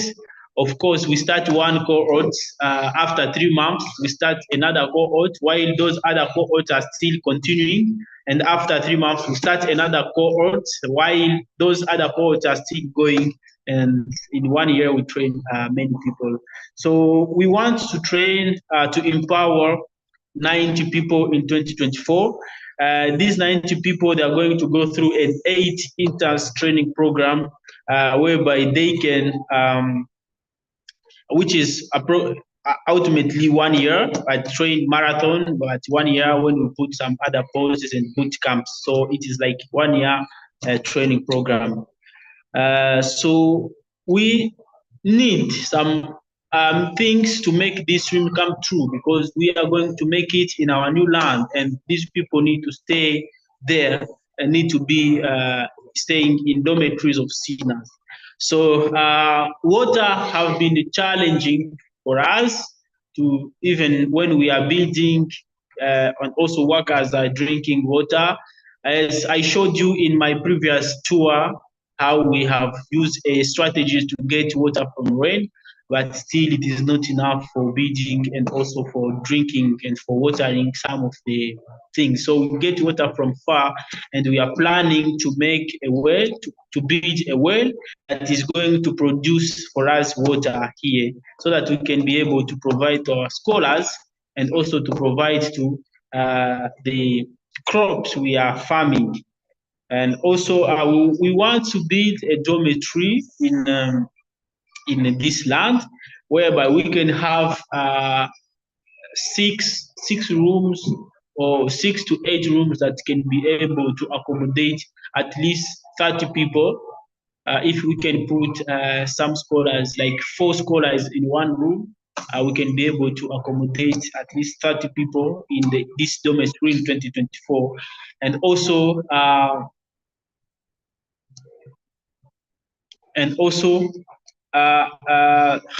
improve the security. So these are one of the plans that we have in 2024, and we are really thanking you, all of us, for following our presentations, and also we thank you for your generosity to give so that this SINA movement can go forward. Thank you very much.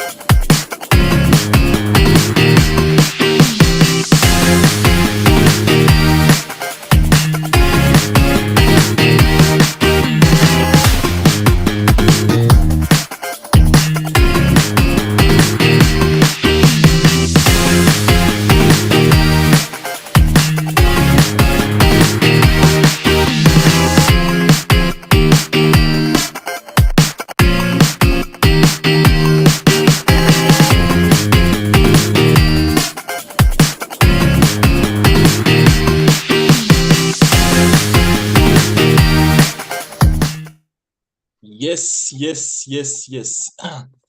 Thank you so much, Daniel Baraka. Thank you so much, Congo Innovation Academy, for such an empowering narrative. It's amazing to see the great work that Congo Innovation Academy is doing in DRC, in Kinshasa. Thank you so much. Yes, I told you today we've been traveling all over Africa. And before we travel again out of the Democratic Republic of Congo, my home country, we still have one amazing SINA community that we will going through. We will have a tour, another impactful tour, where we see other young people who are creating change, who are creating impact in their SINA community, our world-class change makers. But before, remember today, it's 12 hours, 12 SINA communities. And the goal, we want to empower 500 change makers, 500 young people from disadvantaged background in 2024. And you can help us achieve that goal. Visit our website, socialinnovationacademy.org. You go to the news page. There you will see all the information about these events. Or you can follow the link that is being shared in the chat. $42, 40 euros per month can help us create more and more amazing stories that you have been hearing the whole day. Yes, without taking so much time, I'm going to welcome Social Entrepreneurship Academy in Bukavu. You're welcome.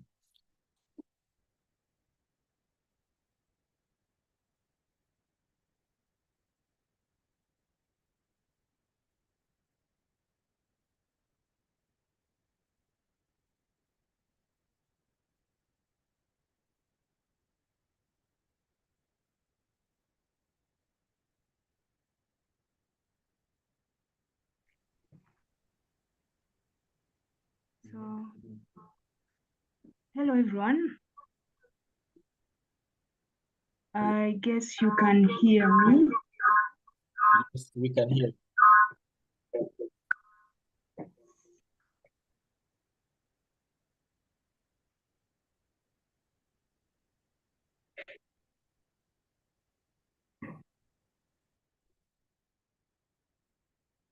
Hello, everyone.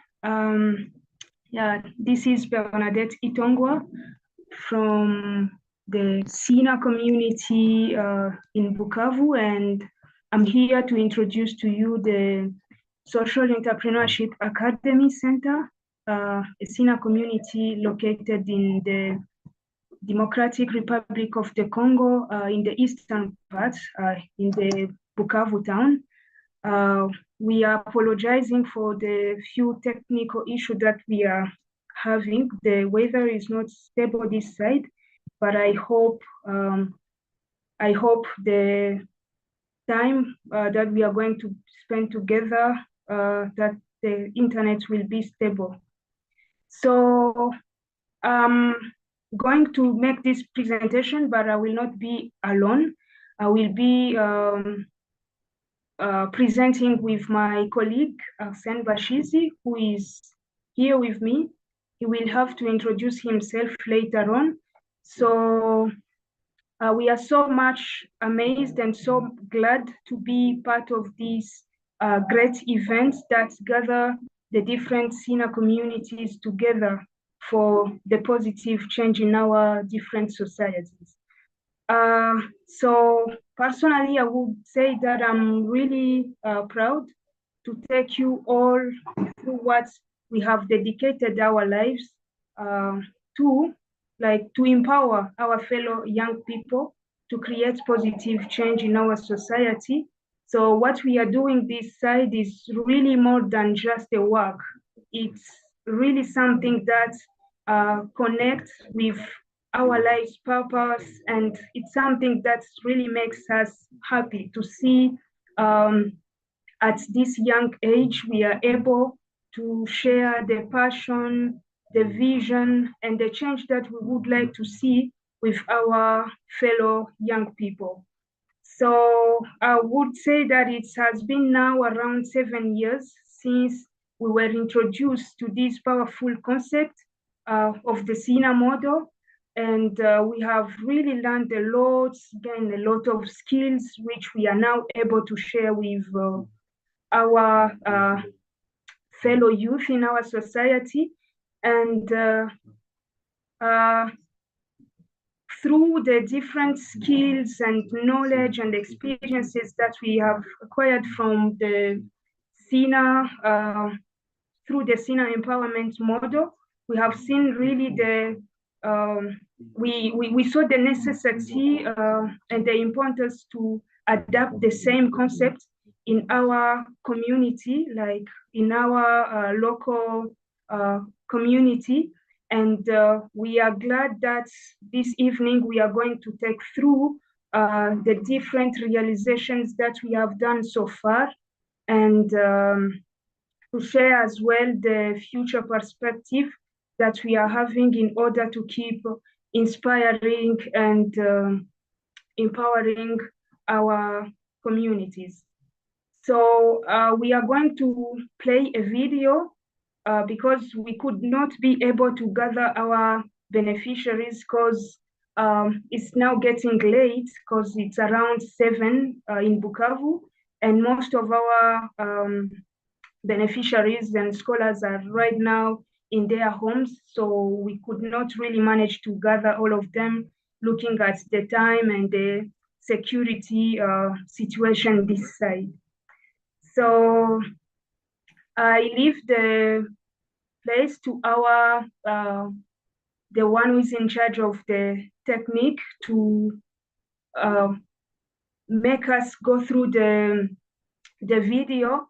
Maybe one element that I could just highlight is that we have scholars, like we are operating in a French concept. So some of the different testimonies from our scholars will be in French. So please try to understand. We didn't manage to translate everything, but I also hope this is going to be another opportunity for you as well to learn a few words in French. Thank you.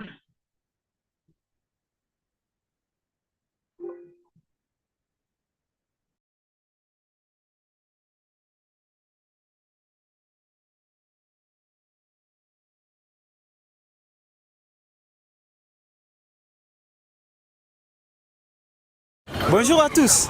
Aujourd'hui, nous sommes dans l'avenue Kibombo, à côté de l'ISP. Et dans cette avenue se trouve notre académie au nom de Social Entrepreneurship Academy. Et ça se trouve dans ce bâtiment ici de 2 niveaux.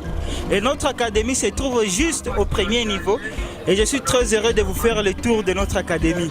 Suivez-moi s'il vous plaît, merci. Et nous voici au premier niveau de ce bâtiment et c'est là où réside notre académie.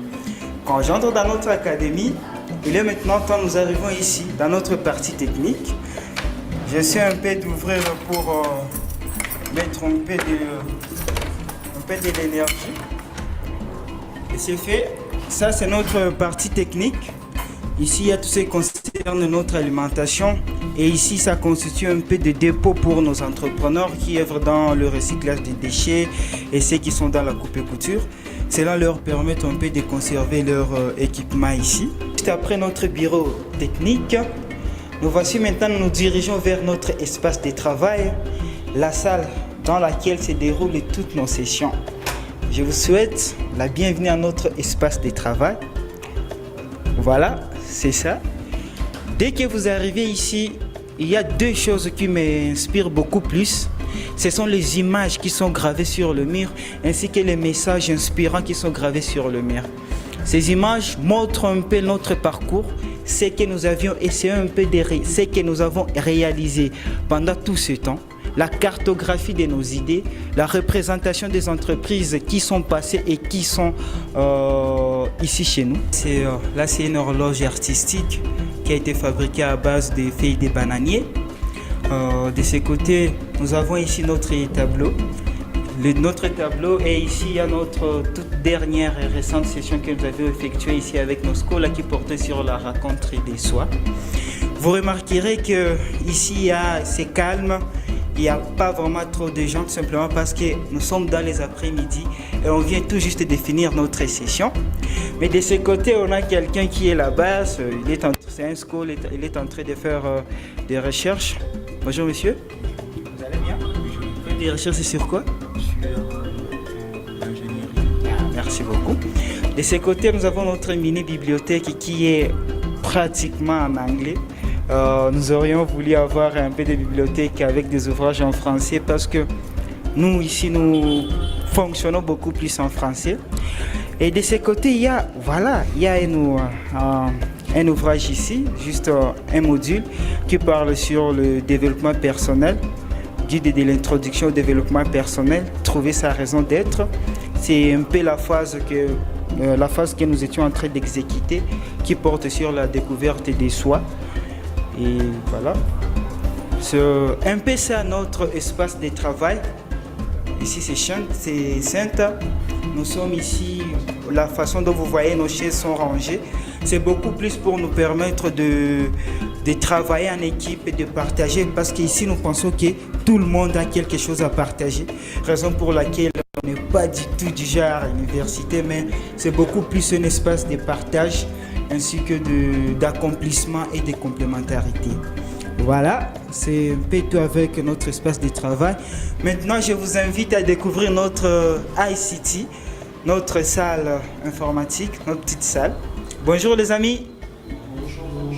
Voilà, voici notre ICT qui n'est pas trop équipé, mais ça est là. Nous avons des machines, des imprimantes.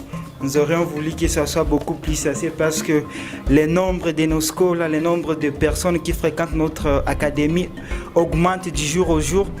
Et avec les ressources que nous avons, qui sont encore minimes pour nous permettre d'équiper notre salle. Et nous espérons que dans les jours à venir, nous serions capables de donner, de disponibiliser vraiment des machines pour permettre à ce que nous puissions permettre à nos scolaires de faire de plus en plus de recherches.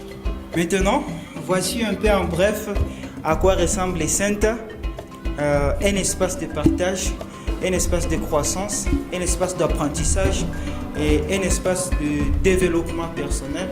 Un espace qui nous permet de nous développer, nous permet de nous découvrir, nous permet d'impacter beaucoup plus la population et nous permet d'avoir cette opportunité de réaliser sa vision qui dit c'est un Congo sans jeunes au chômage.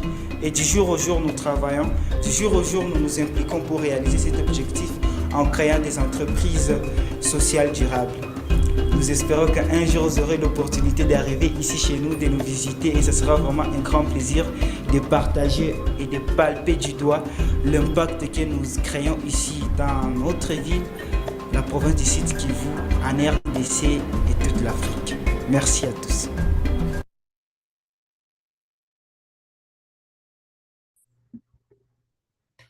Hello, everyone.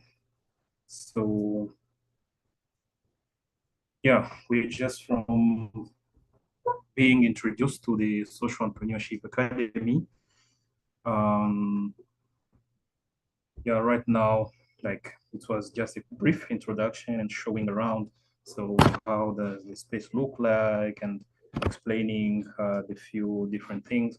So we operate generally indoors, like we are renting a space which is a co-working space. So we do not really have much outdoors activities or facilities. So yeah, I guess you've been like it's been nice for you guys seeing where life happens at SENTA and how we like where we operate from and do our like different activities from. So we are going to move on with the videos and allow me at times to pause a little bit and bring a few emphasis in English because some of the interventions are all in French, so we shall keep juggling between French and English, and I hope this is going to be a very nice experience for you guys.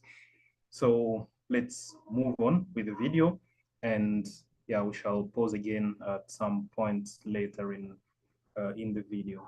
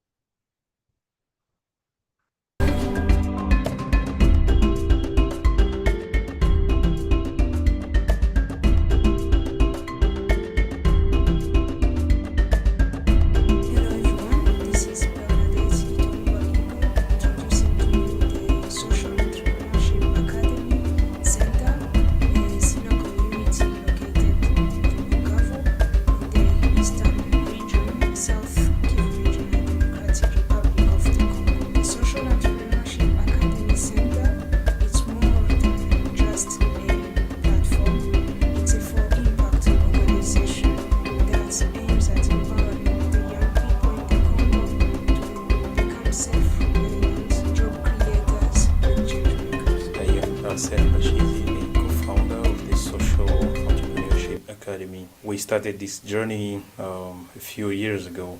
It all started in Uganda, and I personally fell in love with the concept. I really saw the value into doing SINA at first, but later on it came into being SINA. At SENTA, our primary goal is to address the critical issue of the high rate of the youth in employment and the fixed mindset amongst the young people in the DRC. We use the social entrepreneurship and the personal development tools to inspire and equip the young people with the necessary mindset they need to solve the most pressing challenges facing in their community. We started the Social Entrepreneurship Academy given the reason that we realized there was a lot of youth unemployment in our country, in our place in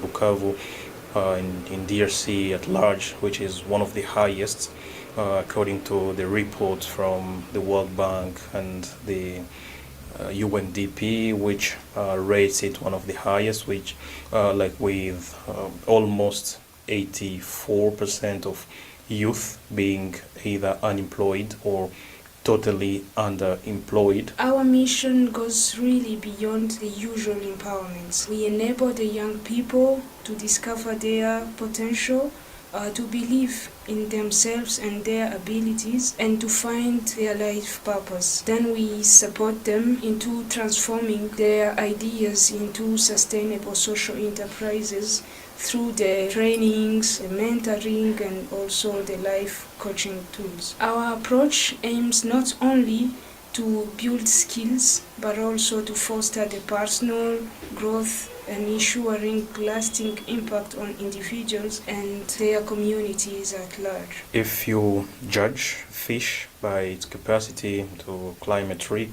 the fish will spend its whole life believing it's stupid. That is the reason why we realize that having a safe, non-judgmental, free, empowerment learning and space for youth would be a great thing to solve the current challenges. Our empowerment model focuses in two areas, in personal and professional development. We have developed the 5 phases or 5 stages. This is being inspired by the SINA model approach. The very first stage is called the discovery stage. In this phase, we focus on the personal discovery, the personal development, providing participants with the essential foundations for personal growth. And as aspiring entrepreneurs, we cover the topics to enable our beneficiaries to overcome limiting beliefs, cultivate habits of success, foster critical thinking, to enable them as well building personal vision and mission. J'ai participé à cette session de formation qui concernait les découvertes personnelles. Ce que j'ai eu comme les impressions par rapport à cette formation, j'ai d'abord trouvé les personnes merveilleuses qui m'ont tellement épatée par une générosité et ils faisaient tout de leur mieux pour nous amener à une même zone afin que nous comprenions réellement la matière et ce qui peut être comme des leçons retenues, surtout quand on nous a dit pourquoi nous sommes humains. Je me suis dit que c'est l'occasion de me mettre au travail parce qu'il y a tant de défis qui nous attendent et pourquoi est-ce que je ne peux pas pallier à ces défis si j'existe. Par rapport à ma perception de vie pendant que je n'étais pas à SENTA, j'avais tout simplement des objectifs qui étaient éparpillés, mais au travers SENTA, j'ai eu la capacité de tout planifier et de percer afin que je puisse avoir tout ce que je me fixe au préalable. Et par rapport à des sujets qui m'ont tellement marqué, le premier sujet parlait de la communication non violente. J'ai trouvé que c'était un atout parce que tout débute par l'information. Et si la communication a été mauvaise, on risque de tout abîmer. Un sujet aussi qui m'a tellement épaté, c'est ce qui concernait la confiance en soi.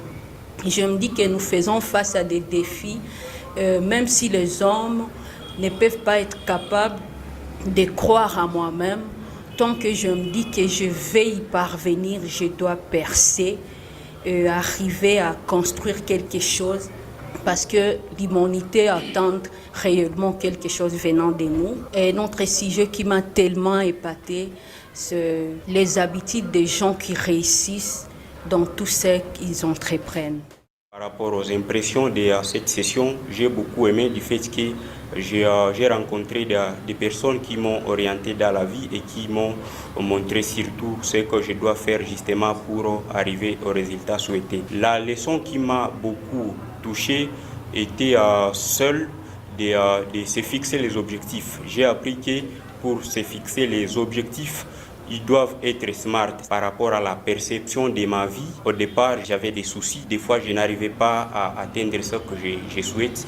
Mais au travers les enseignements et les explications réussies à SENTA, voilà, je peux déjà construire ou arriver à mes objectifs. Le sujet qui m'a beaucoup touché était de l'autodiscipline, comme la force et l'engagement qu'on se fixe justement pour atteindre les objectifs. Then the second phase is called the exploration phase. In this phase, we focus on building a path on how to best express one's personal life purpose. At this level, we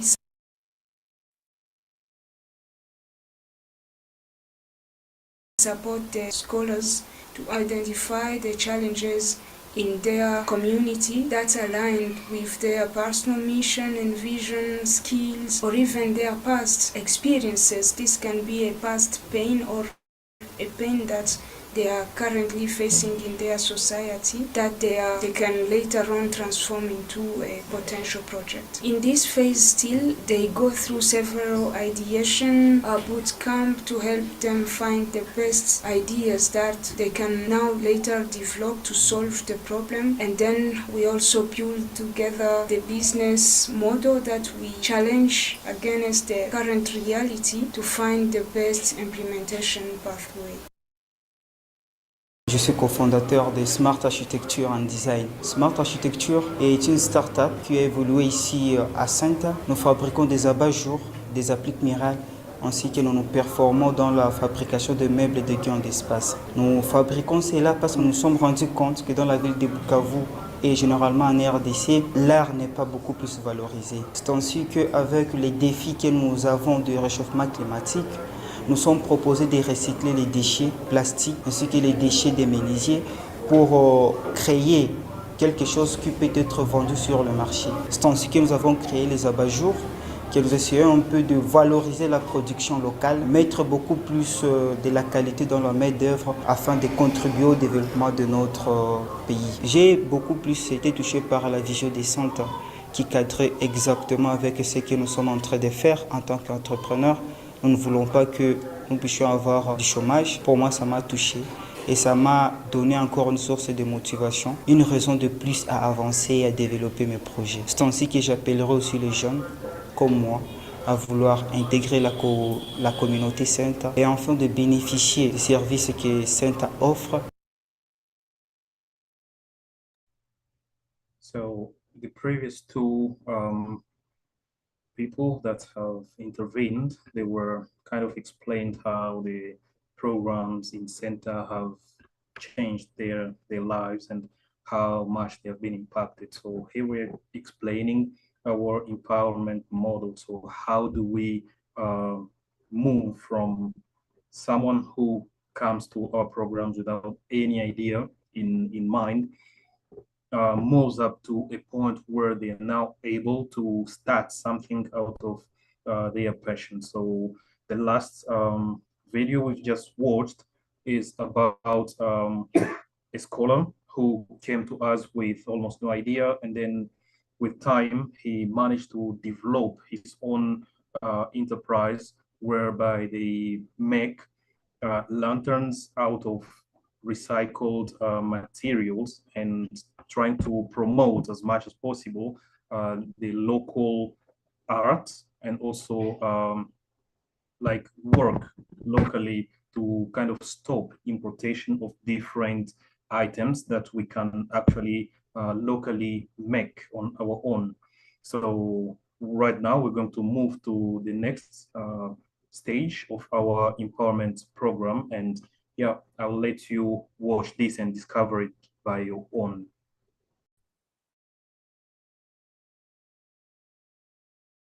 Bonjour, je réponds au nom de Salama Moussamba Abigail. Je suis jeune entrepreneur œuvrant dans la production des serviettes hygiéniques réutilisables pour les femmes.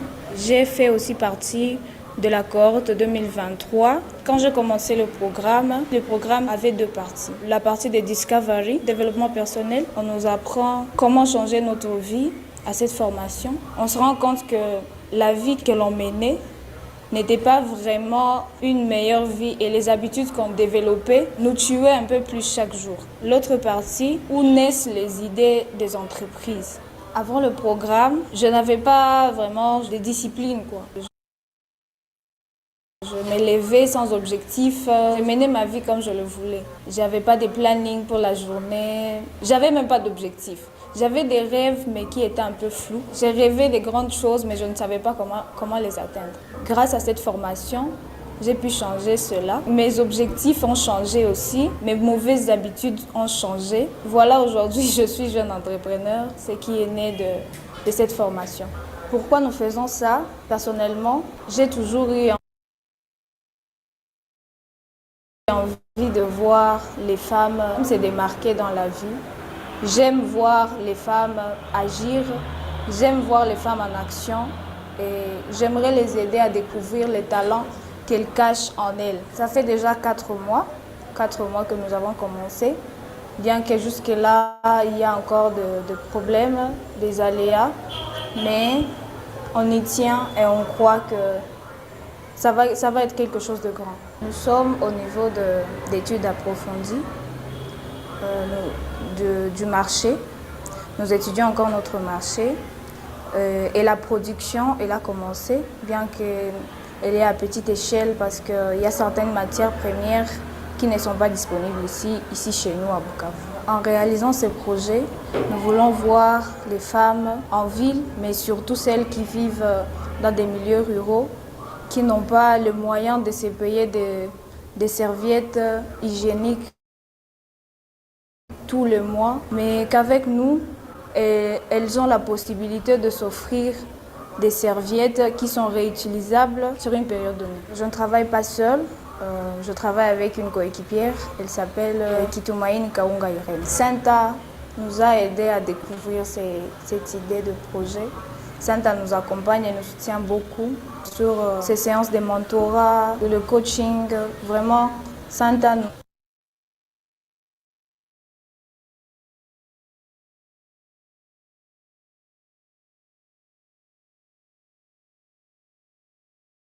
Moi, c'est Kitumaini Kaunga Irene. Grâce à SENTA, aujourd'hui, j'ai commencé à faire mon business. Grâce aux sessions de SENTA, aujourd'hui, mon idée est claire et mon idée peut impacter le monde. Je ne regrette pas d'avoir participé. Je ne regrette pas de faire partie aussi de la cohorte de 2023 chez SENTA parce qu'aujourd'hui, SENTA a changé ma vie. Aujourd'hui, j'ai vu les rêves. J'ai pensé que ça ne peut pas exister. Nous travaillons sur un projet que nous avons appelé IGAPAD, c'est les serviettes hygiéniques et réutilisables. Ces serviettes aident les femmes en âge de procréation à se procurer des serviettes écologiques, économiques et confortables. Nous avons rendu notre produit accessible à toutes les filles de la ville de Bukavu. Le produit est disponible et tout le monde qui en a besoin peut les trouver facilement. Nous sommes en train de produire ces serviettes pour lutter contre des maladies gynécologiques. Nous voulons que notre produit aussi arrive dans les territoires, dans des villages où les femmes continuent toujours à utiliser les morceaux de pagne, des papiers serviettes, mais aussi les feuilles de bananiers. Nous luttons contre aussi des déchets, des produits non dégradables qu'on jette partout en utilisant des serviettes hygiéniques non réutilisables. Then come the third phase called the focus phase. So here we concentrate. So we just seen 2 ladies who came to join our programs, and they were like totally, they didn't actually know what to do. They came with no idea at all.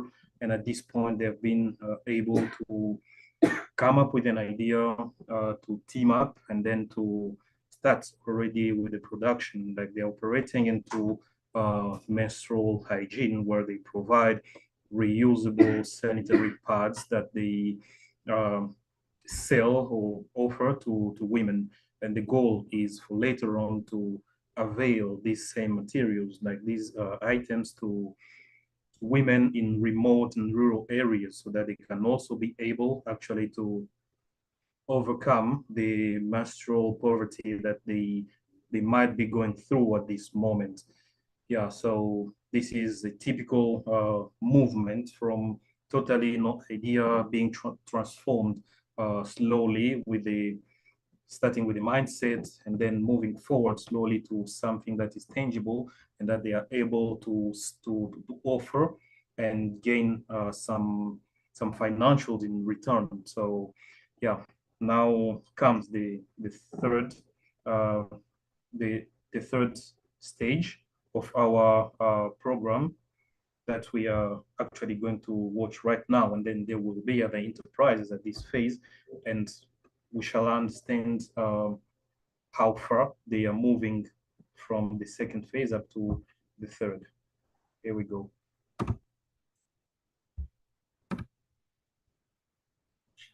On testing the business model that we have come up with in the previous phase. Then the goal here is to find the product market fit after the prototyping. Then the fourth stage is called the linking phase, and at this point the team finds other like-minded people and potential organization potentially partner with in order to build and be part of the strong network of entrepreneurs, as they are also going through the SINA Business Acceleration Program. They are also supported in acquiring the legal status. Hello, ladies and gentlemen. I'm James Baganda, one of the School of Social Entrepreneurship Academy, SENTA, in Bukavu, DRC. So I'm so glad to be one of the scholars because they support us to be the change makers in our community. We have come there with an idea, but now we'll be able to have a social entrepreneur, and we are able to generate some revenue in our enterprises. So it is a good thing to have a social entrepreneur in our community, and we are so glad to be young change maker. Thank you, SENTA, for being there for our community. I'm Chiruza Eric, team member and co-founder of Kwetu Nutrition. Kwetu Nutrition provides soybean in its byproducts such as milk, soya milk and croquettes in order to eradicate malnutrition among children and provide markets opportunity to smallholder farmers in our community. I'm one of beneficiary of program of SENTA, and now it's place to thank SENTA to all the support to empower youth in our community. We have beneficiary of many kind of skills in our training about how to build a available business plan, a template financial that can permit us to build our business and be able to make an impact in our community. Then come the last stage, the fly stage, that's how we name it. So here we support our beneficiaries to build, like we build together and check the scalability potential of the enterprise. So at this level, the enterprise should be able to stand on its own, and it's able to generate regular revenues as well as covering its own costs. On to our quest of great ways and possibilities to make this reality really matter for our fellow youth and for ourselves. We have been connected to other like-minded organizations and people through the Social Innovation Academy. The Social Impact Award is another entrepreneurial journey that goes throughout the year onto two very big aspects. The first one is the incubation program, where we recruit entrepreneurs in parallel with our other activities that are happening on a regular basis. So we work with them on 8 weeks, and then right after that there is a pitching in front of a jury that selects the winners, but we know all of them are winners, but the most promising ventures at that point are being selected, and they are rewarded with some financial support to start already their businesses, like prototyping, kind of a seed funding. And secondly, there is the networking part that comes in, first with joining the SIA alumni community. Moi, c'est Crispin Chito, étudiant à la faculté de médecine en 4e année de doctorat à l'Université catholique de Bukavu. Je suis également membre du groupe Priorité Santé, un groupe qui fait partie du premier cohorte de Social Impact Award 2021. Motivation de Priorité Santé pour adhérer au Social Impact Award 2021 on avait pu remarquer dans notre communauté qu'il y avait un gros souci avec les maladies cardiovasculaires. Quand je parle de maladies cardiovasculaires, nous voyons les AVC, l'hypertension artérielle. C'est pourquoi nous, équipe Priorité Santé, avons pensé que ce serait mieux de s'impliquer beaucoup plus en tant que jeunes et en tant que étudiants. C'est pourquoi on a initié le programme Priorité Santé en soi qui consiste à prévenir les facteurs de risque de maladies cardiovasculaires. L'opportunité s'est présentée avec Social Impact Awards. C'est pourquoi nous avons pu participer. Heureusement, on a été retenu comme alumni 2021. Adhérer au programme de Social Impact Awards, c'était pour nous une grande joie vu que ça nous a permis de transformer ce qu'on avait comme rêve, ce qui était juste écrit, ce qu'on retrouvait juste dans la littérature, en quelque chose de plus grand et de viable. Bonjour, je réponds au nom de Nancy Chimanuka. Je suis membre de l'équipe porteur du projet Local Energy qui a pris part à la 3e édition des Social Impact Awards à SENTA. Local Energy, c'est un projet qui entre dans le cadre de la lutte contre le changement climatique et qui veut aussi promouvoir l'entrepreneuriat de jeunes. Parce que nous produisons de l'énergie, du biogaz, à partir des déchets. Et cette énergie-là, nous voulons l'utiliser pour remplacer ou bien réduire l'impact de la déforestation. Avec Local Energy, nous produisons de l'énergie à partir des déchets organiques et nous voulons produire cette forme d'énergie qui est une énergie verte pour réduire l'impact néfaste qu'a l'énergie de bois de chauffe et ainsi réduire l'impact du changement climatique. Avant le programme Social Impact Award, on avait des idées un peu vagues, pas très bien structurées. En venant dans le programme, on nous a permis de mieux nous organiser, de faire de Local Energy une entreprise qui pourrait être très bénéfique pour la communauté. On a pu être plus discipliné, savoir comment il faut collaborer avec la communauté locale pour leur proposer le produit qui leur sera avantageux. Donc, le programme SINA nous a vraiment aidé à mûrir dans le monde entrepreneurial. Par Local Energy, on développe d'autres programmes parce que comme organisation, on s'appelle More Forward. Donc, à part lutter contre le changement climatique, on essaie de faire avec Local Energy.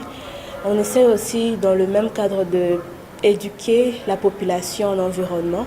Parce qu'on veut conserver la biodiversité, on est convaincu qu'on ne peut pas y arriver tout seul et on croit au pouvoir de changement que peuvent être les générations futures. Alors, on a développé un programme d'éducation environnementale qu'on fait avec le parrainage de l'organisation Strongroot et on a aussi l'appui des SENTA qui nous accompagnent. On fait ça aux alentours du parc national des Kaouzi-Biega. Dans le programme d'éducation environnementale, nous ciblons les enfants. Nous ciblons les enfants parce que c'est l'avenir de demain. On ne choisit pas n'importe quel enfant. On a choisi les enfants qui vivent aux alentours du parc parce que c'est eux qui les connaissent mieux, même si on s'est rendu compte qu'eux aussi avaient besoin d'être mieux informés sur le parc. Donc on travaille avec les enfants de populations autochtones, de l'école maternelle et de l'école primaire. Et on espère que dans 10 ans, 20 ans, 15 ans, quand on reverra ces enfants-là, on leur verra mener des actions qui sont meilleures que celles que nous on mène aujourd'hui en faveur de l'environnement.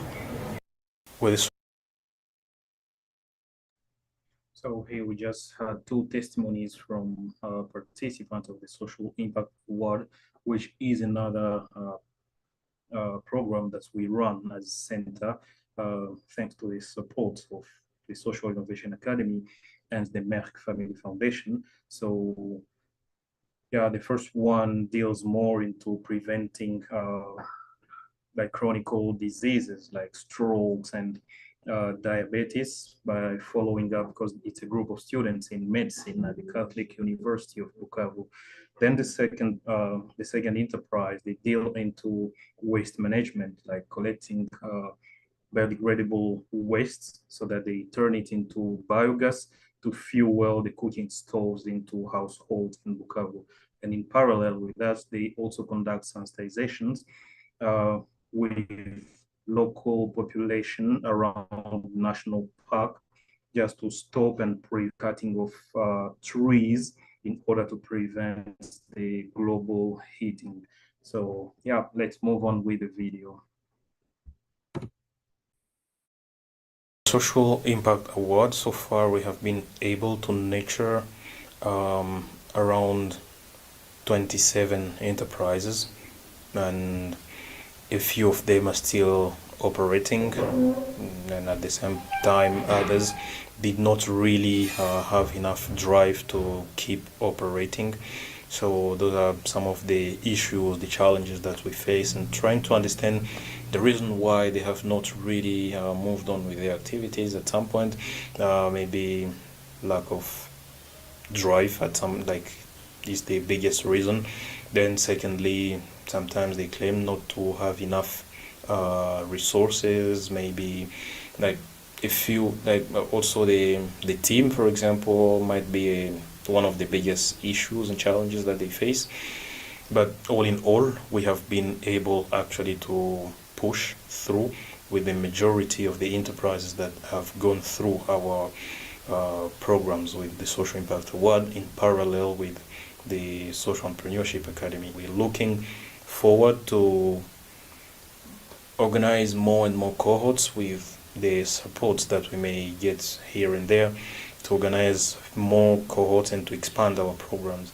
So far we have worked only with 2 cities, that is Bukavu and Kinshasa, but we're looking really forward to work with more other cities, Congo being the second biggest country in Africa. So we have really a lot to do, and all we need is to increase onto our capabilities to reach out to the biggest possible number of beneficiaries.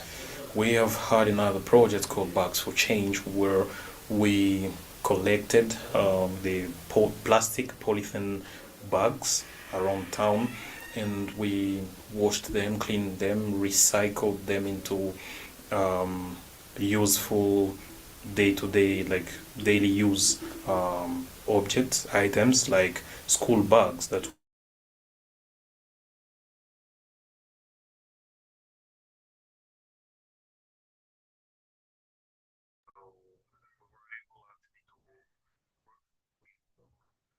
women into several processes, from collecting, cleaning to transfer. So this was mainly one project that we have been running, and it was mostly about recycling waste and turning it into useful day-to-day items that we distributed to children into remote areas.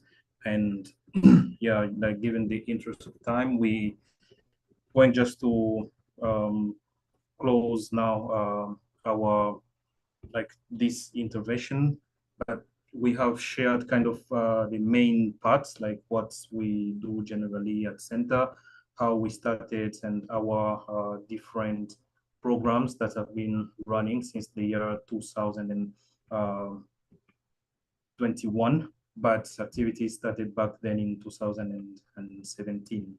So yeah, we're just going to watch the final part of the video, which is just a few seconds as we are closing our part. So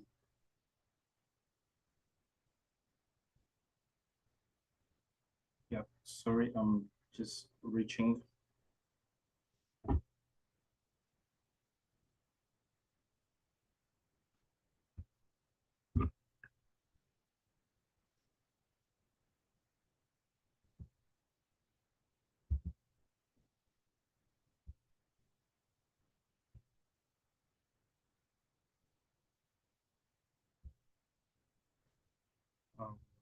Sorry, I was just reaching the part.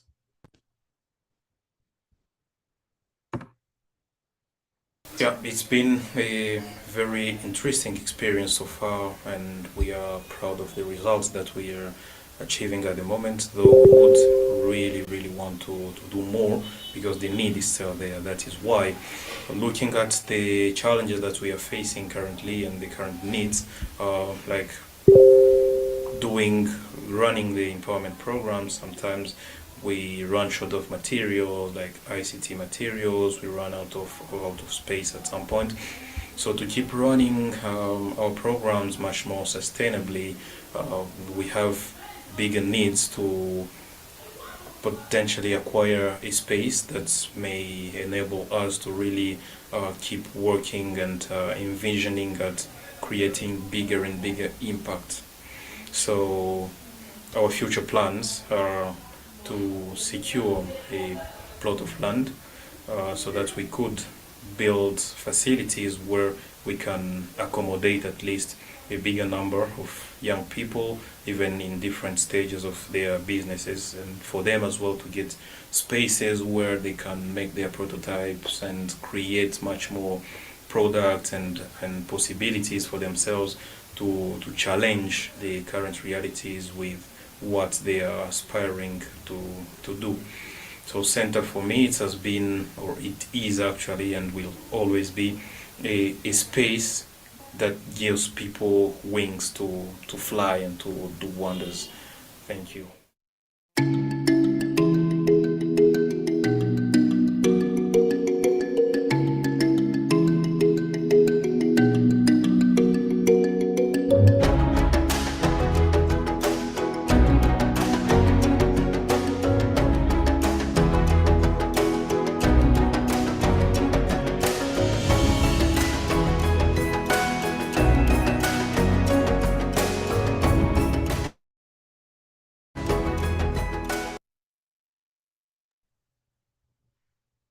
Thank you all for the time, and I will hand over again to John so that we continue with the program. Thank you all for the time and the interest.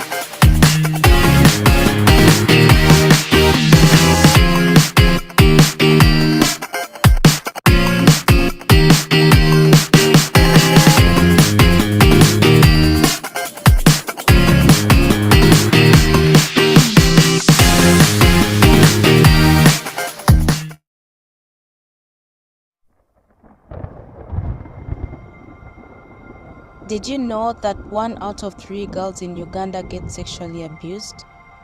At the age of 8, I was sexually abused and asked myself, why me? Is it because I'm an orphan now?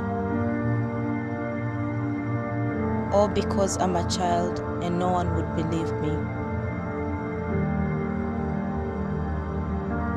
And with that, I didn't know where to turn, so I kept it to myself. I felt trapped with a lot of mental battles.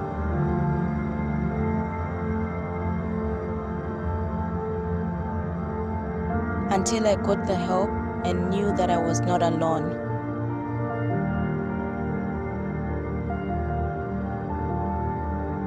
I got my voice back.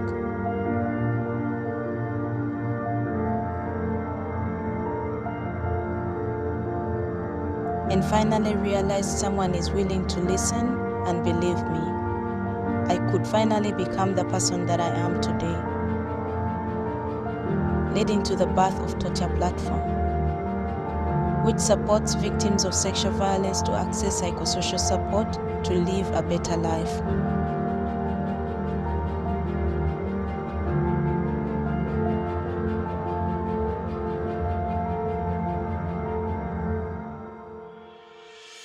Torture Platform offers 3 major programs. In prevention, we go out in the communities and schools and sensitize about the various forms of abuse and the negative effects on the individual, family, community, and nation at large.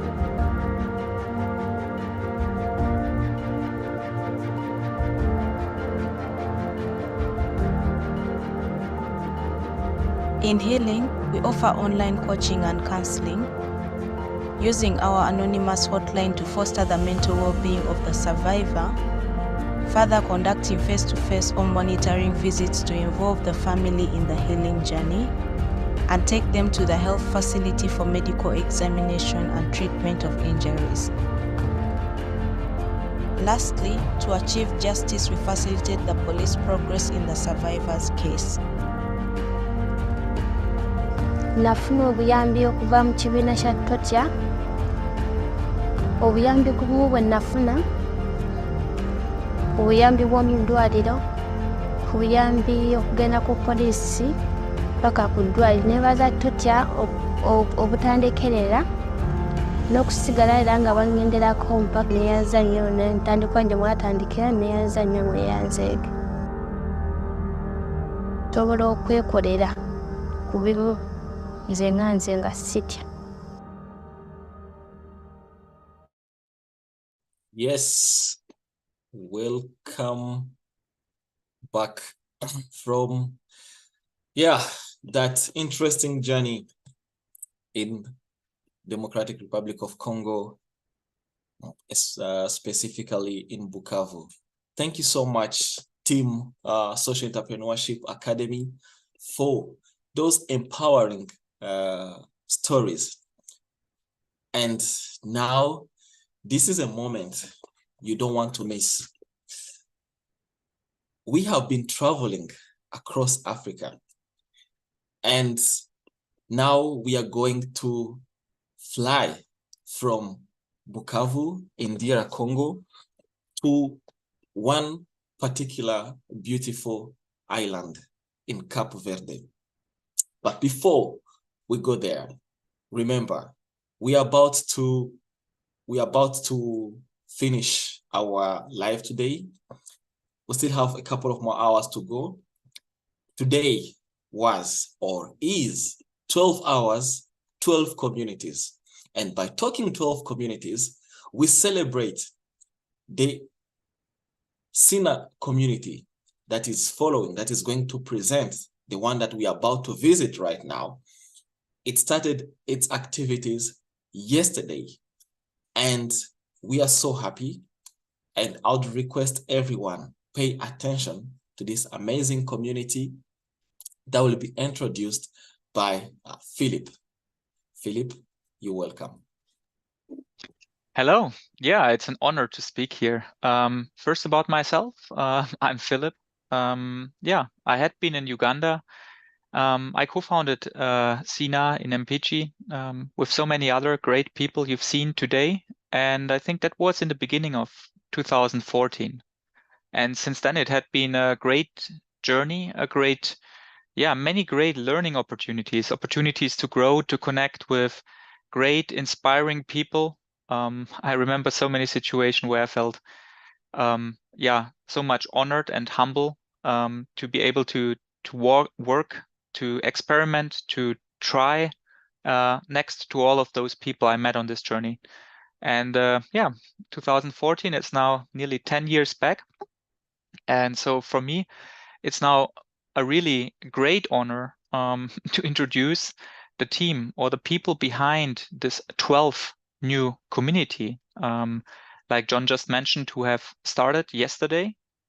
And that's the community in Cape Verde. But who are those people? There's Jenny and Ruben. And those two energetic people from Cape Verde, I got to know them personally first this year when I was in Uganda, and I was on the summit, and there I met them in the SINA summit.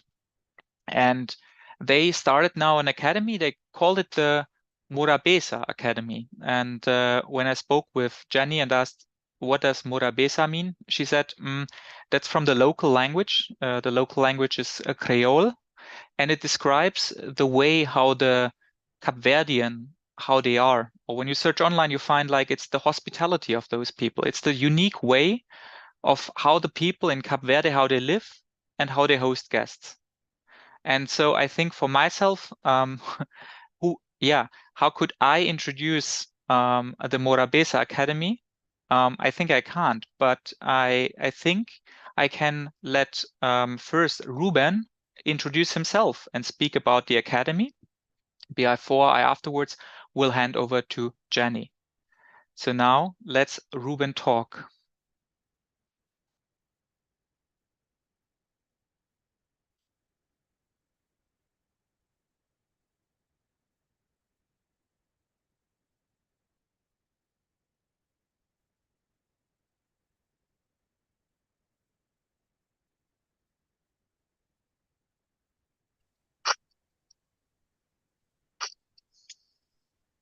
Hello everyone, my name is Ruben Andrade. I'm from Cape Verde. I have 23 years old. In the replication journey, I've been learning a lot of things. We can start with personal development. Since I came here, I felt I developed in a personal way a lot.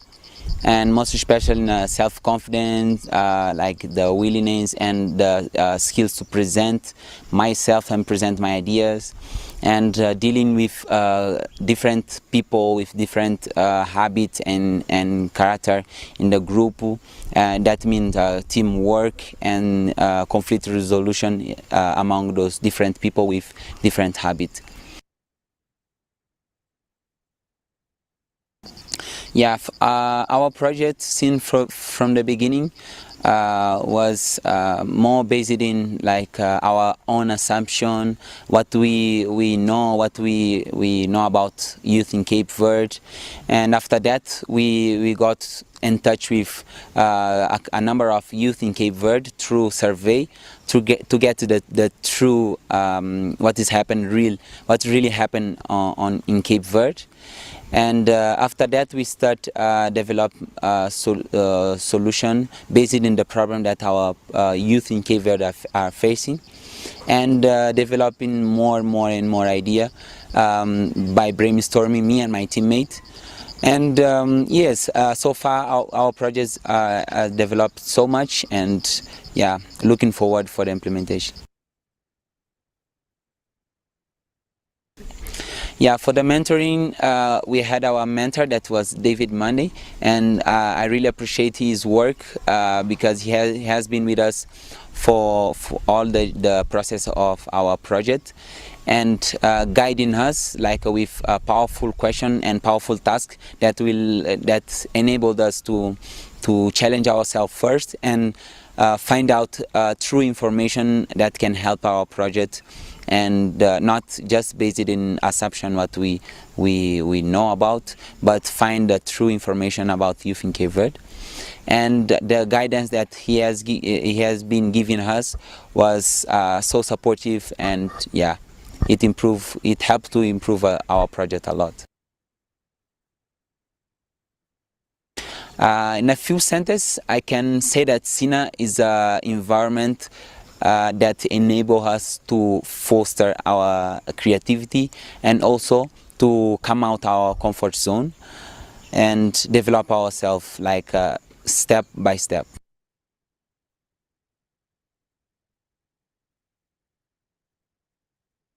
My best day here in SINA, let me describe it as a best week. It was a week of concentration boot camp, where we had a full week training to develop our project and shift it for other level, and it was really so challenging for me. And at the end, with the day of the pitch, I got to know that all the effort that we put in our project was paid by winning the second space of the prize of the concentration pitch, and that was achievement for me, a big achievement for me, and yes, I'm really grateful for that day.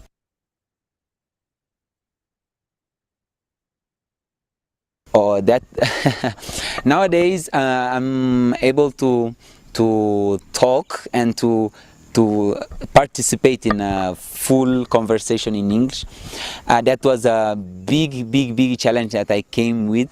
I came in SINA with really 0.5 level of English, and now I can be able to talk to people and express myself, and also understand what people are saying in a different language that is not my language, not my mother tongue, and also not my official language. And yes, I'm really proud of it, and yeah, that's that. Okay, so far SINA has been impacting me more in a way of having the view of businessman, like understanding the business concept, and also be able to share your idea that can catch people's attention and make people interesting to feel interesting to cope up with you and network with you and solve the problem in the community. And that's the journey that we have been through here in SINA to develop this kind of view, and it's really impacted me in that way. I would recommend SINA, yes, for a friend, and what I can tell, it is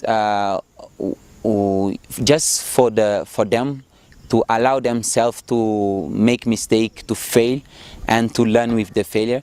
Because for me, for my own experience, since I came here, I've been making a lot of mistakes. I have been learning with my mistake and not just stay in my comfort zone. And also I can tell them to challenge themselves and open up as much as possible, that this environment is a full environment for learning and sharing. Yeah.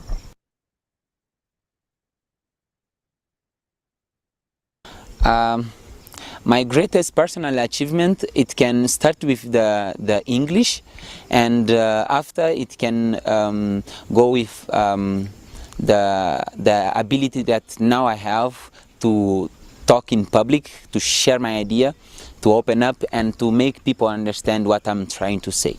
Yeah.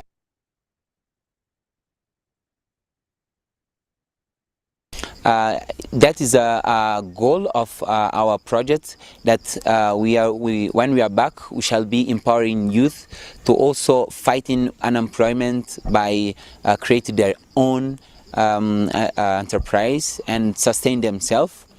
And for us, for me and my teammate, we shall be supporting them, like with mentoring, coaching, and all the tools that we have been learning through this process, and by supporting them to develop their own idea and create a better community in Cape Verde and solve all the problem, or maybe the major number of the problem they can solve in Cape Verde.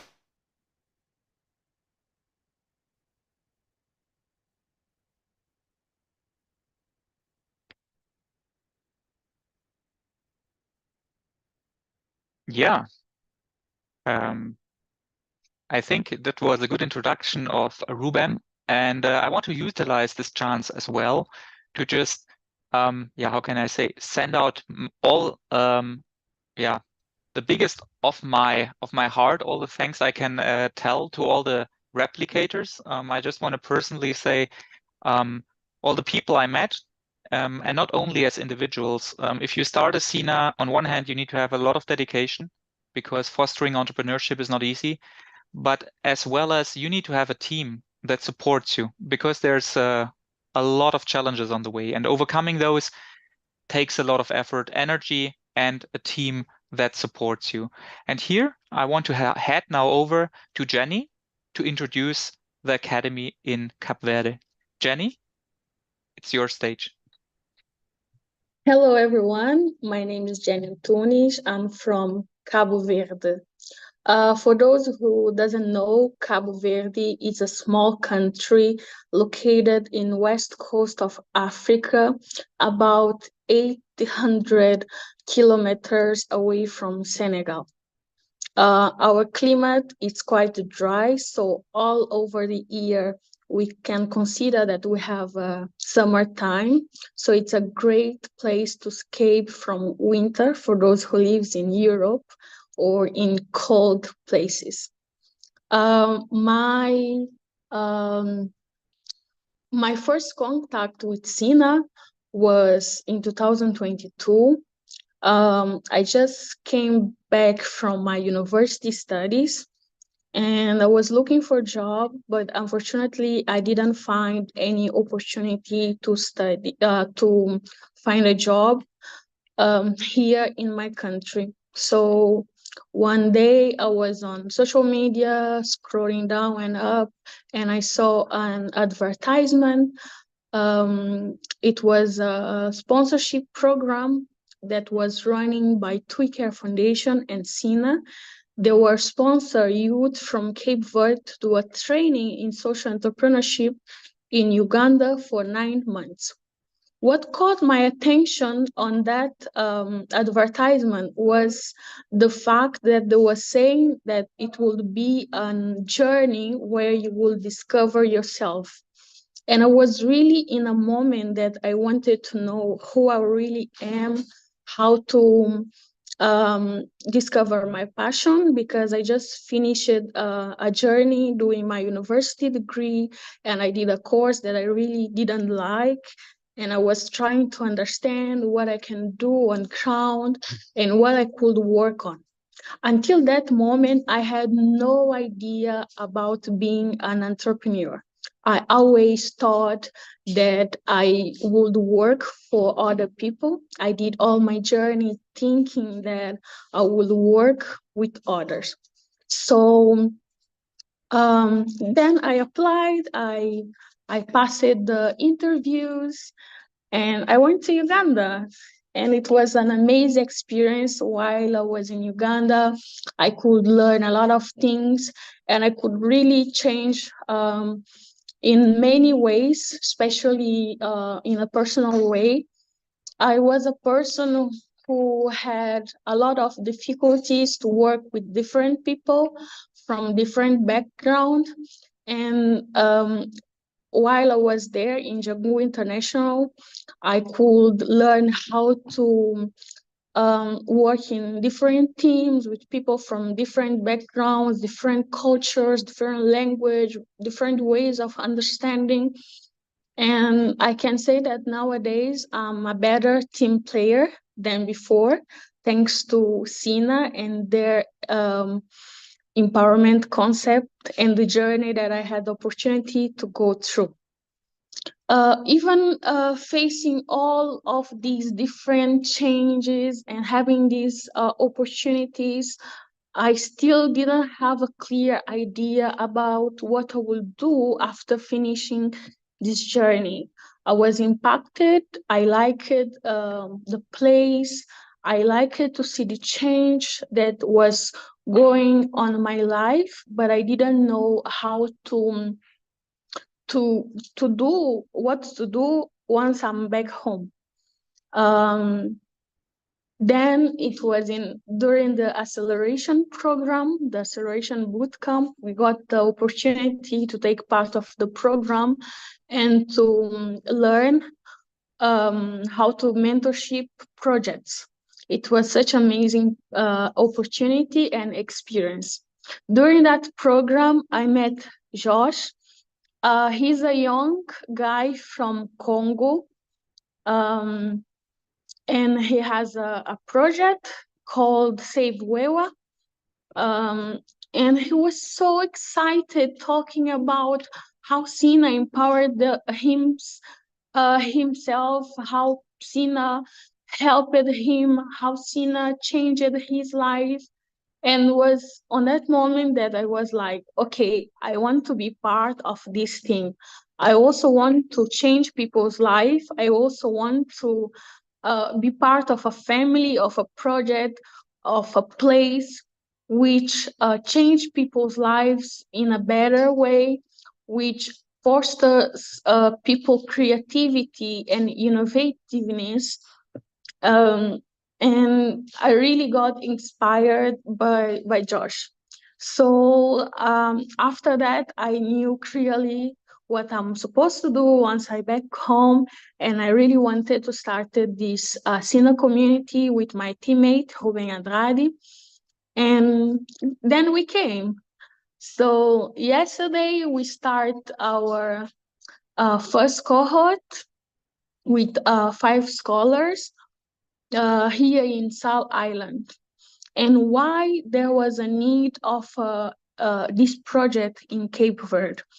During the journey that we went through, we did customer discover, and we did a lot of research that made us clear that in Cape Verde, there is a lot of unemployment. So here, according to the National Institute of Statistics, 34% of youth aged 15 to 35 years old are unemployed because there is a mismatch between the skills and the capacity that the youths have and what the market requires.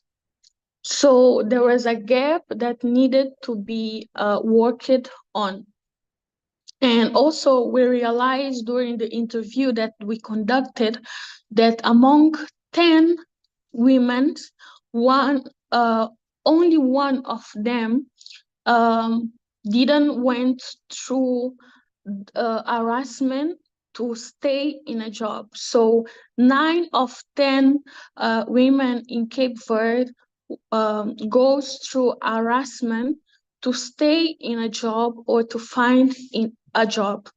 So we thought it's really necessary a place where youth in Cape Verde have the chance to work on their project and become their own boss with their own company, with their own projects. Then we started Morabeza Innovation Academy. We chose this name because, as Philippe said, Morabeza is a name in Cape Verde. It doesn't have a translation, but the meaning is the unique way of Cape Verdean being, the hospitality of Cape Verdean people. So now we're gonna start a tour of the space where we are running our training.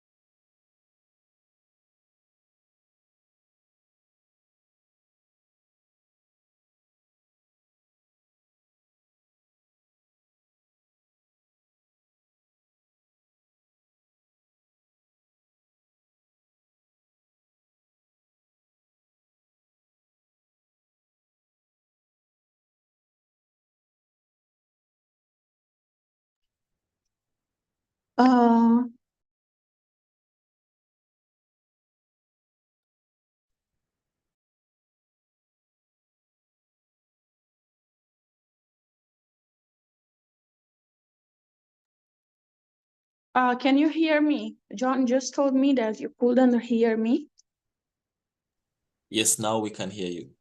Okay, great. So we have the second room. The name is Invent or Dream, Sunya in Cape Verde language, Creole.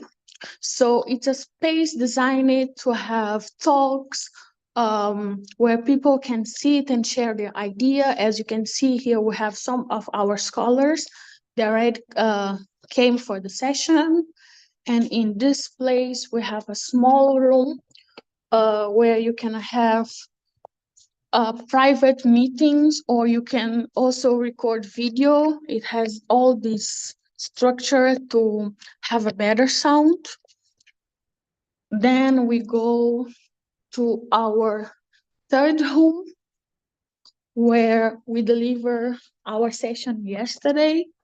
We have some follow-ups here about the project. And this place, it's called Make. It was designed to be a place where people will do hands-on activity. So to have workshops, to have activities that they will use their hands. So basically that is our place where we're gonna run the sessions. And now I'll go to hand over to Ashley. She's a scholar. She's Cape Verdean, and she would like to share a little about her story and her expectation with this program. Olá, meu nome é Ashley, eu tenho 19 anos, nasci na São Vicente, me criada na Ilha de Sal, terminei o 12º ano, na 2022. She's speaking in Creole, so I'm gonna translate. She said, "Hello, my name is Ashley. I am 19 years old. I'm from South Saint Island, but I live in Sal Island, and I have just finished my high school degree." Por agora, optei para fazer curso, como quero dizer agora, por alguns motivos, principalmente no mercado de trabalho que tem saída de curso. For now, I decided to not go to university, especially because the market for the course I want to do, there is no much opportunity. Desde pequenininho, quis ser empreendedora, sempre quis gerir os negócios, ou seja, trabalhar sem chefes. Since I was a child, I want to have my own business, to be my own boss. No dia anterior, tive o privilégio de assistir vídeo de pessoas ou formandos que tive a oportunidade de participar do projeto de SINA, que é essa formação, que foi maravilhoso para o que é como é, para refúgios de pessoas que tinham oportunidades ou condições para continuar a escola. Yesterday, I had this amazing opportunity to watch some videos about SINA, which I could hear stories of people that had this amazing opportunity to change their life, people who didn't have the condition or access to pursue their education. E Morabeza Innovation Academy propõe mim e outras pessoas uma oportunidade de conseguir fazer, principalmente pessoas empreendedoras ou que têm esse pensamento de ser empreendedor, muda a outras oportunidades e muda essas vidas também, moda que a gente fazer assim, projeto de sim. Morabeza Innovation Academy is having this opportunity for me and other youths who always thought about being an entrepreneur and didn't find a space where to start, to have this opportunity to go on this training and have their life changed the same way I saw people in SINA having their lives changed. Yeah, that's all. Thank you.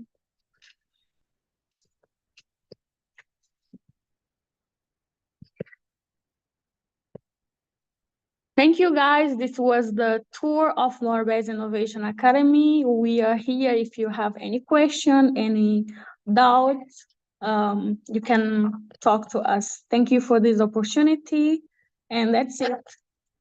Bye.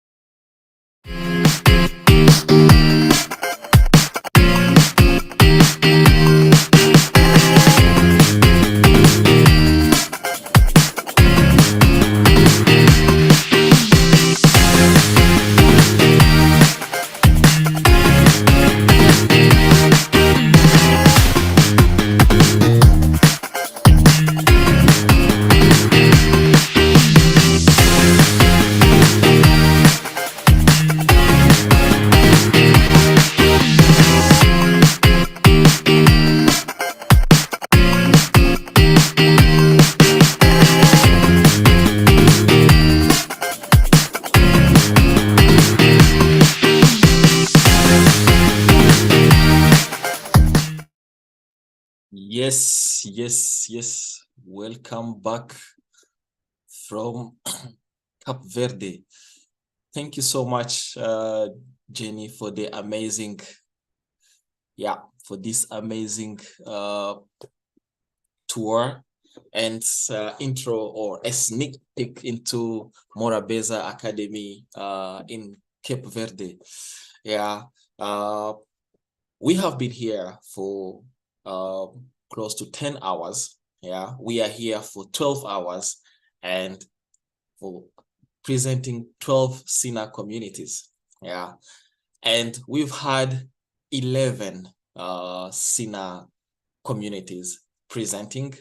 The latest is our youngest one that started yesterday, Morabeza Academy, that we also celebrate today.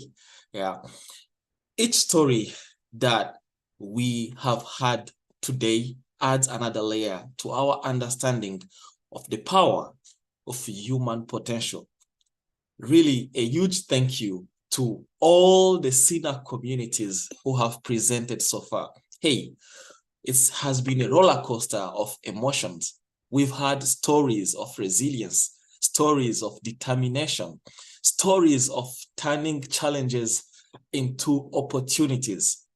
From Uganda, Kenya, to Democratic Republic of Congo, we went to Zimbabwe, we went to Cape Verde, we came back to Uganda, and all were only inspiring stories from young people, women from different background, from disadvantaged background. We saw refugee camps. What an amazing day. What an amazing journey we were on. The goal today, or the objective of today, empower 500 scholars in 2024. And $42, 40 euros per month can help us reach that goal. You can support us, amplify, or have more impact to hear more stories of impact coming out through or from these different SINA communities. You can visit our website or the link that is being shared in the chat, socialinnovationacademy.org. You go to the news page, you will see all the details of today's events and how you can support us. Last but not least, our next presentation or our next SINA community is SINA Global, who will take us further into the world of transformation and social impact. Please, we welcome Philip from SINA Global. Yeah, thank you. Again, I have the honor to present here among all those great people. And again, I mean, I came to Uganda in 2014, and since then it had been a great learning opportunity. And I mean, there's now 12 academies out there, so a lot of things happened. I will start with a short, looking backwards, and I'll try to put in some videos to keep it a bit more interesting. But basically speak about why SINA Global there and what's so unique about SINA. Well, in 2014, actually in October 2013, Etienne called me and said, we have here a program of a sponsorship program, and the young people, they want to start an academy for entrepreneurship. And I thought, oh, well, that's a great idea. It would just need to be output oriented. It would need to be kind of self-sustainable. And it would need to operate without extrinsic motivation. All of those things, they just logically came from the aspect of it needs to be locally relevant. So you don't need to, you can't use extrinsic motivation, otherwise you will cheat yourself. It needs to be self-sustainable, because otherwise it can't be local if it can't kind of create a value that is so relevant for its surrounding or it finds ways to be relevant in the world.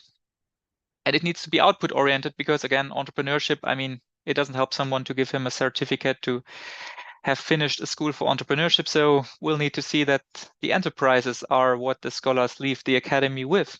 Yeah, and that was then 2014, and then 2014, 15, a lot of learnings happened on the ground in MPG. I think throughout the day today, you heard people referencing, in the beginning, Kisitu referenced in MPG where the old government houses were all started. Yeah, but there was a lot of trial. Yeah, I would say more error than success, and one failed experiment led to another one. At that time, I used I mean, there's this analogy of the think tank, and I felt at that time we were more an action tank, like implementing, looking what works, what didn't. And so we kind of came to something which was like an applied stage, an emerging stage, concentration stage, and a linking stage. However, like now Arsene just presented for SENTA in Bukavu, you can also translate that into other languages, and it will still work. But it was not only the empowerment program, or you could say the curriculum of a school. No, it was also about self-organization. In the beginning, we had this aspect of free responsibility, a word we just created, which connects freedom to responsibility. But how do you ensure that? How do you ensure that if someone takes over responsibilities, that he's not ending up without feedback? And that's a problematic situation. You might not just look around the world and see in a lot of educational settings where it's hard for someone to take over true responsibility. True responsibility, I mean, he takes over responsibility, and if that fails, that's a problem for the surrounding. Just imagine schools where scholars start to take over roles, and if they are not done, then that's a problem for the school.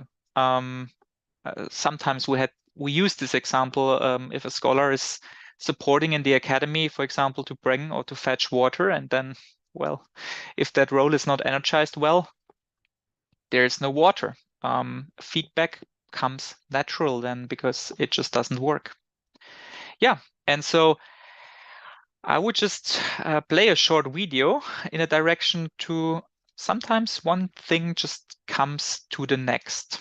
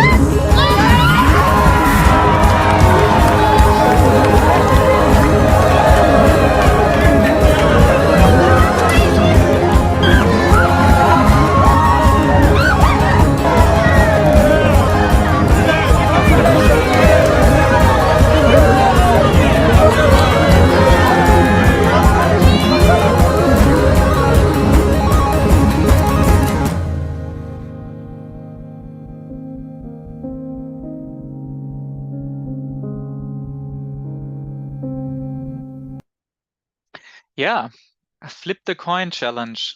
What is it about? You make a plan, you implement, and then you realize that the reality doesn't like your plan.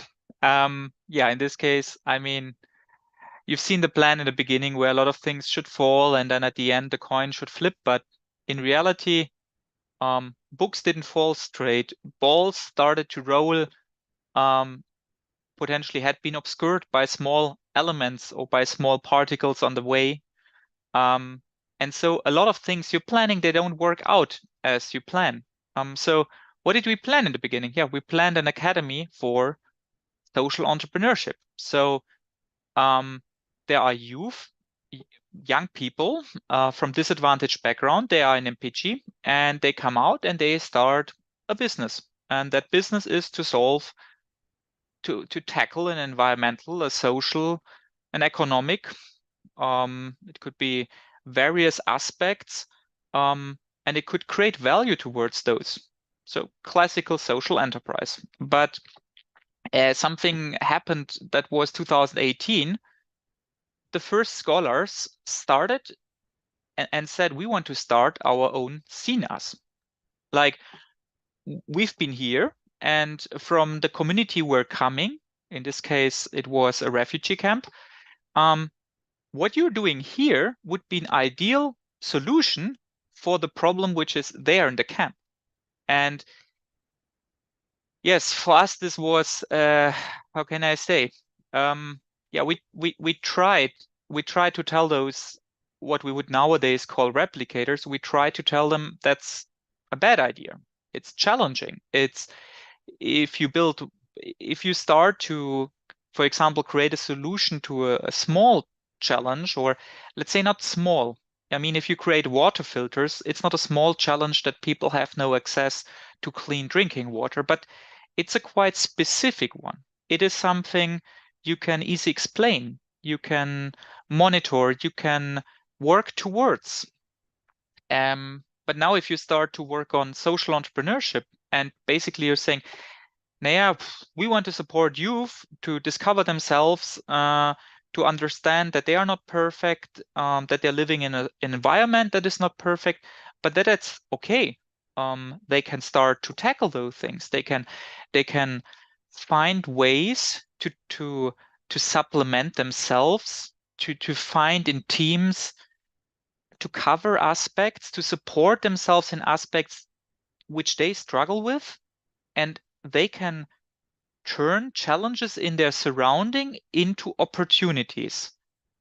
Yeah, just to explain that is much longer. But yeah, I mean, what happened? I can just show another video which gives kind of an understanding what happened then. This is now from 2019-20.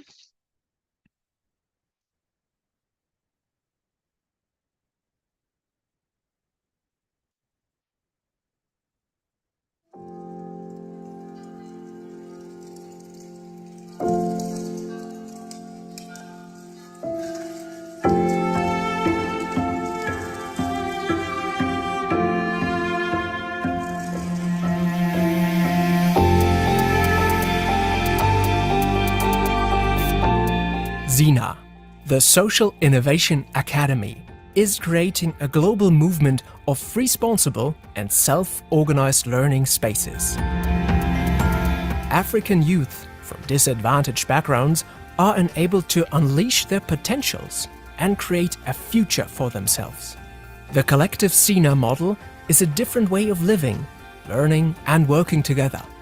Authority is fully distributed, and by taking over responsibilities, SINA scholars gain skills and experiences. My name is Delphine Joseph Buyana. My name is Ochen Anania. My name is Gom Gertrude. From Buya. From Kyaka Refugee Settlement. From Changwari Refugees Camp. I'm from DRC. I'm coming from Kiakatu Refugee Camp. I'm a new SINA scholar.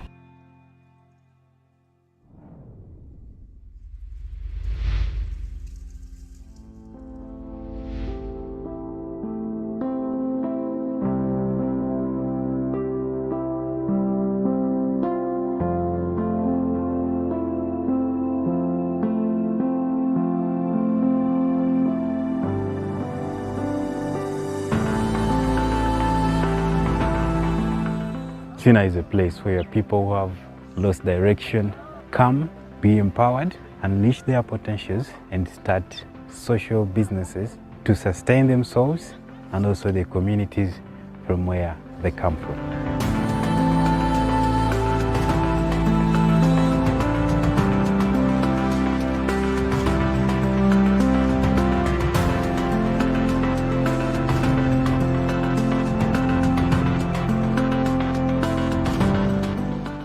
Due to my albinism, I was always discriminated, isolated, and then also abandoned. Most of people say that albinism, we are not human beings like them, but some even have promoted their beliefs in potential magic by saying that with our body parts, they can cure diseases, have wealth, and more others are discriminated, targeted in witchcraft, and more other things.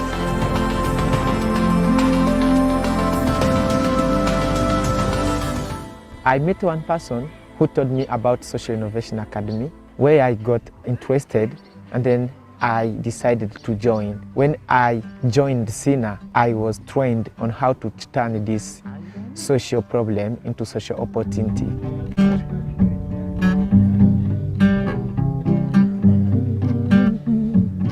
I don't know which moment I shall see when I'm proud.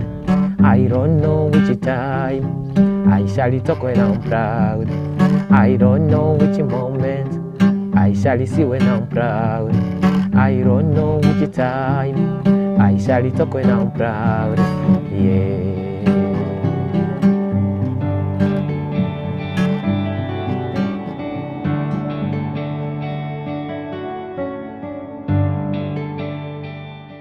A 5-step empowerment process supports the scholar's personal and professional development. Learning is hands-on and directly applied. The power of education lies in the hands of SINA scholars. Challenges are transformed into opportunities and social enterprises emerge. The applied social innovation, it aims at supporting the new members who comes into this new empowerment to first understand the model, because our model is different with the outside model. We are from different backgrounds with different kind of education system. So in these 3 months, we first support the scholar to get to know about this education system, this model. So we first start by transforming them and support them to grow personally, to look into their challenges as an opportunity.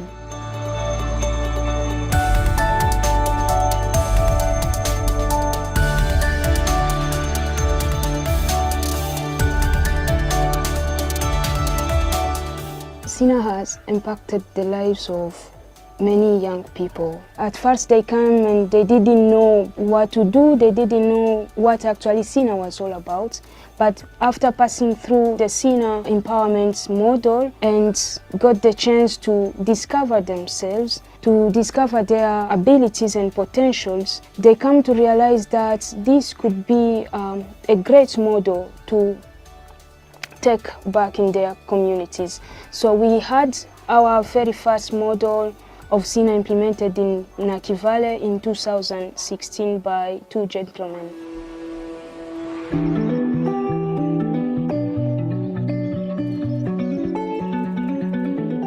We believe that a refugee youth is the best solution to solve or to design a solution for other refugees rather than any other person, because we understand our problem, our pain, better than anyone else.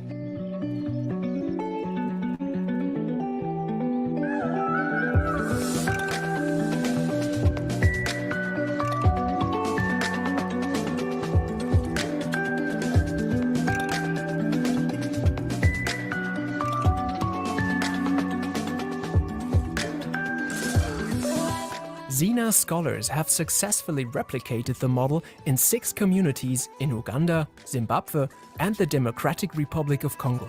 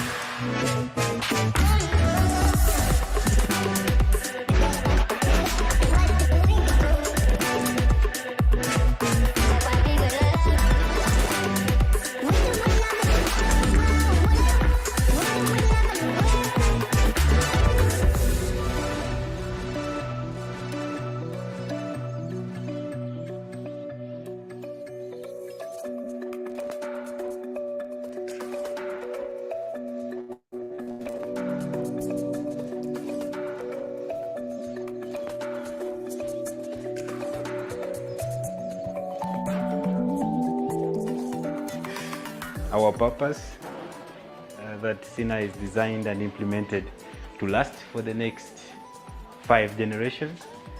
And the work that we do is to support that purpose.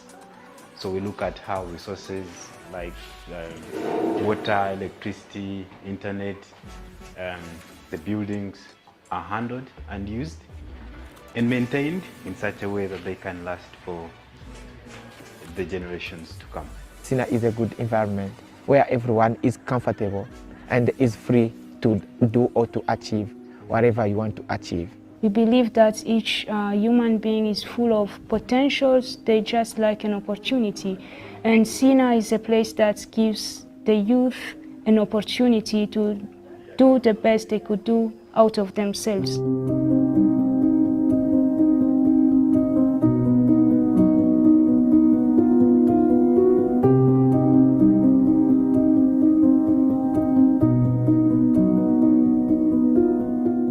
All SINAs jointly steer and evolve the model towards its evolutionary purpose for positive and systemic change.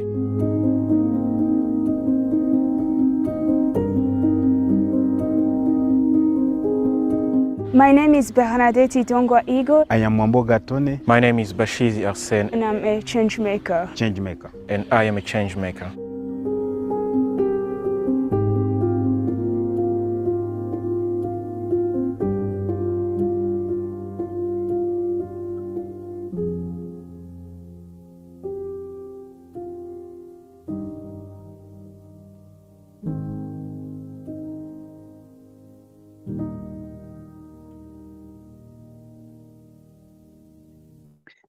Yeah, welcome back. So in my head, there were a lot of memories from this time.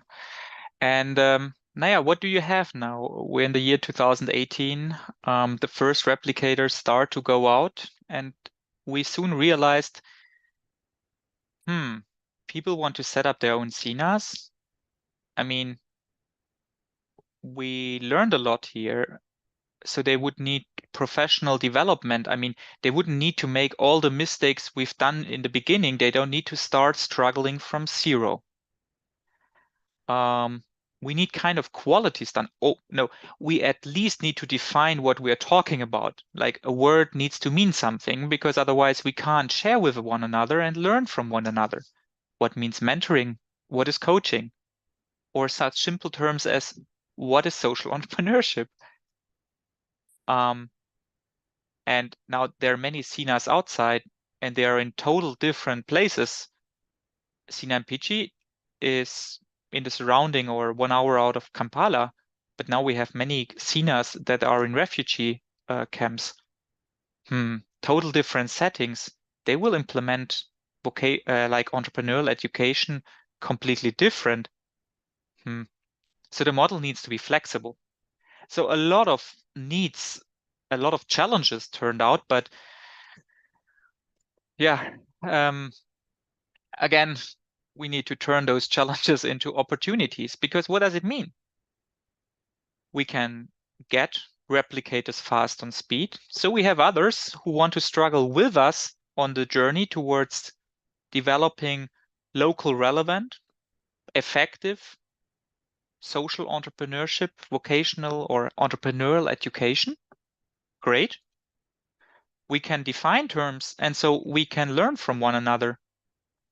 And we can make the system vulnerable enough that it can, whenever it stands in the way of those replicators trying to make the entrepreneurial education relevant for their surrounding, and the system, the framework limits them, that they can challenge it, so we can learn from them. But still, it needs to be stiff enough to kind of give reference and help us to speak with one another. And this was, then back in 2018, the birthplace of SINA Global, an organization that, let me not speak about it, let me show you. What is this organization doing?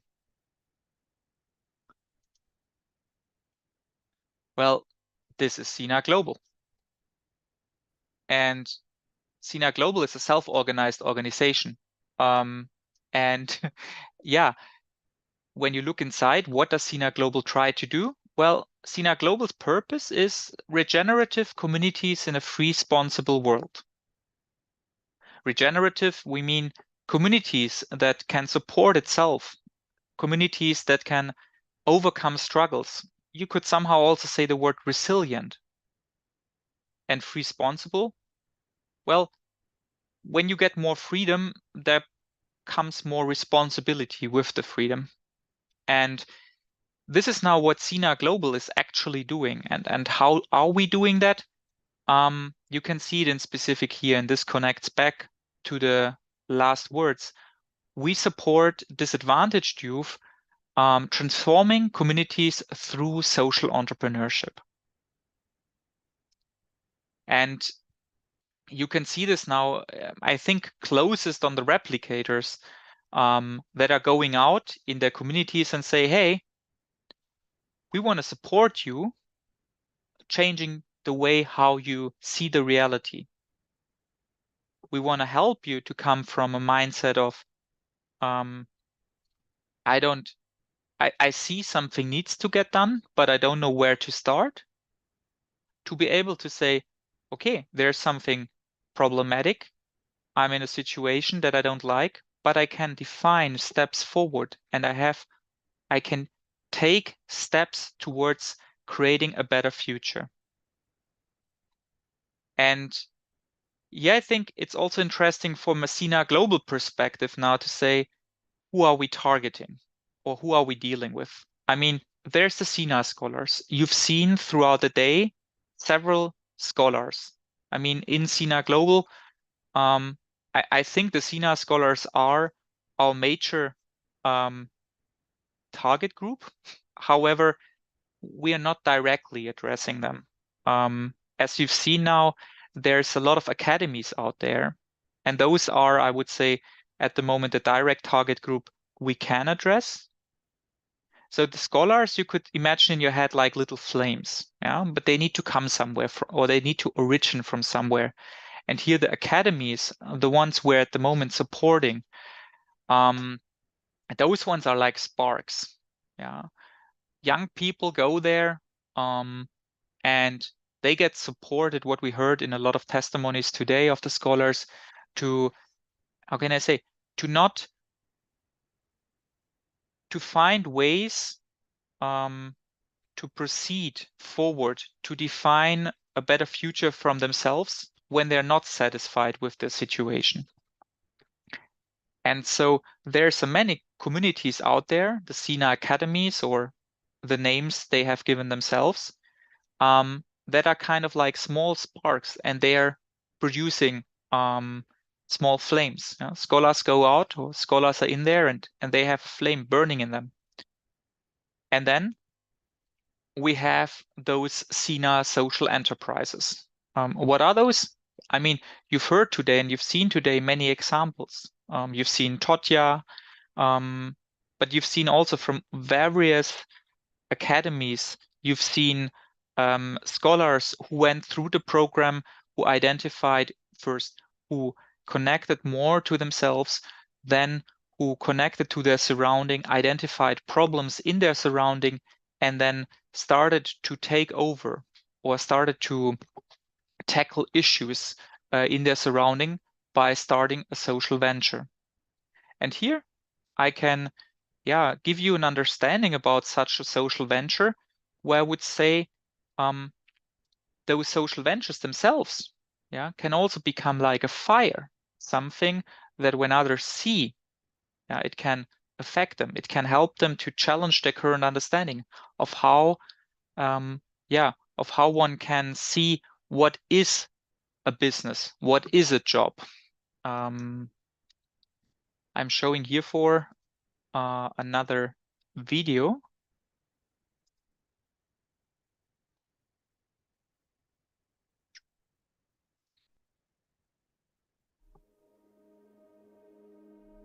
Geja is a Luganda word, directly translating to English as grow big. My name is Atura Angela Marjorie. I was born by two school-going children. My mother was 14 and my father was 16. At the age of 19, I got pregnant and I was forced to run away from home. I joined the Social Innovation Academy as a facilitator trainee in 2014 June while pregnant, and it is from there that I would go out to the communities and visit the women and ask them how they take care of a pregnancy. Through my constant visiting of the communities, I actually developed a relationship with these women. At the time of my daughter's birth, we had started with the crafting project that we then called the Geja Handcrafts project. I had told these women that I would constantly go to the city, Kampala, and be selling their crafts, bring them the money so that they can sustain themselves. But that was a lie. Would spend like 2 months or 3 months without even selling a basket. And yet these women constantly had challenges in their personal lives or even in their families.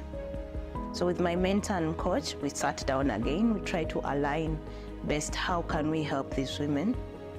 And in 2016, our first team members joined me because our passions aligned and our stories similarly aligned. We started the Geja Women Foundation. Geja Women Foundation is a community-led foundation run by women in Mpigi district, Uganda, empowering women to become self-sustainable. In 2015, a young girl from the community came running to me that her parents wanted to force her into early marriage, but she didn't want to get married. She wanted to continue with school. At that time, I didn't have the resources, but I promised her that probably in the next year, I would help take her back to school. So Nachigude Prosi stayed with me, helping me take care of my young daughter as we looked for finances to take her back to school.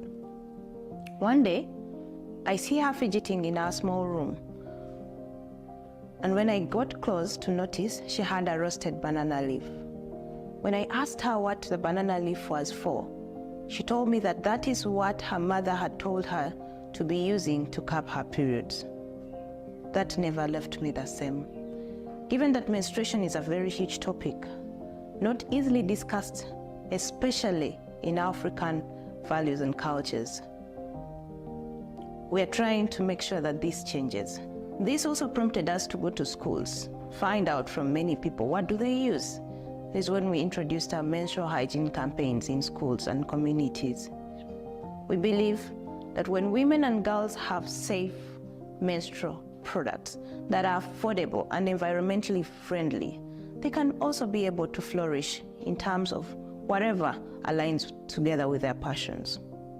And that is why Safe Girl aims at reducing the cost of menstruation. We produce a kit that consists of 2 menstrual products, reusable up to 16 months, a mosquito repellent soap, a cotton knicker, and a storage bag.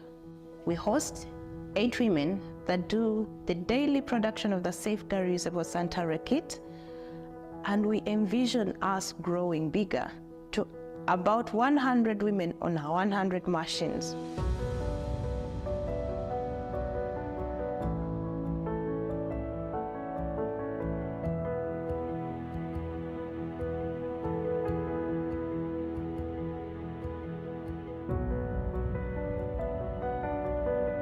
We're in Africa, where our educational programs and materials that are given are not effective. Our families that earn less than $1 and have more than 5 children cannot be able to sustain all of them into school. So we offer meaningful and impactful educational support to the rural marginalized girls so that they can go back to school and attain a future.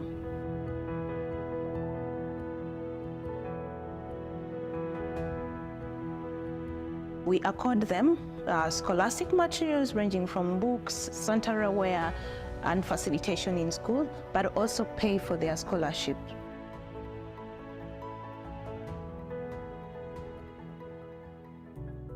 My name is Dagile Goretti Reynard. I'm passionate about female empowerment. Most of the rural women are unemployed and uneducated, so it's hard for them to get jobs, yet they are the ones taking care of their families. So with the Women Startup, we support them to start their own businesses so that they can sustain themselves and their families. We have 3 programs. We have the Startup Fund. It includes the Acceleration Program, where women go through a 6-month program to learn both personal and professional development. We also have a part where we support women to start their own businesses by providing them with the financial support they need. We as well work with passionate female farmers under the seed loan program to provide them with seeds and any other thing they need to cultivate their lands. I'm proud that I'm able to contribute to the livelihoods of vulnerable women in my community.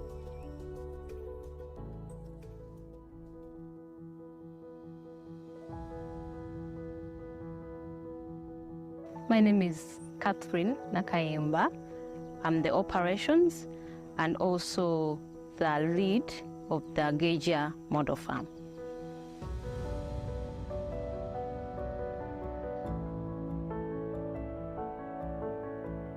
I love to see things blossom and bear fruits. And so every time I come to work, I first move around. It gives me happiness and fulfillment to see that, I create beauty. The problem that we are trying to address at the Geja Model Farm is ending hunger, as well as providing food security while creating job opportunities for rural people. As the Geja Model Farm, we invite people and train them on the modern ways of agriculture.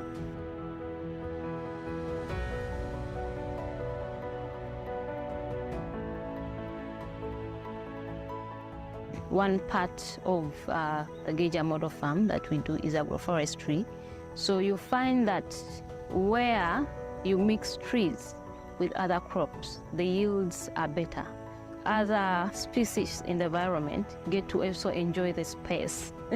For example, when the trees are there, the birds or the animals can also enjoy the space as you also grow your food. I'm proud of being a team that puts a smile on people's faces. For us at Geja Women Foundation, inclusion is key, whereby we have to involve all different kinds of race, mobility, for everyone to feel involved and valued. And at the Geja Women Foundation, currently we have got 2 women that are having speech impairment issues and hearing issues. These are part of our day-to-day running and structuring of the organization, but are also key in the production of the safeguard reusable sanitary kits. We also go with them in communities and in schools for them to be able to also unleash and showcase what they can be able to do, even when they have the mobility issues that they face. But we also believe that this is giving motivation to the other students or the other people in the community that also face the same issues.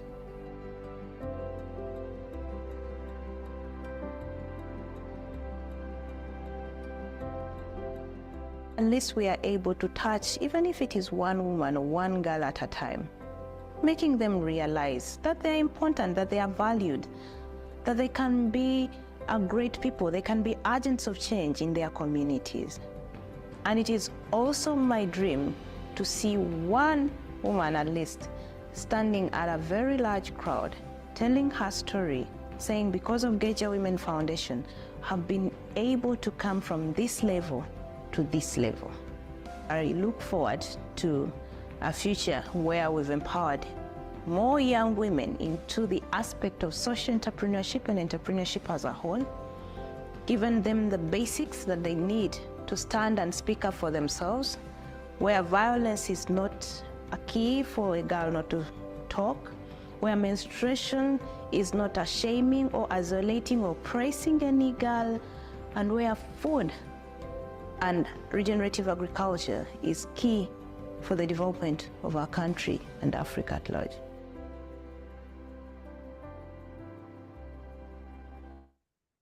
Yeah, I think, I wanted just to thank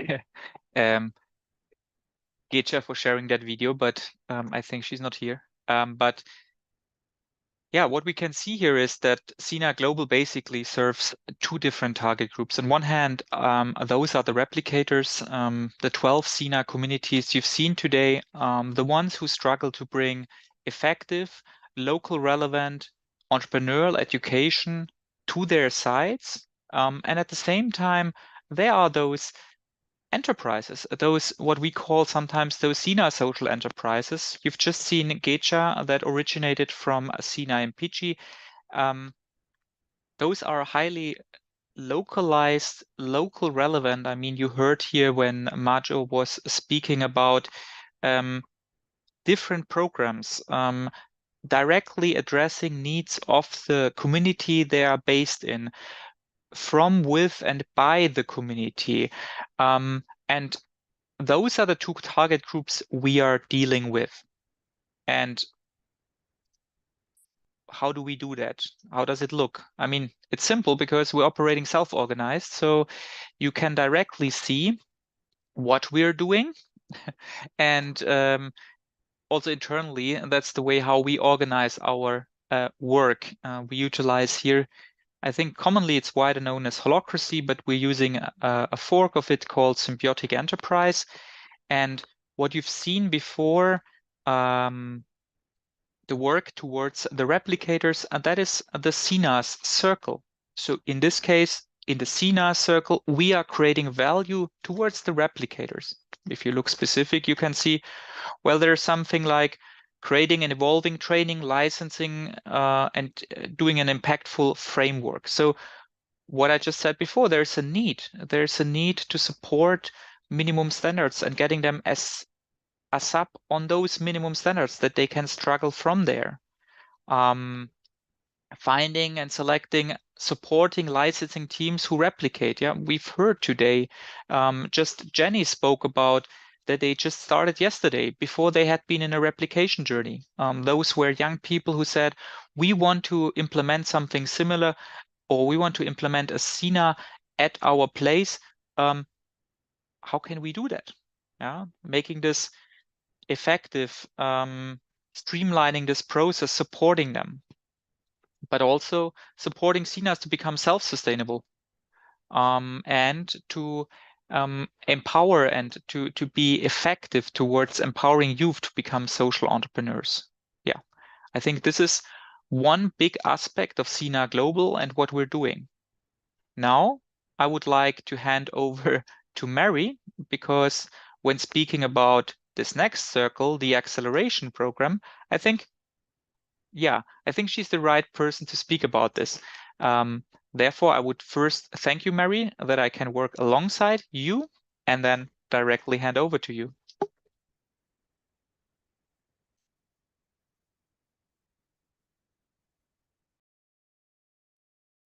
Thank you, Philip. It's a good evening for me, and I'm happy to see each one of you who has joined us all throughout the day for some of you. And I'll start off by just introducing myself. My name is Mary Apolot, and I work with SINA Global. But before I can also just talk a little bit more in detail about acceleration, I would like us to join me on a journey to talk a bit about how I joined SINA. So after I graduated from a university in Uganda, Kampala, in 2015, I was able to get a job right away, even before I graduated, as an admin and finance. This was a typical 8 to 5 kind of job where most of my accountabilities of work involved running the finances of the organization, organizing different activities, meetings, and making sure that everything that was needed in the organization was in place. But in 2017, around September, I began to feel unwell. I noticed I had really heavy palpitations. I was feeling very fatigued. I struggled a lot to run my daily activities like I normally would before. So I took a decision to resign from my job because the demands of my job were quite higher, almost like what is expected in most 8 to 5 organizations, and my body did not have the physical strength anymore to match up with the requirements of the job. So I resigned. And I went back to my hometown, which is semi-urban, you would say, but also very rural. Just a few meters away from the town center is really a rural community. So I went back home as I took on treatment and found a way to recover. And it was in 2018, around June, that a friend of ours told me he had met with Etienne in a conference they had gone to together and told him about SINA. And he shared just a link of an application for an upcoming cohort for the SINA Applied program. And with not so much information about it at the back of my mind, I decided to apply because I was looking for what I would refer to as a new beginning. After resigning from my job and wasn't certain how I wanted to continue living my life, so I applied. And then in September 2018, I was successful to join SINA as a scholar. And that's where my whole journey and relationship with SINA began. So I joined SINA still undergoing medication, but at this point, I had gained most of my strength. I was able to attend sessions, participate in all the activities as much as I needed to. But one thing that I must say that I was certain about was I was no longer suitable for an 8 to 5 job. And SINA offered me a space that had the flexibility that I needed to thrive, while I also walked the journey of full recovery. So I took on several roles in emerging stage. One of the roles that I was able to finally take on, I guess, backed from my experience from the job I had, was finance. So I became a circle lead in finance for what now is the Jangu International community. And I progressed through the different trainings and stages. I took on several trainings as a trainer, a facilitator, as a life coach, and as a mentor.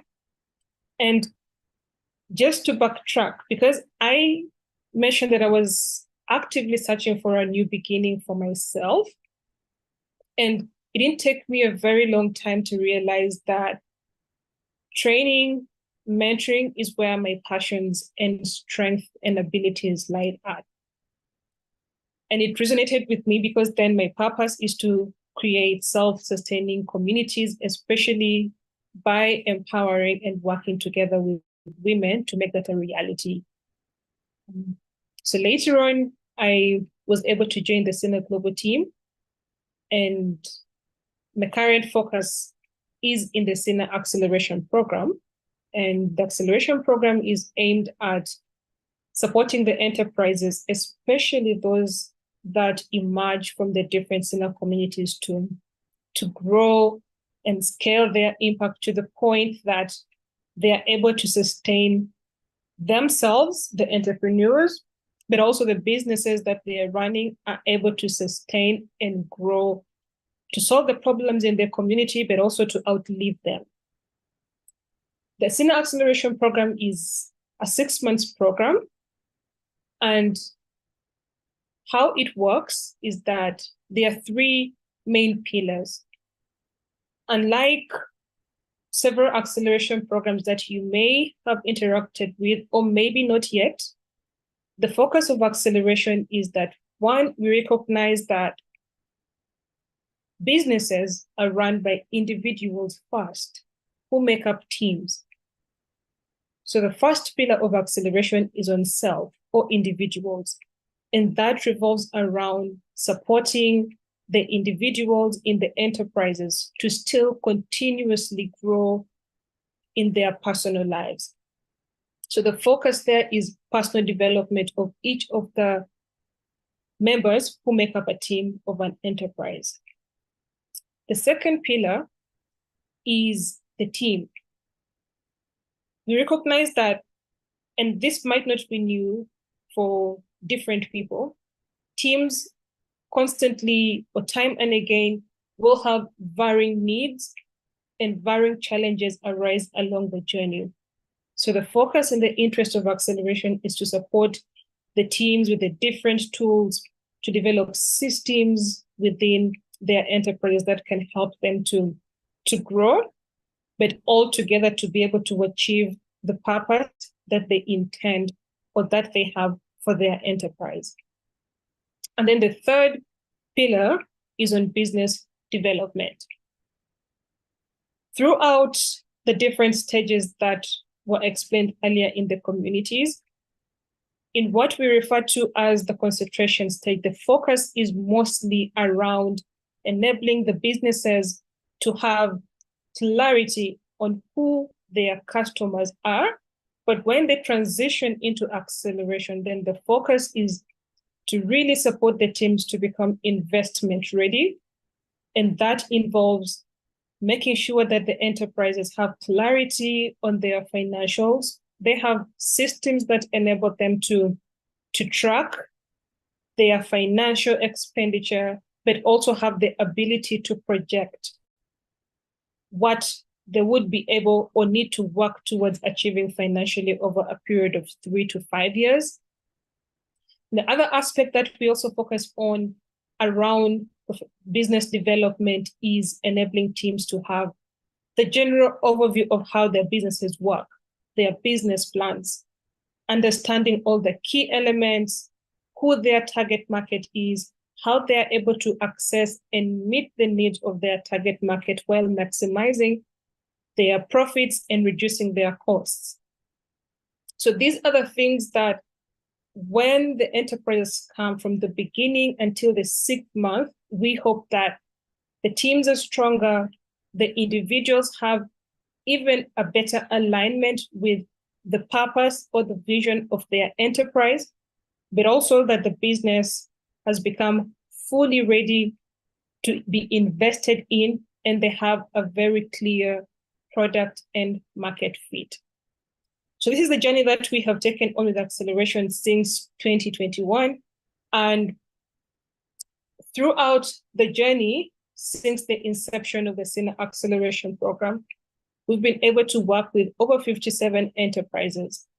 And just a few days ago, on the 24th, we held the graduation ceremony of the 6th and the 7th cohort.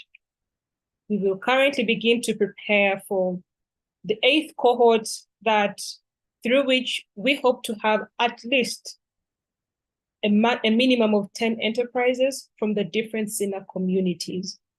But also something that is interesting for the first time that we had is in the previous cohort, which is 7, we had enterprises from the community in Zimbabwe, Transformation Innovation Hub, and for the very first time, we were able to hold a part of the bootcamp physically with these enterprises. So the acceleration program is set in such a way that over the period of 6 months, we have 2 physical bootcamps where we support in the first quarter. The focus is around helping to shape the business on different areas where they are struggling, focusing on how they're able to get to their target market. How are they able to reduce their costs? How are they able to explore other possible target markets? And then in the second quarter is where we focus so much on the different tools and elements that they need to have in place in order for them to be investment ready. So we're able to have physical bootcamp held in both Uganda and in Zimbabwe.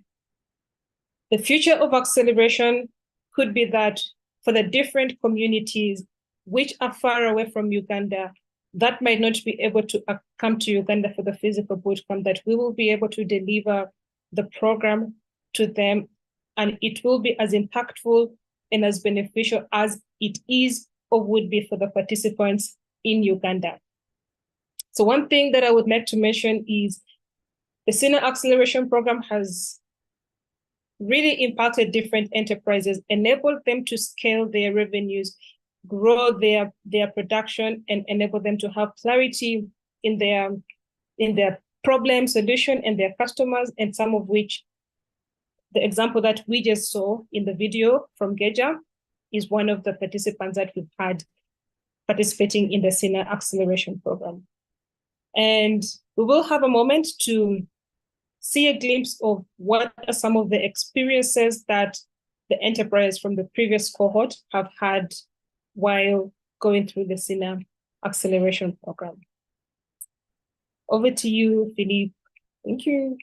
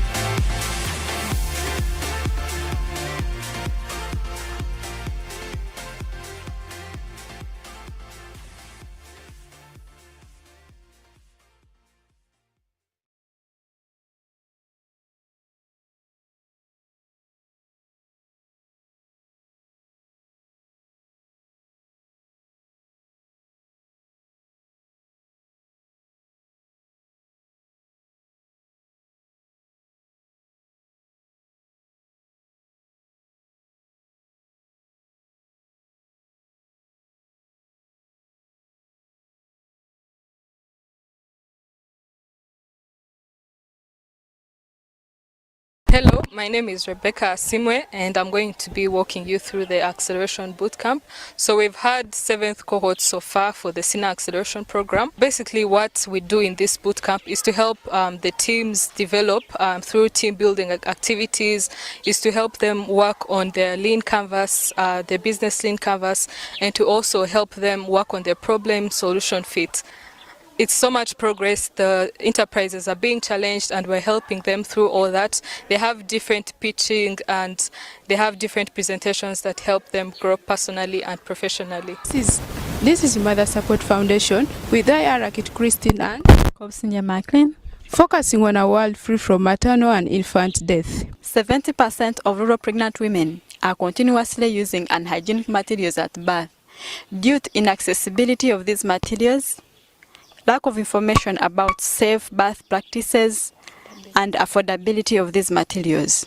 This has caused many into infections and complications, and sometimes some have died in it. That's why we provide a safe, clean birth kit with additional reusable items like baby diapers, sheets and stockings, which are 17% cheaper than the existing ones in the market, to the rural mothers aged between 15 to 20.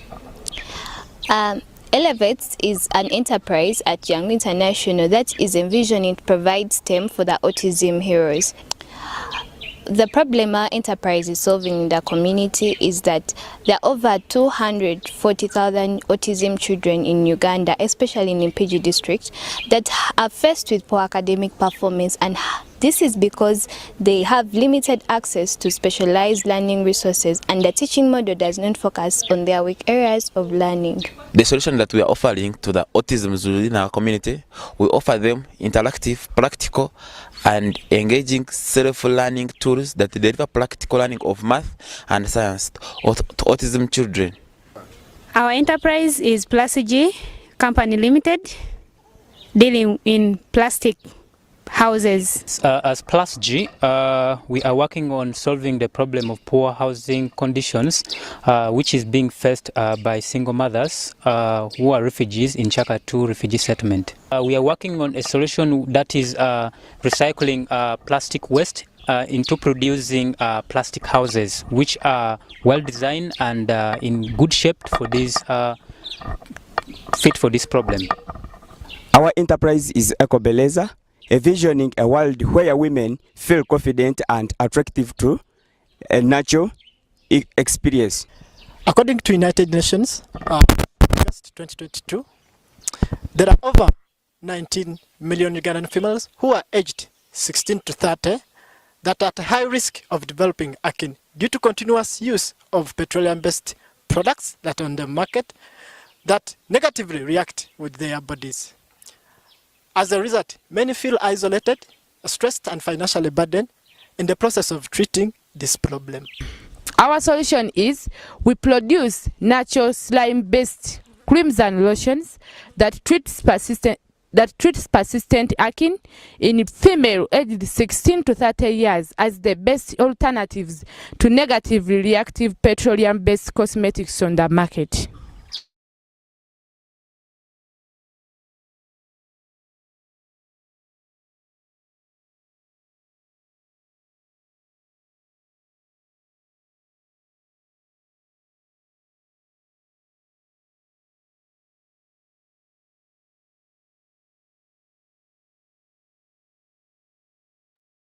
Yeah, thank you.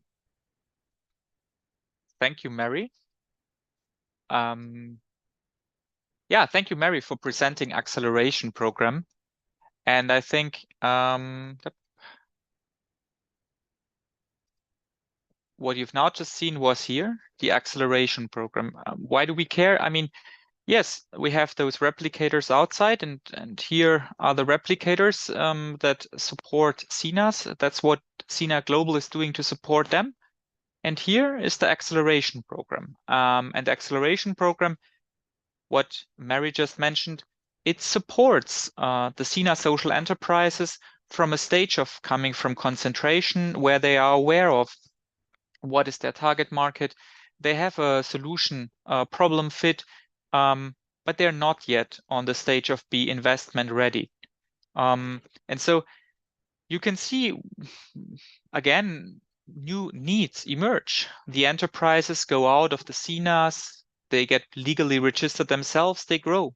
So in the analogy I spoke before, those small flames that had been there in the scholars, they became now bigger fires. Huh? They spread the idea of social entrepreneurship. But those ideas of social entrepreneurship also need support. And yeah, I think in one direction we grew further here, and Mary already spoke about this, and this is the aspect of investment readiness. Here we notice two things. On one hand, in Uganda, there's a lack of adequate funding mechanisms for, basically to scale social businesses. Where can you see this? Over 70% of the small enterprises in Uganda have unmet financial needs. Only 13.5% of the small enterprises in Uganda can access formal credits. I mean, when you think about it, what means to get a credit from a bank? Either you're paying crazy big interest rates, or you would need to be highly trustworthy. When we look into the markets, SINA Global is dealing especially towards the refugee settlements. There isn't a lot of trustworthiness references you can utilize. So here it's even worse. The 13.5% is across all the enterprises in Uganda. 90% of the venture capital funding in Uganda goes through foreign funders. And the normal ticket sizes that are offered in Uganda, the normal ticket sizes that are offered as venture capital is somewhere or mostly above $100,000. But that's significantly too much for such, how can I say, highly local relevant, but still small social enterprises. And here, I would say at the moment we, or SINA Global, understood also that we can't do everything. So we found ourselves a partner, and that is Relevant, an organization from Austria, specific Vienna there, and we're working together with them on the purpose pool. And in the purpose pool, we are in the purpose pool. There's basically a support of those ventures. They are supported alongside the investment period, alongside their financials. So really on a hard, I mean, you can see it here on a fact sheet basis. How is the business doing economically? On the whole topic about developing forward, improving the business plans, but also understanding, measuring, following up, and communicating impact. This is something, as mentioned, we're working together with Relevant. And there's a lot of, how can I say, nitty-gritty details. I can just say you have a venture that is in, let's say, in a refugee camp, and it's highly local relevant. How do you want to now make a decision if it's worth, or if this enterprise is investment ready? And so they need to come up with ideas. So we came up, or in the process, collaborating together with Relevant, we came up, for example, with the idea of prior alumni of the purpose pool, people who are from that context, people who have gone through those investments, entrepreneurs themselves. They are sitting in the investment committee and co-deciding, is this a venture that is ready to be invested in? I think this is something which is now running between SINA Global and Relevant. Here you can just see a small aspect of it. Then I would hand over to James in order to speak shortly a bit about the ecosystem support.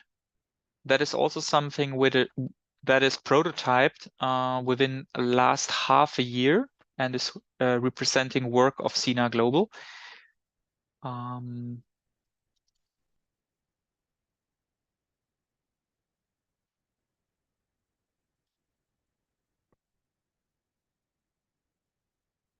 James, are you ready to take over?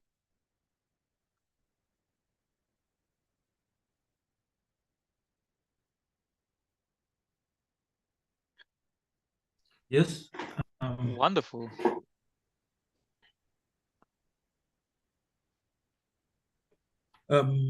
So, yes, I'm James.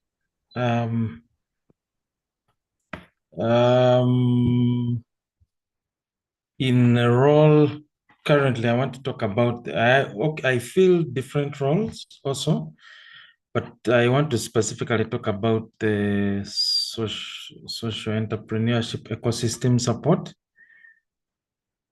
This is more a role that has evolved from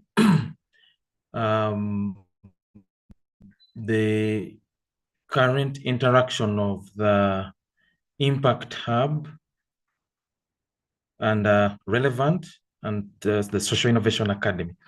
So in the past, I think like the past 3 to 4 months, SINA, in its effort to tap into the synergy of ecosystem support, has been having conversations about the possibility of launching a consortium of 3 organizations collaborating under an umbrella of the Impact Hub. So the Impact Hub is a wider community of social entrepreneurs. For the past year, SINA has been a subscribed member, but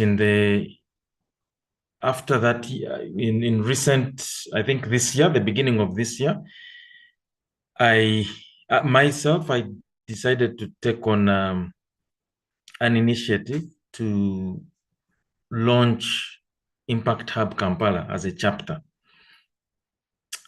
And currently, the discussions that are going on are how can that work as a consortium as opposed to individuals. So in my role, social entrepreneurship support, focused more on figuring out how this can work. The consortium of Impact Hub, the Circular Design Hub, and the Social Innovation Academy, how that can actually work out. And so far we have been prototyping joint events together just to test and see how this works out. We have so far had hosted 2 events, the Sector Lab events, which bring in investors, entrepreneurs from the private sector and the wider ecosystem to engage, to network, and to discuss around topics that matter. And we are currently working to by February next year to kind of like secure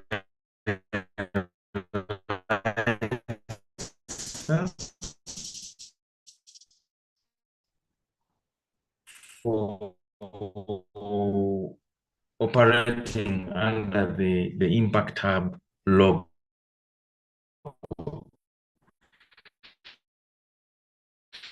But as 3 organizations.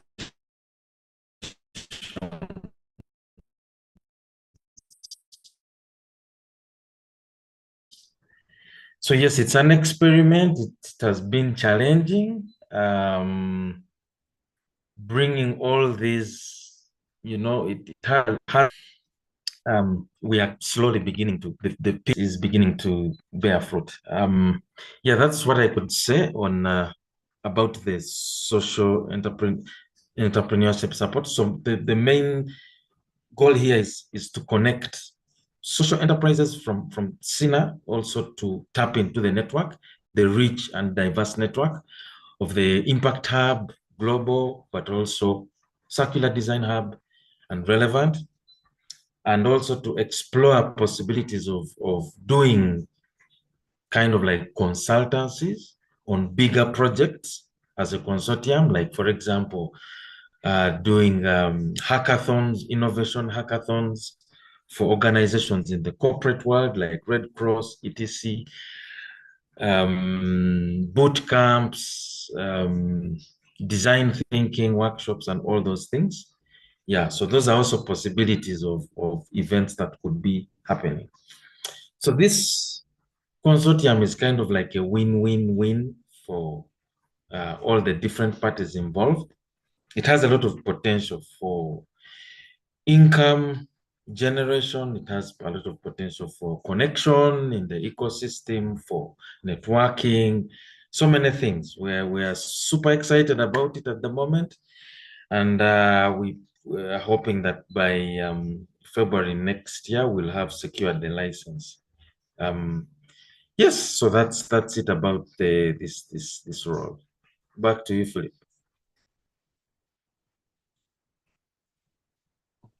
So I think what you could see was a wrap up of all the different works we're doing, which is, or that is the, okay, that is on one hand the work towards the SINAs, the work in the acceleration program towards the SINA social enterprises, the collaboration we have with Relevant towards the purpose pool, investing into such SINA social or investing in social enterprises, and one of the newest works that is happening towards the ecosystem support that also incorporates aspects of exchanging learnings with other NGOs in Uganda and the surrounding about fostering entrepreneurship, fostering innovation at large. Yeah, I think that's what SINA Global is. Now I would like to take the chance again to shortly hand over to James, where he gives a brief overview about his journey as being a partner of SINA Global, how this work affected him, what it offered him, and back to James.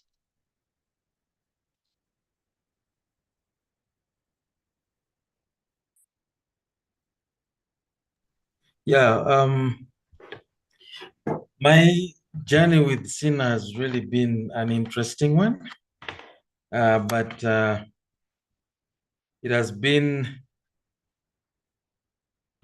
mainly, it began from a connection in Educate. I don't know whether you've heard of that organization called Educate Uganda. So when I worked in Educate, I worked in the curriculum designing department.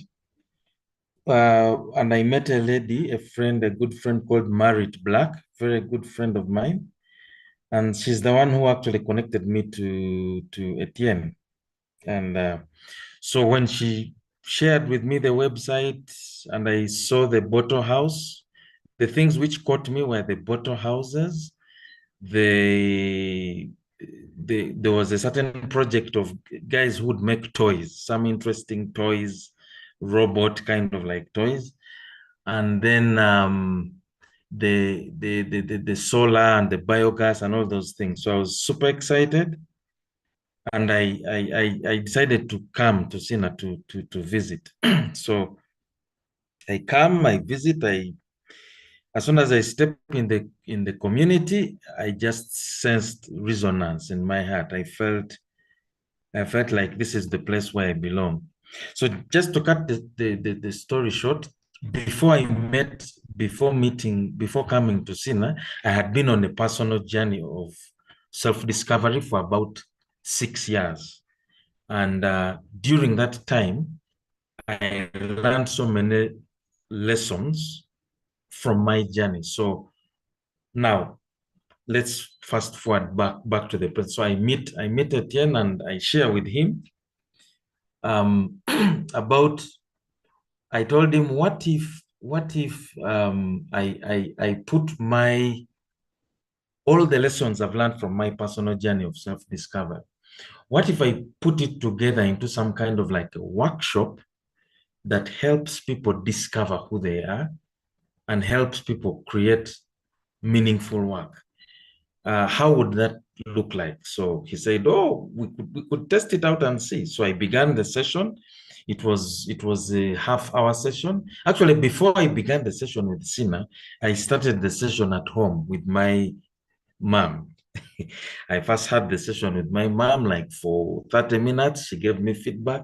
Then I had it with my sibling, my sister, for like 40 minutes. And then after that is when I had it with the SINA with the SINA community. And slowly it began to grow, develop until it came up to about 3-4 days. And the feedback was awesome, was interesting, because each time Etienne kept ringing me and saying, hey, what's happening? These guys are saying the session is transforming their lives and all of that. So just to cut the thing short, this training, which is currently called the Spark training, is where my real journey started with SINA. And it had a great deep impact, especially on the early replicators, unleashed potentials. When it was starting, it was called Opportunity. So the guys who started Opportunity were really impacted a lot by the session. And then SINA Loketa and all of these other things. So I began to see a lot of attachment or connection to SINA through this work of self-discovery. And so over a period of time, I felt that this is the area of that I need to dedicate my life, dedicate my gift, my strength, and my time doing, because it's what made me fulfilled. And yeah, so I think 2019, when COVID hit, in the mid of COVID, April, I get a call from Philip Mentele saying, telling me about the opportunity in SINA Global. So I decided to join. I joined as in the role of a trainer. So as a trainer, my focus was mainly on experiential learning, taking kind of like changing the mindset of trainers away from the traditional model for schools, a teacher who knows everything and imparting knowledge into empty heads, and transforming that mindset more into a learner-centered and engaging approach, which is transformative, meaningful, interactive, fun, creative, but at the same time, informative. So I took on that role, which I'm currently still doing, still filling. And then another role on Spark replication. Remember, I had, after starting the Spark training, I saw that it had a lot of impact, and I realized that I cannot do it alone. So I decided to maybe just to share something before I talk about Spark replication. Before, I had a dream of having a center kind of like, which is similar to SINA. So when I met SINA and I saw that SINA was actually doing exactly what I was thinking about, in my mind, I was like, why can't I just partner with SINA instead of just doing my things alone? And so that's how I came into it. So when I started the Spark replication program, it was more of training people to be able to do the Spark training, like how I was doing it. And that's what I'm currently doing at the moment. I'm mentoring Spark leaders, like people to be building capacity of SINA partners to be able to deliver the Spark training. Super excited about that. Yeah, so it's a long story, but I've just summarized it in those few because of the limited time. Back to you, Philip. Yeah, thanks a lot. I think this was a great overview, also a great inside story of one of the SINA Global partners.